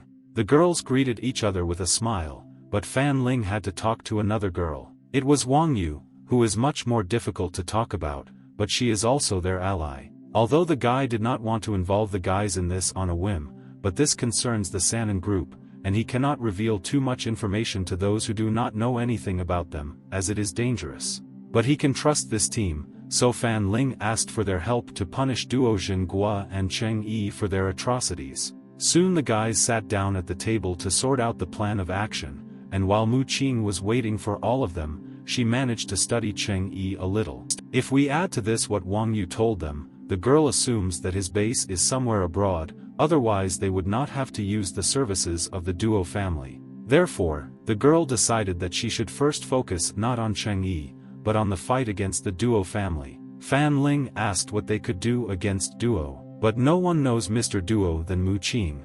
Although he looks like an open person, he actually doesn't trust anyone. For his enemies, he is a man of action with faith in victory in one move. He always hits the enemy's weak points. And now the girl asked Fan Ling what occupies the main place in his heart, and this question put the guy in a stupor. Each of the guys had their own assumptions. Someone thought that the phone was more important to himself, or that sad girl named Wang Yu. The guy thought seriously about this question, since he himself could not give an answer so immediately. But suddenly Mu Qing received a call on her phone, where she was told about something very important, which began to bother her. When the girl finished the conversation, she said that it was her mistake and she would never have guessed that this was the most important thing for him. She began to explain that 2 hours earlier, Duo's business group had sent people to Fanjia village to negotiate long-term cooperation. Hearing this, the guy immediately began to worry about the circumstances in that village. Without saying a word, the guy headed for the exit, not paying attention to the fact that his name was being called. At this time, the villagers stood outside, waiting for the negotiations to end. Someone assumed that these rich people wanted to help them. When they came out, Mr. Lin spoke about the plan for the development and construction of the village, which was developed by the president himself. They were prepared to the point that their collaboration would soon become official. The man asked to leave the affairs of the village to him and promised to take care of everything, after which he turned to the villagers and asked them to entrust the future of this village to the Zhenduo company, who promised to lead them to prosperity. The people were glad that their village would soon get back on its feet and were ready to conclude an agreement on the same day. But just as they were about to cut the red ribbon and begin work, the voice of Fan Ling and his team shouted from behind the large crowd. Residents immediately recognized the guy and asked what he was doing here and why he was interrupting such an event. The young man tried to convince his fellow villagers that this was not something that needed to be rushed into, and they could not make a final decision right now. Mr. Li confirmed his words, adding that this is a big project so we need to proceed carefully. He gave the villagers a week to think it over with the hope that they would make the right decision. After which the man turned to Fan Ling and said that this would obviously be a good idea, but for some reason it seemed that he didn't like it at all. To which the guy replied that it was an unsuccessful lottery ticket, and it was definitely a trap. The video showed the edges of Nyanjia village, which is located 300 kilometers from the city. Just 10 years ago it was a peaceful and calm village near the rivers. But then Zhenduo liked this place and the amount of resources, so he decided to turn the village into an entertainment area for tourists. He managed to achieve cooperation with the village. Soon, Nyanjia village was known as a coastal ancient city. Due to the influx of tourists, residents abandoned agriculture and took up tourism services. However, the large number of people did not contribute to improving the environment. A few years later, the economic situation of the village was at a high level, but the clean water in the rivers and the lush mountain forests disappeared. One of the villagers still could not understand the meaning of this video. Residents worked on farms and fishing to provide themselves with a better life. he believed that now they would be helped to enrich and develop the village. Jin Yu was angry with the guy because he was talking nonsense. Fan Ling was already tired of these screams around him, so he asked the girl to stop. He didn't want to argue and asked to just play the video further. He understood that the villagers were not educated enough to understand it, and they would not listen to concerns about environmental protection or gradual development. The girl suggested including a video that would examine the current situation of the village of Nyojia, and the photo showed poor houses where there was no development at all. The popularity of this village fell after the nature was destroyed. If they want to restore the area's attractiveness to tourists, they will need to pay a lot of money to clean up the environment. The villagers could no longer go back. Nature was completely destroyed, the terrain changed, and trade was impossible. Even on the land itself nothing grew anymore. Fan Ling said that he did not want to see the tragedy of Nyojia village repeat itself, so he asked the villagers to take this matter seriously. The man who negotiated with Mr. Duo's partner said that this was an isolated incident, and there were many villages that Jin Duo had invested in and were now thriving. The young man was very sad from this fact. The man understood that there is risk everywhere, but, in his opinion, you shouldn't give up everything just because of the possibility of failure. The young man also once helped in the development of the village, so he must understand this. But Fan Ling chose a slow path that would not harm nature for the sake of simple profit. Every yuan was earned by the labor of the residents, and not by the charity of others. The man agreed with these words, therefore he said that every resident must make a decision whether he agrees or not. The young man and his entire team headed for the exit with the thought that resolving this issue would be much more difficult. Soon the man was with the villagers and Mr. Lin, who said that he had guessed that Fan Lin was dissatisfied with this decision. According to him, Nyankia village is one of the company's unfortunate failures, but their success rate is still high, and Fan Ling simply chose what is beneficial to him. He convinced people that they were simply being taken advantage of because they did not know the whole truth. One of the residents asked in surprise what Fan Ling would benefit from this, to which the man replied that all this time the village of Fanjia relied on him, a simple college student who returned from the city, and now people with big finances and a desire to help the village have appeared who can influence the guy's position. People immediately began to say that Fan Ling was a very arrogant person, but he seemed very good until that moment. The man presented the residents with envelopes with money and added that he hoped they would make the right choice. That same night, one of the residents walked along a dark street thinking about Mr. Lin's words. He didn't believe that Fan Ling was such a bad person, and this duo company looked suspicious. He also heard that they were trying to destroy their mask company. Looking at the envelope, he mentally said that he had stolen pearls in the past, but he should not disappoint Fan Ling again, and this time he would not betray him and would return the money. Suddenly, he felt someone touch his shoulder from behind, which alarmed the man. To his great surprise, he saw Fan Ling behind him, motioning to be quiet and not make loud noises. The main character asked his partner to be quieter and move to a safe place where they could talk normally. When they went between the houses where it was quite safe, the man asked why he did not return to the city, but the young man could not leave, as he was worried about the safety of the village and decided to secretly stay here. The guy reminded that all businessmen crave profit, but if they don't see this very profit, then there is simply no point in allowing villagers to use their money. The man claimed that they could not buy him because he believed that Fan Ling wanted the good of the village and was doing all this for a reason. He was about to go return the money and tell the others not to listen to this Mr. Lin, but the young man stopped him and asked him not to rush to do this. In this case, the main character had a very interesting plan, which he shared with the man, and as soon as he listened to everything, he immediately burst out laughing, adding that it was simply brilliant. He was also interested in the question about the money received, but Lin allowed him to take everything for himself. Since this is just a gesture of goodwill, according to that person, then there is no need to refuse. Besides, this way they will lay out even more. The young man smiled one last time and headed home. The next day, almost all the residents who would vote for the decision gathered near the building. The voting was anonymous, with each person taking turns putting their answer in the box. Mr. Lin, in turn, watched everything with a lustful smile. He was sure that everyone would vote in their favor. Suddenly, someone shouted that Fan Ling was coming towards them, which greatly surprised the young man's uncle. Fang was also with him, which surprised the villagers even more since they had not seen her in the village for a long time. The man asked the guy what he was doing here, because the voting had already begun, and he seemed to want to influence people's choice. But according to the guy, this will be unnecessary, since he is confident that people will make the right decision, and as a resident of Fanjia village, he came with Fong to vote. When they passed, Fong turned to the impudent Lin, saying that she and her brother would vote against and his plan would quickly fail. But he continued to insist that we must first wait for the results. He was sure that people would not be able to vote against, because he had paid them a large sum. 20 minutes later, all the votes had been counted and the results were about to be announced.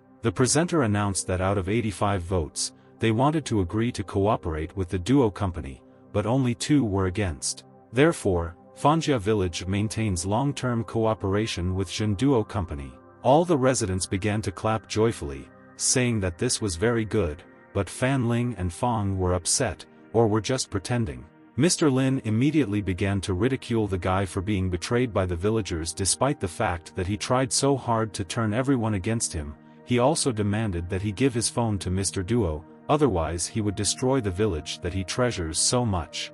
But in response, the guy just smiled and congratulated the duo company and Mr. Lin. And since both parties agree to cooperate, it's time to discuss the details, and this reaction from the guy greatly surprised Mr. Lin, because he was sure that the young man was against it. The young man gave him the cooperation contract to read, which he instructed Jiang Li to draw up. The general wishes of all residents, as well as the signatures of each, are written down there. But after reading this, the man became overwhelmed with aggression towards the guy, while the residents thanked him for such kindness towards the residents and the village. Mr. Lin aggressively asked the guy if this was his plan. The contract drawn up included a condition to improve educational conditions and make sure that children will be able to receive preschool, primary, and lower secondary education, as well as develop organic agriculture and build a complex that will unite the economy.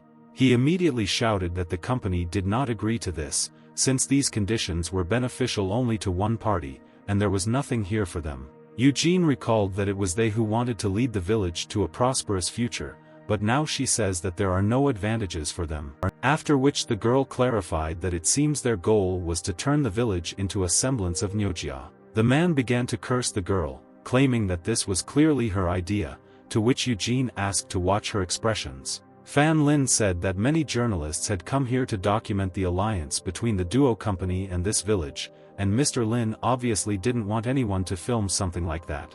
In addition, they do not want to use duo's company. All this is just a necessity to conclude an honest long-term cooperation, and as long as the cooperation continues, it will bring certain benefits and reputation to the company. Mr. Lin exhaled heavily. It was clear that he realized that he had fallen for this trick, but the prosperity of the village was not in their plans. Fong screamed loudly and joyfully that Duo's evil plan had finally failed. People began to rejoice as Mr. Lin and his team left, that nothing had worked out for them. Soon he returned to Mr. Duo, to whom he told the whole story and that he had failed the task. Mr. Duo said that earlier he went against all odds and pulled him from the bottom to where he is now, and this is the way he repays him. But Xiao Mu was not upset, since he has everything under control even now. He reminded the boss that he always has a plan B, whose time has come. Fan Ling directly refused to cooperate, but he is so interested in his own benefit that he uses them. The guy convinced that Fan Ling does not understand that he is playing with fire, and when they decided to sign the agreement, they fell into his trap. Mr. Duo was interested in this statement and asked what kind of plan he had in which he was so confident. To which Xiao Mu explained that Fanjia village had taken a good position, but this did not mean that they had no chance with other villages. He soon arrived in the village of Lijia, where he again convinced the villagers that such an opportunity came only once in a lifetime, and they sincerely hoped for close cooperation. But the residents were sure that these were just words, and since the school would be built in the village of Fanjia, all the pleasures would go to them. According to the guy, as long as the site is located here, the infrastructure is public and anyone can come. Moreover, dividends are guaranteed, and also the company will continue to cooperate with this village in the future, and additional services have been provided to them. The residents immediately decided that this was a good option, because if you look at the interest rate, it is much higher than what is offered by the credit corporations, and they will not allow Fanjia village to enjoy life alone. And so, Xiao Mu's plan almost worked. He clearly knew that people were more dissatisfied with inequality than with poverty, and these villagers were too stupid to understand the whole point. At this time, the main character was sitting on a rock and enjoying the horizon, as well as this couple of days, and rejoiced at the victory, because soon there will be no peace either for the guy himself or for the village. Over the next couple of days, work was in full swing in the village of Fanjia. Each resident contributed their labor. The foundation of the village's first high school was finally ready. The young man said goodbye to the rest of the workers and thanked everyone for their excellent work. The boys walked home and talked about the rumors that lately Mr. Lin had been collecting donations for their school near Lijia village. They also contributed with great zeal. Each family gives away their savings and expects dividends. Hearing this, Fan Lin was surprised. Was Mr. Lin really unable to conclude a beneficial cooperation with them, so he switched to a neighboring village? But still, it looks more like he is getting some benefit from Lijia. He was suddenly stopped by Mello, who said that Lijia village already held a grudge against them over the construction of the road, and if he came to them this time, he would cause a negative reaction. Therefore, the guy asked about the existence of an object that could influence people's thoughts, but received a negative answer. In that case, the guy needs to do what he knows, because he can't just stand by and watch them willingly jump into the fire. Soon he still came to the village of Lijia, despite the fact that the spirit warned him of negative consequences. During this time, residents continued to carry their last savings. One of these people was a man who gave away his savings, which his son sent him from the city. But suddenly Fan Ling arrived in the village, raising many questions among the residents with his arrival. The young man warned them not to let the residents fall into the trap of the moment, and then they need to be very vigilant. But the villagers immediately started a riot against the guy. They ordered him to stop playing the good boy and were sure that he simply did not want people to benefit from the deal and burst into someone else's village giving his advice. Listening to the negativity in his direction, the guy understood that Mr. Lin had already inflamed the residents in order to create misunderstanding between the villages. The guy tried to convince them that he had nothing against them, but simply wanted both villages to prosper as they had always had close relations. But the residents did not see Mr. Duo as a bad person. They were sure that the villagers were of no use to him. They all came to an agreement and began to shout in one voice, driving the guy out of the village. It was unbearable for Fan Ling to listen to all this nasty stuff directed at him.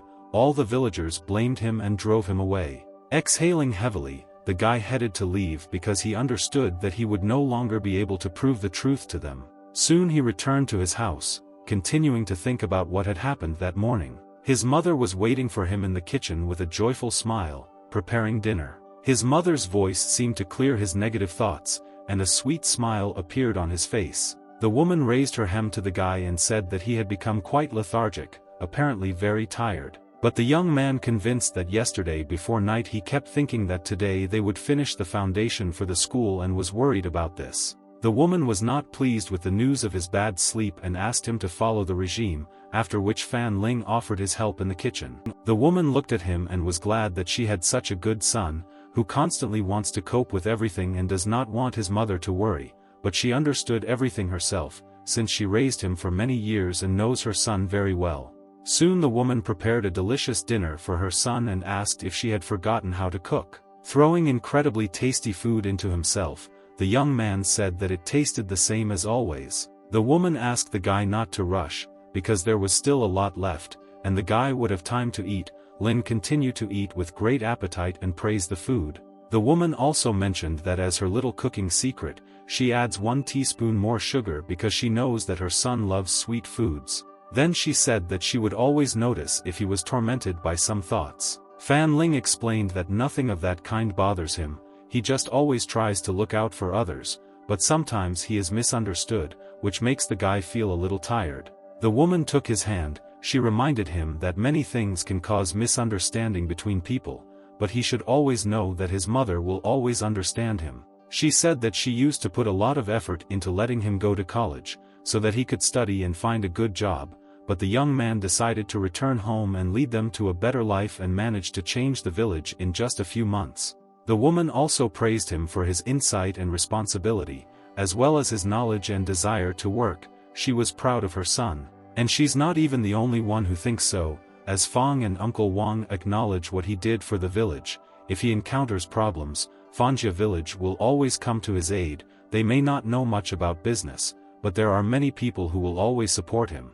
After listening to her, a joyful smile appeared on Lin's face. He promised that tomorrow he would meet with the villagers and together they would decide what to do next. After talking with his mother, he felt much better. The woman looked at the guy and mentally told herself that the older Lin gets, the more he resembles his father. The next day, the guy gathered residents in a temporary meeting room. He had important information that definitely needed to be discussed, and this was about the construction of the school. He also said that if such an accident happened, then everyone in this room would suffer a little. Uncle Wang asked the guy to just tell him about the problem if there was one. As long as the good of the entire village is at stake, they are prepared to suffer temporary losses. Still, the young man decided to be frank and began to talk about Mr. Lin's plan. At the end of the discussion, the guy asked their opinion about the plan that they would put into action if something happened. One of the residents said that at the beginning they even began to worry a little when Fan Ling said that he had some news,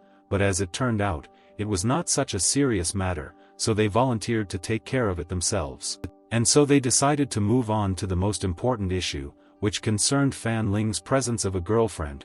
The young man felt a little uneasy from this question because he did not understand what this had to do with these problems. The man recalled that he asked him to think about his eldest daughter and wanted to know if he had decided something, and although she is not as educated as the guy, she copes well with household duties. Suddenly another woman entered the conversation, nominating her daughter and listing her good qualities. Fan Ling stood confused in the crowd of people, each of whom was shouting about their children and thinking about how to get away from this topic. Suddenly he saw someone open the door slightly and look into the room. At that moment it seemed to him that he felt the breath of death on his back, and some kind of knowledge of a non-living person confirmed these thoughts. He immediately shouted to calm the people, and when the people finally quieted down, he said that he understood their excitement, but now the village is actively developing and there is no time to look for a girl for him. The residents confirmed his words and added that they just wanted to remind him, and then let him think for himself, and in order not to raise this topic again, the young man promised to think seriously. Looking through the gap between the doors again, he saw Fong's face, which for some reason suddenly became frightening. The next day the guy slept in his room, forgetting about all the problems. Suddenly his phone vibrated indicating an incoming call. The hero immediately woke up and, to his surprise, the name Miss Doe appeared on the screen. Having answered the call, the girl immediately said that she had just been in a negotiation company. With an alarmed voice, she said that everything had turned out as the young man had expected. Half an hour ago there was a meeting of workers at the Duo Negotiations Company. As a result, unanimous approval from the representatives of the auctioneers meeting was obtained. Starting today, the representative of Zhendo's company in charge of real estate was Lin Xiaomu, who thanked everyone for their support and promised that he would try to meet their expectations and contribute to the successful implementation of Do's plan. Mr. Do himself was also at the meeting with Mu Qing, and when everyone began to clap joyfully, the girl did it reluctantly and her face showed dissatisfaction, which her father noticed and asked the reason for this behavior. But the girl immediately smiled, convincing her father that she was really happy. She praised her father's plan, saying that it was well thought out and prudent. This is a direct hit on Fan Ling's Achilles heel, and he will probably not be able to counter anything. The man asked her not to forget that he was doing all this for her sake, since she would be the one who would need to reap the benefits of their successes in the future. Mu Qing once again said that she really appreciated what he did for her. The girl told this entire conversation to Fan Ling, adding that under such circumstances she could not speak out against their decision. The only thing she could do was quickly inform the young man about everything. The guy was about to leave the house. He thanked the girl for her decision, since she is a trump card against Do Zhenghua, and she should not reveal herself until they have no other means left. Suddenly, the guy heard loud screams from the street of people standing outside his house and aggressively calling Lin Xiaomu. At the exit, a whole crowd of Lijia villagers was waiting for him, who threatened that they would tear down the dam foundation and make him suffer for taking money from ordinary people. But Fan Ling asked them to calm down a little, since Lin Xiaomu is not here, but they can express their dissatisfaction with him. But the villagers were sure that Lin was at one with that guy. As soon as the man was ready to hit him, the young man immediately took him by the hand and asked him to remain calm. He, in turn, accused him of daring to offend everyone. On the contrary, there was a crowd of Fanjia residents who turned to their enemies and said that it was they who came to their land with hoes and sticks, and blamed them for creating problems. The main character stood in the middle of the two sides and tried to induce calm and discuss everything peacefully, but this caused dissatisfaction among some because they did not want to give up their opinion. A resident of Ligia village mentioned that they held a fundraiser. Many families in their village raised about 1 million together, and then Mr. Lin simply stole the money and disappeared, and no one can find him. Fan Ling suspected such actions from him from the very beginning. The young man tried to explain to the people that the showdown between him and Mr. Lin, and this village had nothing to do with it. Besides, he warned them about this man's insidious plan. But they continued to stand their ground because they did not know for sure whether the village of Fanjia was involved in this. They demanded that everyone's money be returned, and otherwise they would not allow the construction of the school to continue. Residents of another village immediately began to shout that they had no evidence for everything that was said, and now they blame others for the mistakes that they themselves made. The young man saw how the man who gave away the last savings that his son had sent him asked him for forgiveness. Fan Ling could not leave those people without their money, so he loudly and with a rude voice told everyone to stop this argument. Since everything happened like this, Fanjia village could not sit idly by, and Fanjia village will return the money that the company stole in full, so construction must continue. The young man promised that the dividends that the company promised them would be paid on time, but then they should help with the work. They will do their best to ensure that the police trace Lin Xiaomu's location and he will be arrested soon. The residents were ready to agree since Lin's proposal sounded fairly fair, but they demanded money now, since they did not know how long it would take to restore all the savings with dividends alone. Here the young man with a stern look reminded them that they were doing this only because they had had a close relationship for a long time, and now they could help them. Here people have already started talking about the fact that if Fan is telling the truth, then there is no point in blaming the village of Fanjia, and if they remember the road, then they also benefited. But some people still mocked the fact that many believed the guy. They assumed that this was his plan to take everything and then return it. Watching how everyone expressed their opinion to each other, but many were in favor, the young man was even glad, since he had been waiting for this moment. Fan Ling called Mello and asked her to help him find something. People were still standing near the main character's house and trying to come to one common opinion about the current situation. But, as soon as the young man decided that he had managed to find contact with them, people immediately agreed that he could work for Lin Xiaomu. Besides, the guy is from another village and he does not have any reason for anything due for others. The guy with an insidious smile only turned people against the guy, saying that Fan Ling was a stranger to them, and in such a situation they should stick together. But fortunately, there was a sensible person in the crowd who asked people to calm down, since nothing would change if they continued to stand in this place. When Mello flew up to the main character with information that she managed to find what he asked for, she told the owner everything she had learned, and after listening to her, the young man realized that it was time to move on to the next part of the plan. But when night fell in the village, enemies began to roam the streets of Ligia village. This was the man who had already in the morning incited the people of Ligia against Fan Ling. Having discovered that there was no one on the way, he quietly and carefully headed down the road. And so, he found a secluded place in the bushes near the forest, after which he took out his phone and looked again to see if there was anyone nearby. He dialed Mr. Lin's number and introduced himself as Li Xiao to warn that everything was going according to plan.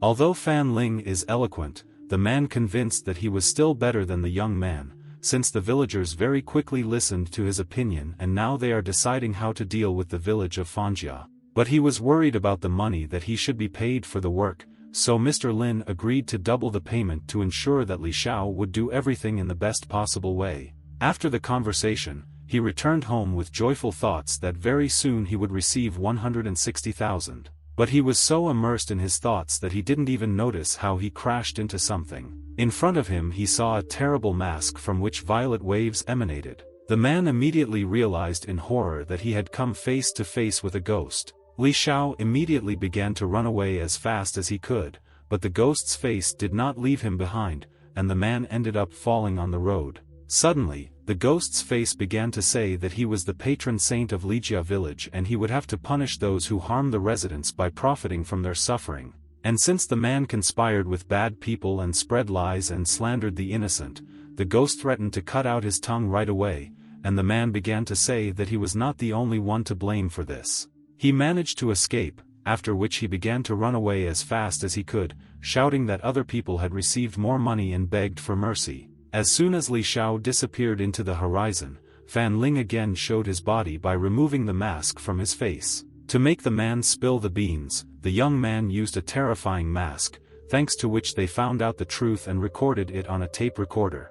With a joyful smile, Mello convinced the guy that she had managed to do everything. The next day, in Lijia village, Fan Ling played the entire recording of Li Xiao's conversation on the loudspeakers that were placed throughout the village. Residents immediately began to recognize the voice of one of the inhabitants of their village. Soon people came to Li Xiao's home and demanded an explanation for what was said to the whole village. The man was shocked, so he himself admitted mentioning that there was a ghost. Suddenly, a man's voice was heard throughout the village telling the ghost to come for Li Dahai and Li Ma Zi, because they received more money. The man approached the two guys with anger and, preparing his fists, asked if they wanted to explain themselves. The main character watched all this and was glad that he and Mello were able to pull off a cunning plan, proving to the residents who their real enemy was. The next day, Fan Ling returned to Mu Qing's secret base. The girl was surprised when he arrived, but immediately asked if he had sorted out the problems in the village,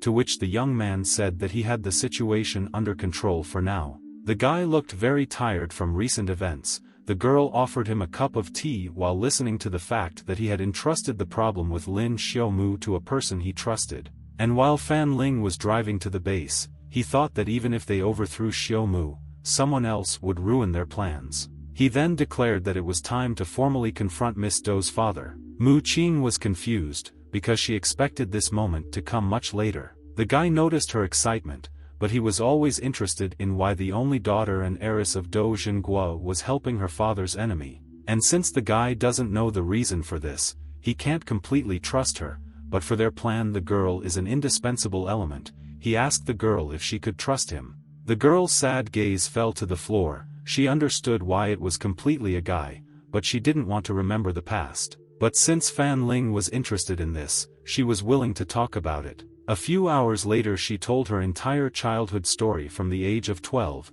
where it all began. At the end, the girl asked if he had any questions about why she wanted to fight her father. The main character sat with a blank look at the floor and thought about everything he had heard. He asked the girl for forgiveness, because he did not know that something like this could happen to her. Mu Qing waved her hand, saying that this only strengthened their trust and suggested discussing the big picture. The most important thing now is to come up with a plan to overthrow Mr. Dou's business empire. A week later, Mu Qing arrived at Dou's residence to see her father. The girl poured tea into cups, mentioning that apparently the fight with Fan Ling was not going very well. According to her, she was worried that her father might develop health problems due to stress, so she decided to visit. The man gave her a dissatisfied look, but said that she was very caring. She also gave a cup of tea to her father's bodyguard, which only raised suspicions. The men looked at each other with suspicion of such strange gestures on her part. Mu Qing noticed her father's behavior and said with a guilty look that even after all these years he didn't trust her. To this the man replied that the only reason he is where he is now is because he always trusted only himself and no one else.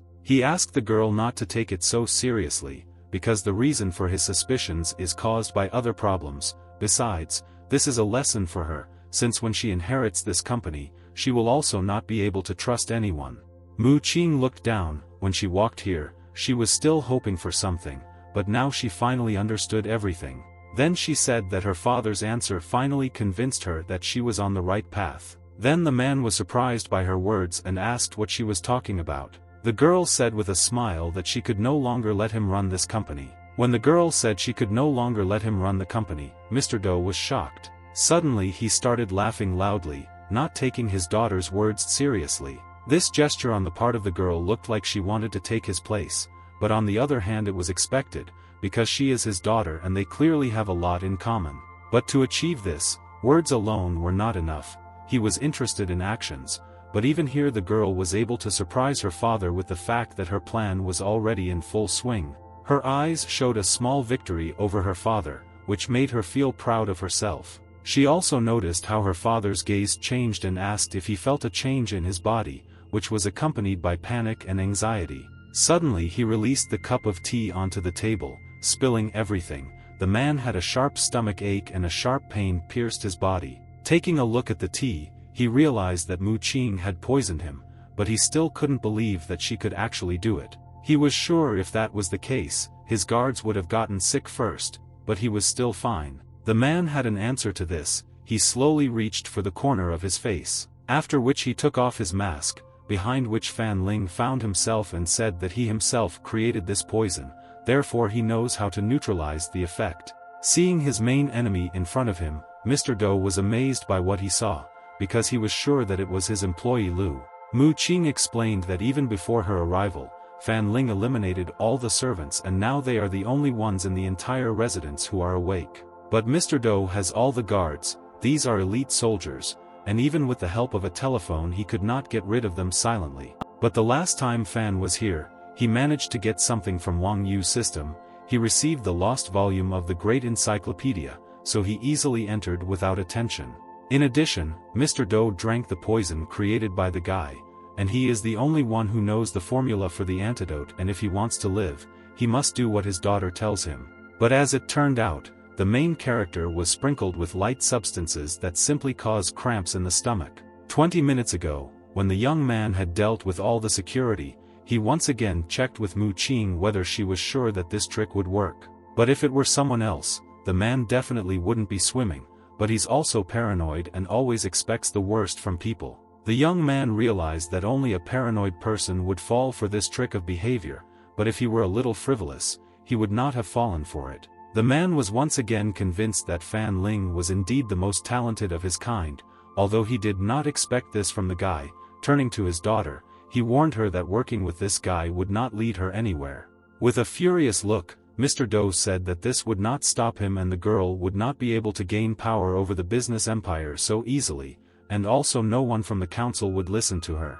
Mu Qing knew that no one would listen to her, so she handed the documents to her father, saying that they seemed to find him too powerful a despot. In the documents, he saw the signatures of the board of directors, which meant that they had long been on Mu Qing's side. She confirmed the words that everyone had already agreed with her, but, as it turned out, everything was completely different. All the signatures in the documents are fake, but the girl wrote down the names of those directors, which Mr. Do fears and suspects. He deliberately did not use the internet so that spies would not figure him out, therefore he would not be able to confirm the authenticity of the signatures.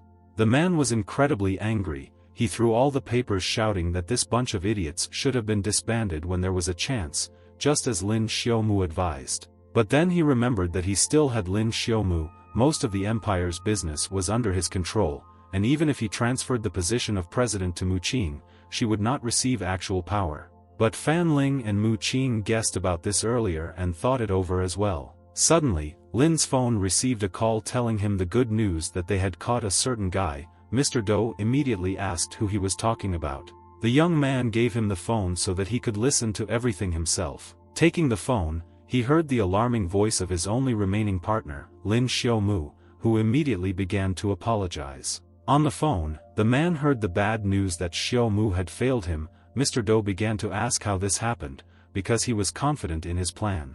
As it turned out, the guy still followed his plan and went to another country under a different identity. But he could not even imagine that he could be caught here. Wang Yu picked up the phone and asked if he recognized her voice, because he had probably already forgotten the day when he wanted to finish her off with the hands of a servant near the residence. Lin Xiaomu himself was arrested for financial fraud and theft of funds. They will return the guy to the country where he will be fairly convicted. Mr. Do handed over the phone in complete confusion. It was difficult for him to believe that they could find his employee. He probably made a mistake somewhere. Fan Ling appreciated Xiaomu's performance as Mr. Do's subordinate. Fortunately, the guys have a police officer with better search abilities, and another owner of the phone. And the difference between the young man and Mr. Zhou is that he surrounded himself with people he doesn't even trust. While Lin has many friends, a man is always willing to sacrifice his own property to achieve his goal. and Lin will never give up on the villagers." The man wanted to say something else, but suddenly felt pain throughout his body, which made him start coughing. Mu Qing asked the guy to leave them alone so that she could talk to him herself. Fan Ling warned that there was little time left before the poison would take effect, so it was worth hurrying. He walked towards the exit with a slightly sad expression on his face. The girl began to wipe the sweat from her father's face, who was trying to find out why she did this to him. After all, she is his only child, and in the future all this will belong to her, and even if the company remains with him, the girl will always be able to live well on the trust fund. Is it really so important for her to take this place? Mu Qing said that Fan Ling asked her a similar question earlier. She always knew that her father was a very faithful man, and after the death of his wife during childbirth, he did not touch a single woman. He gave all his love to his only daughter. Born into a family with great wealth, Mu Qing grew up in luxury and received the best education, and left home only after graduating from high school, when her father chose a private school for her. When the girl studied there, her classmates adored her, but she did not even suspect that this was only because of her influential father. They surrounded her, and the girl completely forgot about joy. It was very difficult for her. But this happened until a certain day. When the girl once again left her class, she noticed that her classmate continued to sit and draw a portrait of Mu Qing. She decided to approach her to make friends. The girl was frightened by her presence and even addressed her as Miss Do. Mu Qing asked to call her by her first name since they were just classmates. She also complimented her on her drawing and asked if she often drew her classmates. This girl was very reserved and shy. Until Mu Qing started talking to her, she remained silent. She talked about everything in the world just to continue the dialogue. At one point, a classmate was painting her portrait on a large canvas. They talked about how the girl wanted to become an artist. Mu Qing said that her admission does not depend on her, but she can still give good advice. She showed all the girls drawings with the words that an artist should be able to draw different people, but the girl replied that she only wanted to draw her, because she was her only friend. At that moment, Mu Qing realized that for the first time in her life she had a real friend. She felt true happiness, and hoped that these days would last as long as possible, but everything in life ends, like this. After spending time with her new friend, Mu Qing heard some bad news. As it turned out, she transferred to another school, which was very strange, because the girl was here last week and suddenly left. The teacher insisted that she was telling the truth. She assumed that something could happen to her family. Mu Qing was very sad. She didn't understand why the girl didn't talk and left abruptly without even saying goodbye. The teacher suggested that maybe she just didn't want to upset her, or their friendship was not as strong as the girl thought. Returning to class, Mu Qing tried to understand what went wrong. Perhaps she really was making too much of herself. Suddenly, she heard a conversation between girls who were discussing her classmates' transfer to another school. They knew that the girl was close to Miss Do, and according to rumors, she was simply forced to transfer thanks to Mr. Do. Mu Qing couldn't believe her ears. This was a blow from her father. The girls immediately pretended that one of them had stomach problems and they immediately ran to the restroom because they were afraid of Mu Qing and her family. Then the girl realized that her only friend transferred because of her. Returning home, she began asking her father about the girl, and in the end he admitted that he was the one who did it. He found out about that girl's background, and it turned out that she only attended this school because she received a scholarship after the entrance exam, and since her family was ordinary, he was worried that she would become a bad influence on Mu Qing. But Mu Qing herself never told him about this. Did he really hire someone to spy on her? The girl was very angry that her father was interfering in the choice of her friends. But the man was not going to just ignore it. According to him, later she will understand what influence certain people have on her, whom she can consider friends. All the students at the school were not as rich as them, but at least they were representatives of the highest class, and when the girl grew up, they would become her directors, leaders, and also her connection with society. According to him, that girl can give her nothing except those terrible portraits. Even though the girl agreed with him, he knew that she did it just for show, but in the future she would understand everything. Now Mu Qing was reminded of those words that this was being done for her better future, but the man didn't even remember this, because for him it was a trifle, but it changed Mu Qing's life. All her life she did everything for this moment, anything to gain freedom and stop being his caged bird. Mr. Do only now realized that the family of rebellion had sprouted a long time ago, and he didn't even notice it. He endured the business world where everyone wanted to surpass him, but he never thought that his own daughter would surpass him. She showed that she was capable of taking over the family business. He said that Mu Qing won and now he will sign a contract or the business will belong to her. The man asked to call Fan Ling here with the antidote, because the girl hardly wants her father to really leave this world. Soon the business transfer papers were ready for signature. Mu Qing handed them to her father, who said that since he promised, he would not go back on his words. He promised not to cause any more problems, but in return to receive an antidote. Then Fan Ling admitted that there was no poison and it was just a hoax. Mr. Doe was angry at this trick and tried to justify his behavior by saying that he had guessed it himself and was simply playing along, but the young man promised to return as soon as there was time.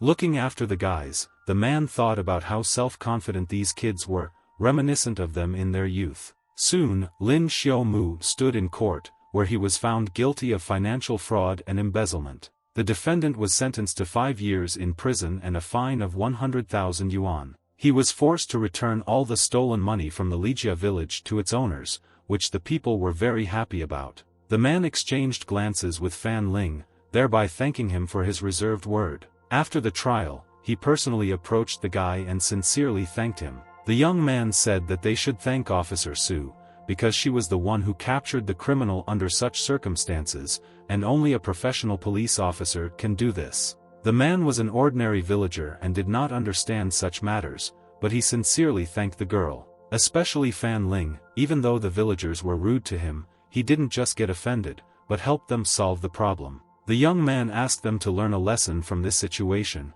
and the next time they encounter such a situation, they should think rationally and make decisions seriously. The man promised to return and give everything to the residents, and was also ready with all the residents to help the village of Fanjia if they needed help. Watching the trial, Fan Lin was already sure that the whole situation had spread across the internet. Miss Su asked the guy what he would do next and suggested that he would help Miss Doe with the company. But the young man was not going to do this because he was sure that she could handle everything herself. He didn't have any problems in the village either, since he delegated all the construction work to the residents. They, in turn, coped with everything perfectly and took on the work themselves so as not to leave everything to Fan Ling. But suddenly the conversation of one of the residents was interrupted by an unfamiliar voice. Behind him, he saw a crowd of Lijia residents and was already sure that they had come to cause a scandal. But to his great surprise, Li Si came up to meet him with a big smile. Yunyo was sure that because of such a crowd there would be problems with the delivery of materials,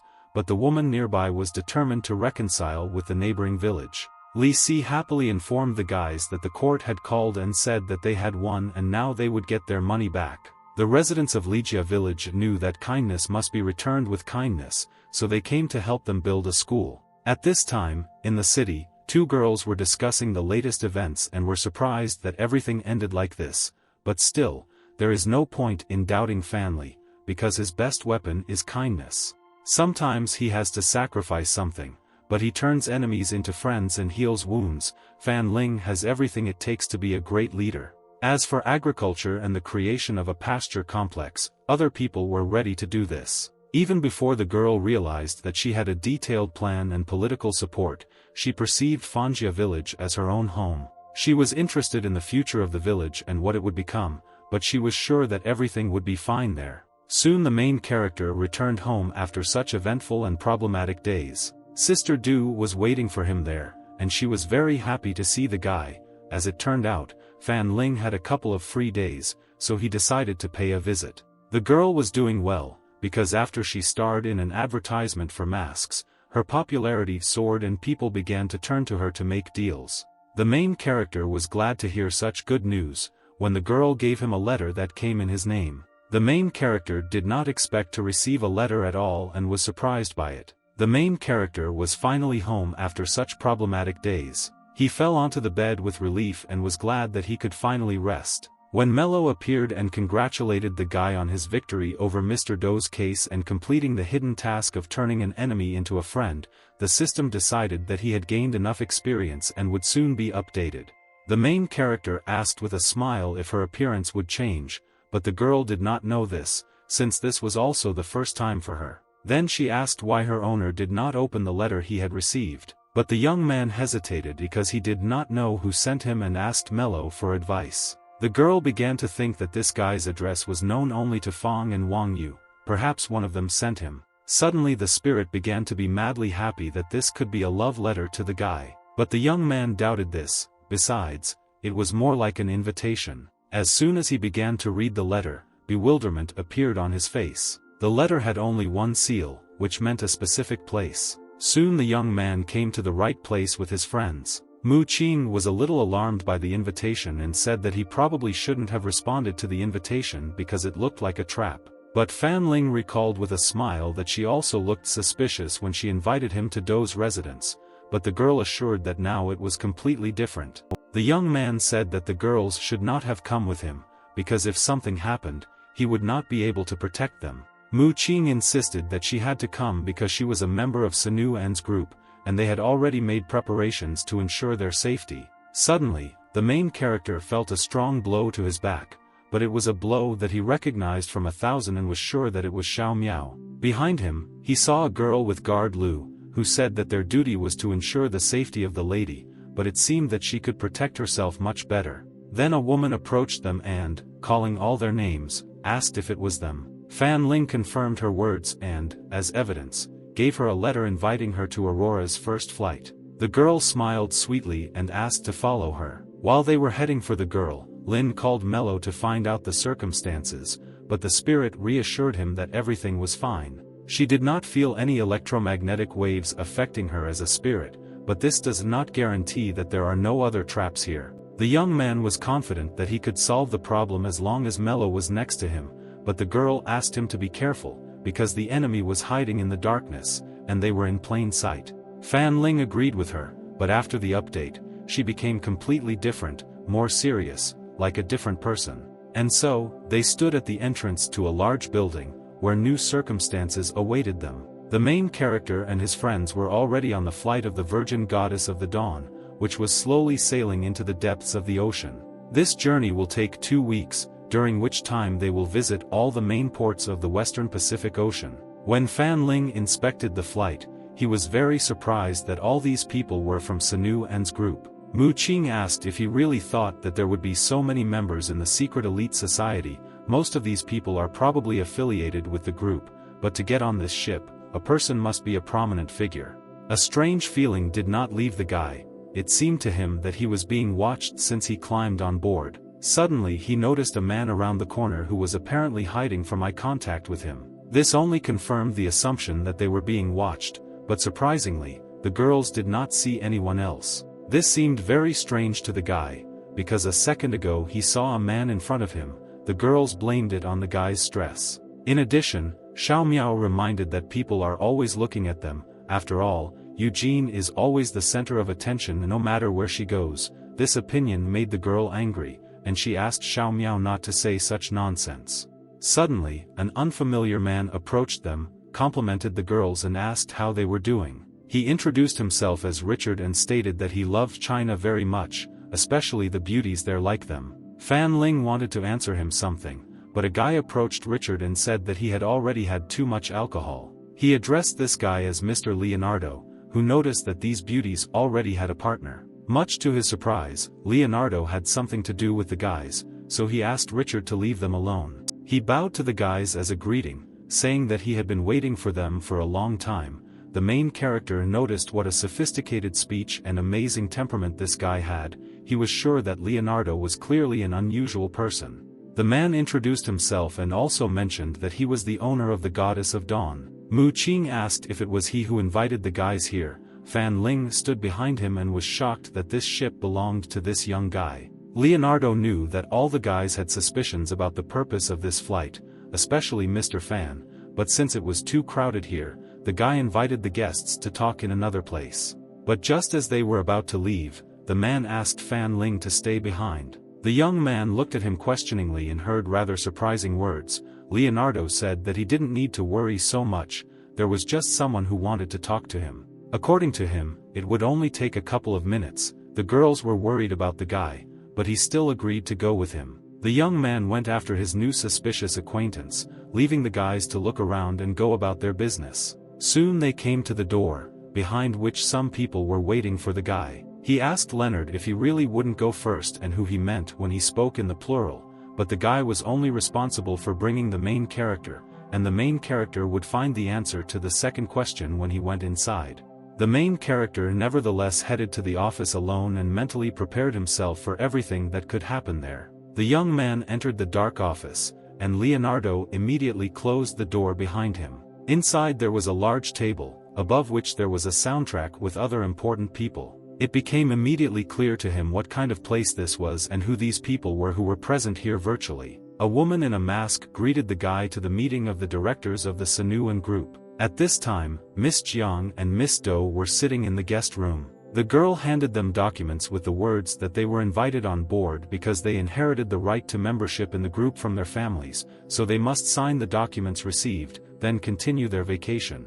Miss Jiang was unhappy that it was happening so easily, because they thought that someone from the group or something would be present here, but according to the girl, this is a secret society, but they can still connect with the participants. Mu Qing has also been constantly fiddling with papers lately, but she never thought that she would have to do the same here. On board it turned out to be much more boring than they expected. At this time, Fan Ling had a meeting that was more interesting than his friends. The young man was amazed that the meeting of directors took place on a ship, but the woman immediately rejected these words, because she meant an online meeting using holograms. The main character said that he heard about the secrecy of Sinuan's group and that it has a different story, and the young man simply did not expect that they would keep up with the times. The woman fully understood the guy and his position, but as the founders of human civilization, they must maintain a high level of technological development. After asking why they invited him, the woman replied that there was one simple reason for this,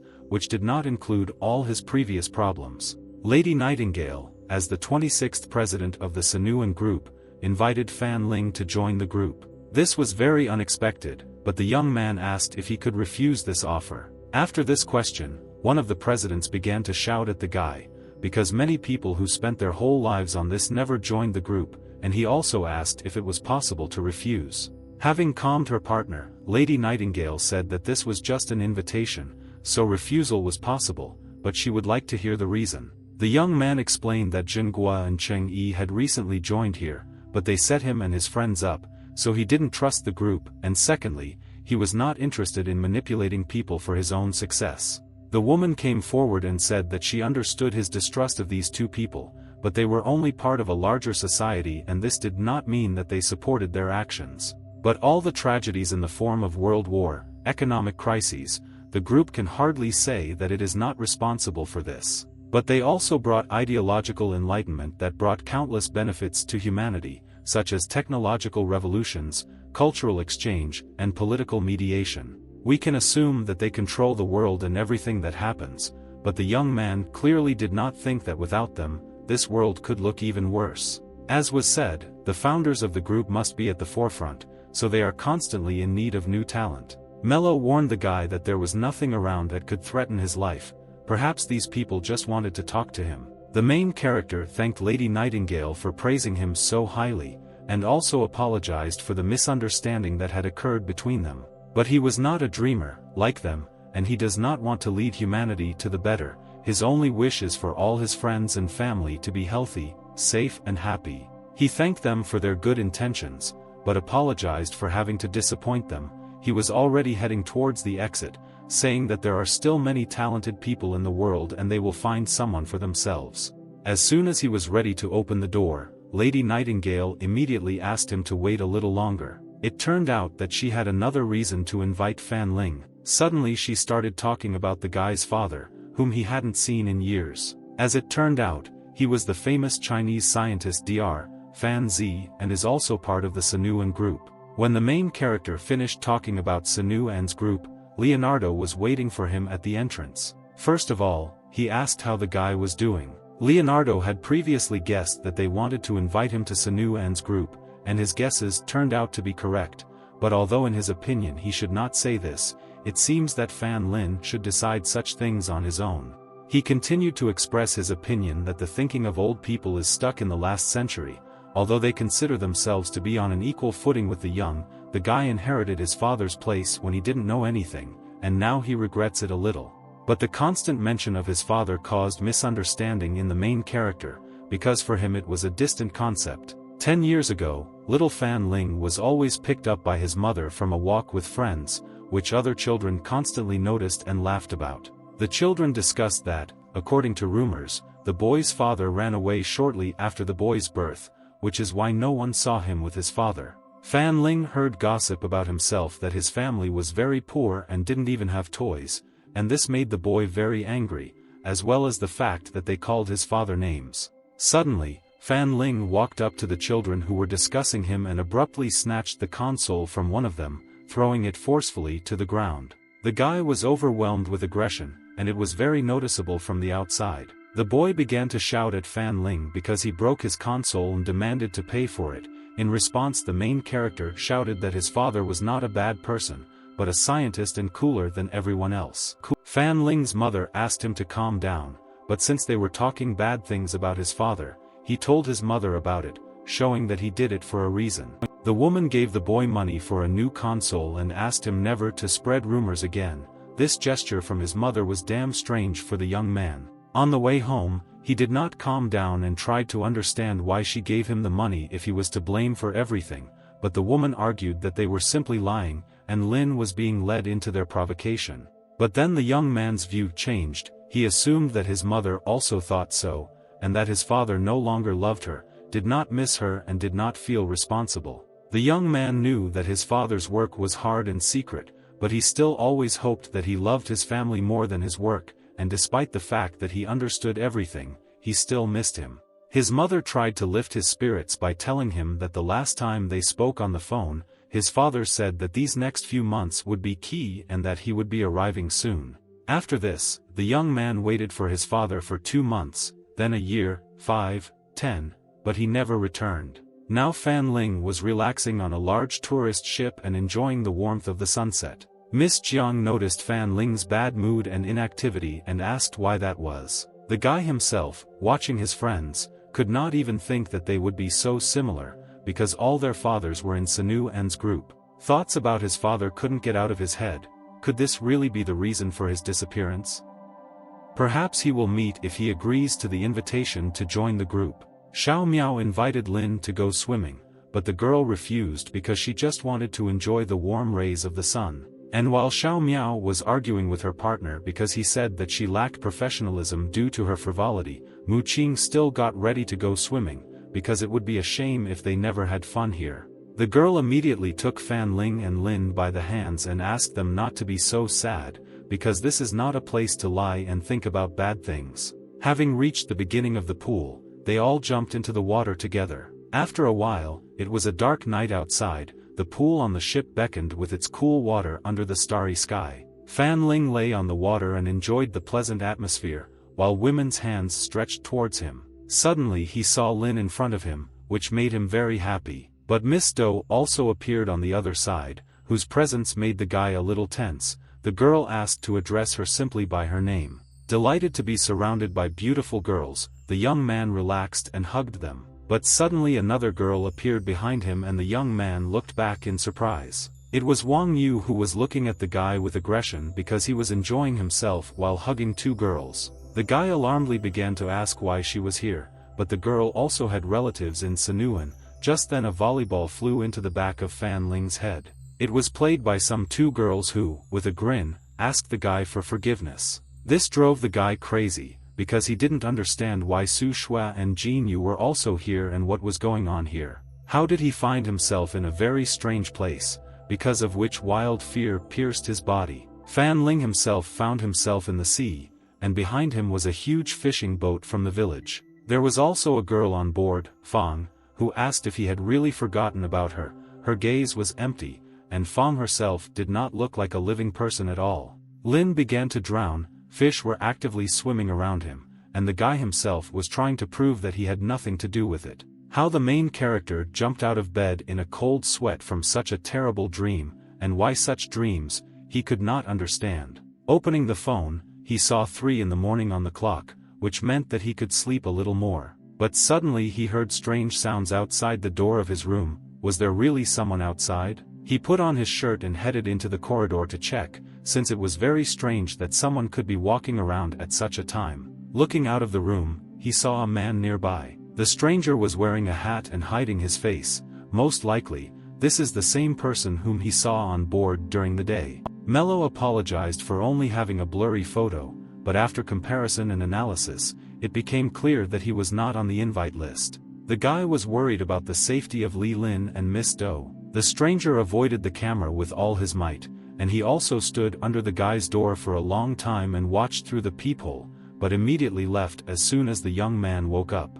Judging by this information, the possibility that Fan Ling is the target of this strange person is the most likely. The sudden appearance of a mysterious man who is watching the guy, this journey will clearly not be as easy as it seemed. The guys sat having breakfast and discussed the route. Apparently, they had already left the sea and were heading towards the ocean. Xiao Miao noticed Lin's fatigue and inquired about the girl's healthy sleep.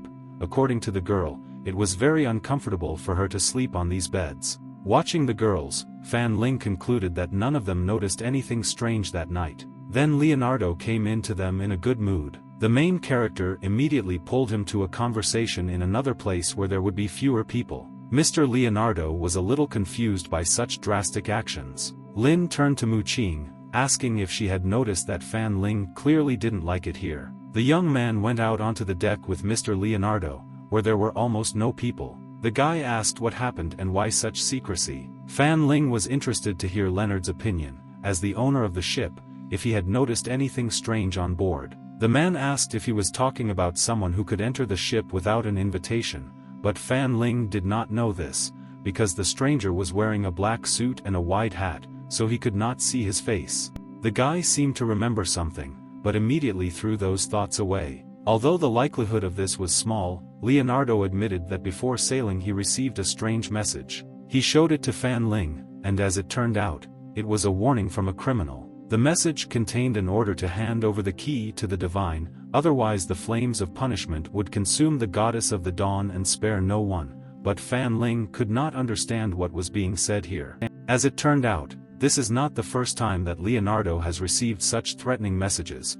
After all, they often try to hurt the great, but usually they never take action. The main character gave advice to conduct an investigation, because this endangers every person present here. Leonardo exhaled heavily, saying that he knew something like this could happen, but the first cruise is always the most important, so he didn't want to cause panic. He immediately rushed out with the words that Fan Ling should trust and leave this problem to him, and he, in turn, would ask the entire crew to check everything. Mello asked if her owner trusts this man, but since all the passengers on the ship are politicians and big businessmen, this guy will definitely try not to cause big problems. But now their main priority is to ensure the safety of Lin, Do Mu Qing and everyone else, and also to find the mysterious man in the hat. When the girls left the room, they saw the crew too worried, and Lin asked why it seemed to her that the atmosphere of the ship had changed a little. When Fan Ling shouted, he asked Xiao Miao and Uncle Lu to keep an eye on Miss Lin and Miss Do, and also pay attention to the slightest oddities. Mu Qing was worried about such a sudden reaction and wanted to know what it was all about. When Fan Ling wanted to tell his assumptions, he was immediately interrupted by Leonardo, who was calling the guy. The young man asked if they had found something, and as it turned out, the crew did find one thing, which Leonardo said quietly so that no one would hear. But what the girl said shocked the main character and caused him even more anxiety. After a while, Mr. Leonardo brought Fan Ling to a warehouse where there was important information. The main character looked ahead asking if this was the same problem. Someone planted a timed bomb in the warehouse, and most likely it was today. And there are only 2 hours left until the end of the countdown. Mello immediately appeared and managed to conduct a quick analysis of the structure of the ship. She found out that the bomb was located on a weak part of the keel, therefore, even if the explosion was small, it would lead to dire consequences. This means that the one who installed the bomb is well versed in the structure of the ship. Then Leonardo asked the guy whether he was talking to him or to himself. The young man immediately avoided answering, because now they need to think about how to defuse the bomb. Mr. Leonardo was 100% sure of this matter, because his ship has first-class security. Bombs of this power don't even need to be defused, they just need to be detonated after being placed in a special container. As soon as people were about to put it in the container, the main character immediately asked not to do so. He drew their attention to the fact that there was a note on the bomb. Fan Ling took the note and began to read the contents on it. But there were only words that a certain Solomon Grundy was born on Monday, and the young man did not understand what this meant. Leonardo said that this is the first sentence of a creepy nursery rhyme called The Life of Solomon Grundy, a famous guy in his hometown. It all started when Solomon Grundy was born on Monday, after which he was baptized on Tuesday, so that the days of the week would alternate. He got married on Wednesday, the third day of the week. He fell ill on Thursday, and became ill on Friday, after which he was not promised life even for several days. And so, he passed away on Saturday, as people predicted. They buried him on the last day of the week, namely, Sunday, and with this event the fairy tale ended. Having told the whole story of Solomon Grand, Mr. Leonardo still could not understand what it had to do with the bomb. After thinking it over, Fan Ling realized that from Monday to Sunday, Grundy's life was heading towards its end, and if the first sentence on the bomb matches, then this explains a lot. The realization of what he had just understood struck the guy. Mr. Leonardo asked if he had managed to come to some conclusion from what was said.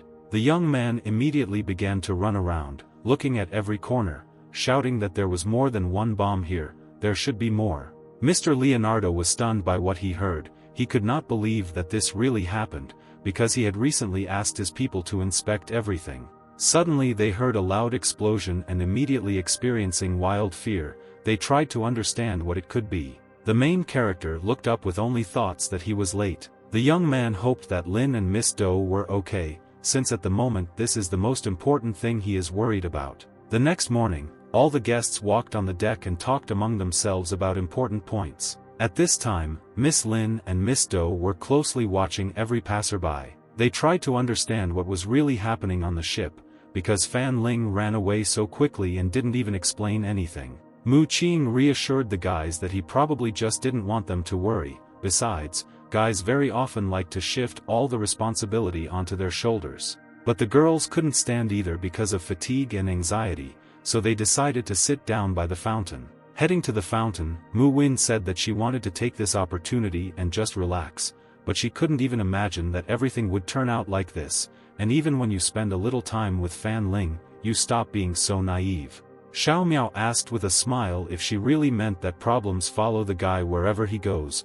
The other guys also supported this with a smile, because this is what Fan Ling is all about. Suddenly, the same statue that was in the middle of the fountain began to seep out with bright fire. Xiao Miao immediately noticed this and realized that something was wrong here and she needed to act quickly. Her partner Louis also noticed this and realized that the situation was tense. Suddenly, a strong explosion occurred at the side of the fountain. Xiao Miao immediately ran towards the girl to push her away from the explosion. Louis was next to Miss Doe, while the bright fiery and too hot air blazed at all the guests. He immediately covered the young lady with his back, in an attempt to protect her from the explosion.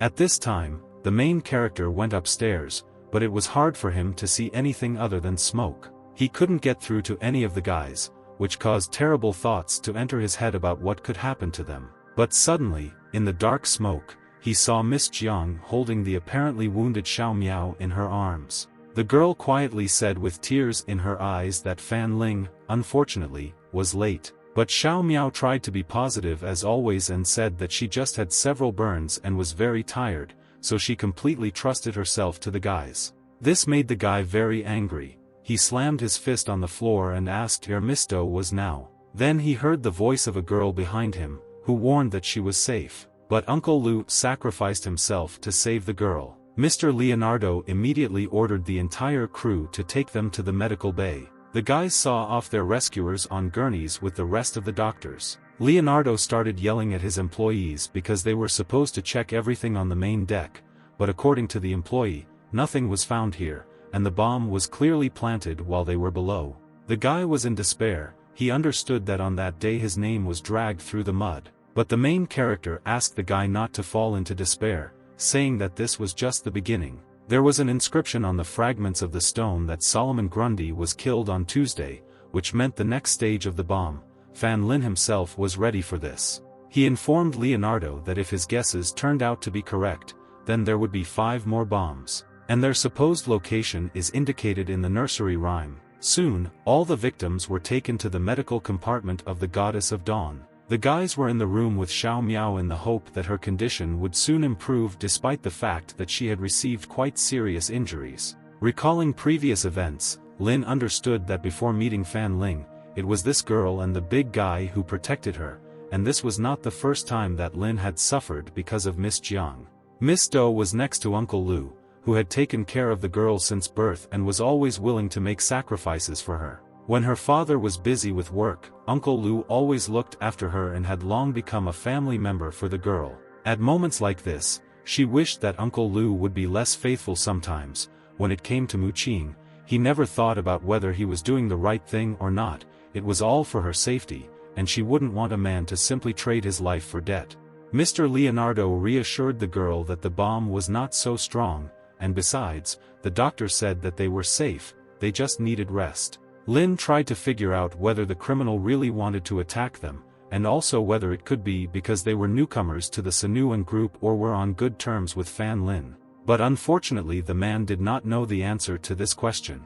Some time ago he discussed such a major event with the headquarters. Then a worried Fan Ling burst into the room to find out the well-being of his friends. The girls warned that they were fine, but Uncle Lu and Xiao Miao were injured, but fortunately their lives were not in danger. At that moment, the guy's blood began to boil with a feeling of anger and hatred towards the person who dared to hurt his loved ones. Leonardo recalled that the young man had previously said about the connection between the location of the bombs and the children's too and asked if he had already figured it out, and as it turned out, it was for this reason that the guy came here.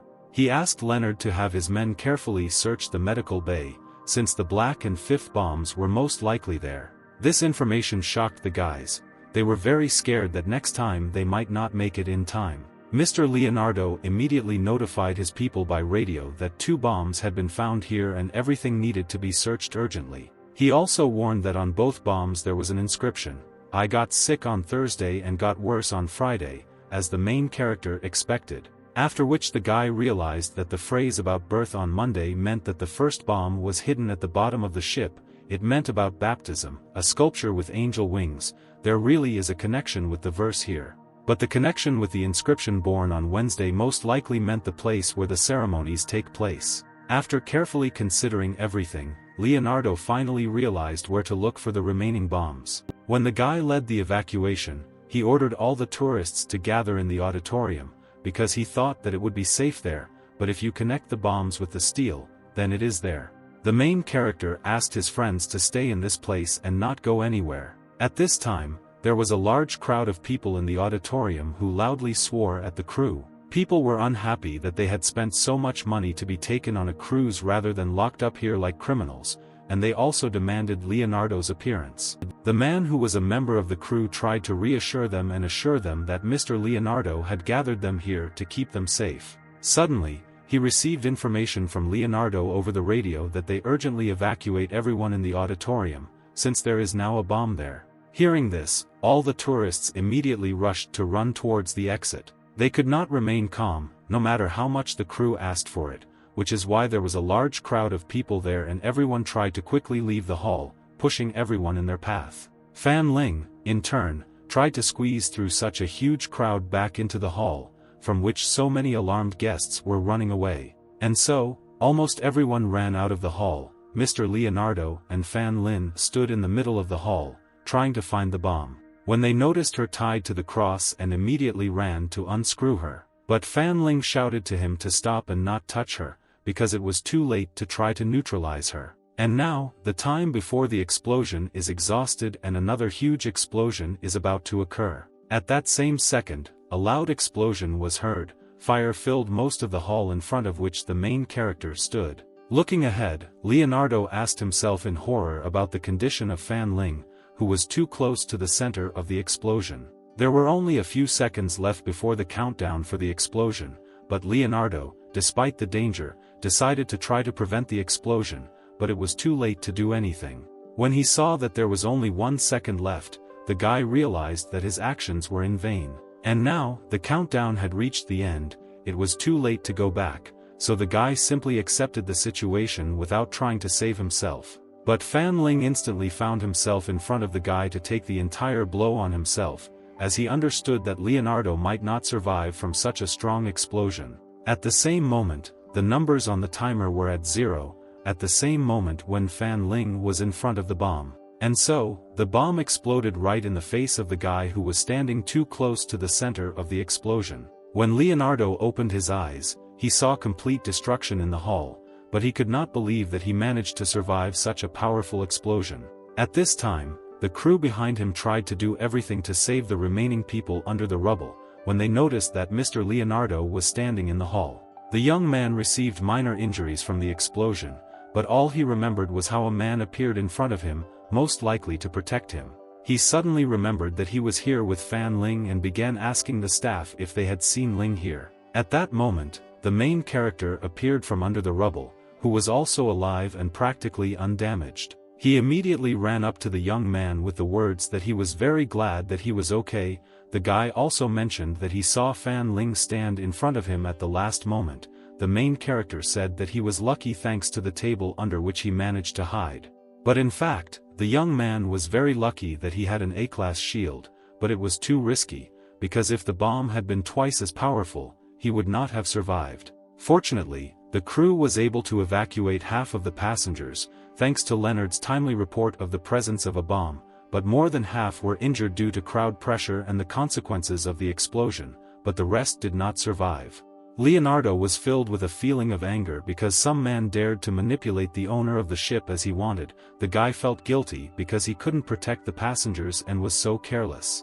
But Fan Ling told him that he tried to deal with the bomb on his own while everyone was running away from danger, and the fact is that the enemy was too cunning. It feels like he knew what they would do. The main character tried to understand whether this was really the case. No matter how well developed a person's deduction is, mistakes are inevitable, and it is impossible to carry out a plan so flawlessly. But what if the criminal has constant access to their information in real time, so he literally knows their every move? The main character asked to urgently evacuate people using lifeboats, and it was also necessary to carefully check everything to make sure there was no other bomb. Leonardo began to do this right away. Taking all his courage into his fist, the main character said that they cannot defend themselves all the time. It's time to counterattack and capture the criminal who is hiding in the shadows. Leonardo volunteered to go with Fan Ling, because he didn't want to let go of one, but the guy looked too tired and couldn't help the young man in such a state, so Fan Ling didn't agree to take him with him.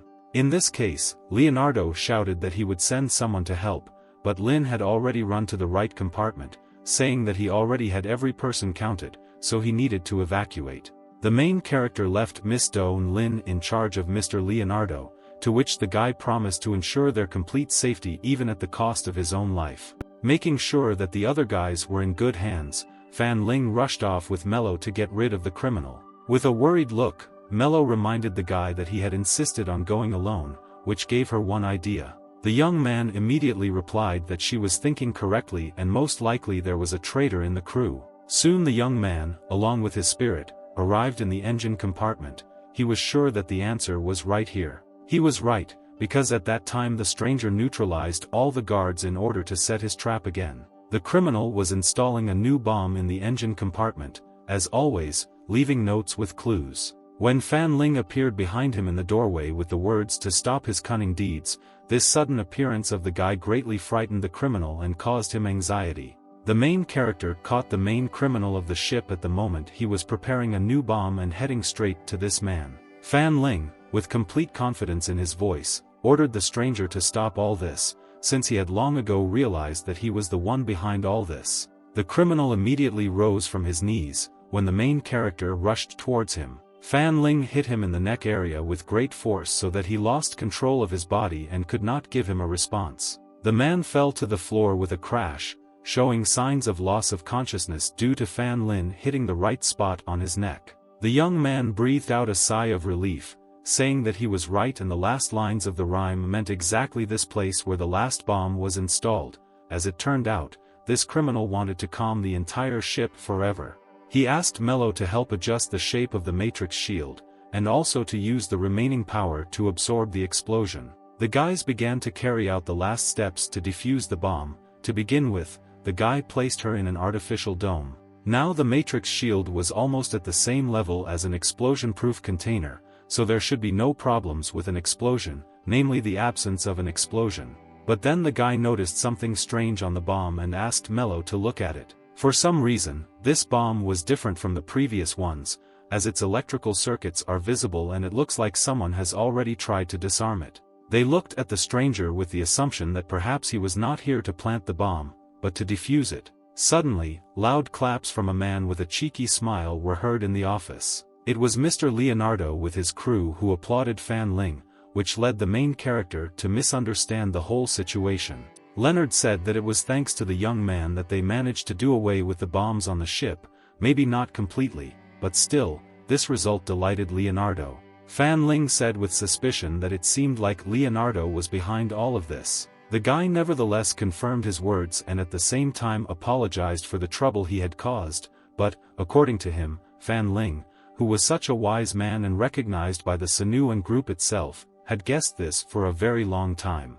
But the young man said that Leonardo was actually the first suspect, since throughout the entire incident he was the one who knew the most. Fan Ling always did what Leonardo told him.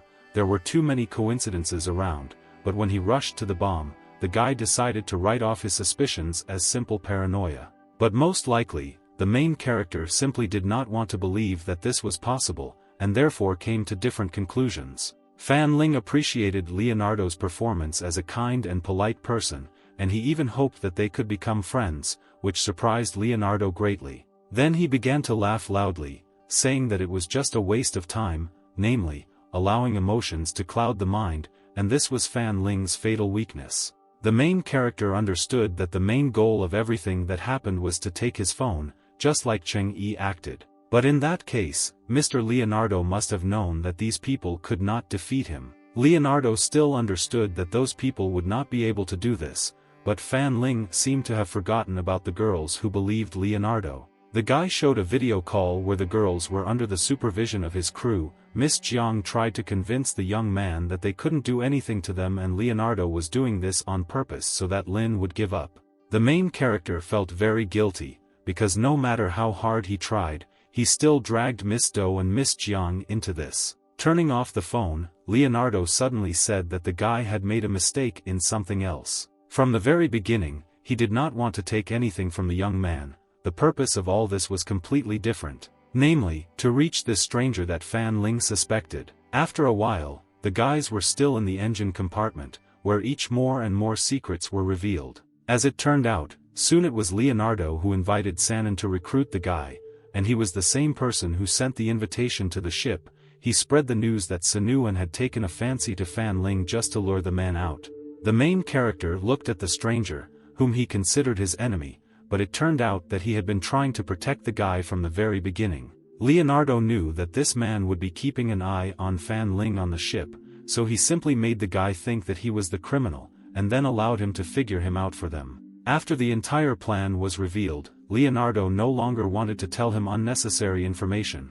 With these words, special forces with weapons ran into the compartment. They all pointed their weapons at the main character. The young man put his sword forward in case they started attacking him, but Leonardo began to threaten him with the guy's friends, whom they could greatly harm if he did not do what they asked.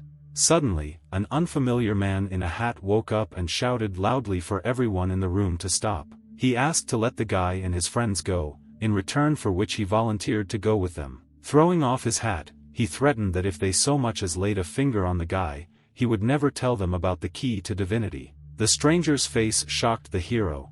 It was a very familiar face, familiar from childhood. Leonardo happily agreed with him, because in fact he expected such sacrifice. He said that he would never raise his hand to the man's wonderful son. Fan Ling gave him a stunned look. Standing in front of him was the same leading researcher of the Gate of God, Professor Fan Zi. The man left the family so long ago that Lin no longer even hoped to meet him. The young man was very disappointed with this turn of events. Xing Yi asked him for forgiveness for everything. He understood that he had left his son for a very long time, then he wanted to help, but everything went wrong. the man asked for forgiveness for involving his son in all these problems because of which he considered himself a bad father. As he was being taken away, Xing Yi asked him to promise two things: that Lin would never look for him, and that he would not tell his mother that they were dating. Filled with pain and disappointment, a tear fell from Fan Ling's eyes to the floor with his father's words that if Ling can live in peace, then he doesn't wish for anything.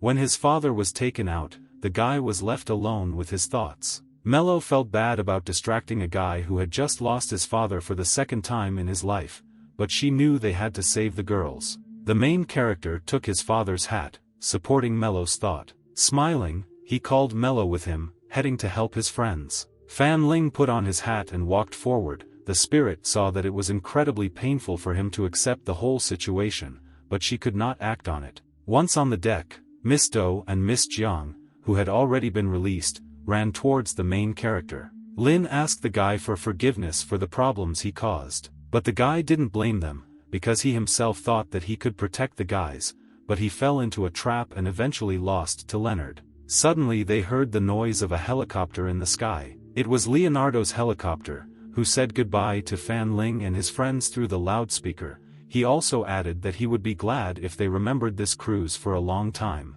The main character, and the answer shouted that someday he will definitely make this guy regret everything he did today. But Leonardo only laughed. He was sure that Fan Ling and his corrupted system would not be able to do anything to him. He warned Lin that if he ever found out about the God Gate project, he would realize that the thing he always keeps with him was actually just a toy that his father gave him. His helicopter flew into the sky with the last words that when Leonardo learns about the secret of the Gate of God, then the whole world will belong to him. The main character took off his hat in complete disappointment at his loss. He examined his father's thing carefully, regretting what had happened. But suddenly his gaze fell on a clue that his father had specially left on his hat. In one of the city schools there was a lesson, the topic of which avoided all the interesting questions about how humanity arose, whether aliens exist, and more. The teacher said that all this has a connection, and people were created by the aliens themselves. But no one was interested in listening to a lecture about finding a record of an extraterrestrial race called the Anunnaki,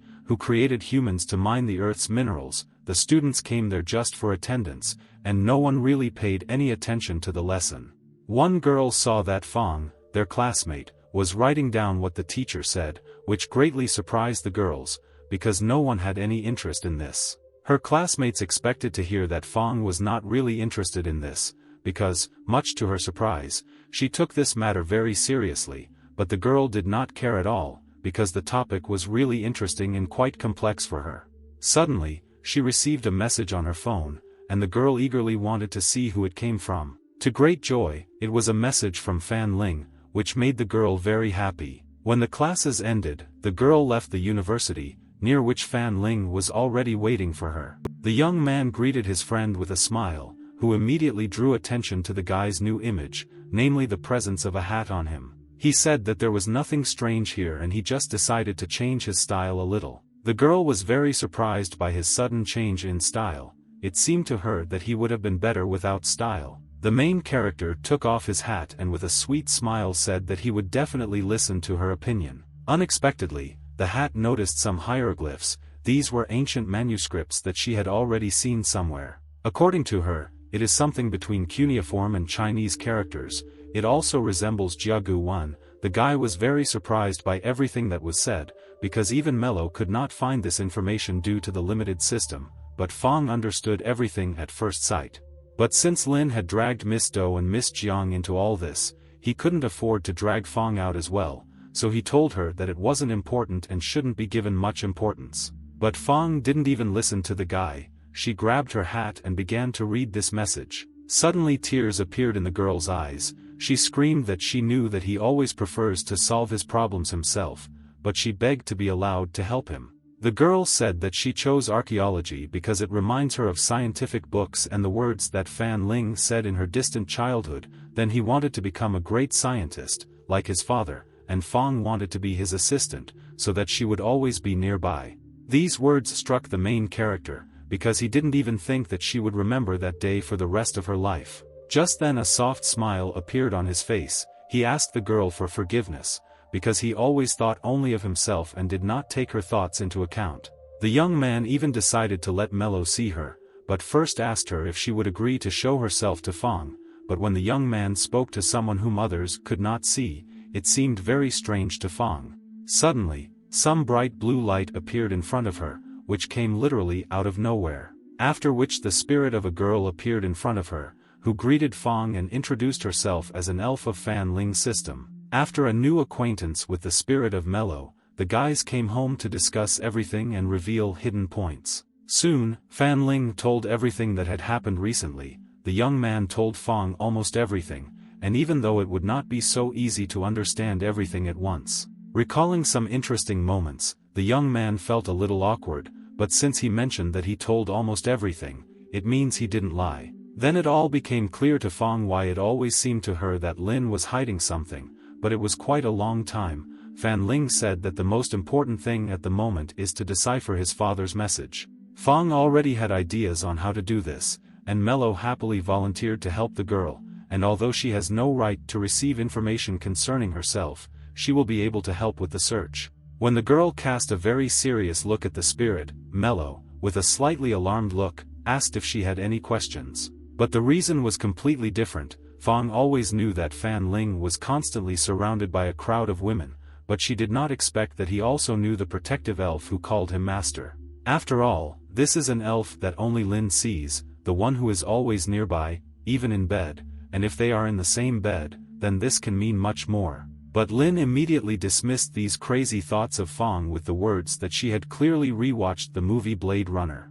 Mello laughed a little at such conclusions, but immediately told the girl that she didn't even have to worry about it. In addition, Mello was on Fong's side and even decided to tell her a funny story, after which the girl began to laugh loudly. Lin began to wonder what his spirit was telling Fong that was so funny. The girl immediately became more serious and said that they would talk about this later, but now they better get back to business. She asked Lin to borrow a computer to search for information. But since Mello is an elf assistant, she herself could find something and carry out analysis. Fong immediately asked her to find information about some things. It seemed that Fong's guess would be correct, but we needed to see if we could find a pattern of symbols. Watching the girl work, Lin didn't even think that she would accept Mello so quickly and work with her. Soon the basic structure of the program was completed and the first analysis began. After some more waiting, the refactoring was completed. An unknown code appeared above them. Fan Lin asked what it meant. Fong explained that these are letters and numbers deciphered using paleography,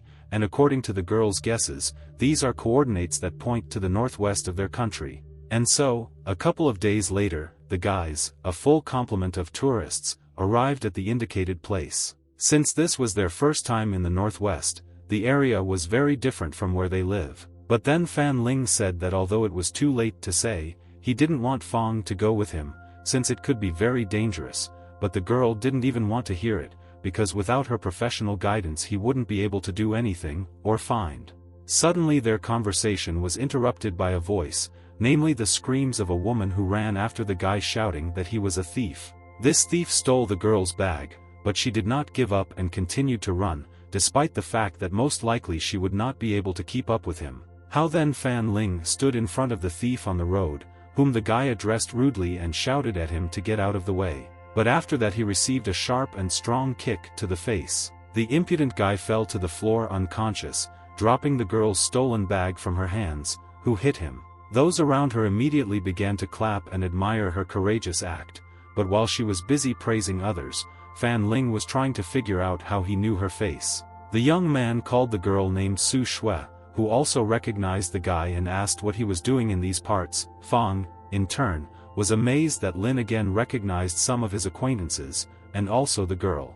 After an unexpected meeting with an old friend, the guys decided to talk in a cafe. Su Shui didn't even expect to see the guy in this city, so she asked whether they came here on vacation or for some other reason. Fan Ling confirmed her words about rest and asked a counter question whether she was already Officer Su. The girl decided that she could tell the guy that she had come here to find a mysterious group of mercenaries. As it turns out, this is a group consisting of refugees, retired special forces and bounty hunters from various countries. They constantly work for different people and travel across the borders of the country, and call themselves the Bloodthirsty Sea Scorpion. The girl handed the guy a badge with a scorpion, which this group always leaves at the crime scene. Fang asked the officer why she was looking for them if it was not her business and others could deal with them. After this question, Su Shui clutched the badge in her hand and slammed her fist on the table, saying that she wanted to return the favor to them. This situation clearly made her hate those people. An incoming phone call came from her bag, but as soon as she answered, she was immediately told the news that certain people had appeared, and this greatly alarmed her. The main character carefully watched her reaction. Fang also watched her phone conversation with great interest. Su Shui began to write down the coordinates that were given to her, saying them out loud. When Fang heard these coordinates, she immediately looked at Lin and quietly said that these were the same coordinates they were following. This place turned out to be in the desert, where there were high sandy mountains, as well as hidden bases. At this time, in this rather secretive place, another attack by the group took place. One of the workers at these bases ran away from these people in a hurry. But when he stopped at one of the tents to catch his breath, the hand of a group member appeared from the tent. Apparently the guy had chosen the wrong place to hide. He was a man with a huge mass, and on his shoulder was the sign of a scorpion. He grabbed the guy by the neck and pushed him against the wall. As it turned out, all of this guy's comrades were no longer alive. They were all destroyed by members of the group, and the bodies of all the people lay in the tent. The huge guy put a sharp knife to the victim and with a terrifying smile asked if he wanted to leave his partners and stay alive, after which the guy screamed loudly. At this time, the rest of the people from the group of mercenaries were sitting in their place, playing cards and talking about how the black rhinoceros should take care of everything himself, because he is the best in this matter. A man with a cigarette in his mouth asked his partner if he wanted to help the black rhinoceros, but he said with a smile that he was not going to get his hands dirty. How then one of them received a call. Picking up the phone, the man turned to Mr. Leonardo. Just then a black rhinoceros entered the tent, which was completely covered in bloody stains. The man at that time was telling Leonardo that everything was fine here, and today they were going to lie low at the base of their victim, and in the morning they were going to lie low. After putting out the cigarette, they continued to talk about some special equipment that Leonardo had given them. According to his subordinate, this equipment turned out to be very good. After inspection, he told his boss that he could rest assured that the group would not disappoint him. At this time, Fan Ling and Fang tried to go with Su Shui, but the girl asked again if they were sure of their decision, because this group consists of prizes that can be destroyed without blinking an eye. But the young man tried to convince them that they had their own reasons for going there, and he cursed at Fang and convinced her that she would not interfere with them in any way, which angered Fang a little. When Su Shui was approached by a guy from a car who greeted the officer, the main character turned to the girl asking who it was, and as it turned out, this guy was Su Shui's informant. The guy immediately noticed a man he didn't know, assuming that he was a friend of Officer Su, and greeted him with a smile, seduced by the name Mai Chi Batu. Having met the informant Su Shui, the guys immediately headed to the very center of the Gobi Desert, but before going there, they needed to gather supplies. But when Chi Batu heard that they were going to the Gobi Desert, he took his eyes off the wheel due to surprise at what he heard. They were about to collide with a large truck, but only thanks to Mello, whom Lin called just in time, their car pulled to the side and slowed down sharply. Mello breathed a sigh of relief when the car just slightly crashed into a tree, since they were too close to the truck, but thanks to such a quick reaction from the owner, they managed to avoid an accident. After a short pause in the car, the main character said that they seemed to have stopped, when the voice of Fang was heard, who was clearly a little embarrassed. From a sharp turn and great fear, he grabbed the girl tightly by the outer clothing to protect her, but since everything was fine with her, she asked to let her go. Officer Su immediately began to shout at the driver because of his inattention, but he began to repeat that he should never drive into that desert. According to him, there are legends about this place that the center of this desert is a dead city where the stars do not move at all and the animals lose their sense of direction, and until the Burkhan Chulu is reactivated, no one will be able to get out. As it turned out, a couple of months ago a group of archaeologists went to this desert, but the connection suddenly disappeared, and none of them returned. The man did not want to let Officer Su go to this disastrous place. The main character asked the man to tell more about the mentioned Burkhan Chulu, since if there is something hidden in that place, then this person may be somehow connected with it, but perhaps it is some kind of mechanism, a trap or something similar. The man said that Burkhan Volu is his grandfather, who is the only one who returned from the center of the desert. He could try to arrange a meeting with him, but no one has reactivated him yet. Soon the guys were heading towards this unknown person, but Su Shui continued to not believe Burkhan Chul, unlike Fan Ling, who was interested in checking. Then Batu walked out of the store and called the guys to come up to him, but only Fan Ling went there, since the girls had gone for supplies. When the main character entered the house, there was an old man standing there, who asked if he was the guy who wanted to see Burkhan Chulu. The man showed him a rather large box, but Mello felt something very strange and was sure that there was something wrong with this item. Having opened the box, there lay a small blue stone, which, according to the man, somehow brought him out of the dead city, but since then the stone has been inactive. The young man examined it carefully and again noticed the hieroglyphs, but they were not exactly like the ones his father left him, but still very similar. Suddenly something happened that shocked everyone present. Burkhan Chula lit up and began to work, which had not happened for many years, but from its influence Mello became very ill. Suddenly the stone split into small pieces, and a very bright light poured from the middle. This light began to envelop the body of Mello, who stopped fighting it in any way. Suddenly, her eyes became completely white, and unfamiliar speech flowed from her lips. Fan Ling's phone began to work very actively at this time. The girl said that the system update had failed, which is why they began studying the update method. At this time, the girls had bought enough food for the first time and were already heading to Lin. But suddenly they heard a strong explosion somewhere nearby, specifically in Grandfather Batu's store, where Fan Ling was still located. When they arrived, they saw that Fan Ling and Grandfather were sitting on the floor in the middle of the room. Batu himself went to get tea, and when he arrived, he saw this picture. He immediately rushed to his grandfather in a panic, asking about his well-being, but he began to laugh and say that he never thought that Burkhan Chulu would be able to earn money 10 years later. The girl started asking Lin about his health, but fortunately he was fine. But thoughts about what had happened could not pass through his head, because after this sudden explosion, Mello disappeared, and a strange navigation system appeared on his phone, which he had never seen. After a while, the guys were almost in the desert. Su Shui drank the energy drinks that Fan Ling gave her all the time with great pleasure. It seemed to Su Shui that after this drink, all the fatigue after traveling for many days disappeared. She asked the guy when he managed to buy it. But in response, only the guy's awkward laughter was heard, since his head was filled with something completely different. After a 6-day hike, Mello still hasn't appeared. Besides, his phone has been reset to basic settings and all the objects appear in different places. When Bata's voice was heard, Lin asked hopefully if their GPS had worked and they could continue walking. But the answer was no comforting news. The equipment suddenly malfunctioned and the signal disappeared. Batu immediately declared that this was the curse of this desert. After examining the equipment, the guy could not understand why the directions on the GPS and on his phone were so different. Then Fang approached him with new, not happy news. Just a couple of days ago, she noticed that when they approached the center of the Gobi Desert, the positions of the stars change, although the difference is small, but it is enough to make people lose their way. The main character was amazed that Fang could also read the stars, but the girl just likes mysterious things, so she studies astronomy and ancient scriptures. She also mentioned that the magnetic field here is also strange.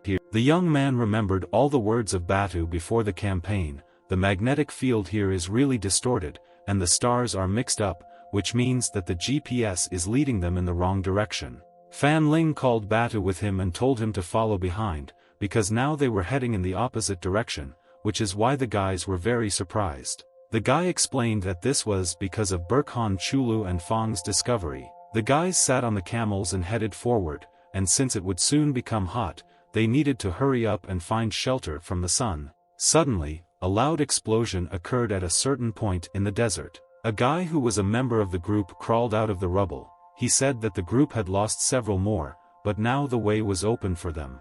The guys understood that they had sacrificed their kids to find the road, so there was no need to get rid of the archaeologists as quickly as the black rhinoceros did. When the man threw a smoked cigarette on the floor, the guy aggressively asked him to pick it up and not litter in this place, after which he declared that he and the hyena would go forward. But the black rhino began to aggressively attack his guys. His eyes lit up with incredible anger, after which he shouted that he had simply gotten rid of a couple of people out of boredom, and now they were pushing another stupid creature at him. With these words, he took off from the ground, and then his spirit jumped after him. The guy stopped in the desert while his personal ghost became enormous in size behind his owner. Suddenly, blocks of stones began to fly to the sides, accompanied by a storm of sand. A large sand wall was quickly moving forward. At this time, Fan Ling's team was very close and unsuspectingly headed to the right place. Su Shui suddenly noticed that for some reason the sky had darkened too quickly. When Bata shouted that it was a sandstorm, he stood in the middle of the road and said that they were finished. The guys immediately got up from their camels, wondering why the sandstorm appeared so suddenly, because it was illogical. Batu immediately fell to his knees and began to pray, saying that this was all the anger of the desert god. The main character took out a small object and with a confident smile said that it doesn't matter who is guilty here, but it's time for them to deal with this problem. While observing the sandstorm, the main character noticed that almost the same energy waves were emanating from it as from Mello, but what could this mean? Fortunately, Fan Lin thought of buying it before the trip, and the Witchit store was blown by a gust of wind. The young man threw a small object forward towards the sandstorm. A large energy circle immediately appeared above our heads, sucking sand from the storm into itself. In less than a minute, everything around became quiet and the sandstorm stopped. Fan Ling began to blow the remaining sand from Feng's hair, while Su Shui began to put all the things back on the camels. Suddenly Bata began to scream in fear and point his finger forward. A message with coordinates arrived on Lin's phone. He saw that the storm had come to them from their destination, which made him start to worry. And in order not to rush, he invited the team to stop for a while at this place and search everything. While the guys were heading out for research, the guy took a reconnaissance drone out of his backpack, which a camel started pestering, thinking it was his food. Lin was practically proud of the fact that he had the opportunity to use high-tech gadgets. The young man wanted to send a drone to see what was ahead. While Lin was talking to the camel and asking if he admired his wisdom, Fang said with a shocked look that she had found the archaeologist's diary. The diary indicated the date of writing, and also described the whole situation. The first page corresponded to the first day, when they just packed their things and hit the road. Then the team went to an oasis city that had disappeared after a meteorite fell several decades ago, and the coordinates of the target were also indicated there. The team was going to use equipment to calculate the location of the meteorite, but the operation very soon failed, and the guys lost their way. Many dangers followed them, such as quicksand, a huge number of insects and much more. The members of the group died on the spot one after another. No one could return home, even if they wanted to, they could only move forward. And now, after months of wandering, something good happened. They encountered a group of foreign soldiers who claimed to have trained here, and the way they did not inspire confidence. The guys still decided to travel together. They shared supplies with the newly found people, and they had to ensure their safety.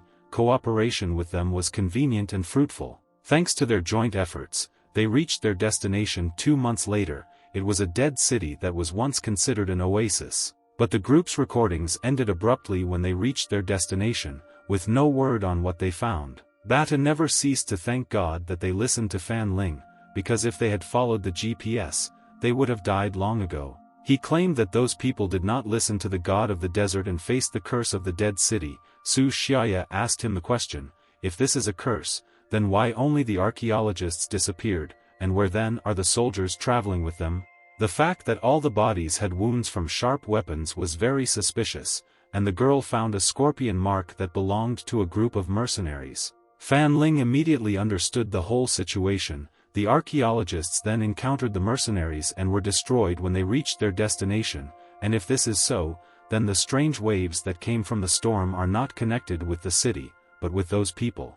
Suddenly he saw that the screen that transmitted the signal from the drone went out, which meant that the drone itself was missing. The guy didn't understand where he could have gone or someone could have taken him. There was only the last frame on the screen, in which a dark-skinned man was visible. Su Xiaya immediately recognized the black rhinoceros. He was one of the main members of the sea bloodthirsty scorpion group. At this time, the black rhino found the drone in a sandstorm. He took the drone with a crazy smile and said that he couldn't even think that there would be daredevils who decided to pursue it. The black rhinoceros immediately rushed off in search of people who were just for fun for him. The main character was in complete despair, because he released the drone, they were discovered, but Su Shui, on the contrary, seemed to this situation to be quite good, because now they can prepare for the arrival of the enemy. The young man nevertheless decided to listen to her. Watching the girl, he became convinced that people from the elite police forces were completely different, very calm and confident. Su Shui had an overwhelming desire to quickly capture this group, and since they had a lot of weapons and ammunition, she was sure that she would put them all behind bars. But suddenly a certain beam flashed right in front of her face. She saw an American saber stuck into a stone near her. Most likely, someone was aiming at the girl. The main character saw the silhouette of a man in the distance and loudly asked who he was. In front of them stood a black rhinoceros, who said that throwing, unfortunately, was not his strong suit.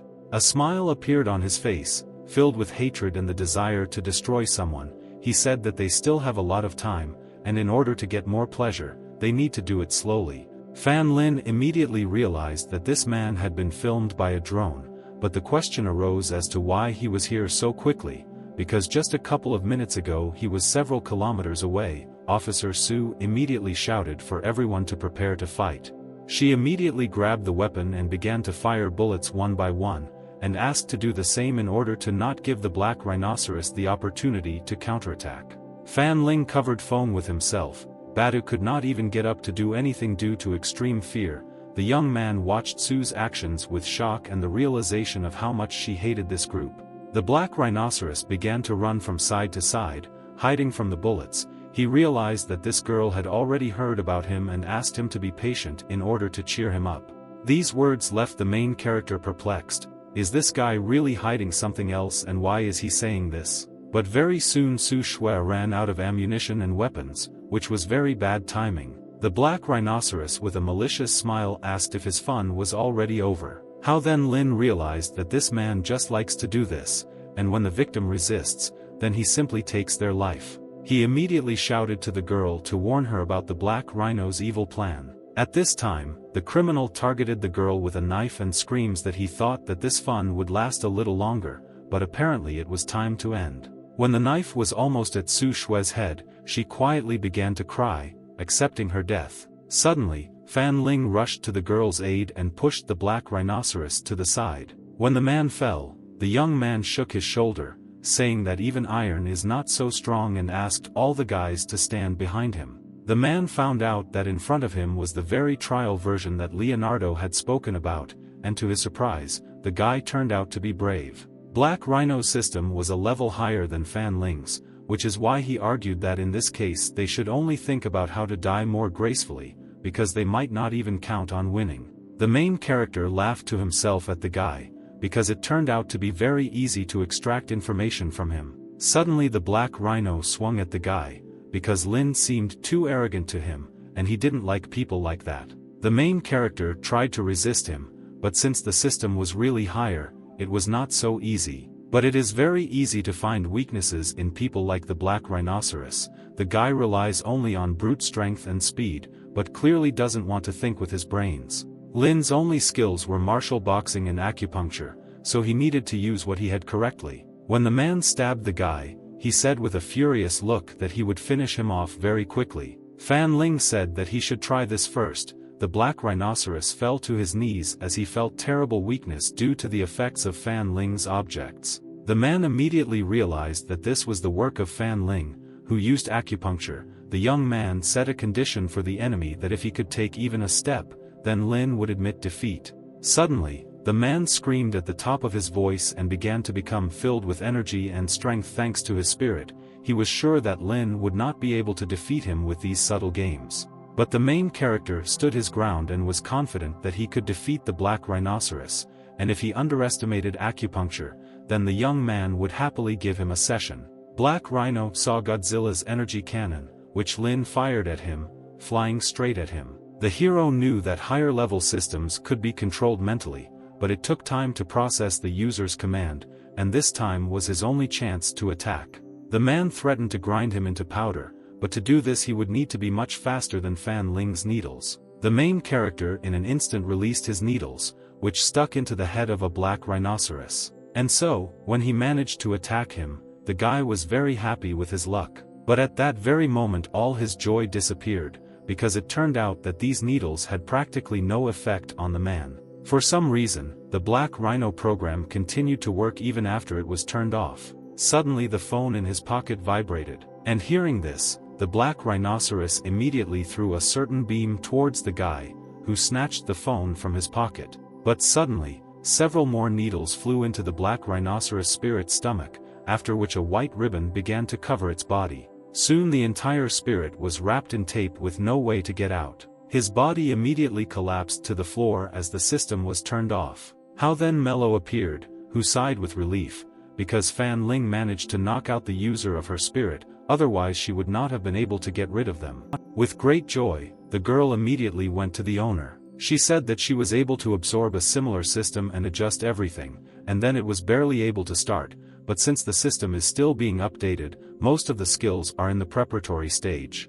While the young man was talking with his elf, Su, in bewilderment, asked Fong why he was acting so strangely, to which the girl replied that it was just a popular victory gesture. When Ling finished, Su Xiaoye began to tell her assumptions that the black rhinoceros was under some influence, otherwise she could not explain his inhuman abilities. They looked at the man's body, trying to figure out what to do with him next. And so, the guys decided to interrogate him and, in order for him to wake up, they put a bucket of cold water on his face. His hands were cuffed, and Fan Ling's needles were stuck on his body to deprive him of his strength. The girl ordered him to speak directly and honestly so that she would not use unnecessary cruelty. The man asked Su if she really didn't know why he was called the Iron King Kong. Su Shui was about to hit him, but the guy's laughter stopped her. He said that they had already tried to interrogate him, but she still had to try to get something out of him. Fan Ling decided to influence him in a slightly different way and showed an excerpt from a drama where a woman inserted needles into her daughter until she told her all the information, and even if it could be fatal. The young man was sure that this would have an effect on the man and make him not take such actions. Soon the guys had all the information about the mercenaries, routes and equipment that they brought into the desert, but the motive was most surprising. They needed some kind of chip inside the meteorite. This raised a number of questions in the guy's mind. For example, is this proof that Mello belongs to an alien civilization and why the chip is hidden in a barren desert? But Su Shui was not interested in this. It was important to her that they did not get the thing. That the main character agreed with the girl and also intended to bring the group of mercenaries to justice, including Leonardo. The guys decided to move forward on foot, so Fong decided to put some things out of the luggage, and Batu should stay here to look after the black rhinoceros and supplies. At this time, the remaining people from the mercenary group were on their way, but at some point they lost the rhino's signal and immediately thought that something had happened to him. The man told his partner to go and check, because if he meets strangers, he already knows what to do with them. In response, he heard the laughter of a guy who would only be happy if he did this to someone. After some time, the guys reached the place where the rest of the people from the mercenary group were, and Su Shui's goal was to get rid of them now. At that moment, she began to shoot at them with syringes so that they would not come to consciousness for a while. They approached the lying bodies and Su Shui asked Fan Ling with admiration how he managed to find their location, because this place looks like a labyrinth. The young man replied that this was just the work of logical analysis and the ability to conduct investigations. Rubbing his eye, the guy wondered if he would have any consequences after using the bright, titanium, dog eye. Suddenly Fong called the guys and said that she had found some kind of passage underground. Based on the data, these two holes were clearly made with the help of an exploding device. It looks like they need to be underground, and to find out which path leads where, they need to split up. Mello notified the guy that she had found mercenaries here, and although there are some problems with the tectonic structure of the second passage, the path is safe for one person. Fan Ling sent Su into one passage, and he went alone with Fong, since she does not know how to fight, and someone must protect her. During the journey, the main character asked Fong for forgiveness for getting her into all these problems, but the girl understood everything, so she could not blame Lin. He discovered that there were soldiers ahead, so he left the girl to wait for him on the spot while he went to deal with them. Fan Ling took the form of an invisible person and watched the people from Mello. Before, the the spirit had not noticed any strange energy waves, so she was sure that these were ordinary people. The main character suddenly ran up to them from behind and struck them in the neck, causing them to pass out. With the threat gone, Mello was ready to return for Fong, but suddenly the guy noticed some kind of red chip crawling out of the mouth of one of the soldiers. Then an unfamiliar voice said that these are small pets of hyenas, and they can reanimate bodies. Suddenly, red rays appeared around Fan Ling along with Mello, blocking the exit. A voice in the distance said that after destroying the body, the pets would activate plasma cutters. How then a soldier came into the light, who had previously fought off his group. He held Fong near him, threatening her with a knife and saying that he would keep her after he got rid of the guy. The main character immediately began to look for ways to get out, and all he had that was suitable was a matrix shield and a fake charge, which should help them.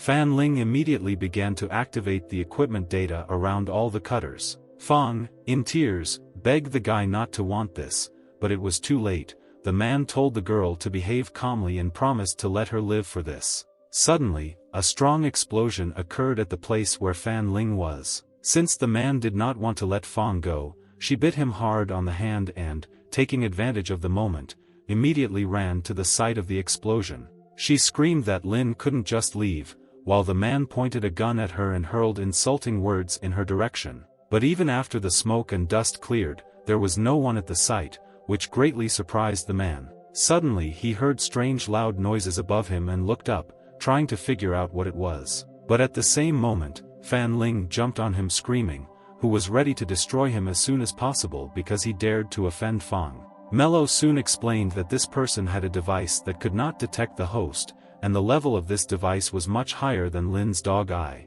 Just then he felt the sharp embrace of Fong, who was incredibly happy to see him. The main character asked for forgiveness for making her worry, but the girl had a different opinion. She argued that she needed to apologize, because she could not help him when he was in danger and was just a nuisance who needed to be protected. But while they were talking about how Fong had done a lot on the way here, Mello felt that someone was approaching them, and this unknown person was very strong. Soon a man with a cigarette in his mouth came to the place where the guys were. He looked around carefully and was slightly dissatisfied that someone could defeat his partners. He approached one of the people and kicked him, saying that this man worked quickly, but he didn't have much strength. While the man was talking to himself, Fan Ling, together with Fong, activated their shield of the invisible. The man said that enemies must be destroyed, otherwise they will sooner or later want to take revenge. Suddenly, he threw a half-smoked cigarette towards Fan Ling and said that if he wanted to destroy him, he would not leave a chance for survival. The main character immediately swung his sword and cut the cigarette with a sharp movement. But as soon as he looked around, the enemy was no longer in front of him. He was so fast that he was able to escape in just a couple of seconds. Suddenly, the young man heard the voice of a man behind him, who shouted that he no longer cared how he received the charge of the rhinoceros, but he must remember that the hawk is always faster. At that same second, a cut from the enemy's weapon appeared on the guy's cheek. Fong was very scared for the guy and was ready to rush to him, but the young man shouted that she should not come closer. The main character realized that this monster was much more powerful and the difference between them was huge, so he asked Mello for a potion of healing, acceleration and strengthening, and all this in a double dose. He immediately drank everything that Mello gave him, and then went to attack the enemy. When the young man swung his sword at him, the man immediately put up his hand for protection, and he managed to hold on easily. At that moment, Fan Ling managed to get a distance away from the enemy. Grabbing Fong with him, he began to run away, because he understood that he would not be able to defeat such a strong enemy. How then Mello notified that there were people ahead of them, but the guy was sure that they would be able to break through, otherwise staying here would lead to direct death. But as soon as he walked some distance, the guy saw someone's silhouette in front of him. This man threw the guy back, causing him and Fong to fall to the ground, after which a man's voice was heard asking the boss if this was the guy who had beaten the rhinoceros. It was another member of the mercenary group who held Su Shui on his shoulders, saying that the girl would definitely not have been able to cope with a black rhinoceros. He threw the girl on the floor, saying that he was afraid that they would have to dig up something else, so he didn't finish her off completely. At this time, the man received a call from Mr. Leonardo, to whom he informed about the discovery of the meteorite. Fan Ling asked Mello to use a wiretap because it was important for him to know what he and Leonardo were talking about. The man said that the meteorite was larger than they thought, so it would be more difficult to transport it, even if they destroyed the magnetic field on his orders. Leonardo slammed his fist on the table because his people were messing around in the wrong places. He told them to destroy the magnetic field so they could take $300 million, and was even willing to give him the system for fun. The guy suggested that the boss do it as Leonardo wants, because their systems are already quite strong. But he was very dissatisfied with this idea, since he did not consider these systems to be strong. He understood that Leonardo simply gave them unnecessary fakes. When Fan Ling told them that soon all their systems would fail and swallow them up, and then Leonardo would not only get what he wanted, but also not pay them a penny. One of the guys grabbed Fan Ling, claiming that this was nonsense, but the young man already knew similar cases, although the information about it was hidden, but with the connections these people have, they can easily find it. The man began to ask the guy for more information, but the young man said that when their systems broke down, he could save them, but then they would have to ensure the safety of Fan Ling's partners and him. The main character had a plan of action, but first he needed to get rid of at least one of them, since he had two opponents with strong systems nearby, and it was pointless to continue the fight. But the guy tried to convince the boss that it was better for them to follow Leonardo's orders and get rid of the magnetic field, and also help him get the meteorite, then he would help them deal with the problems in the system. But Fan Ling insisted that he was only wishful thinking, otherwise Leonardo could have immediately given them completed systems, but he wants to get rid of them as soon as the work is finished. But since they were already connected to the team, Fan Ling said that they should let him absorb the systems, which made the guy very angry, who thought it was cheating. The man said that until Lin proves his worth to them, they will not believe him, otherwise they will provide him with a direct ticket to hell. Then the main character said that their only way out was an update that would fix system bugs. But the young man was the only one for them who could open the entrance to the meteorite. In addition, he was ready to refuse to modify the system, but then they needed to help him capture Leonardo, and yet, they agreed to his conditions. Soon the guys almost reached the meteorite. The man asked them to go faster. Mello asked the guy how he knew that he could open the meteorite, but Lin himself only hopes that his father specifically left him the coordinates, because he was sure that only he would be able to enter there.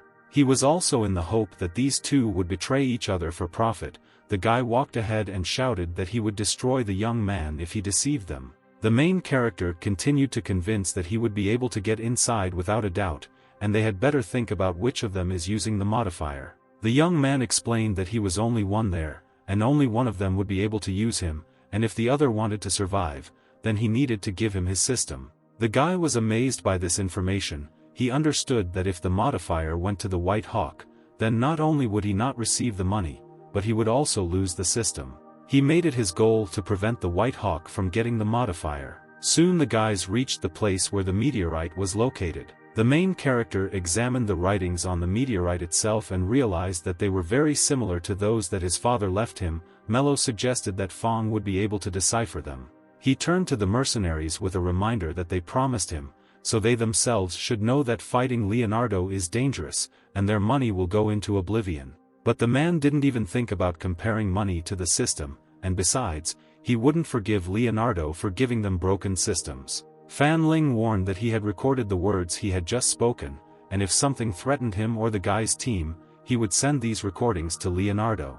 In this case, even if they retain their systems, Leonardo will still be able to deal with them. As it turned out, the coordinates had a very complex chain of ciphers, and if they made even one mistake, they would never be able to open it again, so the guys decided to come up with another way. They decided to use the routing permutation cipher first, and then deduce the corresponding password, so there should be no problem. The main character began to trace the code in an attempt to find some clue, and soon he managed to open the last lock.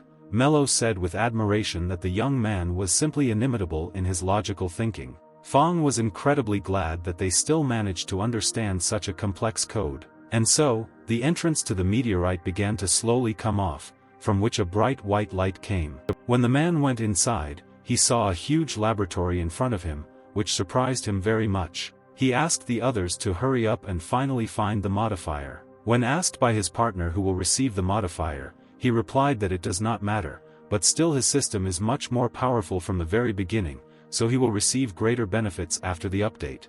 These words caused the guy to feel irresistible aggression towards the man. He came closer to him and asked if he should really give his system to this weakling. The guy with an angry look started shouting at the man, asking if he really thinks he can treat him so disgustingly just because he calls him boss. The man felt a sharp pain in his body. His partner shouted at him in an attempt to get justice, since he always got the best. They even had to refuse money just because he didn't want it, and the guy worked as if he was crazy, but in the end he wouldn't get it and a cent.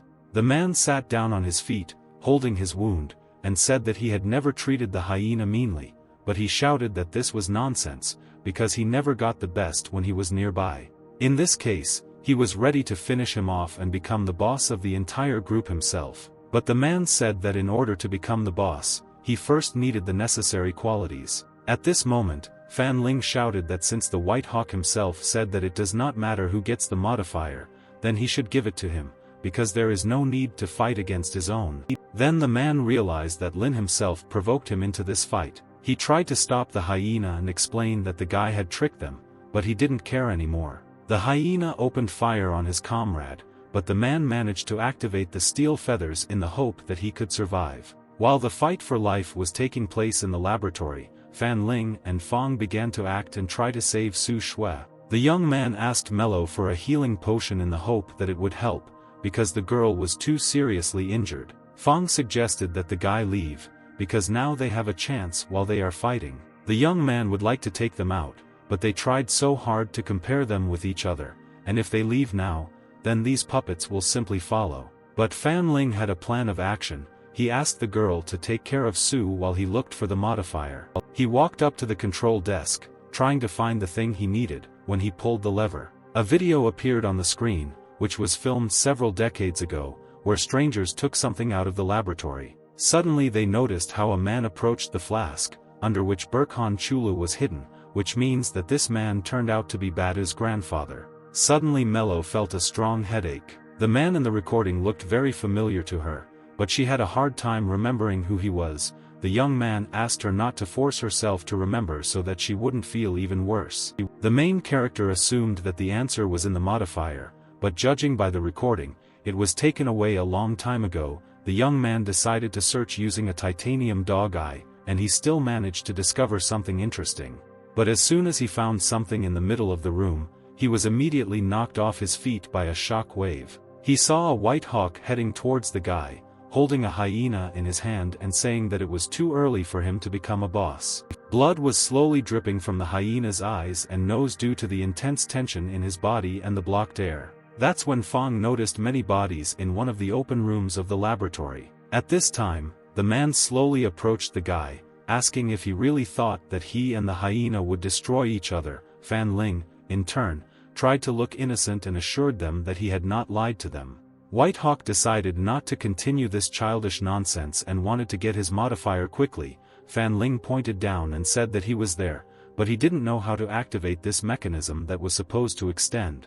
After his words, the White Hawk struck down with great force so as not to waste time on pointless attempts. He took out a large container from there and told Fan Ling not to lie to him, otherwise everything might not end so well, but the young man assured that the modifier was inside, and if he did not believe it, then the young man himself could get it.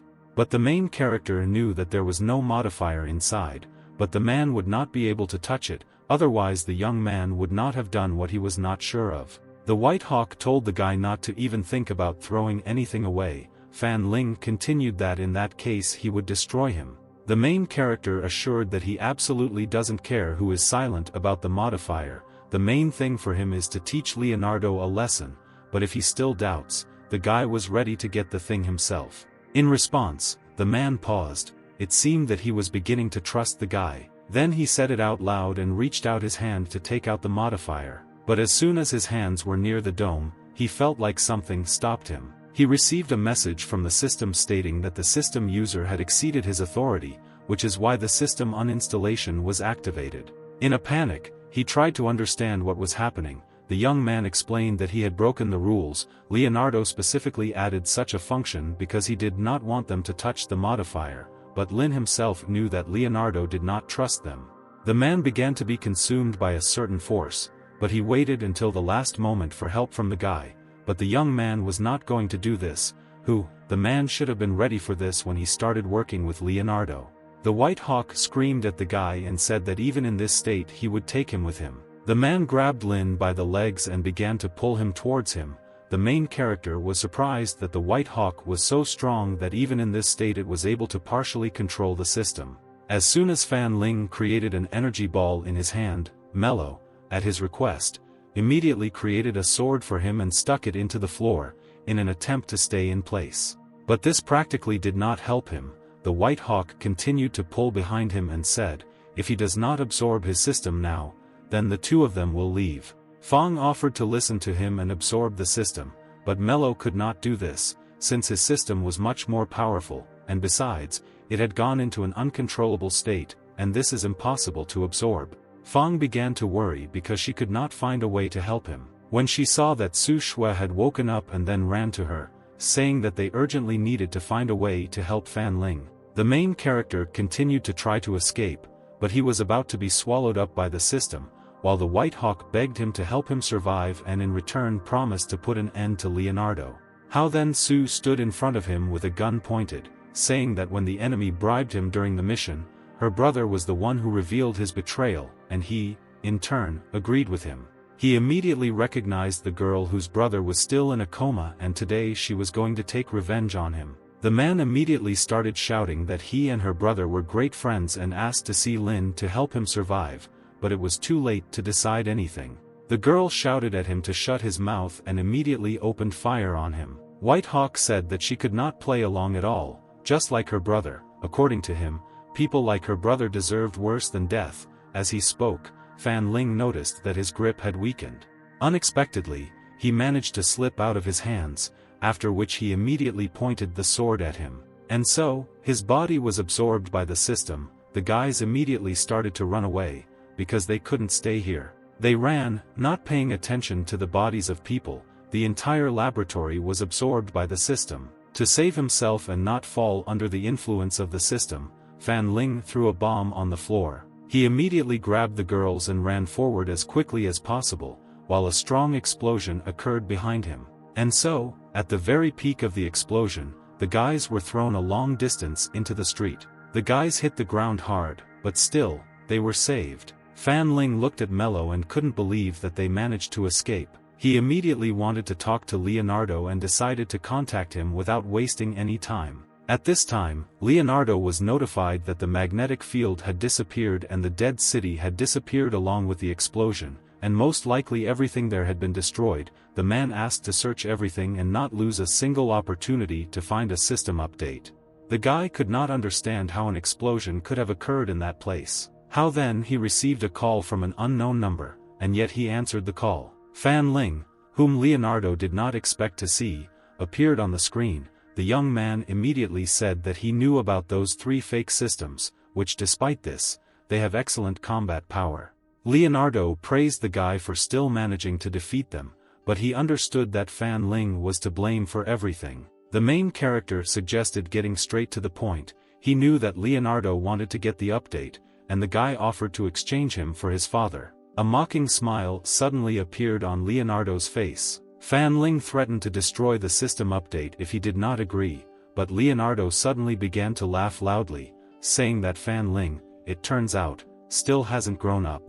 After which he began to shout that he knew that the explosion in the dead city was created by Fan Ling, which destroyed everything, and the guy was sure that Fan Ling could not have this update. He explained that he had several reasons why he let him go last time. Firstly, he wanted to protect that person, and the young man was his son, and secondly, Fan Ling was a nobody in his eyes.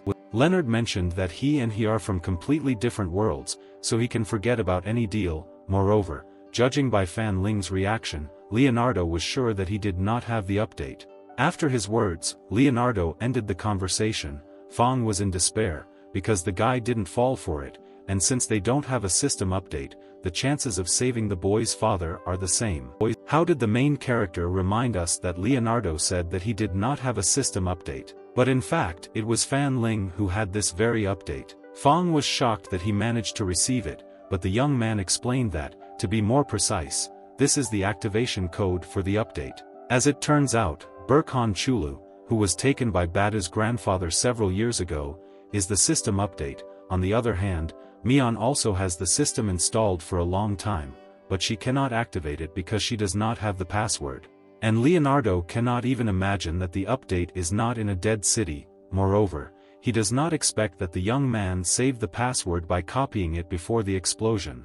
And he called because if he himself did not take the initiative and pretended to bargain with him, then sooner or later Leonardo would have learned that updating the system was in his hands. Besides, he now has time to become stronger, otherwise Leonardo is much more powerful. This will be the only way to save his father. The young man asked Fong to decipher the code for the update, and the girl happily agreed to do it right away. After which he turned to Su Sui, who immediately said that the guy has powers that she cannot understand. But he could not explain everything to her. The girl, in turn, did not demand this. She said that time itself would reveal all the secrets. This phrase seemed very reasonable to Fan Ling. How then the girl rushed into his arms with sincere gratitude for helping her avenge her brother. But while she was hugging the young man, Fong noticed them, which made her very angry. Fan Ling himself looked at her awkwardly, but he could not push Su away because of her sincerity. The girl came up and, with a dissatisfied look, stood between the guys, saying that she had guessed the password. She dragged Fan Ling to look at the code while Su Shui said with a smile that business should always come first. The guys approached the code and saw different symbols in different places. This is how amazing the runes look after deciphering. How then the activation of the code was approved by the system, after which the system update began.